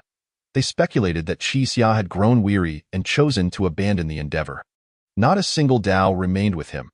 Overwhelmed with sorrow, they resolved to carry on with their participation in the game, clutching the Daoed at that moment. Qi Xia was traversing towards the gate of heaven, holding a map drawn in blood. He had come to realize that gathering 3,600 Dao in this place was utterly impossible. He had not sustained me until the final moment. And the gate of heaven represented the last glimmer of hope, for there lay the notes left by the escaper. Qi Xia, burdened by grievous injuries, advanced step by step towards the gate of heaven. I am Qi Xia, and I meet Chu Tianqiu. The messenger departed and returned, inquiring, when did you arrive? 3 days ago. Yet, the answer was incorrect. Chu Tianqiu was not prepared to meet Qi Xia. It was a case of kings do not meet. Let him perish. Now is not the time for encounters. Out emerged a woman, Yun Yao. She offered Qi Xia a bottle of water, which he sipped. I suppose this counts as an indirect kiss. This person is formidable. I have developed feelings for him. Do not guess the thoughts of a star. Kings do not meet. I rate this pretension a perfect score. My goodness, I adore Yun Yao's demeanor. She is so captivating, a quintessential pure-hearted star. From this moment forth, Yun Yao is my wife. A perplexing question, yet another riddle. It seems Chu Tianxiu is familiar with Qi Xia. Why is that? Did not Qi Xia just arrive? Yet another segment of incomprehensible content. My mind is nearly crashing. Faced with the star's invitation, Qi Xia declined. He left behind a mere phrase. The gate of heaven is nothing remarkable. And then departed alone. But with such grievous wounds, where could he possibly go? Qi Xia leaned against the wall, resting for half an hour, before rising to continue along the road. At that moment, a singular, intense thought consumed him. To reach the city's edge, he walked on, and on, throughout an entire day, his legs trembling, yet still unable to glimpse the city's boundary. He could only seek shelter for the night. On the following day, he set forth once more, his body nearly in tatters, devoid of water and food, wandering like a living corpse. Eventually, he could move no longer, unable to take another step. Such a pity. Qi Xia lamented within. There remained a long road ahead, and at the very end of his life, he still could not uncover the ultimate secret of the place of demise. Alas, it is so difficult. My heart aches for the protagonist. To survive in this place is truly arduous. Had it been me, I would have long sought a place to lie down, oblivious to any secrets. Indeed, what does it matter if one is to die? Is this the end? Death, death, death. What nonsense. Did you not see he is the protagonist? Surely, he will encounter kind-hearted individuals before long, perhaps even a lovely lady. Yes, yes, I am familiar with this narrative. The protagonist will not perish even in death. Qi Xia was utterly exhausted. He leaned against a taxi by the roadside, opened the door, and entered, only to discover someone inside. Where to? To the city's edge, trade speed for a fleeting thrill. Thus, they sped along, guided by Qi Xia's finger. See, I told you so. A kind-hearted lady has arrived. Such a surprise. I said he wouldn't die. Why did you not believe me? Is there truly a taxi in this place? And a female driver, no less. Wait, should not a female driver first flick the windshield wipers before hitting the road? The lady has arrived. Everyone, step aside. Despite this being a moment of the protagonist's tragic plight, the comments took a humorous turn. Qi Xia noticed that the female driver possessed a professional qualification certificate, her name inscribed, Su Lionian, a name imbued with poetic elegance. Suddenly, Qi Xia pointed at Su Lionian's photo, his tone turning sharp. What nonsense is this? How could a participant bring a taxi into this realm? How many passengers can you pick up in a day? How long have you been waiting here? What do you eat and drink in this place? A barrage of questions sent Su Lionian into a frenzy. Indeed, why was she here? Why had she waited for 2 years? What was her situation? Everything here was exceedingly bizarre. The two ceased their conversation and drove towards the city's edge. Upon reaching a broad highway, they beheld countless towering buildings in the distance. The voice of the crowd echoed in their ears. We are more grand than religion. We possess a world. It dawned on Qi Xia that there was no edge to this place. Despair enveloped him. How could one escape a world without boundaries? An endless city, how utterly hopeless. Could it be that one must gather 3,600 Dao within 10 days? That would be equally despairing. Truly, the protagonist is remarkable. Even grievously wounded, he can still linger this long. Do not just stand there. Tend to your wounds first. I am curious to see how long this protagonist can drag this out. Qi Xia, dead, his eyes reflected a sense of unwillingness, never closing even in death. The readers, who had been laughing moments before, were now left aghast at the protagonist's demise, their smiles vanishing abruptly, utterly bewildered. Huh? What? The protagonist is dead. The protagonist actually perished. Surely my eyes are deceiving me. What is happening? How could the protagonist die? This is it. The author lacks the intellect to continue, and the story has concluded inexplicably. Author, what are you doing? Have you lost your mind? The protagonist, and he dies just like that. What is going on? I was engrossed, and now you tell me it's the grand finale? Author, are you jesting? Surely this is a joke, right? Ha ha ha, dagger. Not only the audience but even the production crew was stunned, the judges equally perplexed. All were left in pairs, utterly confused as to what had transpired. Why Su Zhe had abruptly concluded the tale. I in the room, Suze continued to update the story. Qixia awoke in a taxi. He felt his body. There were no injuries. Stepping out, he gazed at the azure sky and inhaled the sweet air. I have finally escaped. Qixia was elated beyond measure. Weren't you supposed to be heading to Jinan? The driver's remark convinced Qixia that this was no dream. He had truly returned. The time displayed on his phone read September 27, the day before the earthquake. In his pocket lay a small card. Everything felt so familiar. Everything remained intact. He had returned to reality. Facing the driver's incredulous gaze, Qixia simply stated that all was well. He then entered the vehicle, setting off towards the provincial lottery center. The place of demise he regarded merely as a nightmare. I can't believe it. I was skeptical, yet I truly returned to the real world. It's over, completely over. Now I have nothing left to read. I am beginning to question the author's mental state. I fear he has gone mad. No, how could it end like this? The judge's table. Teacher Lan Xiaolong stared at the screen in disbelief. Even now, he could not grasp that it had simply concluded like this. As an active part-time game commentator, he had been thoroughly engrossed when suddenly the protagonist returned to the real world, leaving him at a lost point. 10 Days of Demise cannot just be a short story, can it? All the experiences merely a dream of the protagonist. And now this dream has awakened? Or has Suze simply lost the will to continue writing? The other judges were equally baffled, entirely unclear about Suze's intentions. Teacher Guan Xian shook his head. Most likely he had given up. Such a splendid script wasted. The Godslayer had reached its zenith. This book was likely a whimsical endeavor, written for amusement. It stands to reason that one cannot produce two masterpieces in such a brief span. Especially of entirely different genres. Perhaps our expectations were set too high. Nonetheless, the abrupt cessation of 10 Days of Demise is indeed regrettable. After hearing Teacher Guan Xian's words, the comments reflected a scene of lamentation. Indeed, the Godslayer was commendable. This one achieving similar acclaim seems a stretch. Yet it matters not. To have penned a masterpiece is already a significant feat. But I am reluctant. Suze has concluded. Who shall I read next? Alas, such a pity. In truth, it is rather fortunate. The author has already profited sufficiently. There is no need to continue. Let us disperse. Let us seek other streams to observe. Suze, however, did not cease his pen. The reader's meager patience hastily sealed the fate of 10 Days of Demise. Losing the place of demise felt akin to life devoid of joy, faced with the emptiness of existence. One grew increasingly anxious and mournful. Confronting Suze, who was bent over his writing, one could only assume he intended to grant Qixia in the real world a perfect conclusion. As for how he would conclude it, that no longer mattered. Qixia rode in a taxi, arriving at the provincial lottery center, exchanging his 2 million lottery ticket for cash. A venture that should have brought wealth bore no trace of joy upon his face. Having received the money, he entered the taxi, and his first action was to call Yunyanin, who was usually inseparable from her phone, yet did not answer. The relief he had just felt was swiftly replaced by a growing sense of unease.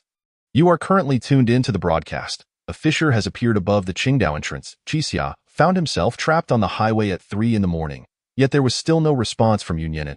The entire situation felt exceedingly strange, and an unsettling anxiety weighed heavily on his heart. After much contemplation, he surmised that Yunyanin had likely been apprehended by the police and could not return home, prompting him to alter his destination. Just then, he received a call from Yunyanin, her excuse for not answering being her illness. Fear gripped Qixia. He dreaded the possibility of another earthquake, the recurrence of past events, and the terrifying prospect of awakening once more in that peculiar house. He hesitated to return home and instead urged Yunyanin to leave her house promptly. Upon arriving at her doorstep, however, he found her absent. Unable to ponder further, he stepped inside. Yet, the house was devoid of life. Yunyanin had vanished. The tattered clothing, which had been torn previously, now bore a stitched pattern of a sheep. Her voice echoed hauntingly in his mind. Qixia, do you know? There are many paths in this world, and each person has their own. Staring blankly at the sheep's head on the garment, he realized that the end realm was toying with him, intent on driving him to madness. The sky once again collapsed, the ceiling caving in, and Qixia fainted once more. As he wrote this, readers seemed to sense something amiss. Wait, it seems like it's not over yet. Indeed, it hardly appeared to be nearing its conclusion, But what did it signify? Had Qi Xia merely dreamt while in the End Realm? Oh, so this is how you want to play, huh? I've even prepared my grave for the author. You scared me. I thought it was truly over. Thankfully, I didn't leave. Awakening amidst the throes of death, you still reign supreme. With the plot twisting, readers found amusement once more. A few judges exhaled in relief. Qi Xia woke, everything around him still so familiar. The old tungsten light, the large round table at the center, and the 10 people slumped over it, along with the game master, the sheep. Good morning, 9 of you. The same dialogue, the same bewildered 9, everything began anew. The only difference was that Qi Xia retained his memories. Huh? It's not a dream. It's a cycle again. If you write it like this, I might just kneel in admiration. What does this mean? Do we restart upon death? Wait, does 10 days of the end imply a cycle every 10 days? Does that mean we're trapped in an infinite rebirth here? How utterly despairing. Unable to escape and not allowed to die, the relentless torment. No wonder so many have gone mad. I'd lose my sanity too. Everything started afresh. The rules of the game remained unchanged, as did each person's introduction. This time, however, Qi Xia's card bore the words, "Do not tell anyone that you remember." As the game progressed, the sheep game concluded with the same outcome as before. This time, they obtained a document from the sheep, the zodiac betting contract. Then came the dog game, the snake game. Although the games had variations, they posed no challenge for Qi Xia. Armed with his prior experience, he navigated this round with remarkable ease, and Han Yimo emerged unscathed. His echo responded without incident, thankfully sparing them from any surprises. Wow, I thought I had completed the cracked version. The game has changed. What is the meaning of this cycle? I can't comprehend. Are we to endlessly cycle through these few rooms? What is the point? Han Yimo is truly unfortunate. He gains superpowers only to attract disaster. Effectively cursing himself. Poor Han Yimo. Welcome to the new world. Qi Xia once again stood in the End Realm, the massive screen in the square announcing, "I have heard the echo of calamity." With his previous experience, his direction was now clear. Qi Xia was about to set off in search of the path, and his team was the same as before. Xiao Ran wanted to join but was rebuffed. Ultimately, Officer Li and Han Yimo joined the group, both retaining their memories. Just as they were about to take action, the figure of Jin Yuanzuan appeared at the gate of heaven. Qi Xia, on which day did you arrive in the End Realm? This time, Qi Xia seemed to have answered correctly. Facing Jin Yuanzuan's invitation, he accepted. The group headed toward the gate of heaven. TSK. I relished the moment when the protagonist rejected Xiao Ran. Han Yimo's echo activates way too easily. He is the king of the screen. If gaining an echo means retaining memories, what does the protagonist's memory signify? Did he acquire an echo? My mind feels like it's on fire. I can't keep up. The protagonist hasn't lost his sanity, yet I'm on the verge of madness. What is this all about? Please don't challenge my intellect. It's not equipped to handle such trials. Oh no, I can't comprehend. Who is who again? What are we doing? Chapter 61. Watch closely. This is how calamity is employed. As the group traversed their path, they stumbled upon a charred corpse. Upon closer inspection, it was the previously deceased person, Shu Wei, who, according to Officer Li's estimation, had been dead for at least 10 days. When participants die, they enter the cycle. When the zodiac dies, it signifies true death, far worse than that of participants. Woe is me, poor Shu Wei. It seems the zodiac does not fare well either. They are worse off than the participants. Is the foul stench of the End Realm merely the odor of decay? How many must perish? We have no idea how long it's been. The deceased must have piled up like a mountain. The old man from before reappeared, still speaking in his cryptic manner. Do not gamble your life with the celestial dragon. I await your liberation of all souls. Someone has told a colossal lie. Xiao Jiaqin, you must protect Qi Xia. They call me the White Tiger. My goodness, the Riddler has re-emerged. A divine beast? Aren't divine beasts the overseers? Why do they also wish to escape? Things are getting increasingly mysterious. I'm quite curious about the author's mental state. As soon as they entered the gate of heaven, they were ambushed by Zhang Shan and his cohorts, among whom Qi Xia encountered an old acquaintance, Old Lu, who, however, did not recognize him. The group was captured, and Qi Xia finally came face to face with Chu Tianqiu. Chu Tianqiu offered no explanations, for here, his words were the law. Faced with such an arrogant individual, Qi Xia did not relent, throwing a punch. Though he missed. Chu Tianqiu, what are you pretending for? Qi Xia picked up a stone, threatening Chu Tianqiu. Well done. Who do you think you're fooling? I'm the protagonist. Wow, the protagonist looks so cool. Ha ha ha, this is delightful. I am thoroughly enjoying this. Let us see you pretend now. Qi Xia is awesome. Chu Tianqiu panicked. I can't die just yet. Remember this, do not provoke you. Strangely, Chu Tianqiu seemed to know the personnel configuration of Qi Xia's room.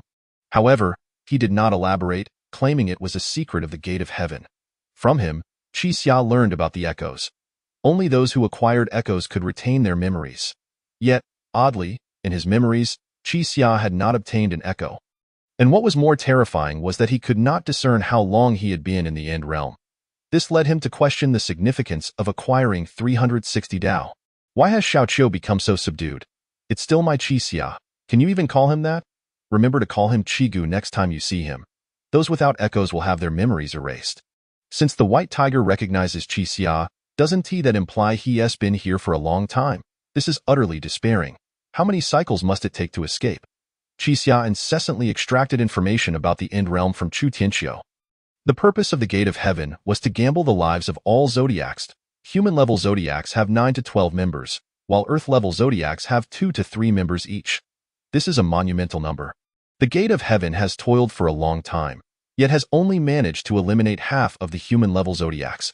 Then, Chu Tianqiu recounted an experience of gambling his life against the Earth Horse. One of their teammates, Su Lionian, died yet did not return. The rules of the Earth Horse game were as follows. Each team had an old automatic car to race. The Earth Horse possessed the brake, 2 accelerators, 2 steering wheels, 8 cards for doors, windshields, and seats. The two would play rock, paper, scissors, with the winner choosing cards first, while the loser could decide whether to place the car in the inner or outer circle. Choosing the accelerator and steering wheel. How can one drive without those? I agree. Without a steering wheel, it's impossible to control direction. It's a guaranteed loss. I have a feeling things aren't that simple. Why are there no tires? Only one brake. It seems essential to take that. I'll take the accelerator, brake, and steering wheel. Can I bring something as a seat? What a deadly race in the game. Su Lionian secured the brake, accelerator, and steering wheel. The Earth Horse had the opportunity but chose not to take the steering wheel. The scales of victory seemed to tip in Chu Tianqiu's favor. Tell me, how is this a loss? Wait, didn't Chu Tianqiu say he lost? How exactly did he lose? Why did the Earth Horse choose the door? What good is that? If they can win, there must be some insider knowledge. I'll report the Earth Horse for cheating. I can't comprehend how this is a loss. The reality is that the Earth Horse chose the inner track. From the outset, events unfolded contrary to everyone's expectations. The Earth Horse shattered the window and seized Su Lionian's vehicle with brute force. In low-level life and death gambles, not only must one possess exceptional wit, but one must also confront their formidable physical prowess. Su Lionian panicked and accelerated wildly. This was the true intent of the Earth Horse. As Su Lionian slowed to navigate a turn, the Earth Horse surged forward, crashing into Su Lionian and killing him. In a mere 30 seconds, the game concluded. The game's initial aim was not a race, but murdered. Tio catch a car bare-handed. I can't believe it. It can be done this way? Cheating, absolutely cheating. This is ridiculous. I'm taking my leave. As I left home, I understood the reality. Clearly, they could have killed her directly, yet they chose to race. The Earth Horse truly moved me to tears. Hastened to the tofu shop and summoned the venerable Takumi, requesting a performance of navigating a drainage ditch. According to Chu Tianqiu, no earthly zodiac has yet met their demise at Tiantanku. Beyond the earthly realm, there exists the celestial tier. If even the earthly cannot be vanquished, how shall one confront the celestial? Strangely, to this day, no one has glimpsed the gaming arena of the celestial tier at this moment. Qi Xia revealed a secret. I have encountered Su Lionian. He then disclosed Su Lionian's whereabouts to Yunyao. Chu Tianqiu arranged accommodations for Qi Xia and the others, and they settled into Tiantanku. While indulging in a smoke, Qi Xia inquired of Han Yimo about the 7 black swords. It turned out that the 7 black swords were a creation of Han Yimo during his novel writing. The premise of the 7 black swords is to relentlessly pursue those guilty in this world until their demise.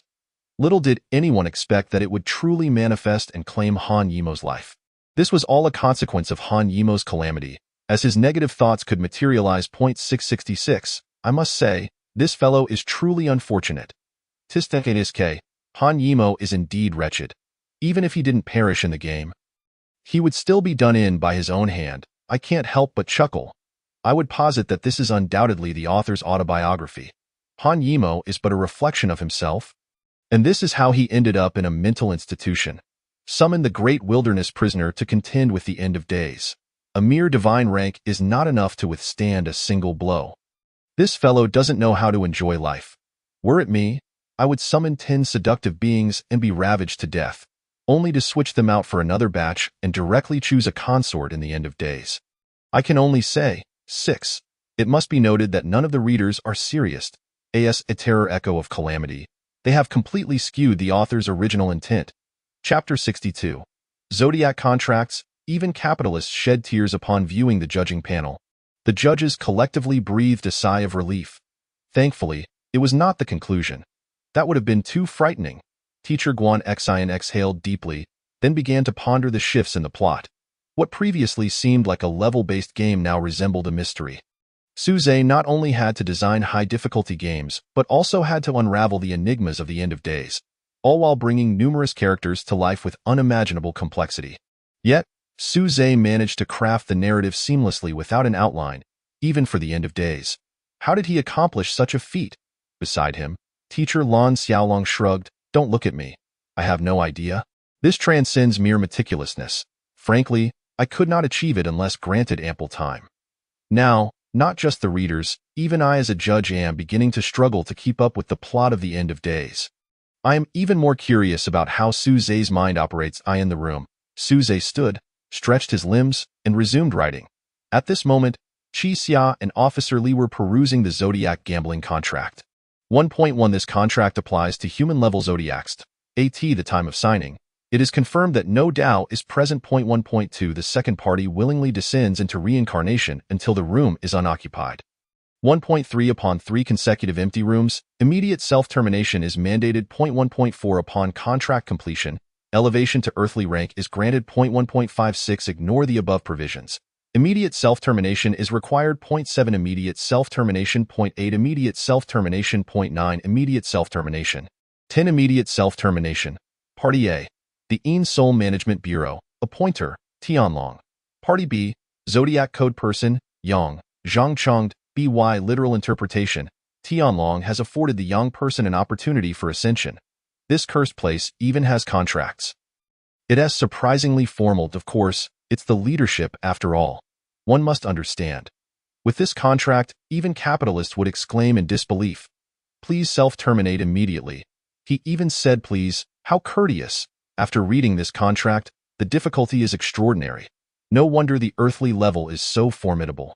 Reminds me of my unscrupulous boss. My heavens, such a lengthy contract, and the author penned it so swiftly? In other words, the purpose of the Zodiac is identical to that of Tiantanko, to eliminate the opponent. A bold idea formed in Qi Xia's mind. Would becoming a Zodiac be more reliable? Alas, the protagonist has descended into darkness. Given the protagonist's intellect, if he were to transform into a Zodiac, how would players survive? If you can't defeat them, join them.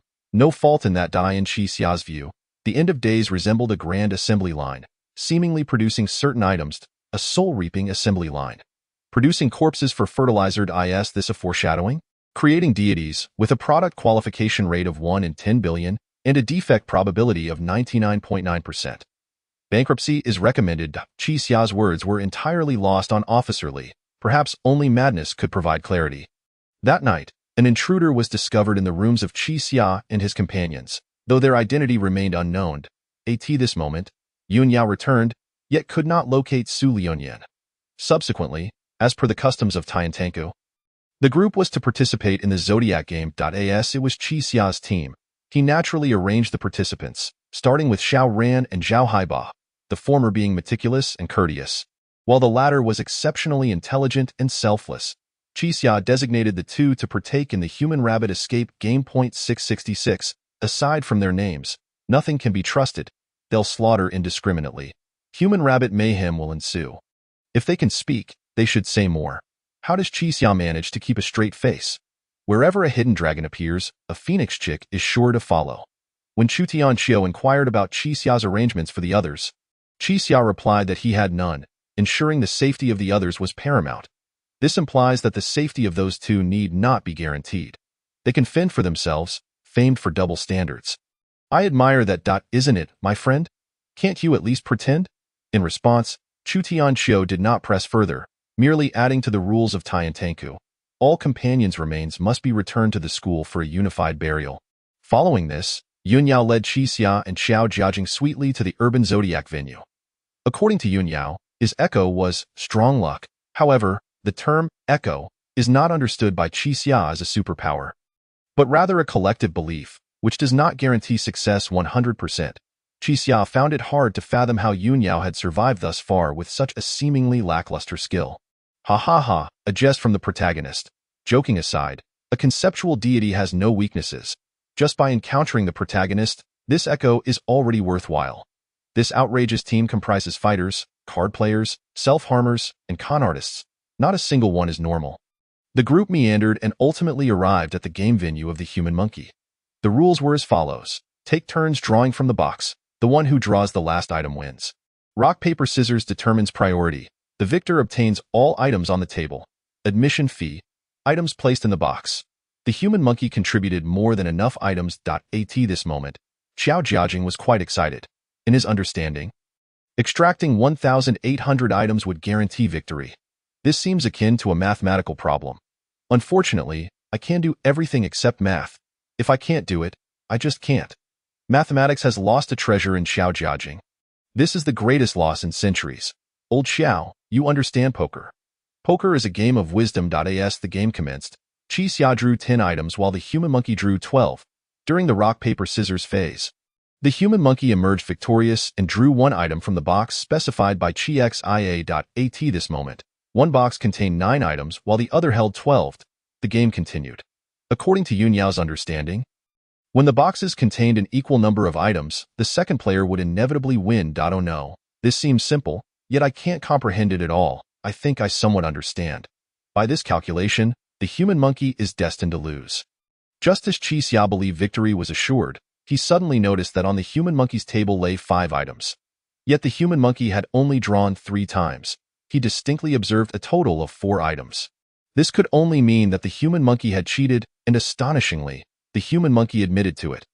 According to him, Xia's failure to notice such a blatant act was his own oversight. The unexpected turn of events shifted the tide. I can't believe it. He speaks so brazenly about cheating. He even has the audacity to be honest. It seems there was indeed no rule against cheating. Not only must one guard against disruptions, but one must also grasp the hidden rules. What a farce! 12 items. Can you eliminate me in an instant? Qixia feigned helplessness, conceding that he had underestimated his opponent. Tio, the human monkey, Qixia appeared to have given up. Unbeknownst to him, a plethora of items had been gifted early in the morning, filling him with glee. At that moment, Qixia unexpectedly echoed his sentiment. I too did not anticipate that someone would assist me in organizing things in advance. I am immensely grateful. Chapter 63. Loyal and righteous Xiao Jiajing, remember to call him Lord Xiao henceforth. The gaming scene shifted once more. Upon hearing Qixia's words, the reader's eyes suddenly gleamed with excitement. When compared to professional fraud, little monkey, you are far too naive. She thought her opponent was the Jade Emperor, but in reality, it was the Buddha who cooked the stew from the West. I knew there would be a twist. These eyes have long seen through the facade. Nothing is more terrifying than an abrupt silence. But how did he manage to win? It turned out that Qixia had also cheated from the outset. He had already discerned the rules of the game. He had not placed 10 items but rather 11, bringing the total to 23. Just as the human monkey had previously stated, he failed to notice Qixia's critical move. The human monkey lost, completely forfeiting all his items. Qixia did not annihilate him, leaving 2 items for the human monkey. He had realized that the human monkey was willing to gamble his life. The human monkey, at last, bowed his head, his face etched with resignation. Ha ha ha, his thoughts have been completely unraveled. The human monkey is finished. 666. Thus the saying goes, 9 out of 10 bets are scams. In situations where one owes a favor, it often serves as a foreshadowing, though the extent remains uncertain. As for this young man, who will assist him in recalling how the human pig met its demise? Very well, may we cross paths again. With that, several individuals departed from the gaming arena. Yun Yao was perplexed as to why Qi Xia would refuse to gamble his life against the human monkey. After all, didn't he possess a trump card? Yet, Qi Xia did not die. What trump card? Everything I said earlier was merely to intimidate the human monkey. The truth is, I too fear gambling my life, for I am uncertain of how the human monkey might cheat. I am a deceiver. Qi Xia. He appeared steadfast as an old dog, yet inwardly he was in turmoil. Once the act was over, he bolted. Such excitement. Qi Gu was so startled that he uttered profanities. It would be unreasonable not to award him an Oscar. This game yielded a total of 10 tokens, with Yun Yao and Qi Xia each acquiring 3, while Jia Jin and Tian Tian garnered 2 apiece. Just as they were about to take their leave, Yun Yao unexpectedly inquired, "Qi Xia, may I court you?" Direct approach almost knocked me senseless with the audacity of it. Women merely hinder my ability to draw my sword. Qi Xia. Release Qi Xia. Allow me to take my turn. Startled from a dying stupor, I shouted, "Sister, I am available." Qi Xia promptly declined. He was already married. However, an even more explosive declaration followed. "No matter. I can simply regard you as my boyfriend here. After we exit, we shall remain incommunicado. Do not concern yourself with that wife. I in an instant." Qi Xia's gaze turned frigid. Nevertheless, Yun Yao remained unfazed. "Do you wish to strike me? Come at me." The sudden turn of events left the readers astonished. Wow, this is incredibly thrilling. Sister, do you truly wish to escalate matters this much? Dancing perilously close to Qi Xia's red line. Qi Xia is indeed a real man. A devoted man is the most impressive. Yun Yao must have relied on sheer luck. He intentionally spoke thus. He launched a left hook. Such a shameless request is something I've never encountered before. It turned out that Yun Yao was merely testing her own resonance, her impetus driven by unfulfilled desires. As they conversed while walking, Qi Xia shared insights regarding the connection between resonance and memory with the others. Unbeknownst to them, they arrived at the descent square. The screen boldly displayed a chilling phrase, "I have heard the echoes of calamity." 666, the dominant figure on screen, Han Emo. "I have heard the echoes of the unfortunate. This has been displayed for an entire day. Han Emo truly has staying power." At this moment, Yun Yao also revealed the types of echoes she had previously encountered. "I have heard the echoes of scapegoating. I have heard the echoes of framing. I have heard the echoes of activation. I have heard the echoes of causality." According to Qi Xia's deductions, framing pertains to Xiao Xiao, activation to Officer Li, and causality to Zhang Rua Xue.as for scapegoating. That remains a mystery. There was also another piece of information. Chu Tianqiu's resonance trigger was witnessing the end. So, are they all 2-character phrases? The echoes of causality. No wonder Zhang Rua Xue previously uttered nonsensical remarks. I thought the author was simply being whimsical. The implication of Chu Tianqiu's resonance is to survive until the last day? No wonder he has been hiding all this time. I was curious as to why, when threatened by Qi Xia, Chu Tianqiu claimed he could not die. It appears there had been hints all along. How intriguing. On their way back, they encountered Amu and his gang once more. Amu and his crew obstructed their path, intending to rob them. Fortunately, with Xiao Jiajin present, they did not gain the upper hand. Xiao Jiajin approached, swiftly delivering several resounding slaps. Slap. Apologize properly. Slap. If I lacked these skills, would you dare to rob me? Slap. Why don't your 2 lackeys apologize? Why are they silent while striking me? Slap. Ha ha ha. A mouthful of soda sprayed onto my old man's face. See you in the next life, family. The display of physical dominance was unmistakable. Poor Amu, of all the troubles to seek. Why choose the protagonist?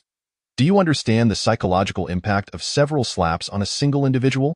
Among them, the bald-headed man clearly refused to back down and proposed a one-on-one duel. Naturally, Xiao Jiajin was eager to oblige, shedding his outer garments to reveal a body adorned with scars. On his left shoulder, a dragon. On his right, a tiger. On his back, a great dragon carp, with a line of text preceding it, "The heavens are vast. Yet the ignoble hang themselves. In society, I am Qiao Gu, ruthless yet loquacious. I can only declare, magnificent. Bald-headed lad, refrain from prying into matters of society. Do not provoke its inhabitants. What scars? Those are the marks of a man's honor. If he were a young lad, I might label him as overly dramatic, but for Qiao Gu, I can only say he is truly impressive. Old Xiao's physique tells tales of extraordinary experiences. Left azure dragon, right white tiger, with a Mickey Mouse in the center. The heavens are vast, yet the ignoble hang themselves, which means young people should not narrow their paths. Shortly thereafter, Suze began to recount Xiao Jiajin's story. My name is Xiao Jiajin. I have lied. I do not reside in Guangdong. I am merely here to find someone. I served a 4-year sentence for Lord Rong, previously a red stick under his command. Upon my release, a friend informed me that Rong had absconded with the money along with Jiugu. I was skeptical. During a meal, I clashed with a rival gang and encountered Tong Go. Regardless of their enticements and persuasion, I remained unconvinced. I had to seek out Lord Rong to uncover the truth. For this, I was willing to press a blade against my own throat, offering my life as collateral for Rong's debts. The readers felt as if they were transported back to the chaotic atmosphere of the late 80s and early 90s, the camaraderie and righteousness of that era, embodied in Xiao Jiajin's tale, captivated everyone. Goodness, Xiao Jiajin is truly a man of valor. From now on, I shall refer to him as Xiao Gu. He is simply too dashing. Xiao Gu is genuinely capable and loyal. What a remarkable individual. Jin is exceedingly righteous. Such a person is admirable, yet he has been deceived the most. Alas, such is the plight of good men receiving no good returns, opening themselves up only to exploitation. Chapter 64. The End. Little angel, sweet, sweet baby. Alone, I arrived at Tong Gu's territory and encountered him face to face. Chong Gu initially intended to recruit me, but I declined. Tong Gu is a person of significance. He did not trouble me and even provided me with Lord Rong's address, allowing me to leave. Following the address, I journeyed to Guangdong and knocked on Lord Rong's door, which was answered by a woman. Upon our first meeting, she informed me that a Jiu had died, killed by Tong Ji. In that moment, I was at a loss as to whom to believe. Rongi claimed he wished to wash his hands of the situation and did not want me to follow him any longer. He stated that he had enough money and that my presence would only be a burden. Hearing this saddened me. I did not want to be a hindrance and resolved to leave at dawn.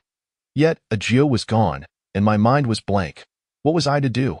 Ajin, such a pure-hearted individual, has been sold out too brutally. No wonder Xiao Jiajin has been seeking a brain. It was all for Ajio.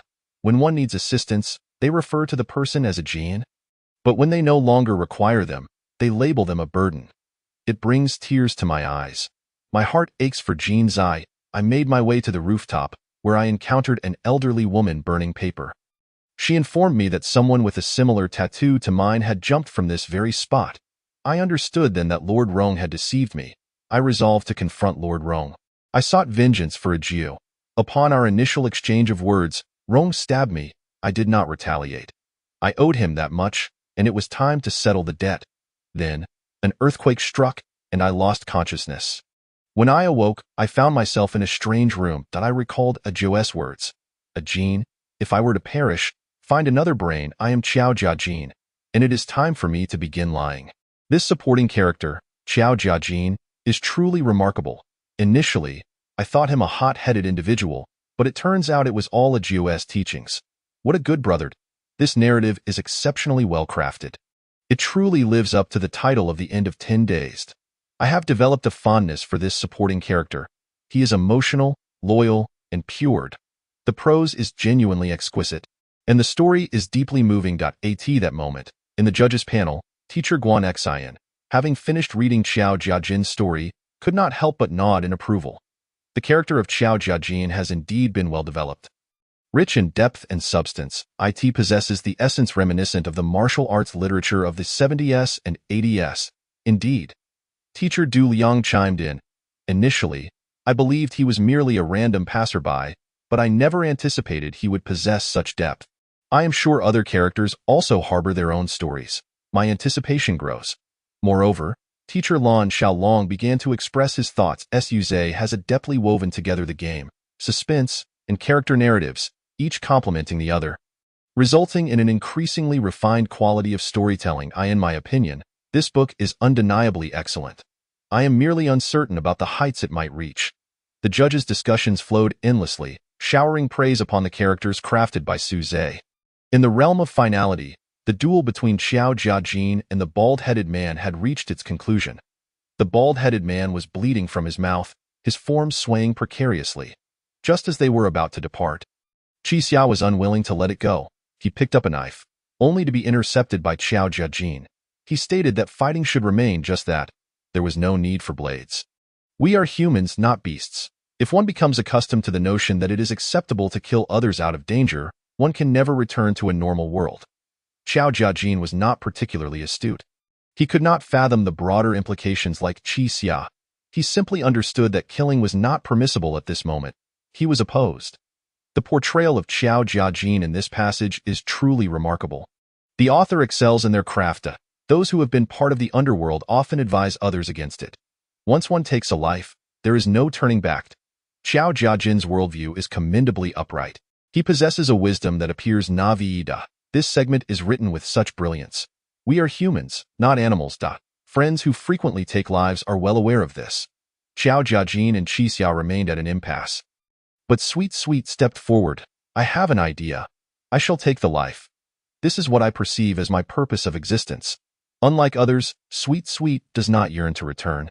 For her, reality and the realm of finality hold no distinction. It would be preferable to perish in a place where no one recognizes her. No one will show sympathy, nor will anyone mock me. I do not care whether I am a murderer. I am indifferent to whom I killed. Just do not take me along when you go out. With those words, Tiantian strode towards Mu's group. Tiantian's despondent words resonated with many. Everyone pondered what a person must endure to reach such a state of self-destruction. Tiantian is a dear treasure. She is truly an angel. It pains my heart for her. Let us embrace her. Tiantian's implication is that I have already rotted away. I do not mind rotting a bit more. Tiantian is indeed earnest. Whether it be then or now, despite her fear. She still acts. She is truly an angel. Damn it. The tears in my eyes cannot be stopped. The author's skill with the pen remains as exquisite as ever. Terrifyingly so, I heard the echo of despair. I dare not even glance at Tiantian's story. One can only imagine the depth of her despair. Mu and the others were utterly stunned, their voices trembling. Tiantian did not pause. She simply wished to contribute something for those who trusted her. Her hands shook, yet her resolve did not waver. Just as she charged towards Mu, she was intercepted by Qixia. Enough, Tiantian. Qixia held Tiantian close, noticing her trembling form, overwhelmed by fear. She could only softly comfort her. That's enough. There's no need for this, Qixia. You two are a little angel. Qixia, please give Tiantian a hug. My heart aches for her. Qixia's words may sound cold-blooded, yet the result is still the same tenderness. How despicable, you scoundrel! I have a bad premonition. The more touching it becomes now, the sharper the blade will be later. I know the author's temperament all too well. Why Qixia, both powerful and gentle, is irresistibly charming. I thought the story of Qiao Jiajin was touching enough, yet I did not expect there to be such a master. Indeed, in just a brief passage, I have grown fond of the character Tiantian. Her portrayal is simply splendid. This moment, in the judging panel, teacher Guan Xian was once again moved. Just a single action has established the character of Tiantian. One can only imagine the depth of Su Zhe's writing prowess. Quickly, it's time to take action. The urgent voice of President Fan from Youku headquarters rang out. With just these few characters, this story is worth 5 million. However, the screenwriter beside him fell into hesitation. Previously, Zhang Shan had received 20 million, yet Su Zhe remained unresponsive. Investing now would be futile, wouldn't it? No worries, President Fan asserted decisively. Based on his investment experience, 10 days to the end is undoubtedly a script worth investing in. Let us secure a position and at least leave a first impression. Let us strive for it. As long as we can acquire this script, adding a few million later will be worth it. Suddenly, with a flash, Su Zhe's room lit up with a gold mark. This scene immediately captured everyone's attention. Chapter 65, The Dragon and Human Game, a self-destructive carnage, sending the author a blade. The readers, immersed in the story, erupted with excitement. What the hell? Incredible.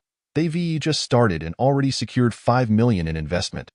President Fan has an eye for talent, so quick to take action. We've struck it rich. Su Zhe is rolling in it. He writes well. He deserves to earn. I heard the echo of money. However, the situation was not yet resolved. In just a moment, Su Zhe's live stream flickered with 4 consecutive gold marks. Jiaxing Film Company, 6 million. Chi video. 8 million. Shinman company. 950,000. Tungshuan video. 10 million. I in an instant. Golden light dazzled the eyes. My goodness, everyone is taking action. How fierce. 10 million already. Even more aggressive than Zhang Shen's opening. Su Zhe is truly remarkable. As a country bumpkin, I've finally seen the world. It turns out my ability to earn is even less than a psychopath's leg hair. Mom, I want to go home. Time passed second by second. Su Zhe also received a notification from the program team. He glanced at it, and that was all. He did not pay it much mind.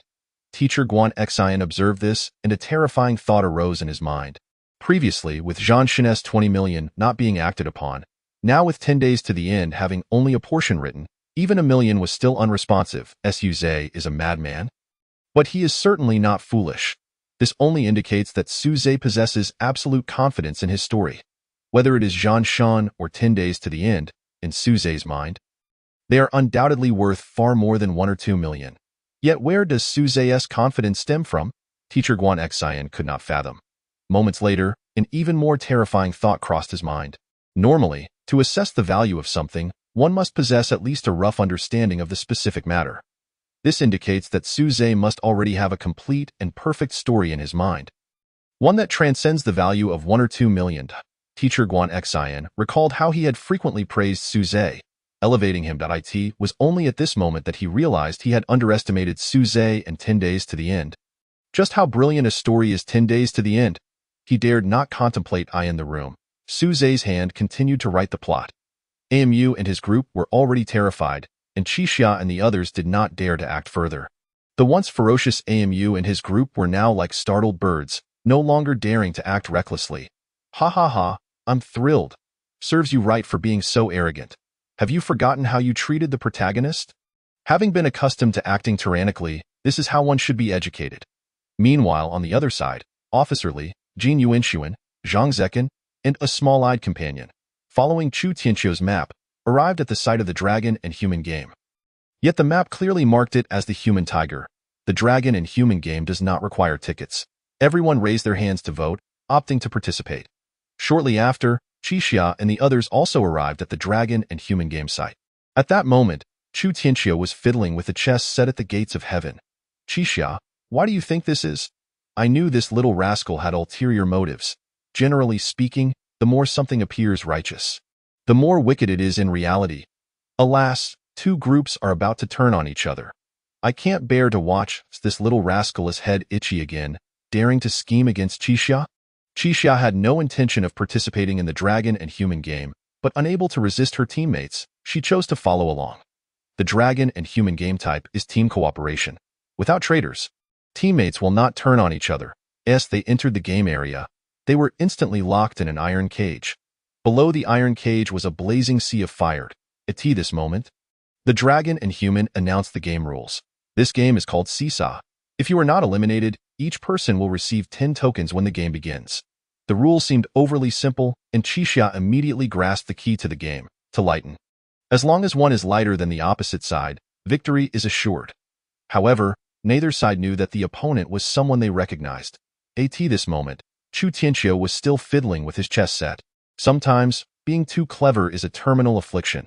At this moment, he was arrogantly clever, preparing to deliver the most painful regret to himself. Damn it, I can't stand this little rascal's pretentiousness. He deserves to be struck down with a brick. It's over. The opponent is a teammate. I feel like this little rascal is introducing himself. Just wait and see. My Qixia will come out and deal with you. In the game, the seesaw began to tilt. Originally, both sides could have remained still, enduring until the end of the game. But this is the end of days.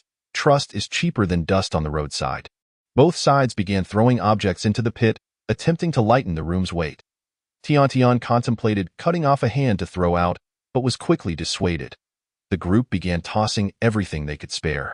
Backpacks, tokens, clothes, shoes, everything they could afford to throw was discarded, and finally, the room began to ascend. Just as the group rejoiced, the room began to descend once more, but at this point, they had nothing left to throw. What to do? Thinking about being roasted alive in the iron cage is terrifying. Fire, iron net, people. Hannibal's little tune. Come on, this is maddening. My mind is racing with thoughts of self-destruction. The opposing side seemed to have done something, and the room began to sink. At this moment, Tiantian spoke. My hands are small. I should be able to throw them out, but she was stopped. Tiantian persisted. If you're unwilling, I will do it myself. Give me the knife. At this moment, Qixia's mind raced, yet he found that all the rules in his mind were of no use at this moment. Tiantian, please don't do this. How can you belittle yourself like this? One must admit, Tiantian is undoubtedly the most formidable in the team. Tiantian, please don't do this. Qixia's knowledge was rendered useless. This was the lesson Chu Tianqiu had spoken of in a moment of desperation. Yun Yao suggested cutting the iron net. Xiao Jiajin swung his weapon fiercely, but it had no practical effect. Carelessly, the knife was lost in the blink of an eye. Tiantian had already picked up the knife. I have a solution. Qixia, you must have known this was the only way all along. With a single stroke, Tiantian severed an artery, blood gushing forth. One stroke left the readers dumbfounded. Damn it, I knew it. The author's previous writing was just a prelude to this. Tiantian, please don't. Author, send me your address. I promise not to send a blade. All right, is this how you want to play? As the blood flows out? The weight decreases, crying, oh my, this is so sweet. Author, remember to keep your eyes open when you sleep tonight. Tiantian fell, her blood slowly draining away. An adult's blood volume is roughly 10 pounds. The descending iron cage began to slowly rise, turning the tide in their desperate situation. Yun Yao wept. Having encountered countless teammates, she had never met such a foolish girl before. Xiao Jiajin frantically pressed down on Tiantian's neck, but it was futile. Qixia held his forehead, the throbbing pain making his entire body tremble. Yet, in just a moment, Qixia transformed into a different person. Coldly, he declared, "Watch closely. We are about to win." In this scene, the reader's blood pressure rises. Chapter 66. The concept of reincarnation serves merely to enhance the experience of the blade-wielding individuals. Qixia's condition is exceedingly peculiar, prompting speculation among the readers. By my word, how ruthless! Qixia's headache seems to be a mechanism to suppress his emotions. For someone like Qixia, who has long repressed his feelings and forced himself to remain calm, I fear he is on the brink of madness. Should he discover that the person opposite him is Officer Li? Would he not go mad outright? Chu Tianqiu, this is perilous. The game has concluded, and as they exit the room, they are met with the congratulations of Renlong, yet they are unable to muster any joy. Renlong, you will regret toying with me, Qixia declares fiercely. Renlong remains unfazed. Why has it come to the point of casualties? Everyone, do not move. We can exit once time is up. This is no mere game. It is a reflection of human nature, and the source of difficulty lies within the participants themselves. 30 paths traded for 5 lives. Renlong possesses something of value. In truth, if there had been communication between the parties, it would have been akin to acquiring 80 paths for free, yet the chain of suspicion led to dire consequences. The simplicity of the situation resulted in the loss of a teammate. Hence, Qixia feels deceived. At this moment, Xiao Jiajin is filled with rage, seizing Renlong by the collar and delivering a powerful blow, fortunately stopped in time by his teammates. Just as they are about to depart, a sound emanates from the iron gate. There are still survivors. Qixia and his companions glance over, their eyes widening in shock as they behold Officer Li. Half of his body is scorched. One hand severed, a ghastly sight. Beside him lie 3 other charred corpses. It appears he employed a strategy similar to Tiantian's. Alas, it is Officer Li again. He perished last time for the sake of others. Although this was already known, witnessing it remains distressing. Damn it, I knew it. Author, are you devoid of compassion? Do you experience no pain in your heart? No matter how many times one observes this, the selfless sacrifice of Officer Li leaves an indelible impact. It is too tragic. His arms severed and he was roasted alive. Now, one can only imagine the profound sorrow within Qixia and his companions. At this moment, Officer Li trembles as he reaches into his pocket. Qixia, I have already obtained 3 paths. There is hope. Just wait a moment. I will ensure that all of you make it out. Why is my pocket empty? Tears stream down Officer Li's face. Repeatedly, he reaches into his pocket, yet he cannot procure a single path. After a brief moment, Officer Li suddenly smiles as he retrieves a path from his pocket. Qixia, look. This method is viable. No one needs to die. With that, Officer Li's hand fell, and the bell tolled once more. However, he was unaware that the path he produced was not conjured from thin air, but rather the one he had previously transferred to Daxia. Officer Lee has met his demise. In the span of a brief narrative, the author once again draws tears from the readers. Damn it, how can such a short plot be filled with so many daggers? Author, where are you? Come out tonight.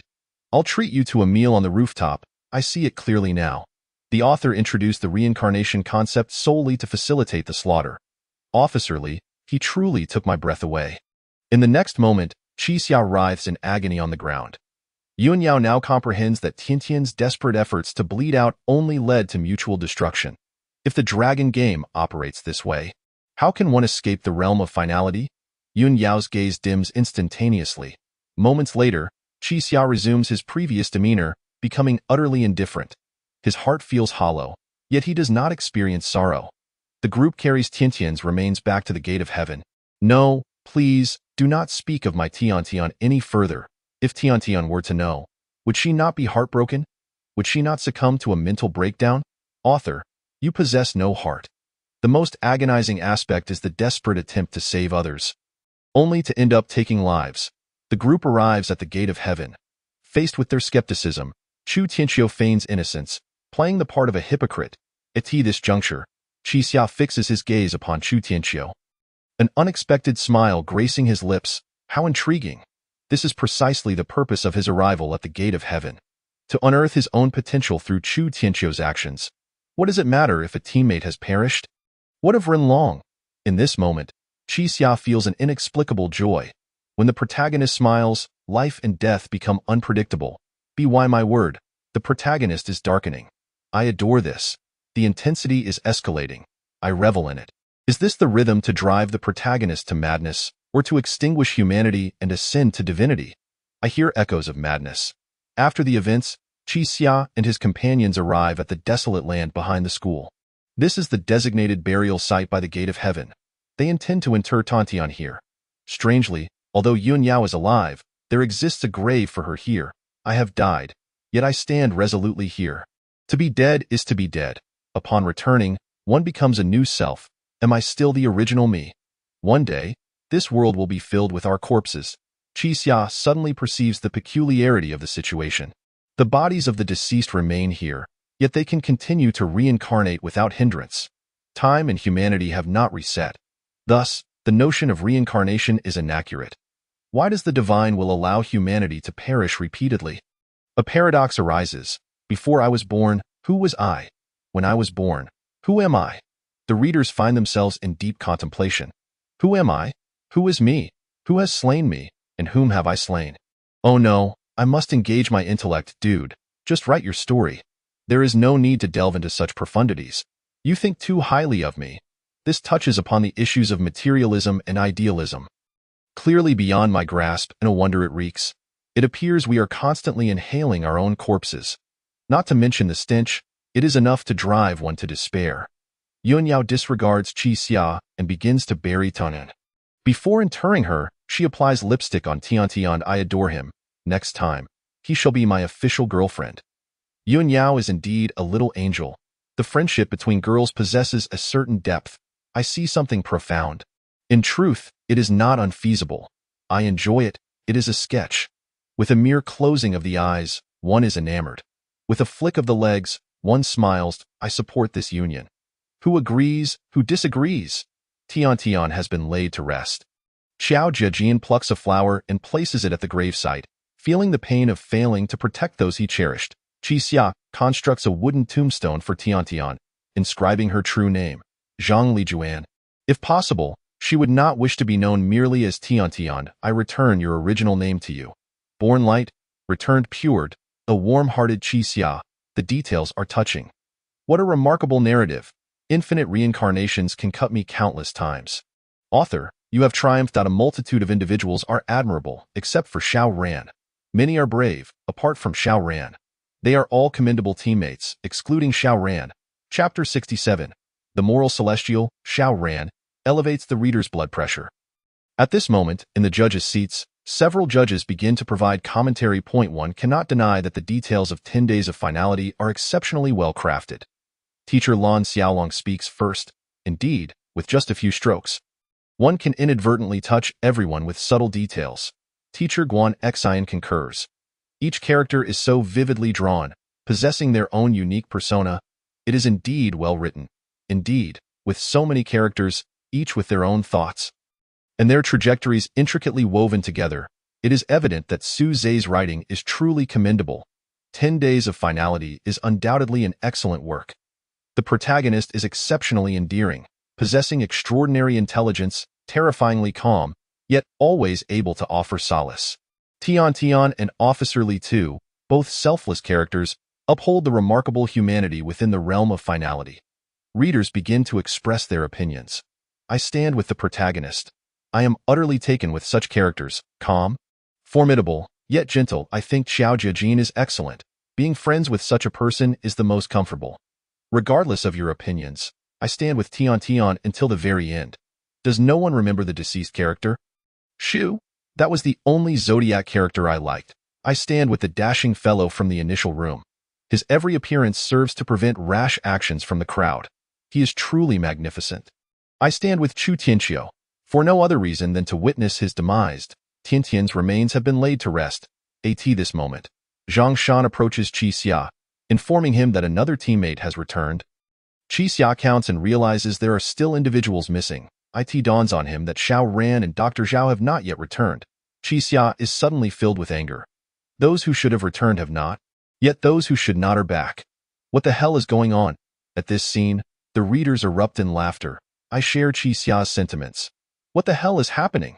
Fate plays tricks. The wicked thrive while the good perish. I would rather they had brought back 2 others than those 2 fools. These 2 should be tossed to Renlong for some amusement.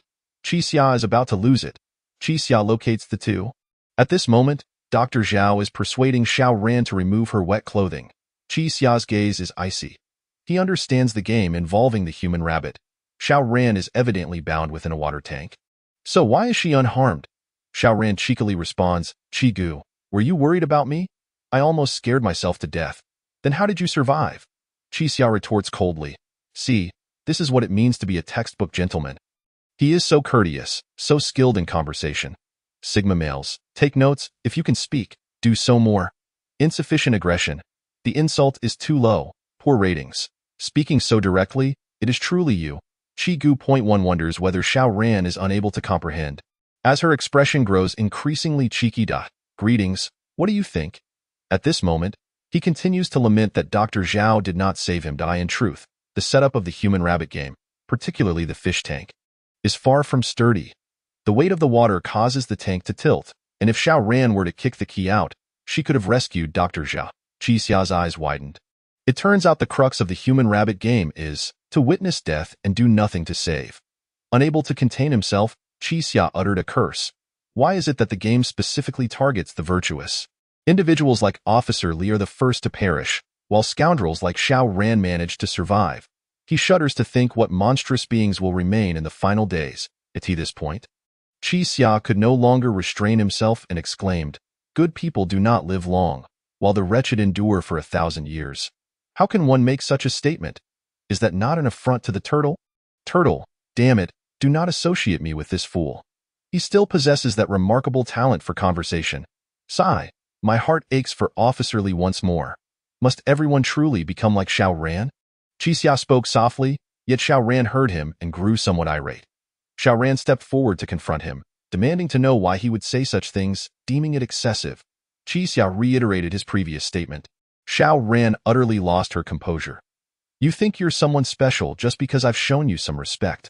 Even Xiao Jiajin, who approached to offer counsel, found himself caught in the crossfire. What sort of revolting tattoo is that, you miserable creature?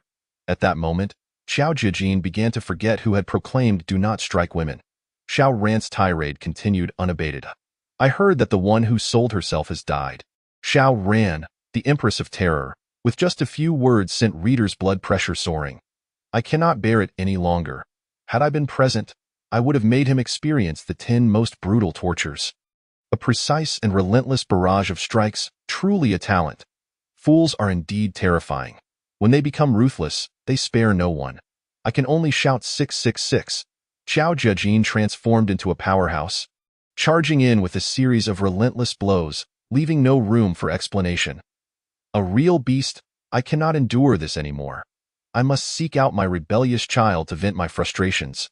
Why must one curse sweet? Of all people? Now look, you've stepped on a nuclear bomb. This is intolerable. It raises my blood pressure to unbearable heights. At this moment, both Qi Xia and Xiao Jiajin clenched their fists. Xiao Ran not only did not cease but escalated her provocations. Calling you Qi Gu is me showing you respect. Not only did you fail to kill the zodiac sign, but you also eliminated a worthless person. What are you so proud of? Were you the ones who pushed her forward to take the bullets? If you wish to strike a woman, come forth, show us your true prowess. To this point, the readers were seething with rage, nearly succumbing to apoplexy. Damn it, daring to insult sweet, who will silence that mouth of his? I cannot endure it. In a lawless land, why not take action? I would have died 100 times over by now. Did you hear that? You all heard it. He said that himself. Such a despicable demand. I find it quite appealing. Is this the version T0 of the end of days? Truly invincible. Qi Xia was trembling with rage. Xiao Ran, the Empress of Terror, continued to stoke the flames. Lacking ability? Is all your anger directed at women? Qi Xia could no longer hold back and was about to confront Xiao Ran. Just then, a figure surged forward, seizing Xiao Ran's hair and throwing her to the ground. It was Yun Yao, who pounced and delivered a resounding slap across Xiao Ran's face. Following this, a barrage of slaps rained down upon Xiao Ran's cheeks. That slap echoed through the air. Xiao Ran felt exhilarated. And so did the readers. The world felt so splendid. Wow, Sister Yun is magnificent, truly a goddess in my eyes. That slap brought me immense satisfaction. I felt invigorated. He was utterly thrilled. Sister Yun, you did well. Few I feel as though I am transcending.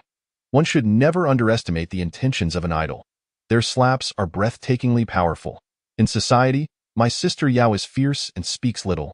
The #1 Yao sister in the nation, with one slap, the world became clear. Sister Yun. This is what he said himself. You all heard it, right? Yet the matter was far from over.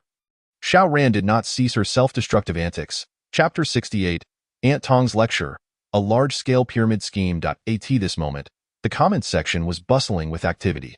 Yun Yao's slap landed squarely in the most gratifying spot for the readers. Xiao Ran was left dazed from the blows, her blood boiling as she gasped in shock. Yet Yun Yao was not inclined to let her off the hook. Qi Xia and Xiao Jiajin do not strike women. I will, you wretched creature. Xiao Ran cursed vehemently, and no sooner had she finished cursing than 3 more slaps followed. At this juncture, Xiao Ran berated Zhao Haiba. Can't you see? Did I just let you touch me for nothing? Ah, this is rather overwhelming. I'm still young and do not understand. Could someone explain this segment to me? Has the story of Sweet and Xiao Ran been mistaken? It seems Xiao Ran should be the professional player. The vehicle moves swiftly. This woman is truly a piece of work. Exhilarating, Sister Yun. Continue the assault without pause. Dr. Zhao, having just come to his senses, attempted to intervene but was blocked by Qi Xia and Xiao Jiajin. Do not interfere during a one-on-one. Dr. Zhao looked at Xiao Ran with an expression of helplessness. Yun Yao delivered another series of slaps, leaving Xiao Ran utterly defenseless, hastily crying for mercy. Sister, please stop. Your man is impressive. Ha, my apologies. I found that amusing. I still prefer her untamed demeanor. I hope she can return to that. What does your man is impressive even mean? Oh no, I've stepped on another landmine. Does he mean that either Qi Xia or Xiao Jiajin is her boyfriend, effectively insulting Yun Yao for relying on others? Indeed, in the face of absolute force, all else is futile. Yun Yao delivered yet another slap. That statement is incorrect. Say it again. Xiao Ran. You are impressive. You are the most impressive. Another slap followed. Xiao Ran was thoroughly bewildered, completely at a loss for words. Yun Yao continued her barrage of slaps. Terrified, Xiao Ran quickly apologized. I'm sorry, I was wrong. I will never dare again. Smack, another slap, and repeat it 10 times. After some friendly negotiations, Xiao Ran ultimately conceded. Someone quickly call Lu Ziqiao. Sister Yun is truly impressive, my idol. This is exhilarating to watch. The author truly understands readers, avoiding the clitch of incompetent teammates. It's so satisfying. Truly a case of virtue conquering all. Friendly negotiations indeed. Xiao Ran's ordeal had come to a temporary halt. Yun Yao's hands had turned red, eliciting sympathy. Qi Xia hurriedly approached, expressing concern. Let us get you some ice to prevent swelling. Qi Xia's words were a lethal blow to the heart. How did I not notice how mischievous Qi Xia is? My heart aches for Yao Yao, for my idol. This must be so distressing. Xiao Ran only endured a few dozen slaps, yet my idol exhausted herself and hurt her hand. I feel so sorry for her, sob sob. Ha ha ha, shrimp heart and pig heart. Dr. Zhao rushed to help Xiao Ran to her feet, who was now spitting blood. She uttered fierce words. I will definitely kill Yun Yao. Yun Yao, meanwhile, recounted Xiao Ran's myriad faults, and Qi Xia nodded in agreement. Had you delayed your actions by a second? It would have been me taking action. Xiao Ran remained oblivious, having already been placed on the blacklist by everyone. At that moment, a plump woman approached, Aunt Tong. She wore a necklace adorned with a Buddha pendant and a Jesus figure, clutching a string of beads in her hand, chanting softly, Ba, God bless. A blend of Eastern and Western traditions, a fusion of cultures. The main theme is that whoever is most spiritually attuned will benefit. The old lady never loses out. Amen, Ba, is it? Auntie's background seems quite complex. I suggest a thorough investigation of her ancestry. Did she forget to mention blessed be the Supreme Lord? Aunt Tong declared her intention to hold a lecture, inviting several individuals to participate. The purpose was to elucidate the origins of the end of days and the principles of resonance. Qi Xia was taken aback. You know? Everything is the arrangement of the true master. A chaotic amalgamation of deities, the ultimate hodgepodge. An ideology of supreme individualism. Is she stacking buffs here? The Buddha gives life. The God of heaven, the true master, hallelujah, Holy Mother, amen, Ba, moi moi moi. A seamless connection, a unification of the three teachings, is it? I believe it, but not entirely. Aunt Tong sees Qi Xia's arm.to survive here. One must purge all lingering thoughts. Qi Xia's gaze turned icy. To him, those lingering thoughts constituted his very essence. Though Yun Yao advised Qi Xia against attending, he resolved to go and see for himself. The group proceeded to the classroom in the northern section to attend the lecture. My name is Tong Chan. I can't shake the feeling that this Aunt Tong is a major player. It's possible. Those who seem the least normal are often the most unusual. Television always portrays it that way. Let us respectfully refer to her as the Tian Shan child. The surname Tong? It reminds me of my brother in Hangzhou. Tong Chan, Lu Fengxian. Ponder that for a moment. With Aunt Tong's arrival, the atmosphere became lively. The life and death crisis brought by the end of days momentarily dissipated. Aunt Tong began to speak. First, let us mourn the 5 fallen companions. Loving Mother God, may they be with you. We hope you will forgive them. Loving Mother God, may you grant them happiness. Listening to Aunt Tong recite a multitude of prayers, Qi Xia's expression grew cold. According to her, it was due to divine protection that they experienced the end of days. What kind of protection is this? He was grateful that he had never believed in gods. What nonsense! This is nothing short of a large-scale pyramid scheme. If this is divine protection, your incense offerings must have run dry. Unlike me, I have always only believed in the God of wealth, the only true deity capable of bringing me joy. Heavenly Bodhisattva, what does this God intend to achieve? Generally, such charlatans are not to be underestimated. Aunt Tong continued her monologue, now invoking the name of the Creator Mother. According to her, the deity that created the end of days is the Mother God. Invisible and intangible, yet omnipresent. Child, you may not comprehend this yet. But that is of no consequence. The Mother God will understand you. The gods do not wish for our demise. Rather, we were always meant to perish.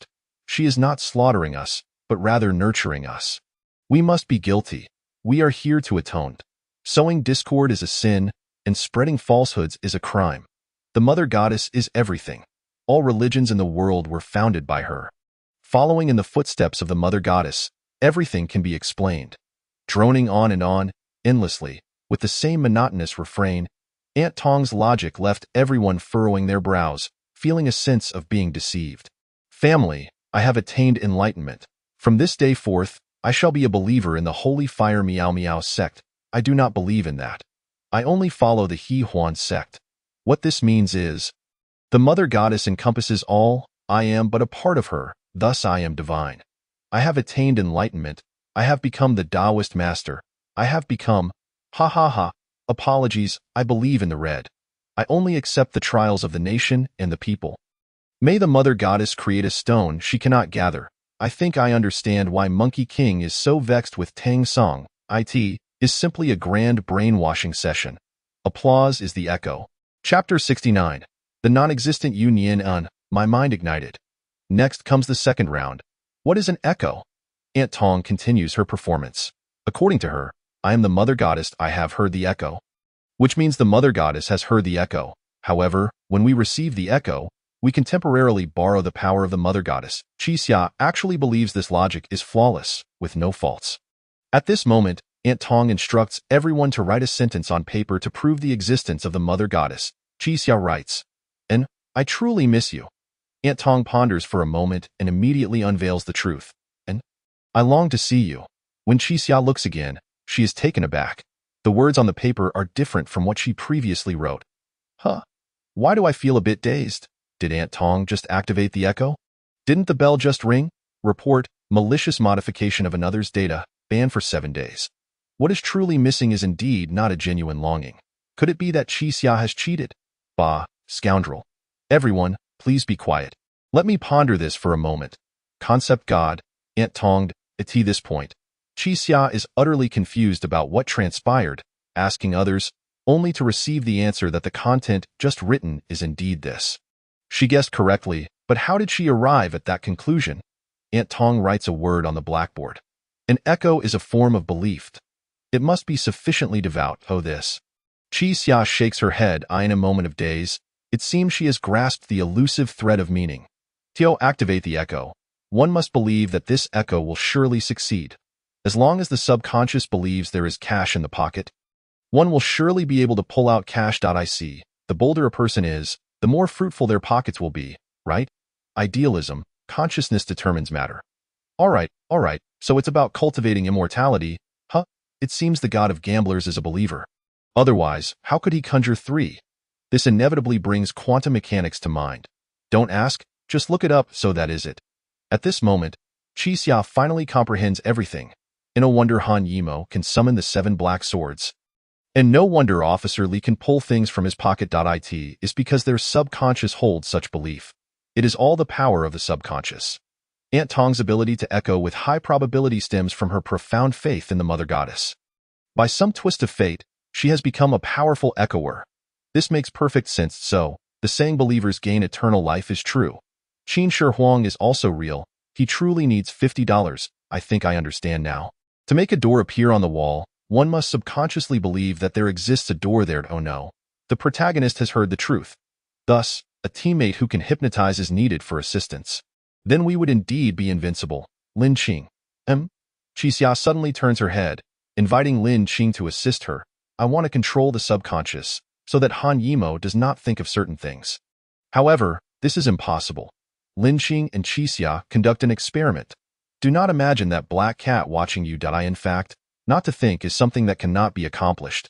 The more one tries not to think about it, the more related images will arise. Humanity cannot comprehend negation. Oh no, no wonder I can never quit indulging. The essence of humanity is a rebellious spirit in motion. Thus, when a woman says no, she truly means yes. Master, I have attained enlightenment. Han Yimou, it's over. 666. Such a thing exists.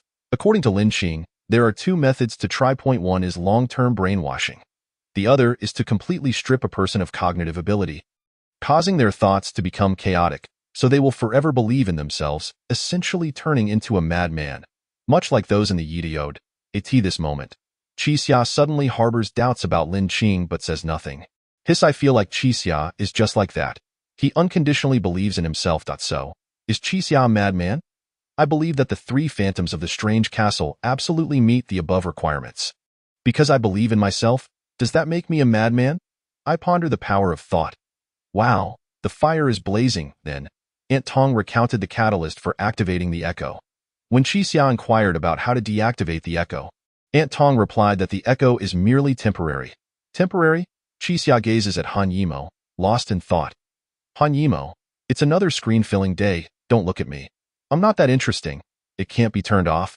It simply cannot be as long as we remain in the land of eternal ending. Old Han will continue to echo, leaving people in a daze. For some reason, Qi Xia grows increasingly despondent. When a world requires a deity to save it, it signifies that humanity has reached its limit. Can we truly escape? Can we genuinely embrace Yun Yin and once more? Aunt, why do you say to eliminate Yun Yin and not the distractions? Aunt Tong slowly replied, do you not understand? Yun Yin is merely a distraction. 666. I feel there is a deeper meaning here, Qi Xia. How dare you disrupt my Dao heart? Yun Yin is a distraction. Yun Yin and is a distraction. Does Yun Yin and not exist? Yun Yin and do not insult me. It feels as though this lecture is deliberately targeting the protagonist. The protagonist is confident. Thus, he is a madman. Therefore, he requires treatment. It is flawless. I am truly a genius. Qi Xia appears to be exceptionally agitated. Others' Yun Yin is but a distraction. His Yun Yin is his everything, and one knows what has suddenly come over Qi Xia. My wife is named Yun Yin, and this time returning home, she has vanished. Listening intently, Qi Xia speaks. However, Aunt Tong's words ring deafeningly. Child, could it be that it is you who has erased the existence of Yun Yin? And is there a possibility that you never had a wife? Qi Xia grows anxious, fortunately held back by Qiao Jijin. He meticulously recalls. He and Yun Yin and surprisingly have no mutual friends. In fact, he does not even know if he has friends. Qi Xia becomes increasingly perplexed, descending into panic. 666. You are the first to break, Qi Xia. Who am I? Where am I? Huh. What am I saying? I understand every word, yet cannot comprehend. According to the judgment of the Heavenly Gate Judicial Department, Qi Xia is sentenced to a lifetime without a wife. Qi Xia, master, do not recite anymore. All right, now I am the one going mad. Indeed, how could a normal person lack friends? Even if one has no friends, there must be people who know you, even if it's just the owner of the local convenience store. The pinnacle of deception is deceiving oneself. Qi Xia cannot possibly deceive himself.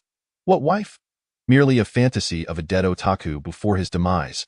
This burning sensation in my head feels so good. I am Qi Xia. I am about to start lying.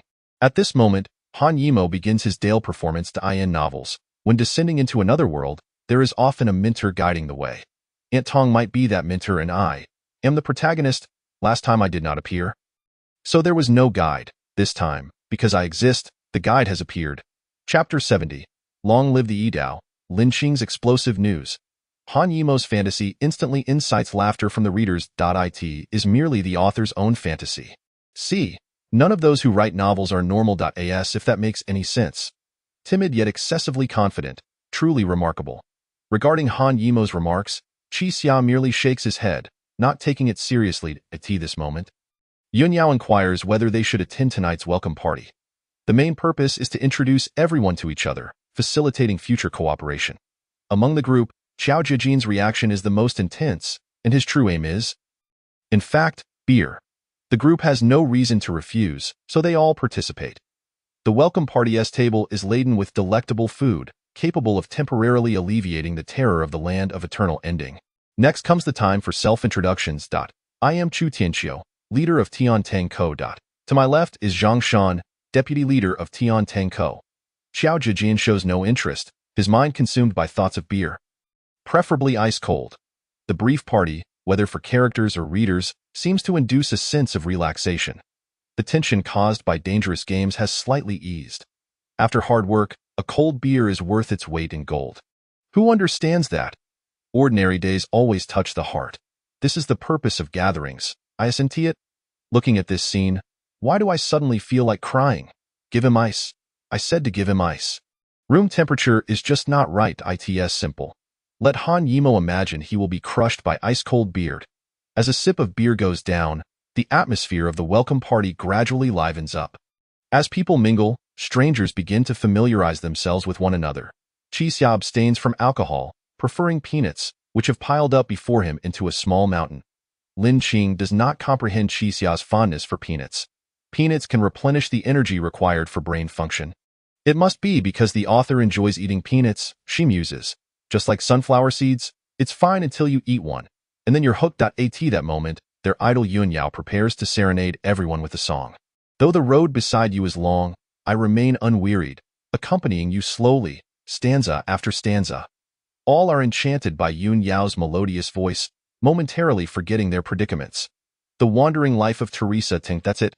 The author has revealed their age. Classics are eternally classic, possessing taste. Lin Qing sits beside Qixia. I have something to tell you. I'm a member of the Yakuza, with the aim of cleansing the heavenly gate. The sudden twist leaves readers bewildered. Huh. You just blurted that out so casually. Such a sudden revelation. Impossible. Absolutely impossible. To me, Lin Qing is merely the gentle neighborly elder sister. How could she be part of the Yakuza? I must be mistaken. Right? Impressive. Going all out right in my face. Starting from 0 frames, how am I supposed to dodge that? Upon hearing this, Qixia exhibits little reaction. Instead, he retorts, then why not take action? Lin Qing shakes her head. She does not wish to expose herself, and her goal is to invite Qixia to join the Yakuza. However, Qixia remains skeptical, and with a few pointed words, he sees through Lin Qing completely. You are quite peculiar. What are you planning? Your resonance is stimulating. Are you an enemy or an ally? It's over. I've been completely seen through. Oh my. Qixia is astute. Is this the sense of security that a protagonist brings? Do you really think you can surpass me? The strongest mind, with an intelligence quotient of 20, while Qixia claims 2/3 of that. Lin Qing herself is uncertain. Her resonance may not trigger the bell. When the bell tolls, someone must have triggered the resonance, but the reverse does not hold true. Previously, when Xiao Xiao attacked Qixia, it was out of desperation. The Yakuza lacks organization and leadership. Apart from the chant "Long live the Yakuza," there is nothing else. At this moment, Qixia comes to a realization. Pavlov's dog. Someone is manipulating us with the bell. I don't know much else, but I know the Yakuza has many beautiful women, and I want to join the Yakuza. Long live the Yakuza. Ladies and gentlemen, I have defected. That being said, the bell was entirely unnecessary, yet it exists, which is quite strange. Huh. Are we back to the moment Xiao Xiao made her move? This can be connected? No one is simple. I thought they were cannon fodder, but each hides deeper secrets. At this point, Lin Qing utters a statement filled with foreboding. So, Qixia, is there a hidden resonator beside you who has been deceiving you all along? A chill runs down Qixia's spine. Yet, if he does not care about Lin Qing, who is part of the Yakuza, how could he possibly concern himself with a resonator? Qixia, I have a plan and wish to recruit you. Lin Qing reveals another piece of information. I will lend you my strength. Together we shall destroy this place. We will assemble a resonant army, wreak havoc here, and then return to reality. How cool, my Lin Qing sister. A beautiful yet deranged woman. I like this. It makes sense. To protect this place, I must first destroy it. So crazy, yet somewhat admirable. I like it. Subsequently, Lin Qing drops another bombshell. I am a seasoned Yakuza member. I have spent more time in the land of endings than Chu Tianxiu, yet I have never encountered you. At least 7 years have passed without seeing you. Qixia is taken aback. According to Bai Hu, he should have been in the land of endings for a long time. But what about the 7 years? Has he never passed the interview? Lin Qing claims she has only seen Qixia in 3 cycles. Qixia is the only person she has encountered who fought against the Zodiac without resonance, in no memory, yet still battling the Zodiac. Impressive. Qige. You are indeed formidable. Qige.it is peculiar. Why Qixia has never ventured out? Could it be that he has been engaged in the Zodiac? I also believe that is the only explanation. Oh no, the plot is becoming increasingly intricate. My mind cannot keep up. It feels ever more profound. Chapter 71. Fame breeds controversy. Lin Qing and Qixia's dialogue continues. You shone brightly in the first cycle, attracting everyone's attention. Your intelligence is so pronounced that it paradoxically makes you appear less clever. In response, Qixia states confidently, I never dull my brilliance if I find myself in danger. It merely indicates I am not clever enough. As long as I can crush my opponent, there is no need to conceal my strength. When Lin Qing inquires about Qixia's plan, he simply replies that he has yet to decide and will inform her once he has. Qixia's confident response elicits gasps of astonishment from the readers. Oh my, Qixia is incredible. That's the kind of confidence we need. Wow. I'm floored. In the face of absolute strength. Everything else is trivial. A true powerhouse requires no suppression. The Greek god of confidence. The conversation between Qixia and Lin Qing concludes, shifting to the confrontation with Chu Tianxiu. When Qixia poses his question, he realizes that the figure before him is not the true Chu Tianxiu. I wish to converse with the genuine Chu Tianxiu. You cannot speak for him. The other party stands in bewilderment, attempting to argue in just a few words. Qi Xia sees through him entirely, even perceiving his resonance. So how did you return here, Su Lionian? In the brief encounter, Qi Xia once more astonishes the readers. What kind of person could conceive of this plot? A straight line from the brain to the gut. Whatever I learned, I feel my intelligence has taken a serious hit. How on earth did he guess that? Impressive. I just visited the hospital. The doctor said I have underdeveloped cerebellum and no brain development at all. Quick, tell me you didn't see that coming.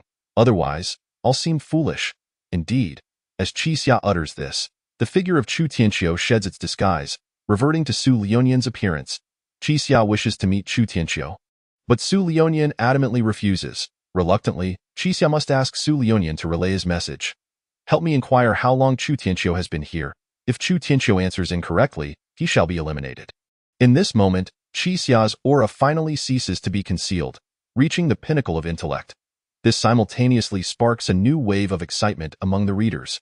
Chu Tianxiu, old Qi, you truly hold a grudge. Why dwell on such trivial matters? The wheel of fortune turns. 666. Chu Tianxiu trembles in fear. Why must he be so handsome? Initially, I saw Chu Tianxiu put on a facade, yet here we are. Then, Qi Xia begins preparing for the Zodiac game the following day. He chooses to team up with Dr. Zhao. Just the two of them. Qi Xia arrives alone at the desolate area, placing a can of drink and a pack of snacks before Sweet Sweet's grave. Sweet, that knife was intentionally placed before you. You wouldn't hold it against me, would you? Oh my, if you hadn't mentioned it, I would have thought Sweet was willingly sacrificing herself. Oh no. I've underestimated Qi Xia. Qi Xia has not only deceived the characters in the story, but also the readers. So the author intends to mislead the readers as well? I refuse to believe he can fool me.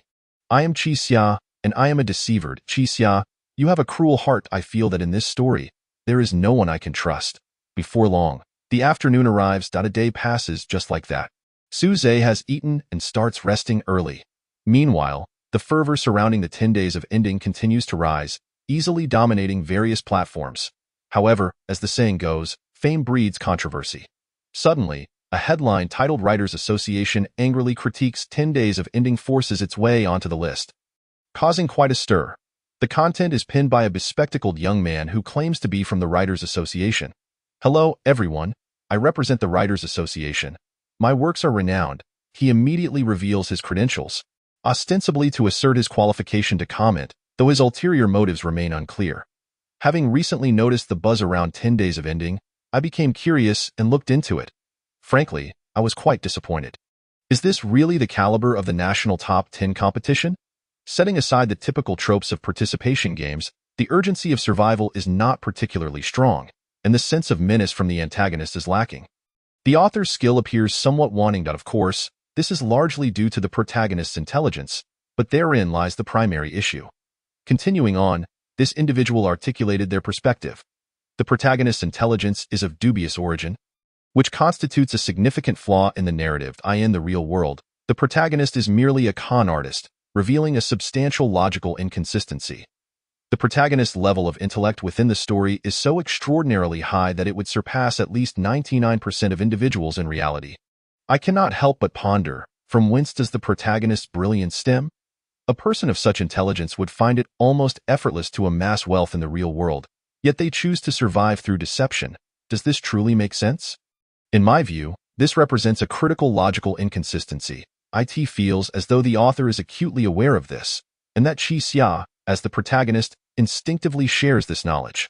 Once this topic was raised, it sparked fervent reactions. Numerous bloggers began to capitalize on the trend, resulting in an influx of critical content regarding 10 days to the end. The readers responded with equal fervor. Indeed, I feel the same way. The protagonist's intelligence isn't the issue. The problem is the absence of any logical foundation to support it. Certainly, they boast about it being a masterpiece, yet they overlook such a fundamental flaw. This is akin to those celebrities who indulge in their own preferences. No worries, readers will deceive themselves. Well said, I concur. Finally, someone has voiced this.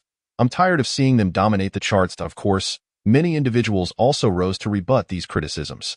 Beneath the content, a comment quickly followed. Is this the attitude of the Writers Association? To comment without seeing the full picture, hello everyone, I recently saw some members of the Writers Association criticizing 10 Days to the End. Although I am not an ardent fan, I cannot help but voice my dissent. Those who have read God Slayer understand that the plot of Suze cannot be interpreted through conventional reasoning. Yet certain individuals, self-proclaimed prominent writers of the association, audaciously critique an unfinished work as a fellow writer. How can they justify such behavior? The readers echoed in agreement. Exactly, they haven't even completed the writing, and yet they begin to criticize. Is this the face of the Writers Association? How did they become authors? To put it bluntly, it's merely self-promotion, riding the wave of popularity. I watched that video. It was utterly inconsequential, purely for the sake of disparagement. The situation continued to escalate. Chapter 72. The public opinion continues to ferment, and Suze remains unperturbed. Online discourse surrounding 10 Days to the End continues to intensify, with individuals voicing their opinions. Some criticize 10 Days to the End, while others target the Writers Association. Everyone holds their own viewpoint and refuses to compromise. Some even escalate their critique to the author themselves, denouncing Suze as an incompetent pretender and questioning his credibility. They cast doubt on the relationship between the production team and Suze, alleging that the team is forcefully elevating him merely to generate hype. The uproar has transformed what was once a peaceful atmosphere into a chaotic turmoil. Ultimately, the crux of the dispute rests with Suze. The Writers Association seeks to undermine the fans, while the fans aim to counter the association. Is this forced elevation of status or genuine talent? Is it a logical inconsistency or a strategic reserve? The only one privy to the truth is Suze himself. At this moment, Suze is casually scrolling through his phone, fully aware of the ongoing discussions. Yet, he pays them little mind. Him. The so-called Writers Association is merely a group of clowns seeking to generate buzz. He perceives their actions with clarity. If he fails to reconcile the situation, it will merely demonstrate the competence of the association, allowing him to ascend to a new height. Should he succeed, the opposing party would only need to offer a sincere apology, thereby also gaining exposure. In essence, it is a matter of stepping on others to rise. To this, Suze remains unfazed, casting a fleeting glance before losing interest entirely. He knows precisely what 10 Days to the End represents. Those who wish to ascend at the expense of 10 Days to the End are still too inexperienced. The only outcome is that their attempts will ultimately backfire, a fate they are destined to meet. The disparity is evident. The unpleasantness of coarse grains arises not from their inherent taste, but because one day they encounter the allure of fragrant white rice. Only when the complete 10 Days to the End is revealed will readers understand that the so-called Writers Association is nothing more than a joke. With the dawn of a new day, the competition resumes. Suze arrives at his writing desk on time, ready to commence his work. Following the conclusion of the New Year's Eve party, the next day, teams are formed to participate in the Zodiac game. Han Imo, Xiao Jiajin, and Lin Qing form a team. Qixia partners with Dr. Zhao, delving into the heart of the city, passing by numerous zodiac symbols without sparing them a glance.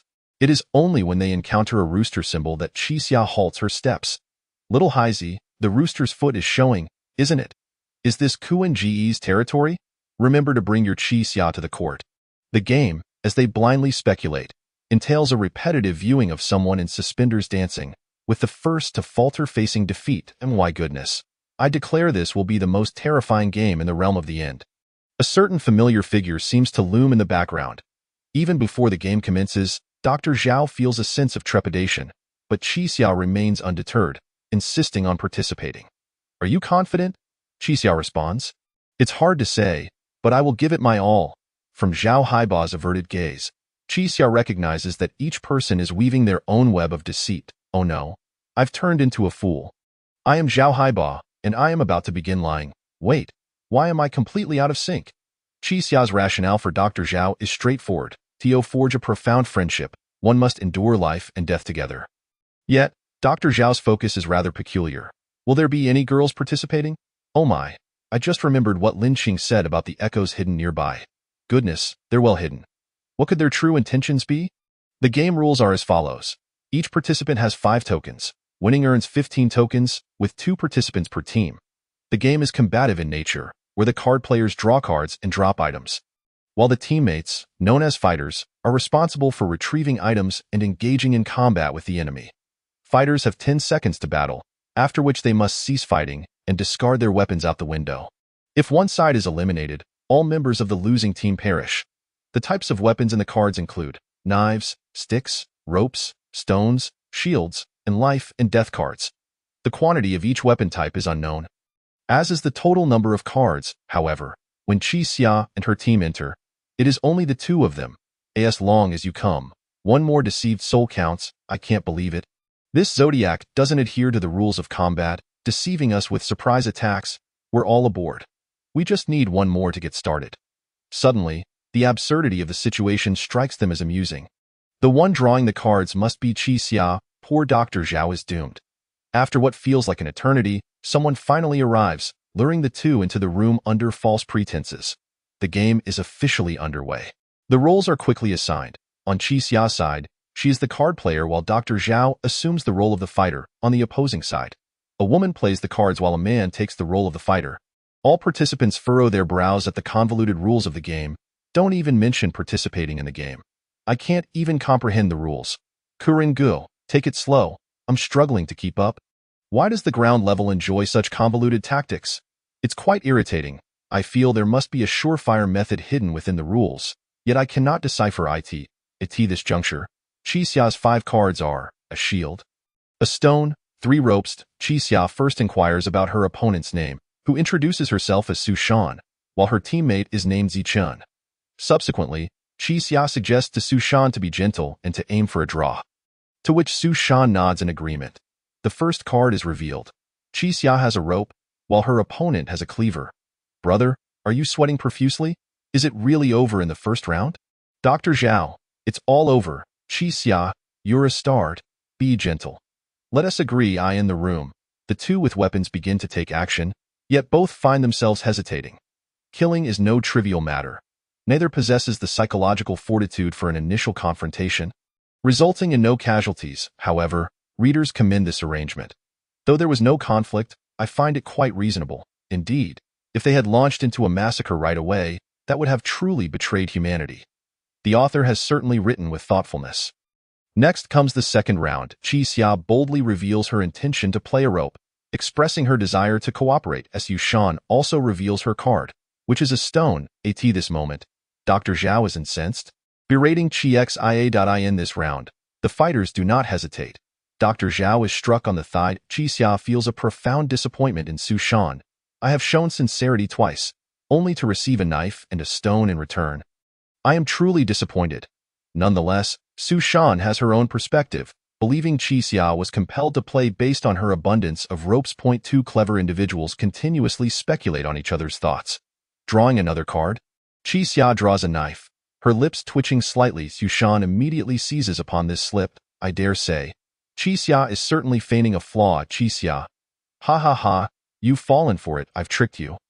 Ha ha ha. I am Daxia. I am a deceiver. You are on the 3rd layer, while I am in the atmosphere. Chapter 73. The ground level game. The key lies in psychological warfare. At this point, Daxia asks once more, are you sure you don't want to cooperate? Su Shan promptly declines. Daxia flips her card, revealing yet another rope. In that moment, Su Shan realizes she has underestimated her opponent. Dr. Zhao, I'm going to lose it. Damn it. You think you're so high and mighty. I can't hold it together. Everyone. I'm going to die laughing. Little Shan, you're still too young. At this moment, Su Shan begins to feel a sense of panic. Her opponent is manipulating her thoughts through subtle expressions. Why is this opponent so formidable? In the room, Dr. Zhao acquired a rope, while Zichun obtained a shield. Dr.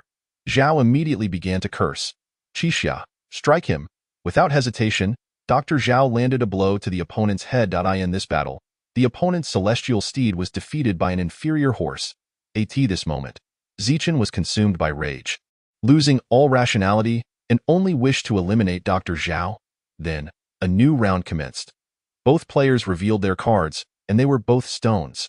Daxia remarked, Su Fan, your all-in gamble will lead to your downfall. The two in the room held stones, and Zichun frantically attacked Dr. Zhao's head. In this round, Dr. Zhao found himself at a disadvantage. There's been a murder. In the race of steeds, same level cannot prevail. My heart aches for Dr. Zhao for 3 seconds. The local tank is mercilessly assaulting me. Dr. Zhao's health bar is truly substantial. If it were Qiao Jijin, it would have ended in one round. I just realized that Qixia intentionally left out Qiao Jijin. But what could her motive be? After consecutive losses, Dr. Zhao surrendered, no longer wishing to continue. Though the two appeared to be at odds, they were secretly exchanging information. In the fifth round, both revealed ropes in the room. The two combatants grappled fiercely. In the sixth round, Qixia drew a trump card. At Gu end, they revealed their cards. A stick faced a rope, and Zichen suffered a brutal beating. At this moment, Sufan revealed her life card. She made the shape of a gun with her hand, an assured lethal strike. She aimed to force Qixia into submission. Qixia declined. She drew another card. Qixia obtained a death card. But things seemed grim. And Qixia rapidly spun her thoughts. In this round, Qixia played the death card, while Sufan played the stick, forcing a break. Both teammates began their communication, preparing for a final stand. Seeing this now, I still can't discern where the winning edge lies. I completely can't see through it. This is the allure of the Battle Royale. Until the last moment, one can never know how the game will be won. The author should just reveal the answer. After all, I can't comprehend it. After the break, the game continued. Zichen acquired the stick, while Dr. Zhao had nothing above his head. Zichen pursued, and Dr. Zhao fled. At this moment, a new round began. Qixia revealed a gun, while Sufan revealed a knife. Sufan was gambling that Dr. Zhao would be unable to fire within 10 seconds. Qixia, however, gazed into Sufan's eyes. I sincerely hope you do not perish here. She simultaneously informed the opponent that they could meet her at the school in the west afterward. You little rascal, look me in the eye.do. The strong empathize with one another. Sufan's strength is indeed commendable, but Qixia is simply too formidable. Recognition from the strong. In this round, Dr. Zhao obtained a gun, while Zichen received a knife. Strangely, Dr. Zhao did not fire but instead threatened the opponent to drop the knife, maintaining this stalemate until the end of the round. Observing this, the readers chuckled. Still trying to deceive me? It can't be that simple. Qixia must have arranged something. Just a little trick. I'm not easily fooled. It's definitely intentional. That gun must have something wrong with it. In the eighth round, Dr. Zhao obtained a knife, while Zichen acquired a gun.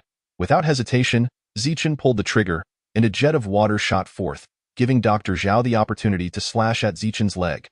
Both Zichen and Sufan were bewildered, having not anticipated that it was a water gun. Just watch as I soak you. Truly a joker. Ha ha ha, what a shift in atmosphere. 666. I told you there was something off about the gun. I just thought it might be out of bullets, never expected it to be a water gun. Low damage, but highly humiliating. Apologies. I shouldn't laugh in this situation, but I can't help it. Sufan fell silent, beginning to question her existence. Why did the life card read Joker, but the death card simply state death? Cold sweat broke out on Sufan's forehead. I understand your plan now. I am going to lose. Qixia remarked, your teammate will betray you. There is no need to continually protect the weak here. In the ninth round, Dr. Zhao drew a rope, while Zichen drew a stone. However, the readers remained thoroughly perplexed, unable to discern where the loss lay. Bro, don't act like this. It makes me seem foolish. What are they saying? I understand each word, but together, it makes no sense. Oh no. I am on the same level as Qiao Jidai in the room. Dr. Zhao was not attacking but rather fleeing. Zichen, incensed, hurled the brick in his hand towards Dr. Zhao. Sufan immediately shouted for him to stop. Qixia sighed at it's over. Sufan. At this moment, Zichen had yet to react. The voice over the loudspeaker announced, 10 seconds have elapsed. Both sides please discard your props. In that instant, the readers suddenly realized, and they began shouting 666. From the very beginning, Qixia had been attacking the opponent's psyche, methodically driving them to lose all reason and discard their props. Thus, at the moment the game concluded, those without props would be eliminated. 666. It turns out this rule is the most crucial.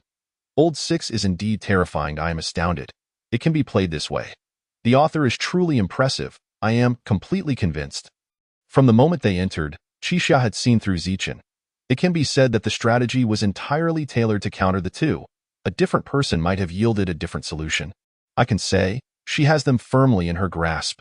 The game concluded, and the opponents faced defeat. Sufan, adopt a more comfortable position and try not to splatter blood on my face. Sufan felt a wave of despair. She had many things left to accomplish. How could she perish here? But who would save her? At that moment, the taut string in her mind snapped completely. Suddenly, the bell tolled. Sufan, remember this. At the west side of Paradise Gate, I will meet with Qixia. Until next time. Sufan forced a bitter smile. Until next time, why goodness, despair serves as a catalyst for echoes.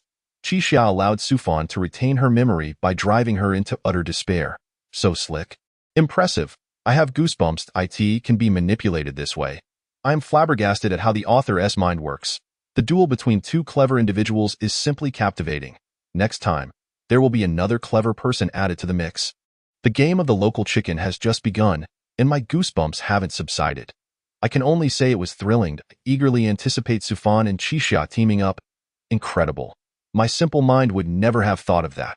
Chapter 74. Conducting affairs with extreme precision, just laugh it off. The game of the local chicken has completely concluded. Suze leisurely updates the plot. This moment. At Paradise Gate, Chu Tianqiu holds a notebook, crossing out words one by one. Anger, sadness, fear, various catalysts of echoes filled an entire page. All of these were aimed at Qixia. Ultimately, he concluded that Qixia's sadness was not sufficient for the question regarding Qixia. His answer was, I have never left. Goodness, the process of elimination, is it? Thinking she is the villain, only to discover it is true love. The notebook is filled with her. I think I understand. No wonder Qixia suffers from headaches when sad. It is to sever her echoes, but why? Not quite sure. It seems definitely related to Yunyanin. It feels like they are plotting something, but I can't see through it. It's so frustrating, so fascinating. I want to continue. I have always been by your side, never far away at this moment. Xiao Jiajin and the others also achieved victory in the game, earning a total of 6 tokens. Lin Qing attempted to stimulate Xiao Jiajin's echoes but was unsuccessful.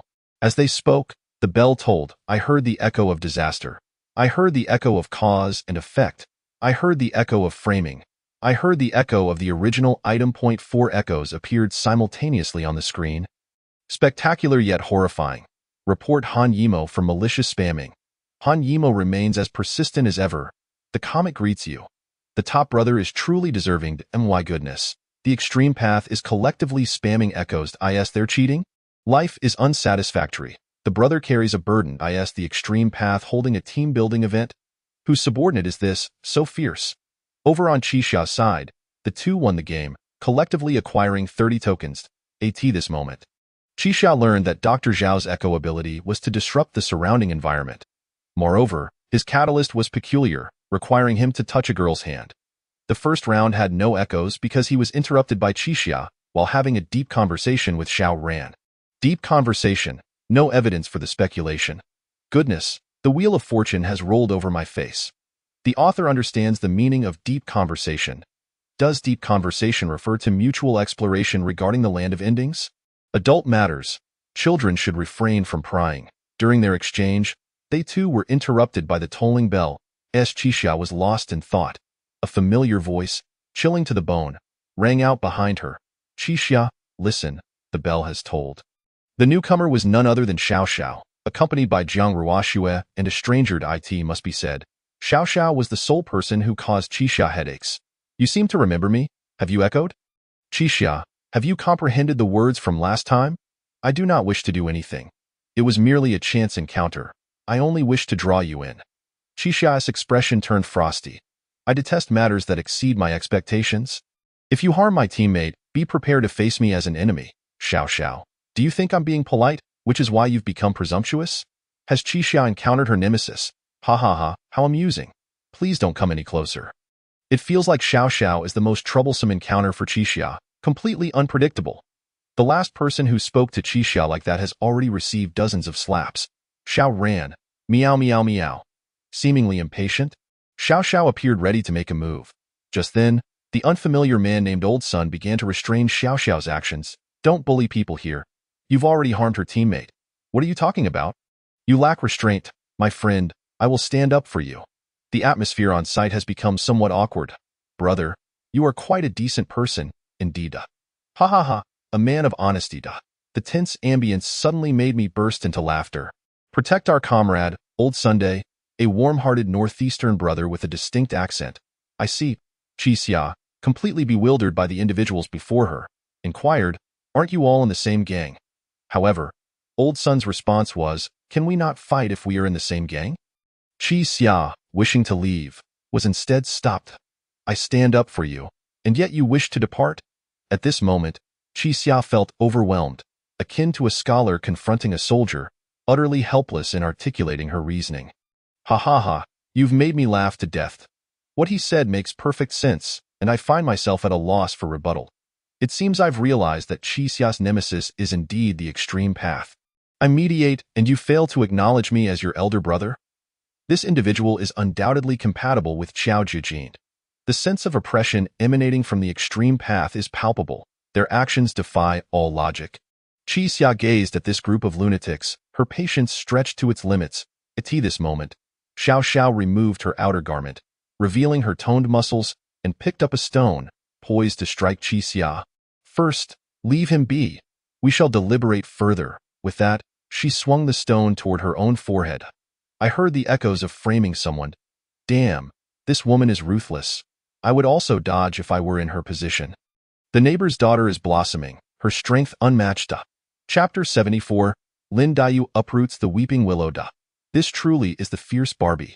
Xiao Xiao activated the echoes, successfully framing the injury upon Dr. Zhao, and then hastily commanded Old Sun to bind Qi Xia. Although Qi Xia had thwarted Old Sun's attack, she was still directly struck by Xiao Xiao. She was sent flying, gasping for breath in pain. "Old Sun, bind him. He must become part of the extreme path." Xiao Xiao issued her command once more. At that moment, Zhang Shan's voice rang out, "Damn, how audacious." Accompanying him were Yun Yao and Ant Tong. Zhang Ruoxue greeted Yun Yao. "Hi, Yun Yao." Yun Yao replied, "Enough with the greetings. I have no desire to converse with an ex-release him. Seizing people is not the style of the extreme path." Zhang Ruoxue retorted, "Then what is the style of the extreme path?" Yun Yao replied, "I refuse to speak with a deceitful, heartless woman." Zhang Ruoxue laughed, "Haha, little Yun, you remain as adorable as ever. I should have known better than to dismiss you." In an instant, the atmosphere turned subtly charged. The air seemed to shimmer with an orange glow. At that moment, the readers exclaimed, "Ah, ah, ah, ah." Elaborate on the X. "Ah, I saw the echo of the great orange." Author, expand on this, provide detailed descriptions. This segment is crucial. Everyone, jot it down. It will be on the final exam. The great orange reigns supreme. The prospects are promising. The plot can be grounded, but it must not delve into the underworld. Author, do not be absurd. The extreme path and heavenly gate seem to be in stark opposition, each side looking down upon the other, engaging in conflict at first sight, neither willing to yield. At this juncture, Xiao Xiao proposed a wager with Zhang Shan. They would face off in the Earth Tiger game to determine the victor, with the winner claiming Qi Xia. Xiao Xiao's objective was to use the Zodiac's hand to eliminate the people of Heavenly Gate. Thus avoiding retaliation, Qi Xia interjected, "What am I? A mere pawn?" Xiao Xiao replied, "If you refuse to comply, I shall kill you each time I see you. If I win, I won't kill you. If I lose, there will be no need for force to bind you next time." Qi Xia, was my opinion never sought.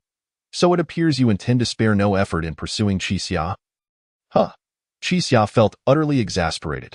This is undoubtedly the most troublesome person Qi Xia has encountered at the end. What is that saying?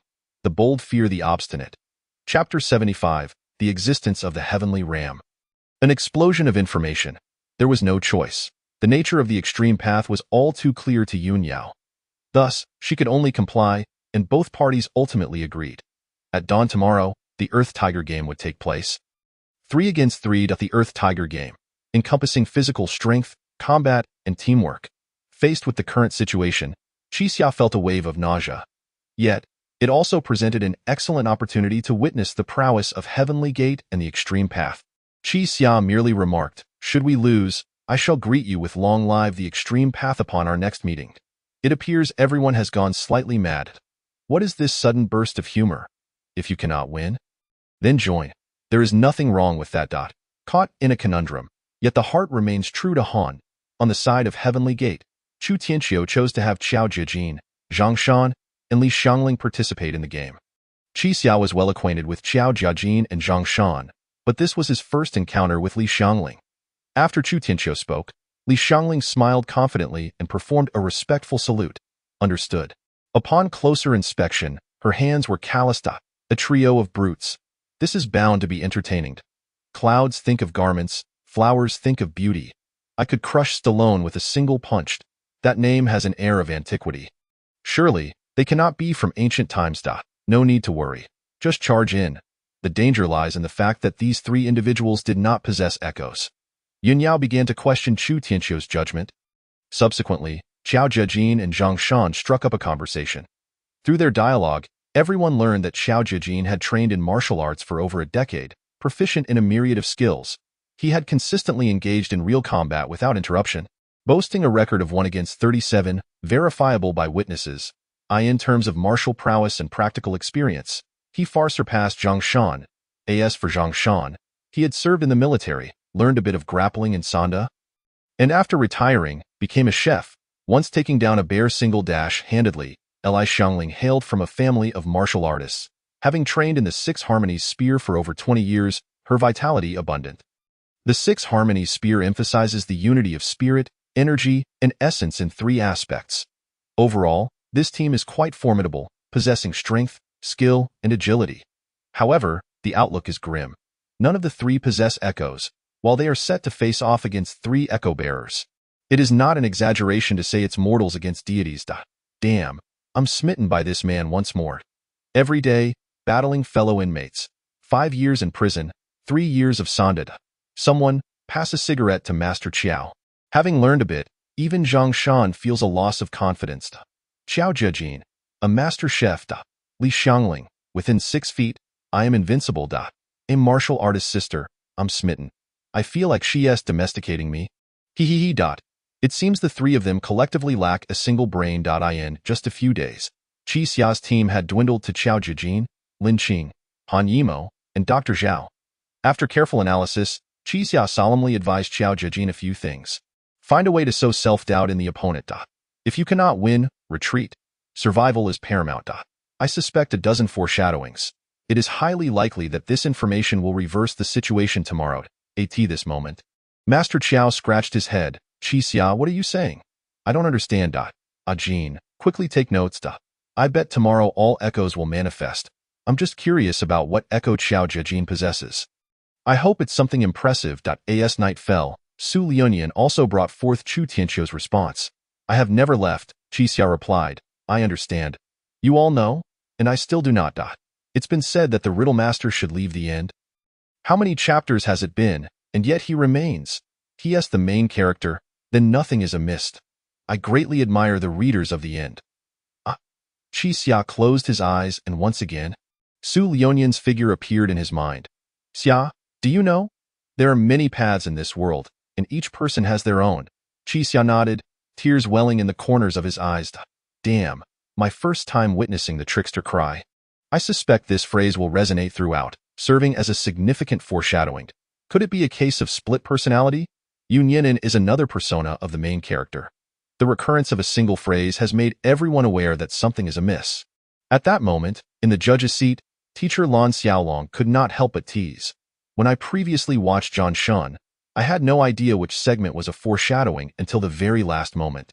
By the time we reached the 10th day of the end, it was blatantly obvious, yet the contents of the foreshadowing remained utterly unpredictable. It's quite intriguing. Though this, the readers could only chuckle. Don't even mention foreshadowing.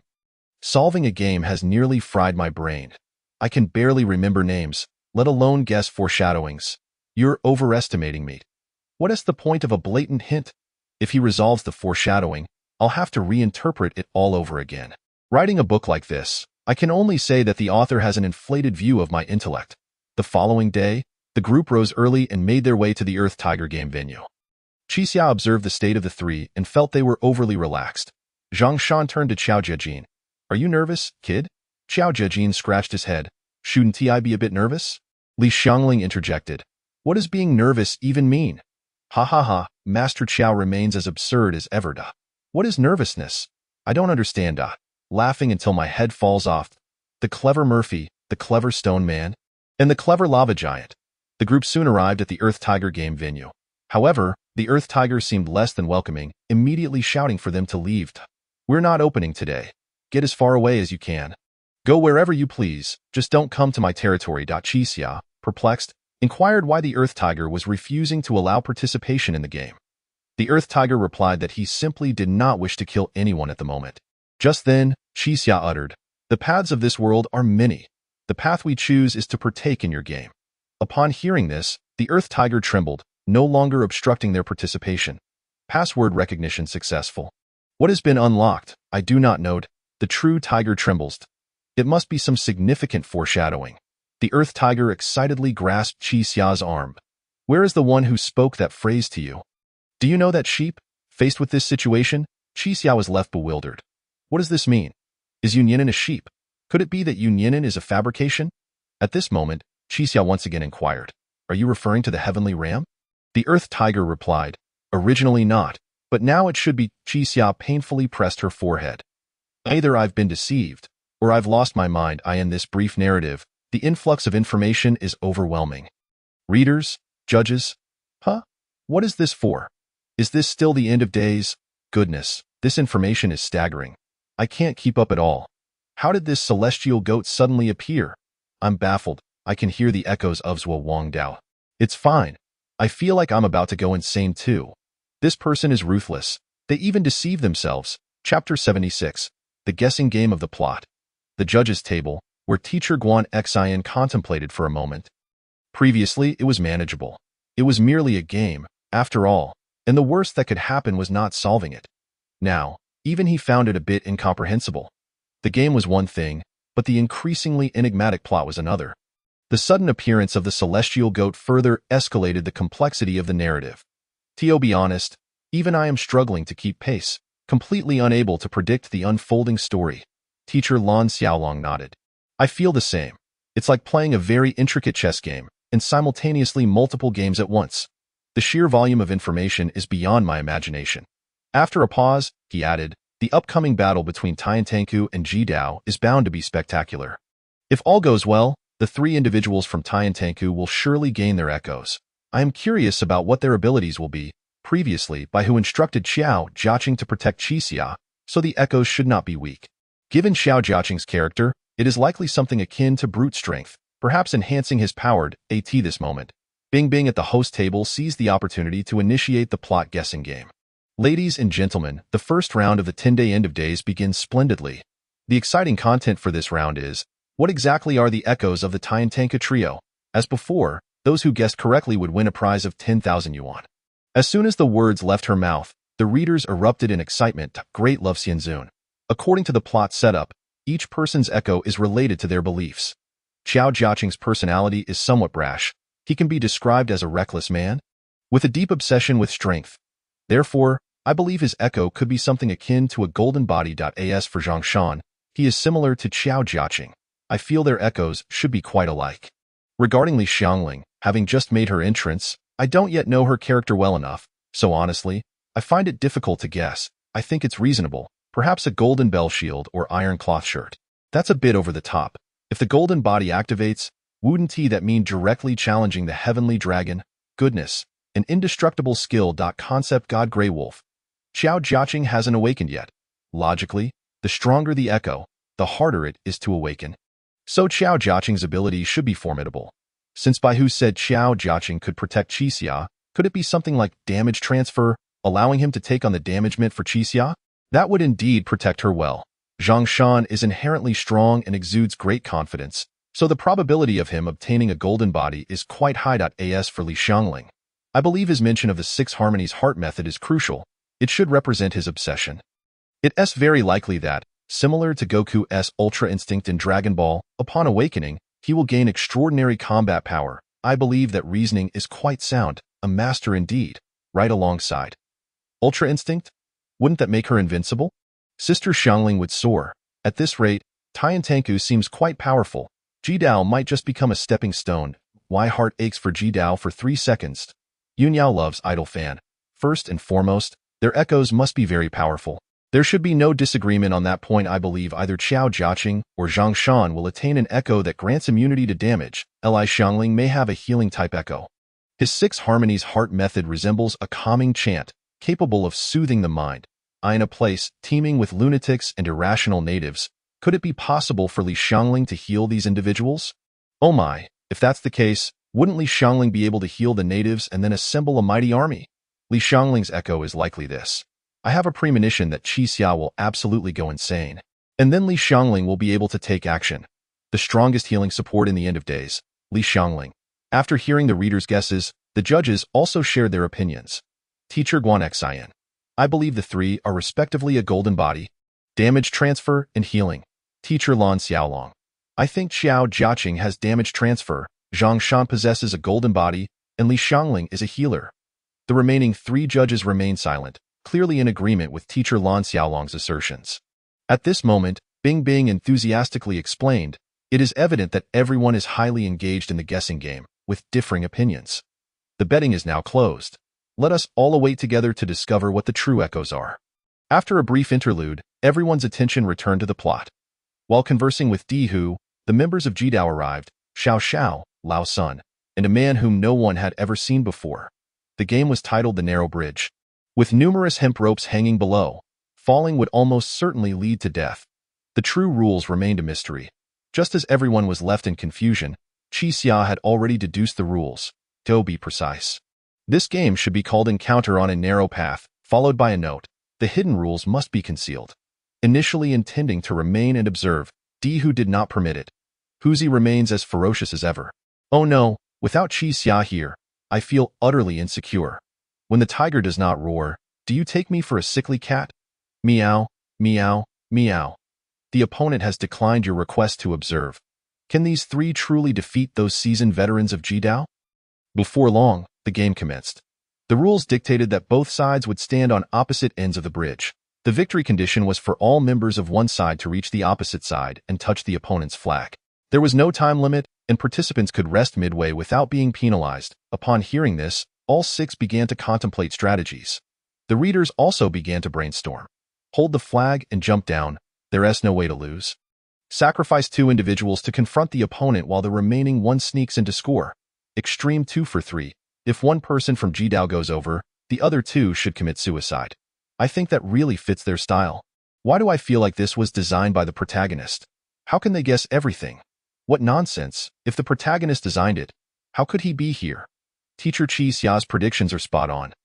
She must be a top scorer in the college entrance examination. At this point, the tall man who was meeting them for the first time remarked, no way. Is it really this simple? Listening to Huzi, it seems killing is permitted, right? Xiao Xiao nodded in agreement, stating that their goal this time was indeed to eliminate the opponent. While it sounded easy, there was still some apprehension regarding Xiao Jiaqing and the others. As for Xiao Jiaqing, Xiao Xiao dismissed him, believing he was merely there to fill numbers. Oh no. My Xiao Yi is merely a filler now. Usually, the more a villain underestimates someone, the more likely they are to be the key figure in breaking the deadlock. Goodness, having tricked someone once, and now boasting about it. Xiao Jiaqing, merely a pawn. As soon as this was said, I knew Xiao Yi was about to unleash his power. 3 reckless against 3 formidable. This is quite a spectacle. Chapter 77, Taiying Xingjian, high-level echoes shocked the readers. The two sides exchanged no pleasantries. The battle commenced directly. Xiao Xiao shed her top, revealing her muscular physique, and engaged in a pure strength contest with Zhang Shan.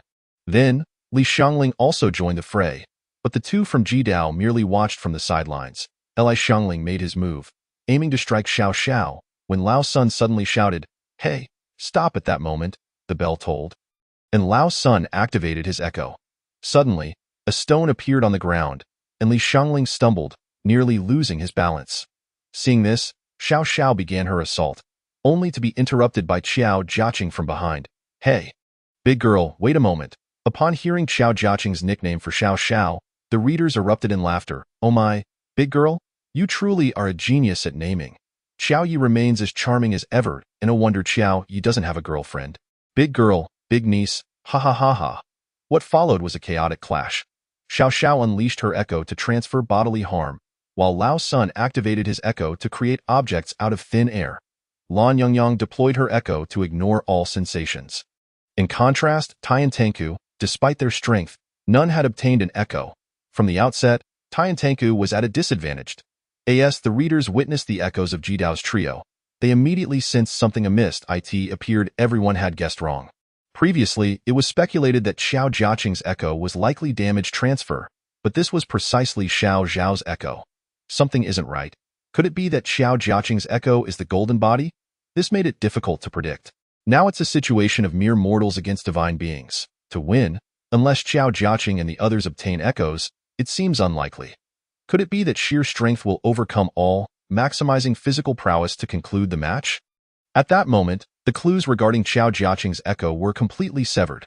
The battle raged on. Due to the presence of the opponent's echoes, the situation for Tian Tanku was far from optimistic. Zhang Shan was first gravely injured by Xiao Zhao's echo and subsequently pinned down by a stone. Li Xiangling faced a similar fate, exhausting all means to attack Luo Shi, yet achieving no effect. Xiao Jiaqing was directly bound by stones, cursing his companions for cheating.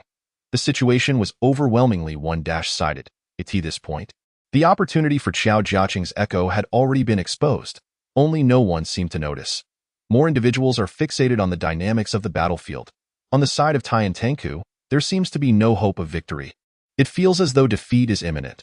The situation is precarious, and the odds are insurmountable. The fact that a handful of individuals from Tian Tanku can achieve such a feat against the enemy is already impressive. Truly, one cannot underestimate the prowess of the three great powers, each more formidable than the last. At this moment, Xiao Zhijin recalls Qi Xia's words. If one finds themselves cornered, they can instill self-doubt in their opponent.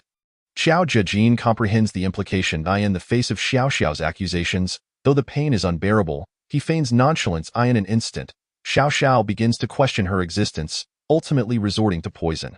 Xiao Zhijin remains resolute, launching an attack. Big girl, do you yield? At this moment, Xiao Xiao's faith crumbles entirely, and the reverberation dissipates. With a shove, Xiao Zhijin sends Xiao Xiao plummeting down. Goodness, it can be done this way? Incredible, as expected of Lord Xiao, causing the opponent to doubt themselves. I vaguely recall someone saying that Lord Xiao was merely a filler. Who would have thought the slap in the face would come so swiftly? Tisk tisk. This thing has finally met its end. Let's applaud. There is no greater humiliation than being defeated by someone one holds in contempt. Moreover, Xiao Zhijin did not even benefit from the reverberation. This can be considered a mortal body rivaling the divine. Quite impressive. The MVP of this round is Qi Xia. Outside the room, Qi Xia closes her eyes in anticipation. At this moment, Chu Tianxiu also arrives at the gaming venue. Qi Xia, what do teammates mean to you? Qi Xia does not grasp what Chu Tianxiu is trying to convey. Chu Tianxiu pats Qi Xia's shoulder, saying, "We are the same. When lacking a goal, teammates are everything, but once a goal is established, teammates become mere pawns. In the land of Terminus, no one demise is regrettable. You have spun many lies to escape this place. Your ruthlessness surpasses mine." At this point, Qi Xia reaches out to examine Chu Tianxiu's notes. The content is simple. I bet my life against the zodiac signs and ended up dooming them all, escaping the land of Terminus. The so-called notes are nothing but a ruse, a conspiracy to lead the people of Tian Tanku willingly to their deaths. Chu Tianxiu continues to ramble. Qi Xia, I need corpses. On the day of reckoning, all will turn to crimson dust. The participants will be obliterated. The zodiac signs will not vanish with the end, if humans can be replicated. Can the reverberation not also be replicated?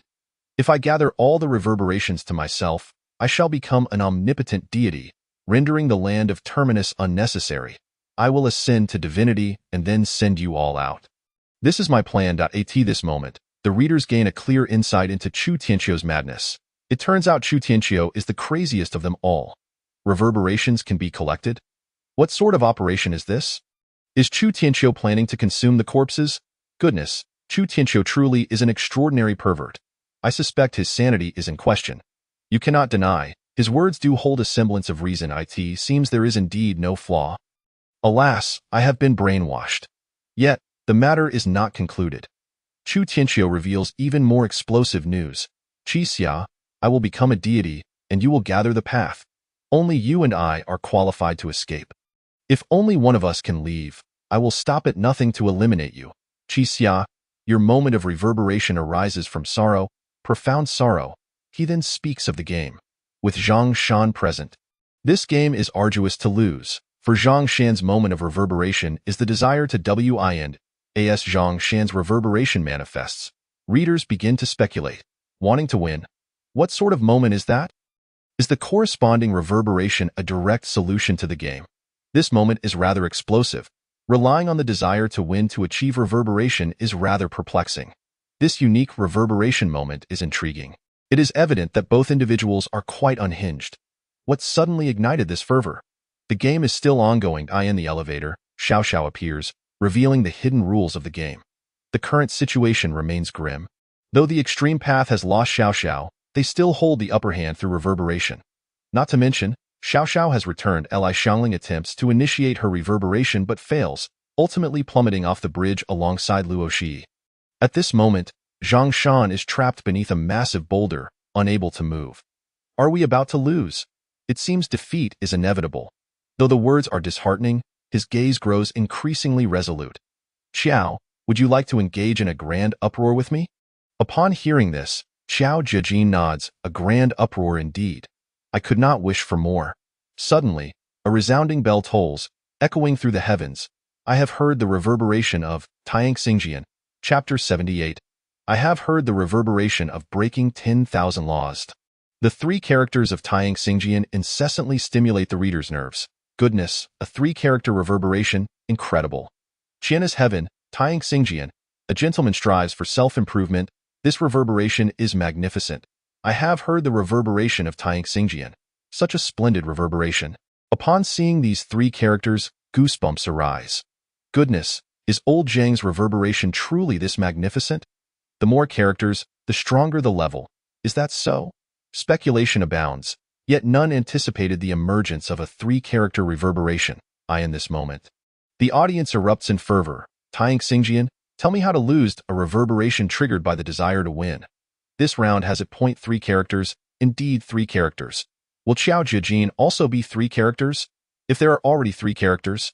And Qi Xia's reverberation is so challenging, could 4 characters possibly emerge? At this moment, in the square, Chu Tianqiu and Su Lionian fixate on the large screen. Su Lionian is utterly astonished. What on earth is his ability? No sooner has he spoken than another enormous bell tolls. Quick, cover your ears! Chu Tianqiu shouts. Bang! In the next moment, a sound even greater than before reverberates through the land of Terminus. The surrounding withered trees tremble in response to the bell's toll. And Su Lionian feels dizzy. Observing the unfazed Chu Tianqiu rise, he exclaims, "What is this bizarre phenomenon? I must find this person." The screen displays another line of text. I have heard the reverberation of breaking 10,000 laws. Just as one wave subsides, another rises. The readers, still riding the emotional high from before, suddenly find themselves soaring once again. The barrage of comments descends like snowflakes. Goodness, Xiao Zhejin, it is Xiao Zhejin. Breaking 10,000 laws? A name that unmistakably denotes an extraordinary reverberation, I concede. Lord Xiao is indeed a touch more dashing than I thought Taiyang Xingjian was invincible. Who would have thought there was still a master? Taiyang Xingjian and breaking 10,000 laws, tell me how to lose. Family, I am ignited. In this moment, everyone realizes they have misjudged the situation. Tens of thousands of posts, none were accurate. The rewards dissipate. Yet, no one cares about that. Instead, they fixate solely on Taiyang Xingjian and breaking 10,000 laws. Reflecting back, the hints had long been provided. Zhang Shan's moment of reverberation was the desire not to lose, as stated by Chu Tianqiu. Xiao Zhejin's reverberation hinted at that very phrase, do not cheat. Damn it, the hints were so clear, yet we failed to deduce it. My 10,000 yuan. It appears to be quite fitting. Author, hurry and write. I wish to see Lord Xiao and Lord Zhang wreak havoc upon the extreme path. This is exhilarating. In the game, Zhang Shan, who had been pinned beneath hundreds of boulders, astonishingly rises, the massive stones before him now seeming as light as cotton. Xiao Zhejin experiences a slight tremor as the stones on his body dissipate like starlight. The two stand shoulder to shoulder, exuding an aura of unparalleled danger. At this moment, Lao Sun is bewildered. Already formidable. Combined with reverberation, are they not invincible? In this instant, the tides of offense and defense shift. With no other options, Lao Sun activates his reverberation once more. Yet, Xiao Zhejin interjects, hey, do not cheat. In the next second. As Lao Sun's stones begin to rise, They transform into clouds of dust. At this moment, readers finally grasp what breaking 10,000 laws truly signifies. One man stands at the gate, none shall pass. With integrity, it nullifies all reverberations. With a mere command from Qiao Jiajin, all reverberators revert to mere mortals. Ah, this is too magnificent. Such a defiant ability. Would it not allow one to stride through the land of Terminus unchallenged? Breaking 10,000 laws, breaking 10,000 laws. One force shatters all. I am so overwhelmed with admiration that even the word handsome feels inadequate to capture my current sentiment. No wonder the White Tiger insisted that Qiao Jiajin protect Qixia. It all makes sense now. I have stated it before, a battle fought with utmost integrity. Lao Sun, witnessing his reverberation falter, is thrown into a state of panic. At this moment, Xiao Xiao finally realizes that Qiao Jiajin can indeed support reverberations. The one who seemed like mere filler, Qiao Jiajin, is, in fact, the most dangerous. She has underestimated him. At this moment, Zhang Shan makes his move. He raises his fist and strikes fiercely at Xiao Xiao, yet due to her reverberation, he is sent flying far away. Xiao Xiao understands clearly that had it not been for the reverberation, that punch would have resulted in her demise. She initially thought Zhang Shan was merely harming himself. However, in the next second, Zhang Shan stands up as if nothing had happened. His previously collapsed form miraculously restored. One punch is not enough. So let's try two now. It is the moment for Taiying Xingjian to shine. The first hexagram of the 64 hexagrams, Qian, represents pure yang and unwavering strength. Taiying Xingjian, a gentleman strives for self-improvement. As long as Zhang Shan's conviction remains intact, he is unstoppable. If one attempt fails, he will make two. Until ultimate victory is achieved. I asked the professor the reason behind this, but he did not answer. Instead, he pointed at the teapot beside him and said, "It has begun. The bloodlock is confirmed. There is no way to wash it away. Two cheats? How is one to play this game? Self-improvement, growing stronger with every fight. Backpack, backpack, gather your supplies. The invincible me is back." Lao Sun continues to unleash his reverberation, but without exception, they all vanish. Zhang Shan relentlessly assaults Xiao Xiao. With a dull thud, she is sent flying onto the street. Following that, Zhang Shan's reverberation dissipates, leaving him utterly fatigued. Now, the battlefield belongs to Qiao Jiajin and Lao Sunday. Observing that Lao Sun is not a bad fellow, Qiao Jiajin suggests he switch allegiances and join him. The reason is that the deceiver requires manpower. Is Master Qiao intending to recruit a younger brother? Indeed, I find Lao Sun quite intriguing. He seems to resonate well with Master Qiao. Do you think it is all for Qixia? He truly brings me to tears. Report it. Someone is enticing adult males. Long live Master Qiao. What a splendid brotherly bond. Lao Sun is still hesitating, and Qiao Jiajin advises him to contemplate slowly, subsequently urging him to surrender. The two approach to touch the flag. Yet the game is far from over. They have overlooked the Kung Fu girl. There is but one way to conclude the game. Either Li Xiangling crosses the bridge, or Li Xiangling perishes. Qiao Jiajin would never choose the latter. He leaps down without hesitation. At this moment, Li Xiangling is barely clinging to life, her body marred with bloodstains.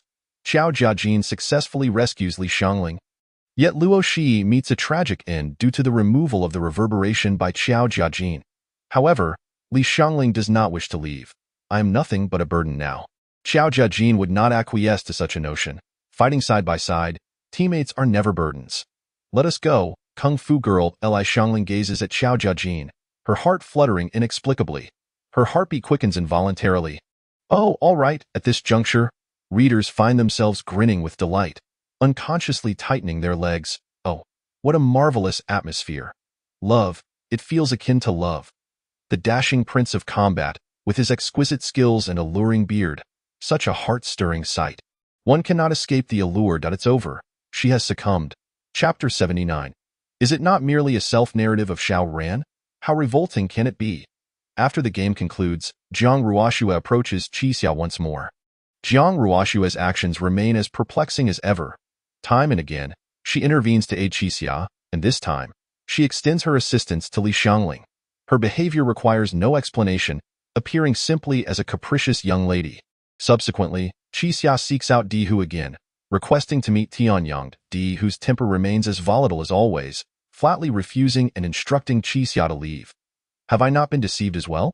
You, a mere earth level without reverberation, what gives you the right to stand on the same front as me? Be gone. What is this endearing quality? The golden gradient of the tiger, this the rolling tiger. So fond of making others leave. Qixia finds herself at a loss. Reluctantly, she leads a few back to Tiango. At this moment, Li Xiangling requires rest. Qixia knows she will not survive the night. Much like Zhang Shan, Han Yimo finds Qixia. Qixia, you are the savior. No comment. The author has decreed it. Can you not say Han Yimo is a character added by the author himself? The savior versus the Terminator, quite a spectacle, transforming directly into the blue old man, triggering the skill for a four-way battle, a flurry of strikes. Let the fun begin, haha. Indulging in everything will only lead to your demise.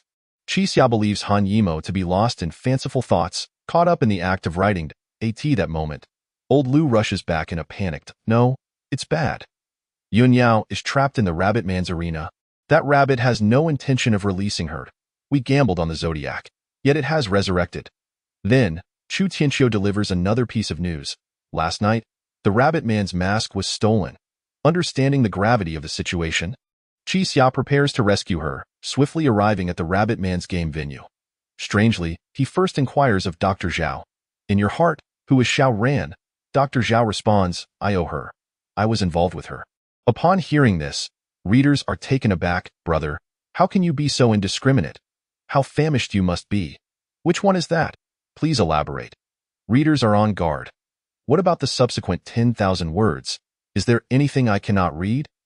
Let us delve into this. I am not short on this level of traffic. It is confirmed. The one who stole the mask is indeed Xiao Ran. Qixia's gaze turns frigid. This time, he is resolved to eliminate Xiao Ran. This individual cannot be spared. Upon arrival at the scene, Qixia directly demands, where is Yun Yao? At this moment, Xiao Ran dons the rabbit man's mask, feigning ignorance. In response, Qixia has no kind words left. You have caused a calamity. You are bringing about your own downfall, Xiao Ran. You cannot survive this.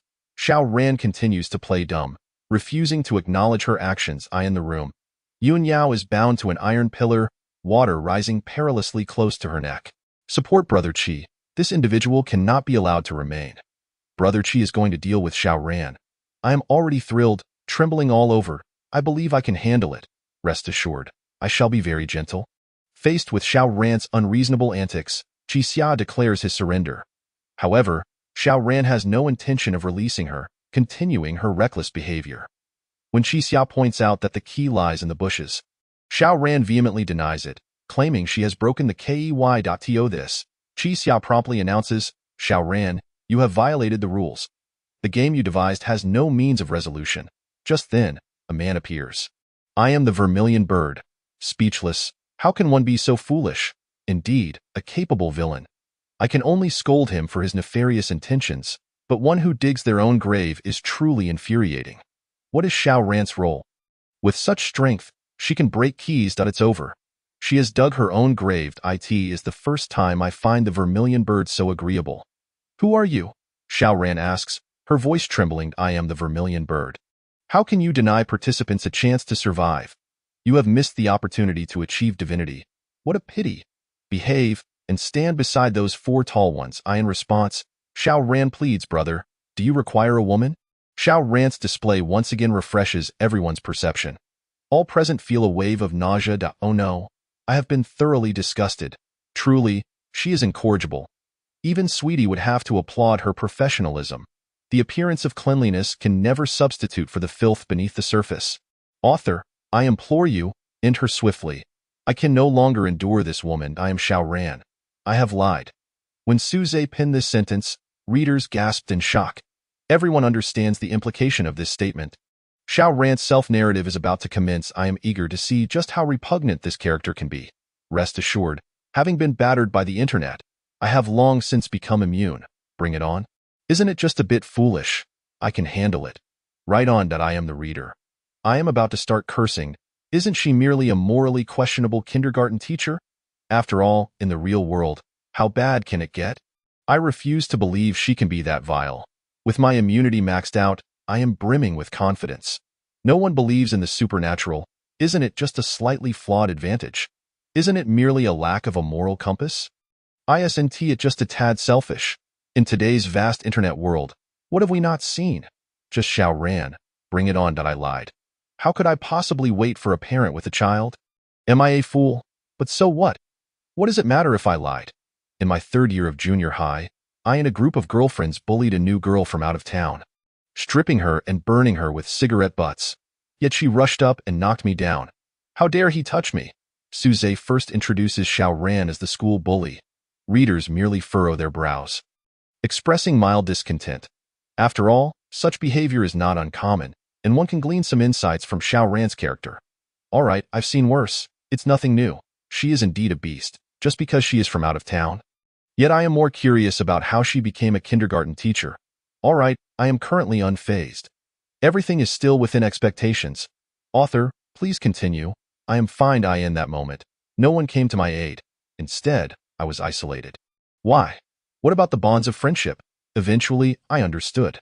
The one who is more ruthless will have friends.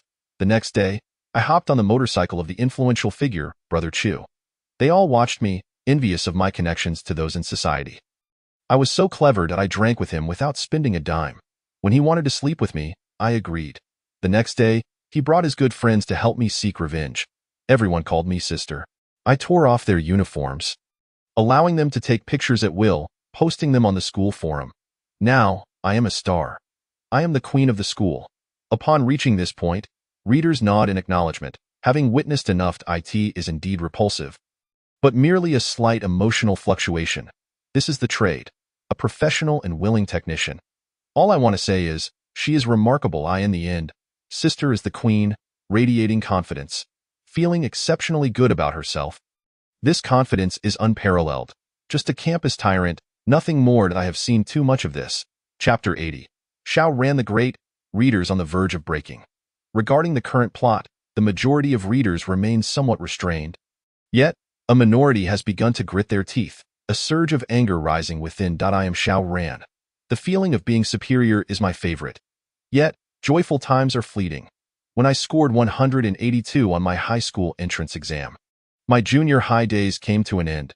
Upon seeing the score of 182, some instantly burst into laughter. Unbelievable. Even a chicken would not score just 182. Laughing to death. My height isn't even that much. Isn't this another form of genius? Very well. This spares high school students from further torment. 7 subjects. 182. Even my classmates with intellectual disabilities in elementary school scored higher. I flunked. My family wore worried expressions. I did not understand. It was just an exam. What more did they want? So what if I can't enter high school? I never wanted to study anyway. I plan to go into business with Brother Chu. For the days to come, I want to be returning home. I just need to sleep with him, and I will have food and drink. This is simply outrageous. How can he shamelessly say such sweet things? In retrospect, my idol was indeed too lenient. Mutual destruction. I find it rather delightful, ultimately leading to a union. At this juncture, the reader's emotions remain quite stable.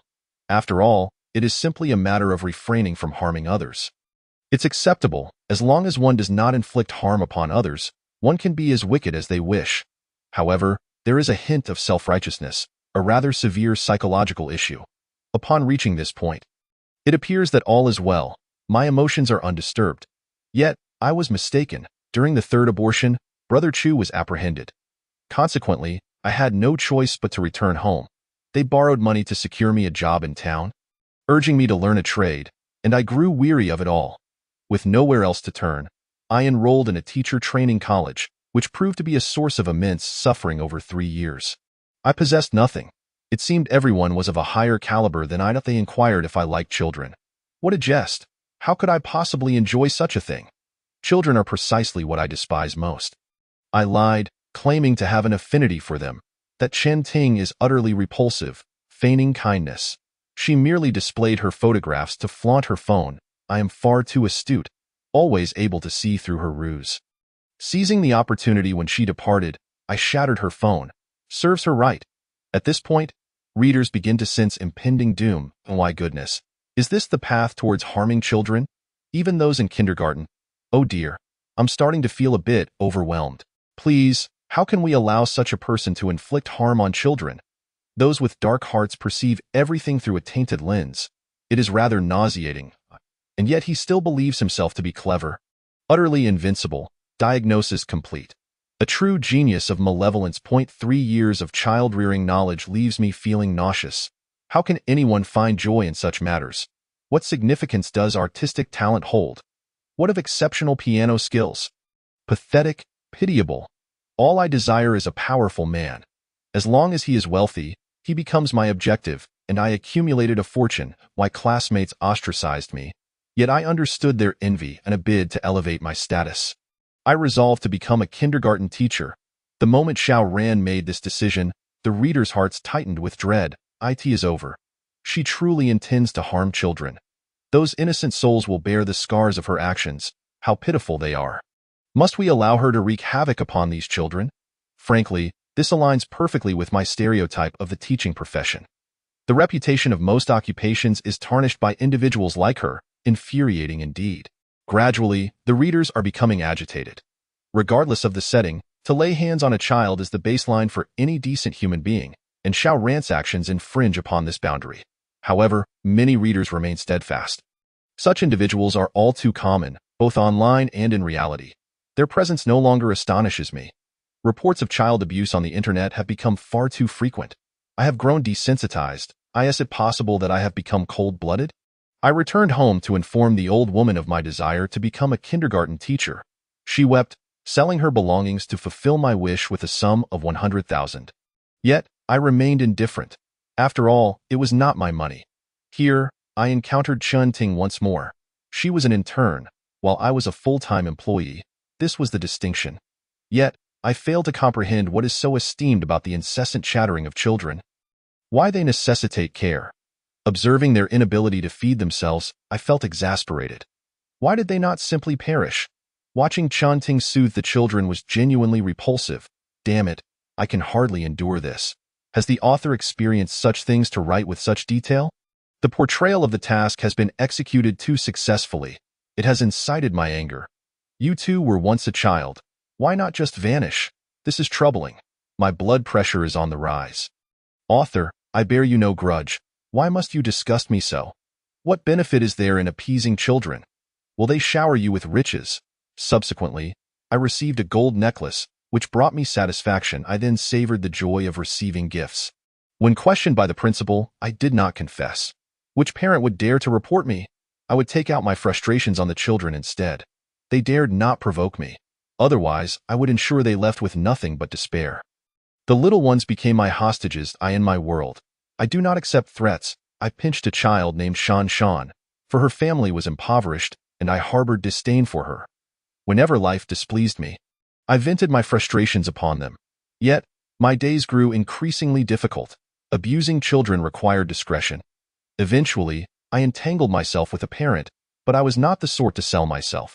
Xiao Ran, devoid of any chance for redemption, embodies pure malevolence, three-dimensional, vivid, wicked. At this moment, the reader's patience reached its zenith, their fury surging. Glancing at Xiao Ran's name, they wished to tear it to shreds. For the first time, I felt that the land of endings was indeed a fine place. Xiao Ran, you are invincible. The Emperor Xiao Ran is terrifying indeed. To lay hands on children, how utterly revolting, damn it. She even plays the victim. At this point, I can no longer contain myself. It feels as though entering the land of endings was too kind to her. In the past, she would have received a severe punishment. The readers were utterly broken. I knew Xiao Ran would be repulsive, but I never anticipated she would be this vile. Author, you have triumphed. Once a day, I, in my frail state, found myself incensed. Life was already challenging, and now it has become unbearable. Little did they know, even more egregious content awaited them. Chapter 81. The great benefactor of endings, Zhu Quebec. One day, Brother Chu returned, seeking me out to offer a path to riches. All I needed to do was select a suitable child to present to him, and I would receive 30,000. I pondered my options. Just as I was in distress, the child named Shan Shan approached me. Teacher, I brought you candy. Please don't hit me anymore. Upon hearing this, my anger flared, and I shoved her to the ground. How dare she show such insolence? If she did not provoke me, why would I strike her? I felt an overwhelming urge to beat her to death. At this moment, the reader's fury ignited. Shan's words resonated with everyone. Damn it, what a beast! How could one lay a hand on her? Let her suffer, the more tragic, the better. Placing oneself in Shan's shoes, I felt utterly distraught. How helpless she must be if my child faced such an ordeal. I would rush in and tear the perpetrator apart. Just then, Qian Ting confronted me, stating that the children had reported me. She shoved me to the ground, and I was taken aback. My anger reached a boiling point. As long as I delivered Shan to Brother Chu, I would secure 30,000. I had devised a plan. I feigned an apology, volunteering to take Shan home, and the foolish principal consented. They were incredibly gullible. I was far too clever. When Shan refused, I threatened her and led her to an alley, delivering her to Brother Chu. The reader's blood pressure soared. Had this not been a story, each reader would have slapped Xiao Ran into oblivion. I can't stand it. Zhu Ke, kill her, quickly. A slow and painful death would be best. The author's writing is truly remarkable. Please refrain from continuing. Beast, beast, beast. There exists a sense of powerlessness, as if a slap could not penetrate the screen. If only there were a shred of conscience, such deeds would not be conceivable. I can no longer bear this. Author, please return to the land of endings. Let Lord Zhu Ke exact my vengeance. I would bow before you. Not only the readers, but the judges also began to lose composure. Having witnessed so many tragic tales, they could not help but feel anger yet remained relatively composed. Teacher Guan Xian, suppressing her rage, remarked, I must say, while Xiao Ran is detestable, her character is portrayed with remarkable success, so much so that I cannot even empathize. It is truly difficult to fathom how one can be so thoroughly revolting. Teacher Lan Xiaolong nodded in agreement. You're fortunate to remain calm enough to offer critique. I can't even bring myself to comment. It's too disgusting. The other judges fell silent, each wearing a pallid expression. The tale of Xiao Ran continues. I delivered Shan to Brother Chu, yet he handed me only 3,000, claiming that 30,000 was the price for a boy. I was incensed, insisting that he could not shortchange me. I grasped his arm, only to receive a slap. Go to hell. Though this slap came from the equally malevolent Brother Chu, everyone felt a sense of relief.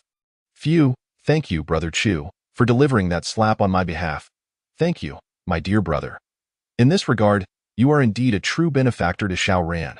Someone, hand Brother Chu a cigarette, and while you're at it, pass him a knife. It could be sharper. Haven't you eaten? That was too light. No teeth were even lost. Evil must be met with evil. Is Xiao Ran some sort of innate saint, destined to receive slaps without fail? Then, the police arrived, and I reported Brother Chu and his accomplices. I was subsequently taken back to the station for questioning. Later, Shan's grandmother arrived, expressing gratitude and apologizing for the trouble. Being a kindergarten teacher is indeed a respectable position. She ought to apologize to me. Why isn't your child a grandson? I returned home, counting the 3,000 in my hand.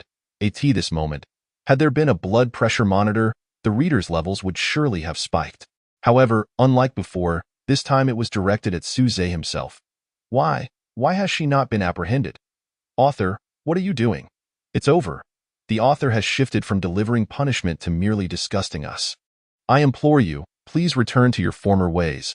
This time, I will not criticize you. It's too revolting. I cannot endure it, though merely imprison her would be too lenient. She deserves the death penalty.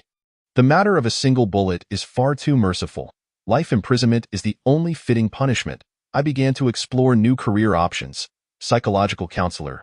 This moment, Brother Chu approached me again, tossing 200,000 my way. Urging me to continue abducting children, I boldly requested 600,000 the following day. I returned to the kindergarten, targeting Chen Muron. Once this transaction was complete, I would be wealthy. Little did I know, the police had already set their sights on her. Damn it, this woman truly cannot change her wicked ways. This is the first time I find myself disgusted by the foolishness of characters in a novel.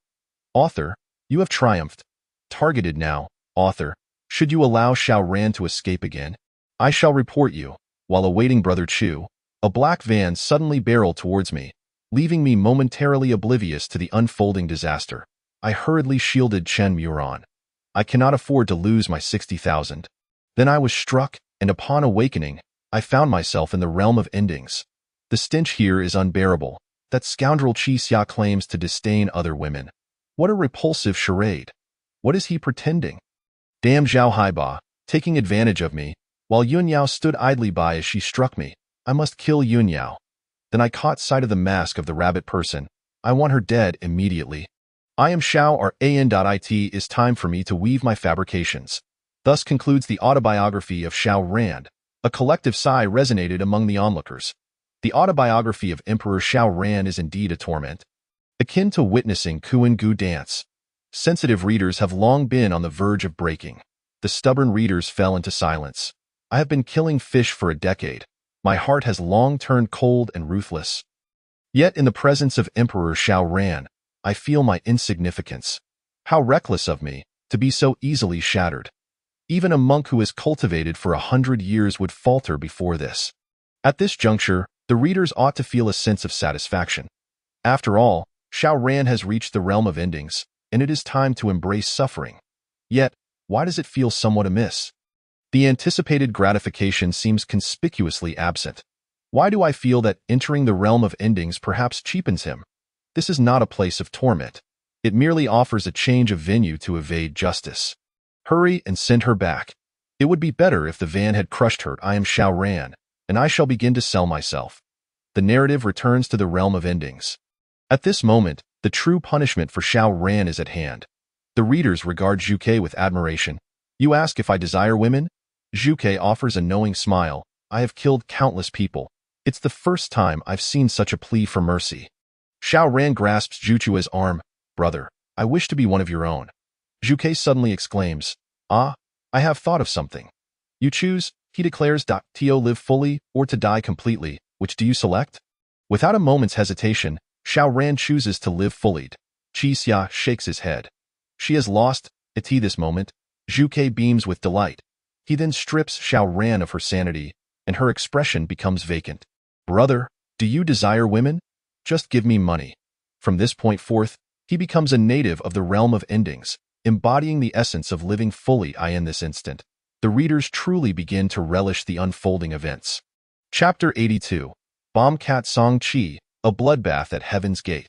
What could be more gratifying than the punishment of a wicked person? Zhuke, the embodiment of evil in the realm of endings, transforms into a hero in the eyes of the readers. What a good man. He is truly polite. With such a clever mind taken away, does he not fear contagion? Incredible, finally offline. I have no desire to see him anymore. Surely there will be no more of his storylines. Let him live as a native forever. Even if there are storylines, they would only serve to disgust. It would be of no use. Let him never be released again. Xiao Ran, having lost her sanity. Zhuke laughs. Ha ha, today I did not kill anyone. I have accumulated virtue. Zhuke chuckled, and the readers joined in laughter. May the good man enjoy a peaceful life.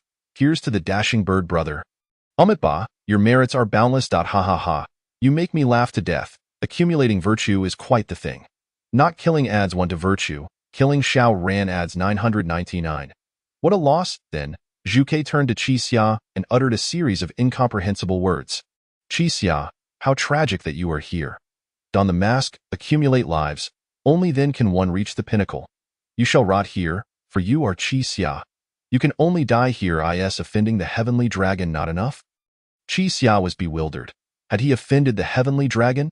Oh, I see. I offended the big boss of the realm of endings right from the start. Impressive. Another riddle master. How annoying. You offend the abbot and still wish to leave? Zhuke departed and several of them successfully rescued Yun Yaoda. At this moment, Yun Yao unexpectedly remarked, Zhang Shan, I suspect Chu Tianqiu is an imposter. Oh, not only is my idol kind, but clever as well. Smart baby. Here's a lollipop as a reward. The big star indeed possesses some prowess. When Yun Yao asked Qixia if he had known all along, Qixia categorically denied it. Yun Yao said nothing. Yet Qixia could guess. At this moment, Qixia had no certainty of escape, only the resolve to flee. He realized that only the gathering of paths leads to truth. Yet, as the words reached the ears of the crowd, they misheard it as the extreme path. Long live the extreme path. Punishment for the pun. What a wordplay riddle. Could it be a foreshadowing? Perhaps, but as for the nature of the foreshadowing, who knows? You know? Even if the author laid it bare, we could not deduce it. Indeed, the extreme path is the sole solution. There are many beauties over there. Soon, they returned to Heaven's Gate. This time, Chu Tianqiu was still disguised as Su Liunian. Qixia laid everything bare. He had not promised to keep it a secret.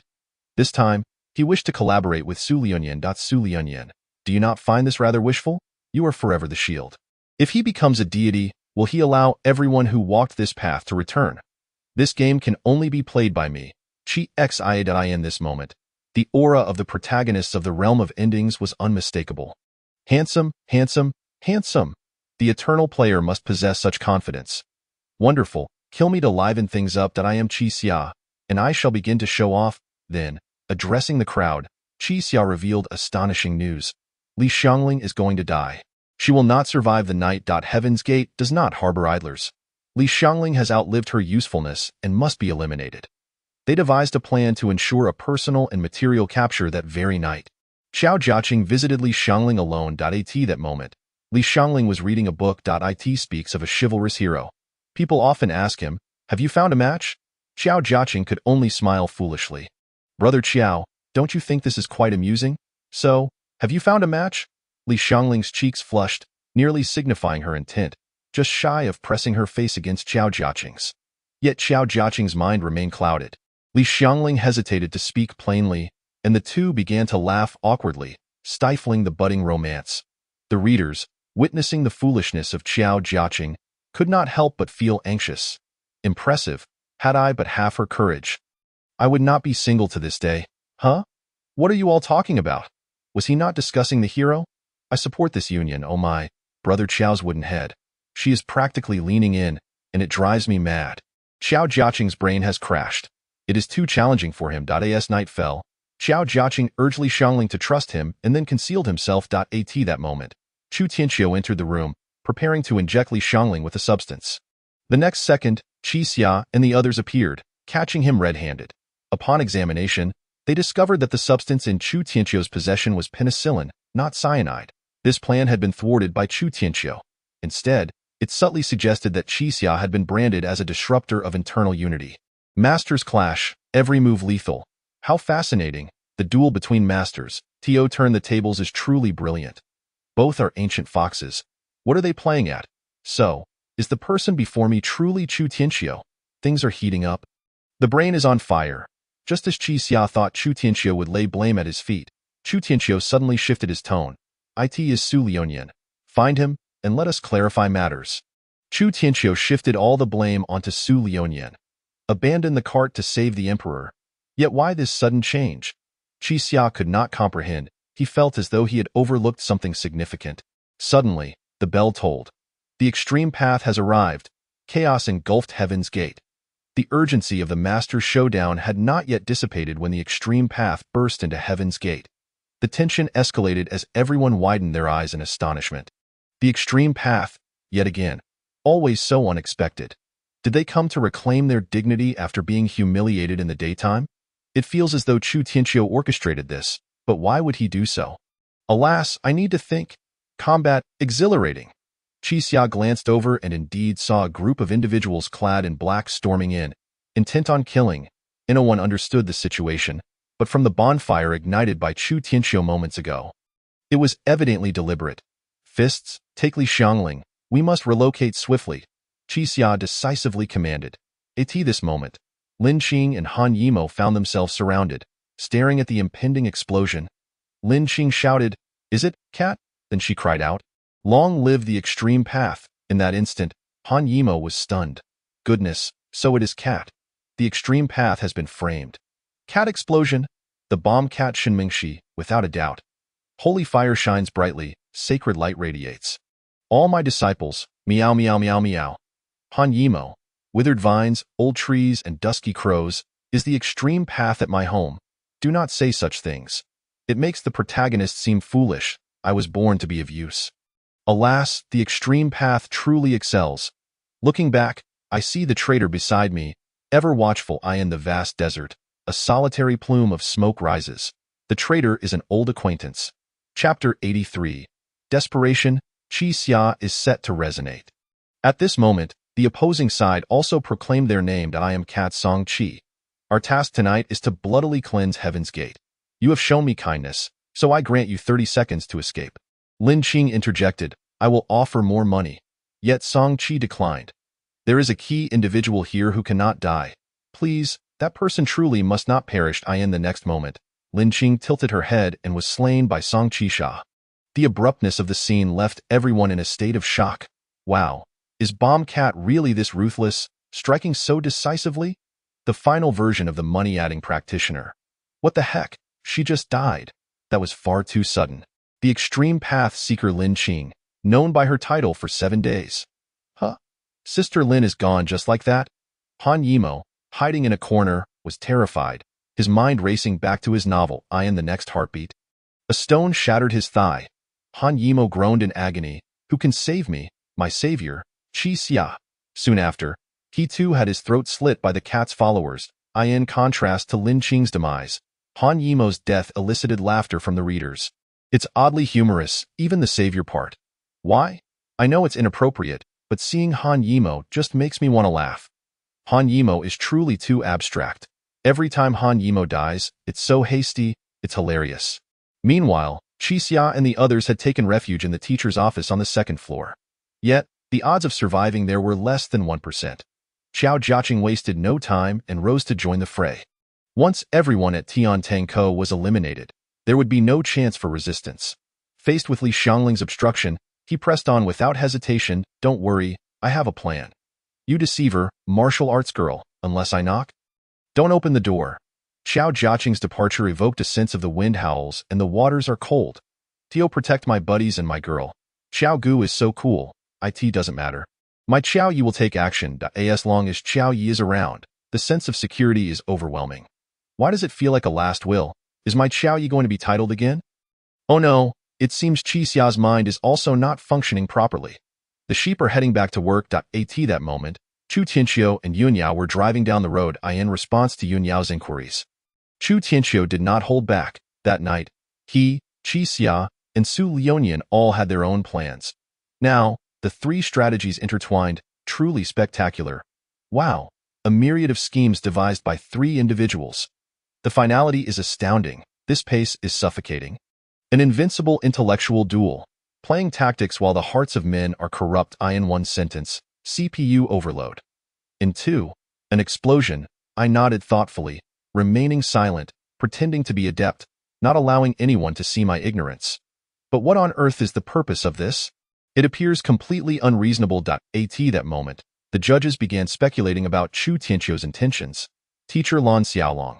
I think perhaps Chu Tianxiu feels his position is insecure, hence he plans to re-establish his footing. Teacher Guan Xin. It's hard to say. Until the last moment, we won't know whose plan will succeed. It might even be Su Lionian.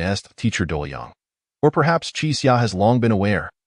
Intentionally entering the fray to reveal Chu Tianxiu's true self, then take over Tiantangkou. Speculative discussions flowed endlessly, yet no one was clear on the specifics of the objective. Then, Chu Tianxiu revealed his true intention. To make Qi Xia resonate. As for Su Lionian, she aimed to incapacitate me. Qi Xia was scouting for another partner. Upon realizing that Chu Tianxiu's goal was to make Qi Xia resonate, the readers were taken aback. I knew it couldn't be that simple. Resonance. Qi Xia's resonance. The climax is approaching. Qi Ji's resonance must be impressive. For a moment, I couldn't discern whether he was friend or foe. I thought he must be enabling Qi Xia to obtain resonance. Then kill him and seize that resonance. I'm truly a genius. At that moment, Bing Bing seized the opportunity. The moment for speculation had arrived. Ladies and gentlemen, a new speculation is here. Just as the words left his mouth, the readers erupted once more. They began posting their predictions. Jinkai Mei by Ning Bing. Isn't it obvious? It must be related to Yun Yenin. The hints couldn't be clearer. Yenin, I get it. It's love, the power of love. I heard the resonance of great love.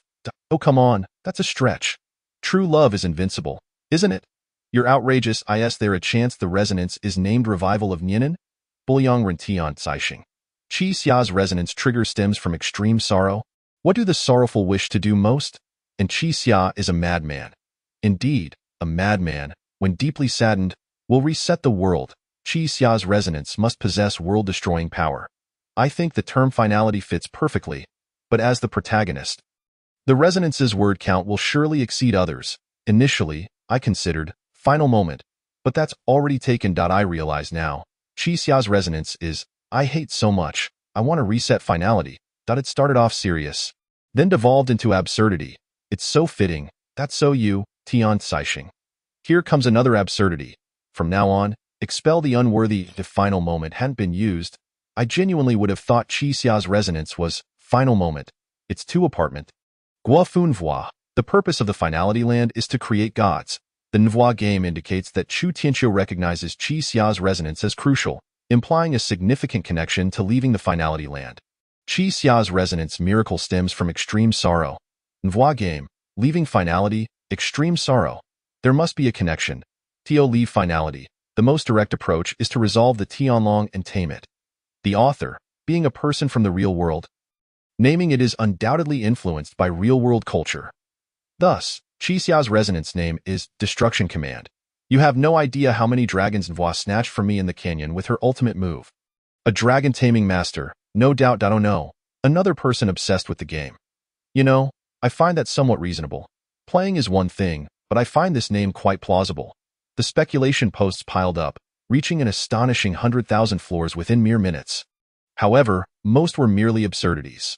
Yet, this indirectly reflected how challenging it was to decipher Qi Xia's resonance.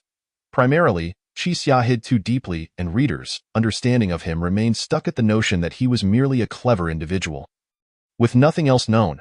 Furthermore, Qi Xia's identity was shrouded in ambiguity, making it impossible to determine the truth. Did Yun Yinan truly exist? Who is Tianyang? How did Qi Xia offend the Tianlong? Currently, the clues regarding Qi Xia were merely the tip of the iceberg. Beneath the surface, the depths remained unfathomable. As the plot progressed, Qi Xia's character became increasingly obscure. Most people were racking their brains, merely hoping for a stroke of luck. Unlike the speculations surrounding Qiao Jiaqing and Zhang Shan, there was hardly any valuable commentary to be found. It was utterly inscrutable, completely unfathomable. Chapter 84. Everyone, please rise. I witnessed the unending tumultuous waves. Yun Yao and I sat in the car, feeling a chill wash over us. The bloodbath at Tiantangkou was a strategy devised by Chu Tianqiu for Qi Xia's resonance. He mused that he was not mad but rather enlightened. I was wrong. Qi Xia's resonance is not sorrow, but peace of mind, satisfaction, a sense of happiness. At that moment, Yun Yao finally understood. No wonder he left Li Shangling behind. Tio this, Chu Tianqiu laughed heartily. His trigger has already encountered warfare. Next comes witnessing Qi Xia's resonance. In that moment, fans felt as if the sky had fallen. Qi Xia's resonance was not sorrow but peace of mind.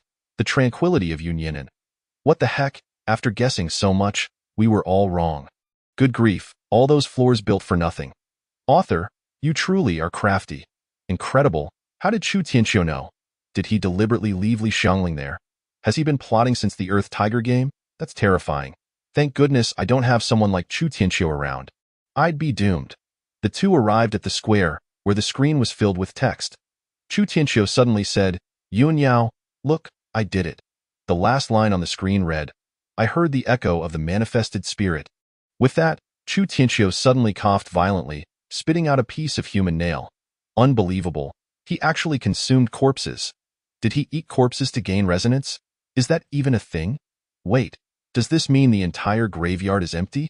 My scalp is tingling. How many people did Chu Tianqiu consume? I'm utterly dumbfounded at that moment. At Tiantangkou, Qi Xia and Li Shangling were trapped in the classroom, with no chance of escape.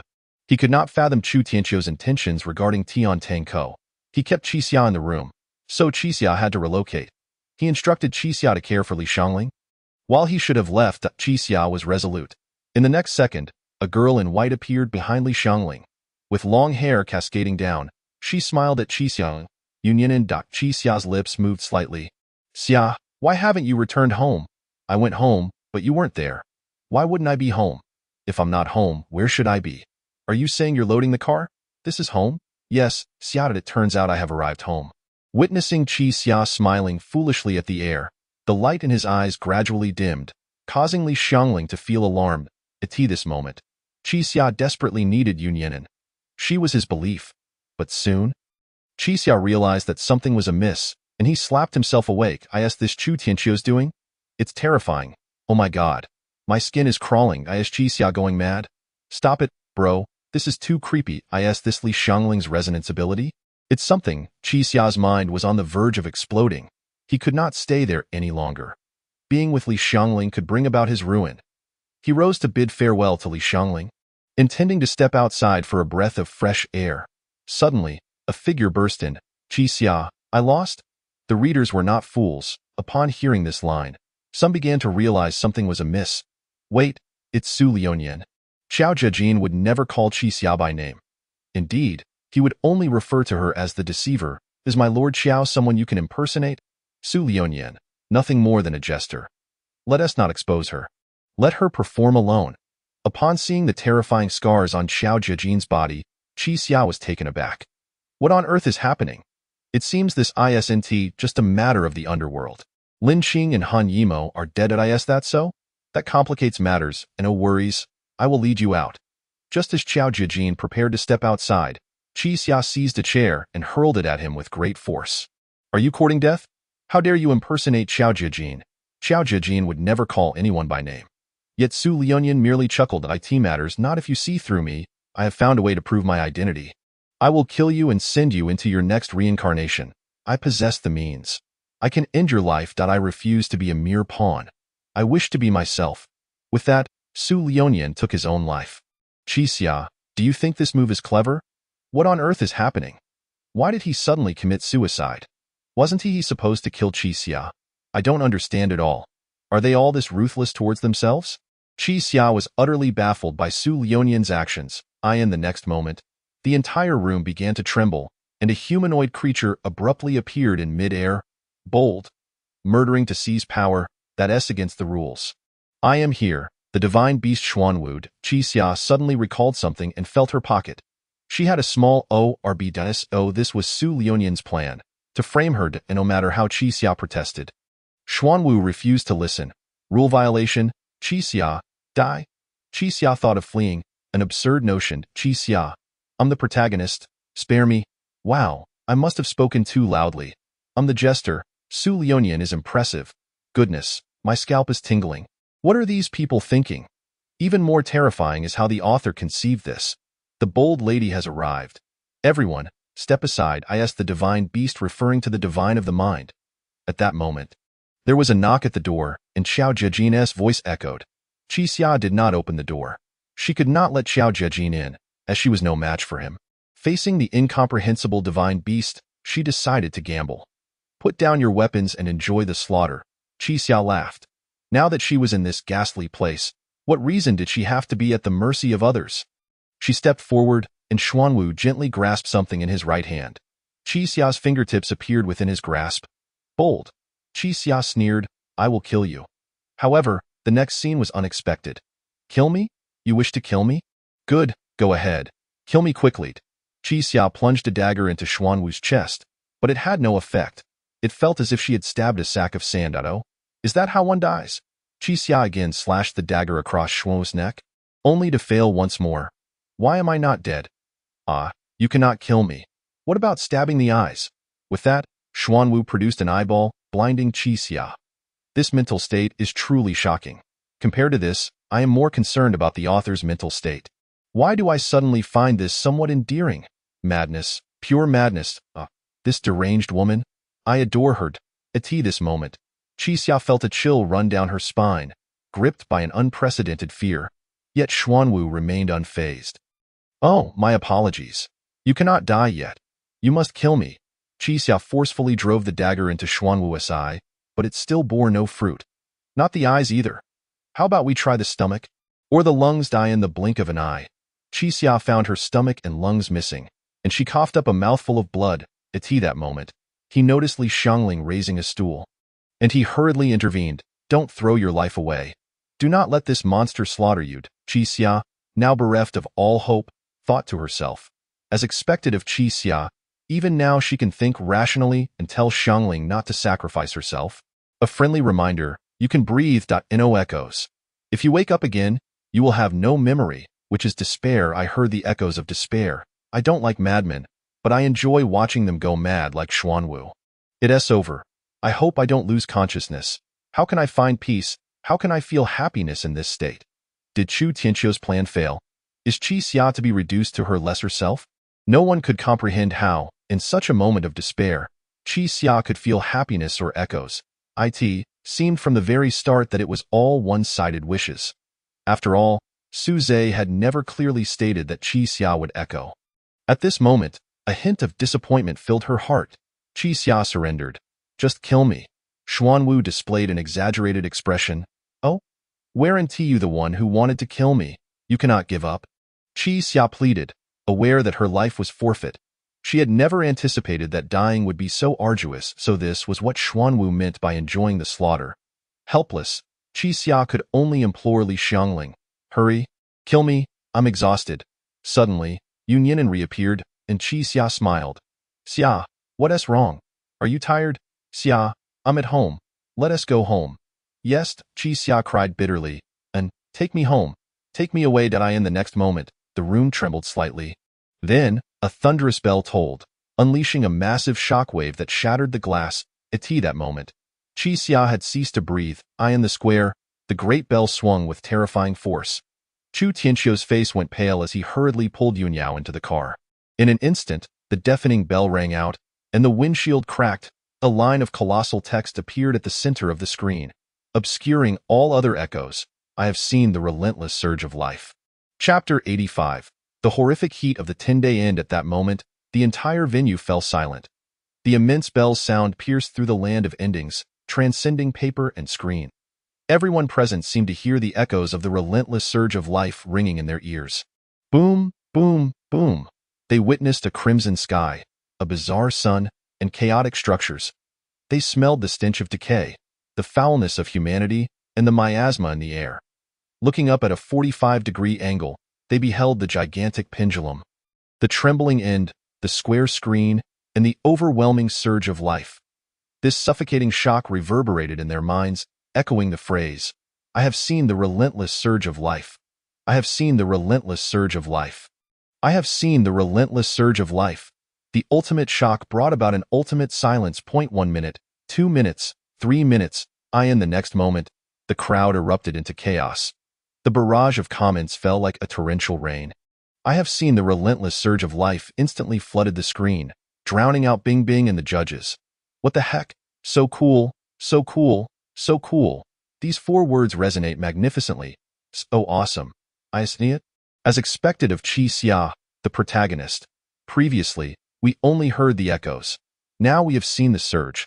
This unique flamboyance leads the endings for centuries. I love it. For the birth of a king, let the cannons roar. For the birth of a king, let the cannons roar. Oh, I almost misread it. I have seen the relentless surge of eggs. Just a few lines of text ignited my passion. My scalp is tingling. So exhilarating. 100,000, 200,000, 1 million, 2 million. The barrage count continued to soar, showing no signs of stopping.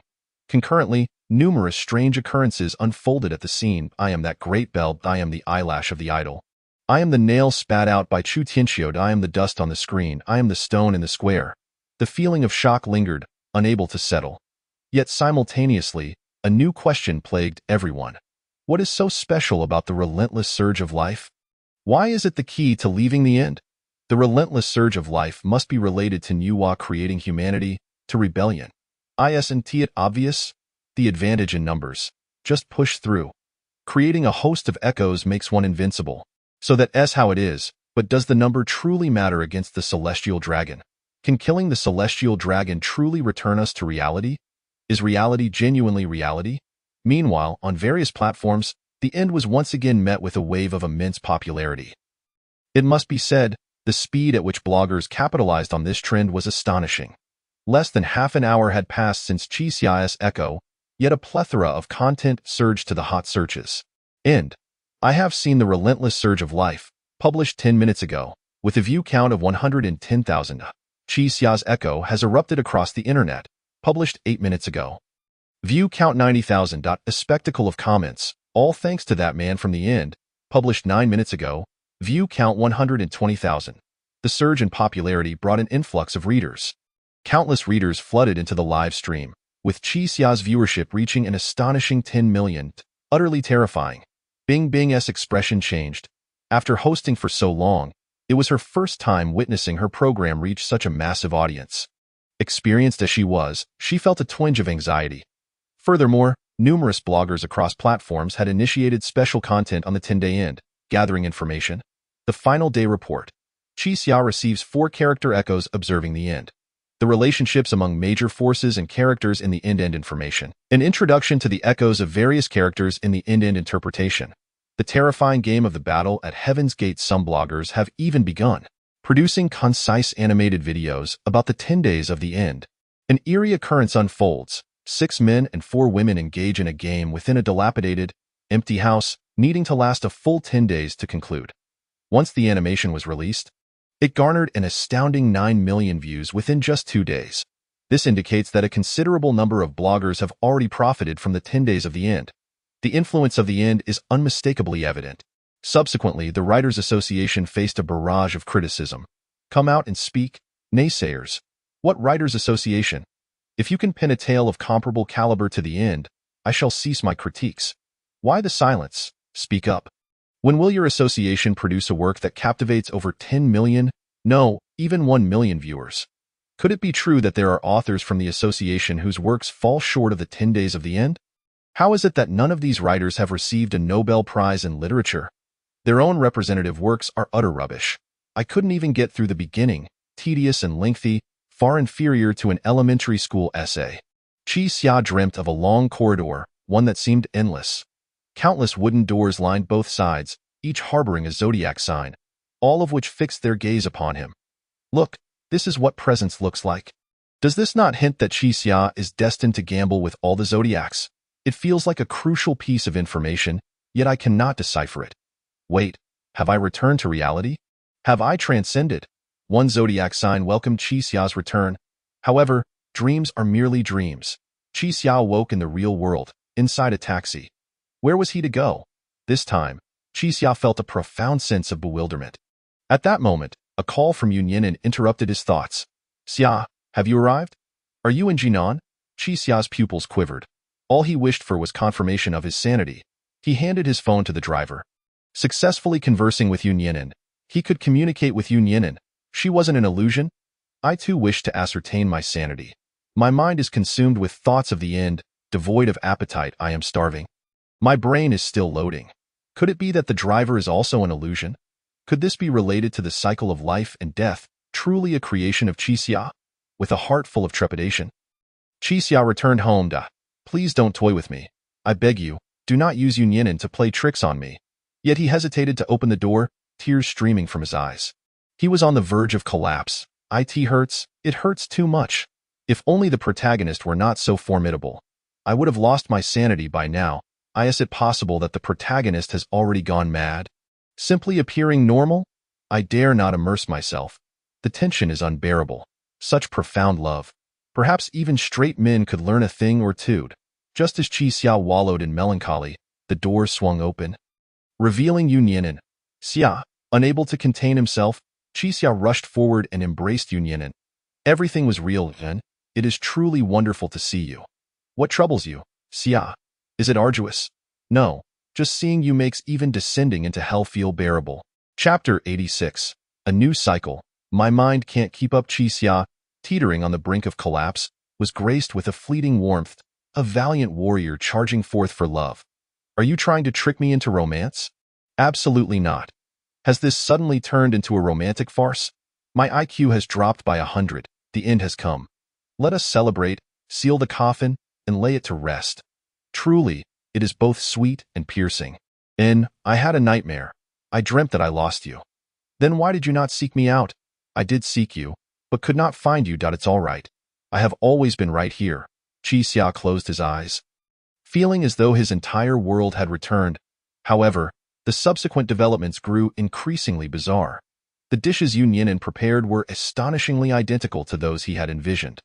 Everything aligned too perfectly, bordering on the uncanny. This time, Daxia tore the lottery ticket to shreds. Xia, I wish time could remain suspended in this moment. That instant, Qixia gazed at the sky outside, which bore an uncanny resemblance to the realm of the end. He also caught a whiff of the putrid stench, reminiscent of the end. Qixia lay quietly in Yunyanen's embrace, completely relaxed, and drifted into slumber once more, dreaming of those zodiac signs. Knock, knock, knock. The sound of Yunyanen's voice broke through. And, what is it? Knock, knock, knock. In. Are you unwell? Knock, knock, knock. Who is outside the door? It is not me. Knock, knock, knock, knock, knock. Xia, it is not me. Tears streamed from Yunyanen's eyes. This is bad. Things are becoming abstract again, and it seems quite formidable. Yet I cannot comprehend it. Family, my door is ringing. What should I do? Oh no, this is a bit terrifying. The author seems to possess a knack for horror stories. And even real. She appears to be a captive. There is a mole. Terminate the transaction. This a warning for Qixia? Panic surged within Qixia. Knock, knock, knock. Xia, it is not me. An was in agony yet unable to resist in that moment. Qixia's world crumbled. He began to doubt everything. The figure before him was not Yunyanen. But why was she lying here? What is my echo? Why do Yunyanen's dishes mirror my thoughts? Why does she carry the scent of the end? Qixia trembled. Why Yunyanen was a creation of his own making. She was a masterpiece of the echoes. Where is the true Yunyanen? From whence does my belief arise? I am curious about the author's mental state. Has he lost his mind? The tumult of life and death. Yunyanen is a creation of Qixia. I am a deceiver. I have deceived myself. Oh no, I can no longer comprehend that moment. Qixia recalled Lin Jing's words. 7 years. Where did those 7 years go? Coupled with Zhuke and Dihu's statements, could Yunyanen also be in the realm of the end? A cycle every 10 days. Why has she not emerged? Because she has become a zodiac, the Aries. Alright, so this is how we are playing it. My goodness, my brain. Do I even possess a brain? Reading this book, my CPU has been running nonstop. The truth is revealed. The title of this book is actually In Search of Yunyanen. I am Aries. I must begin to fabricate lies. Everything clicked into place. Qixia found a new objective, to seek out Yunyanen. To search for Aries, he only desired the original Yunyanen. Even a single glance or thought was insufficient.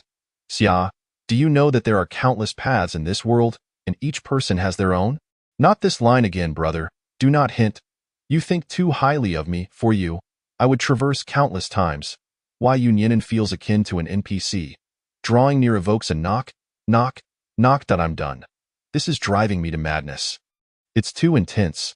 Suddenly, an earthquake struck once more in an old tungsten filament-lit room. 9 individuals gathered, all present. Not a single one was missing, except for Xiao Ran. Author, you know how to write. Ha ha ha, this is magnificent. The world has fallen silent.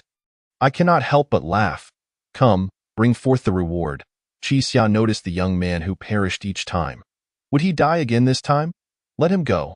This fellow has suffered enough, a fixed NPC. Dying with every reset. Certainly not simple. He must be a character. Good morning. The voice of the human Aries echoed once more in the next moment. The Aries stood in shocked. A new figure had materialized in the room. Yunyanen. Oh, where is this? Why are there so many people? Xia, you are here too. Everyone. What? I thought it was merely a transition. I did not expect an upgrade. What is happening? I am utterly confused. My mind cannot keep up. Life and death perpetuate. Qixia created Yunyanen. The readers were at a loss.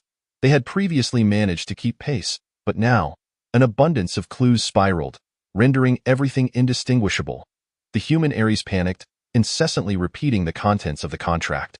Contract 3.3, Contract 2.4, Contract 3.5. Suicide is his only thought in the moment he raised the gun.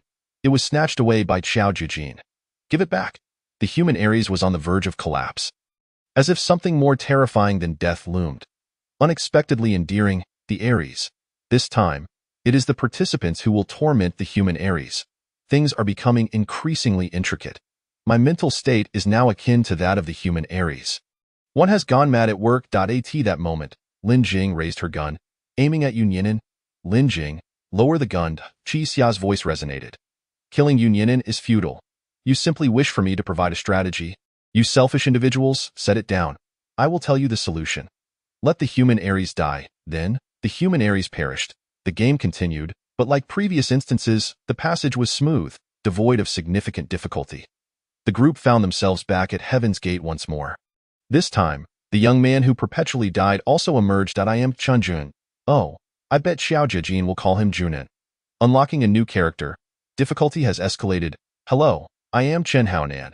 My little brother is Shanjizi. Once everything was settled, the group arrived at the playground, preparing to tidy up. In the next moment, all eyes widened in astonishment. The playground was littered with an overwhelming number of corpses, all bearing identical features, Li Xianglings, Xiao Jiajins. Each person had 20 or 30 identical corpses. What is this? At that moment, Qi Xia remained oblivious. 666. So this is the tumult of life and death, countless Xiao Jiajins, countless Li Xianglings. My heavens, I am utterly astonished. My dear friend. No CD resurrection armor. All of this is the creation of Qi Xia, truly remarkable. I beheld the vibrant energy of Chapter 87, the masterpiece of eternal life. Xian Danao Su Shan gazed at the composed individuals, while Tian was utterly terrified. There has been a death here. Why are they unafraid? These are corpses. Are these people truly good?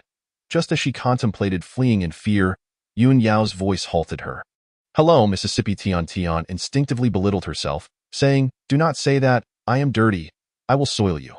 Not dirty at all. My name is Yun Yao. And what is yours? I am Zhang Tian. What a lovely name. Then we must help each other. I will take care of you from now on. At that moment, Tian was taken aback by the kindness bestowed upon her. I am a wretched person, unworthy of your generosity. Silence. Do not speak of yourself in such a manner. Come, I shall take you to eat. I suggest we marry right here. Yun Yao is so gentle. I adore him. I heard the echoes of taking a daughter-in-law, wishing both of you a harmonious union for 100 years.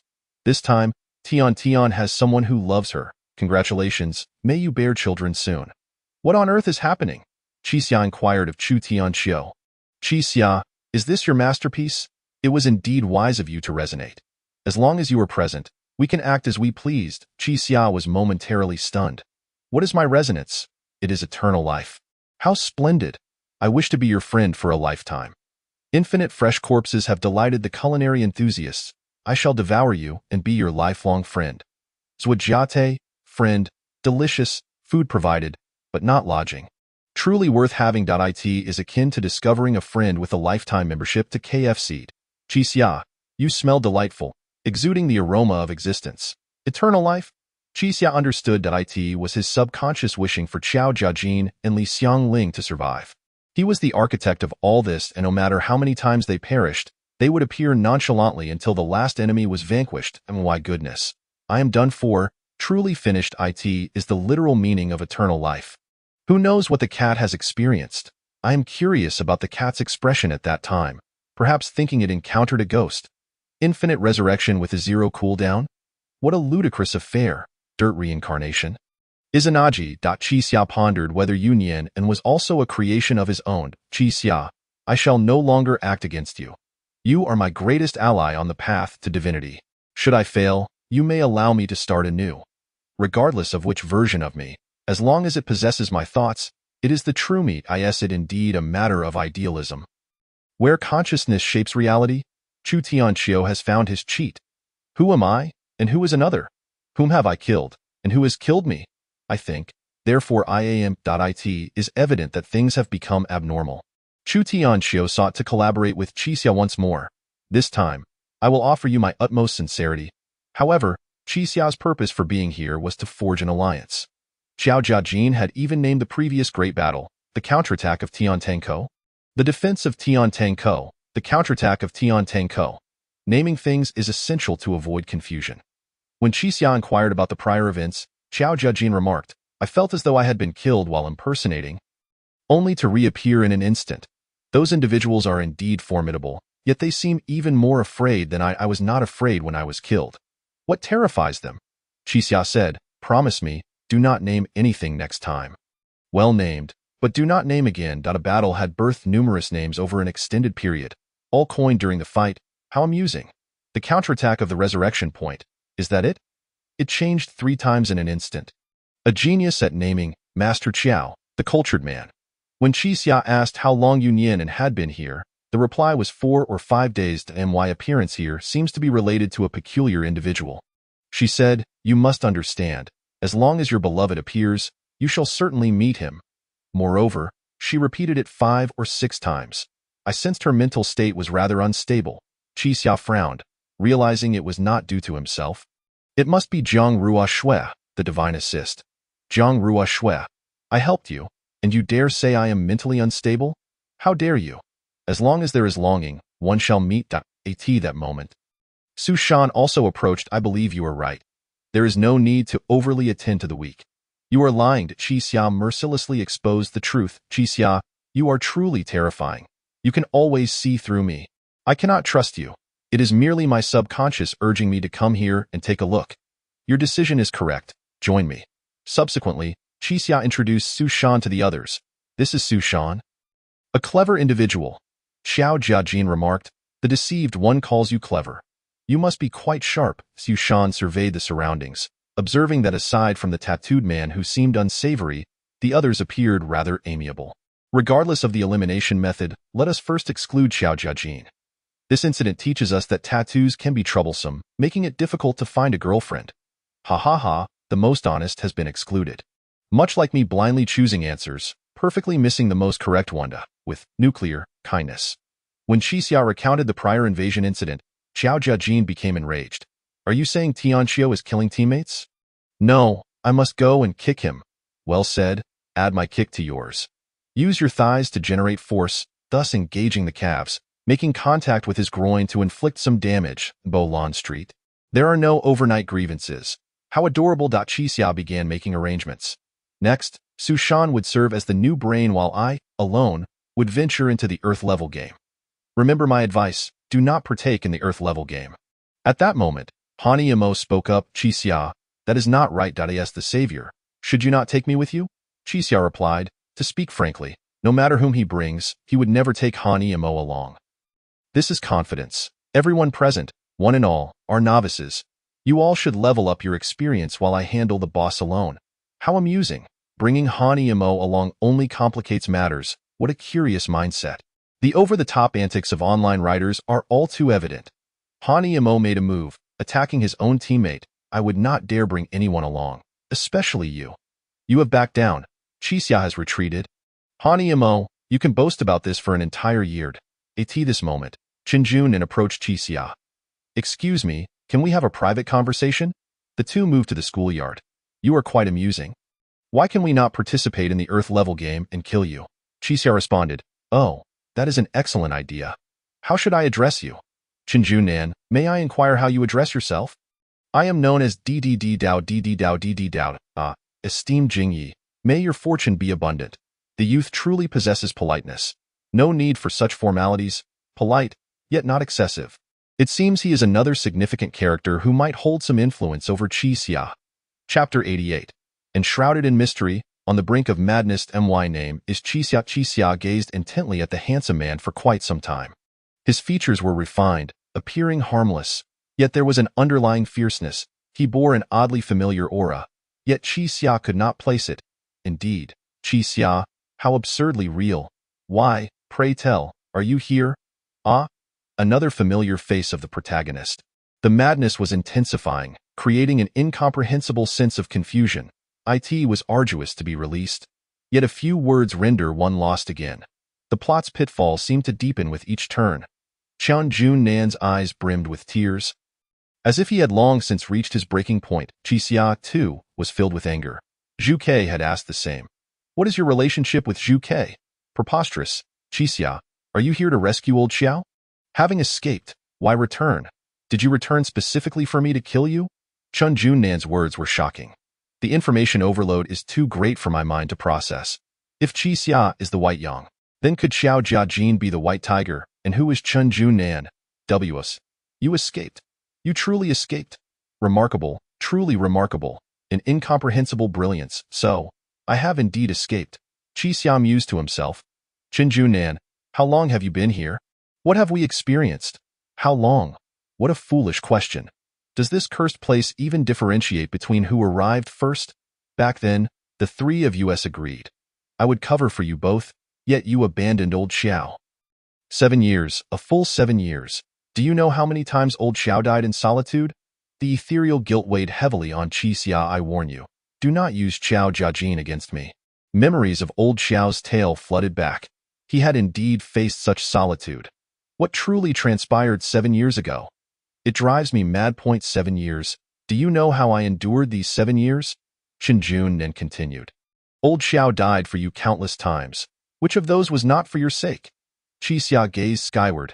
As long as one offers genuine affection, I am less likely to deceive. Chen Junin fell silent. Despite such a monumental change, you remain unchanged. Throughout these 7 years, not a day passed without me yearning for you. You are a petty person, yet also a glimmer of hope. Qixia was utterly at a loss for words. How did you know I escaped? You said it with your own mouth, yet you returned. I offered you my sincere heart, and your return was treachery. I did not wish to leave. Yet, unexpectedly, you abandoned old Xiao as well. Qixia nodded. Thus, you did not witness my escape. You simply realized I was gone. Now it was Chen Junin's turn to be perplexed. You deceived me after all that. It must be that one has become a sheep. After 7 long years. Otherwise, one should be perpetually reincarnating, and it is improbable to be an indigenous inhabitant. Only the zodiac could explain it. The reluctance to leave stems from a grand narrative. Perhaps a heinous crime has been committed. Why is there such a desire to remain? Is it akin to Tiantian's abandonment of self? Could it be possible that one has spent 7 years living with Union, lost in bliss? When Qixia inquired if Chen Junin had ever heard of Union, he denied it. Qixia began to harbor doubts. Chen Junin, how would you describe our relationship? You are rather narrow-minded. I share a better rapport with old Xiao. Surely, you must have heard the name Union? I do not know her. The person with me today is Union, my wife. What? Chen Junin was taken aback. Qixia then asked about her age, and the response mirrored that of 7 years ago, indicating that Qixia had not entered at that time but is rather 26 years of age. The inconsistencies are mounting.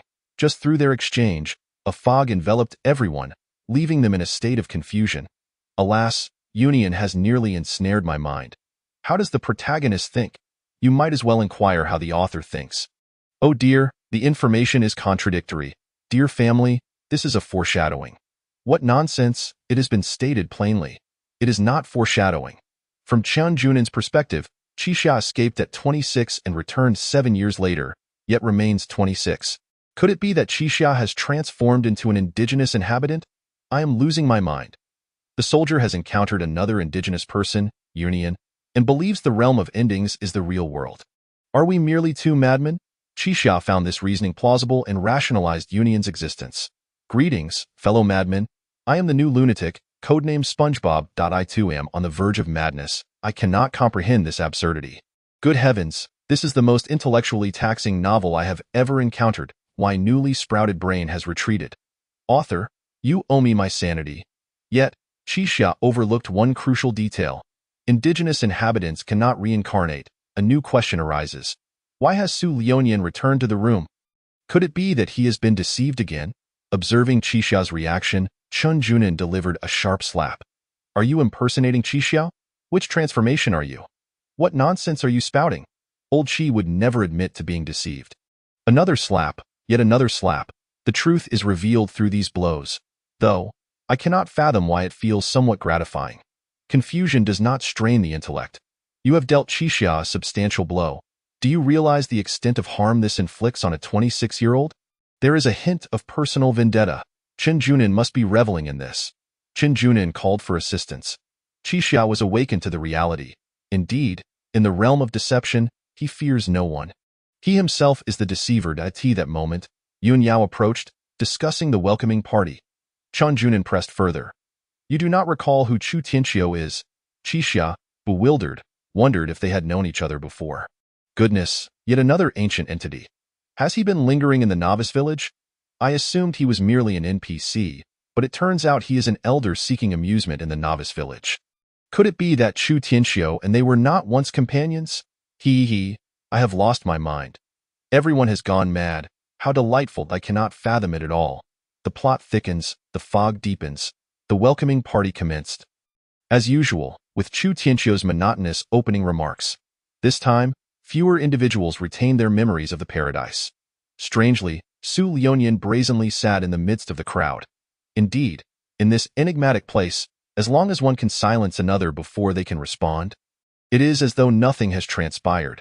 Just as a few were deliberating over union, Jan Yuanshuan rushed in, flustered. Bad news, bad news. Someone has died. A woman has been murdered. Upon their arrival at the scene,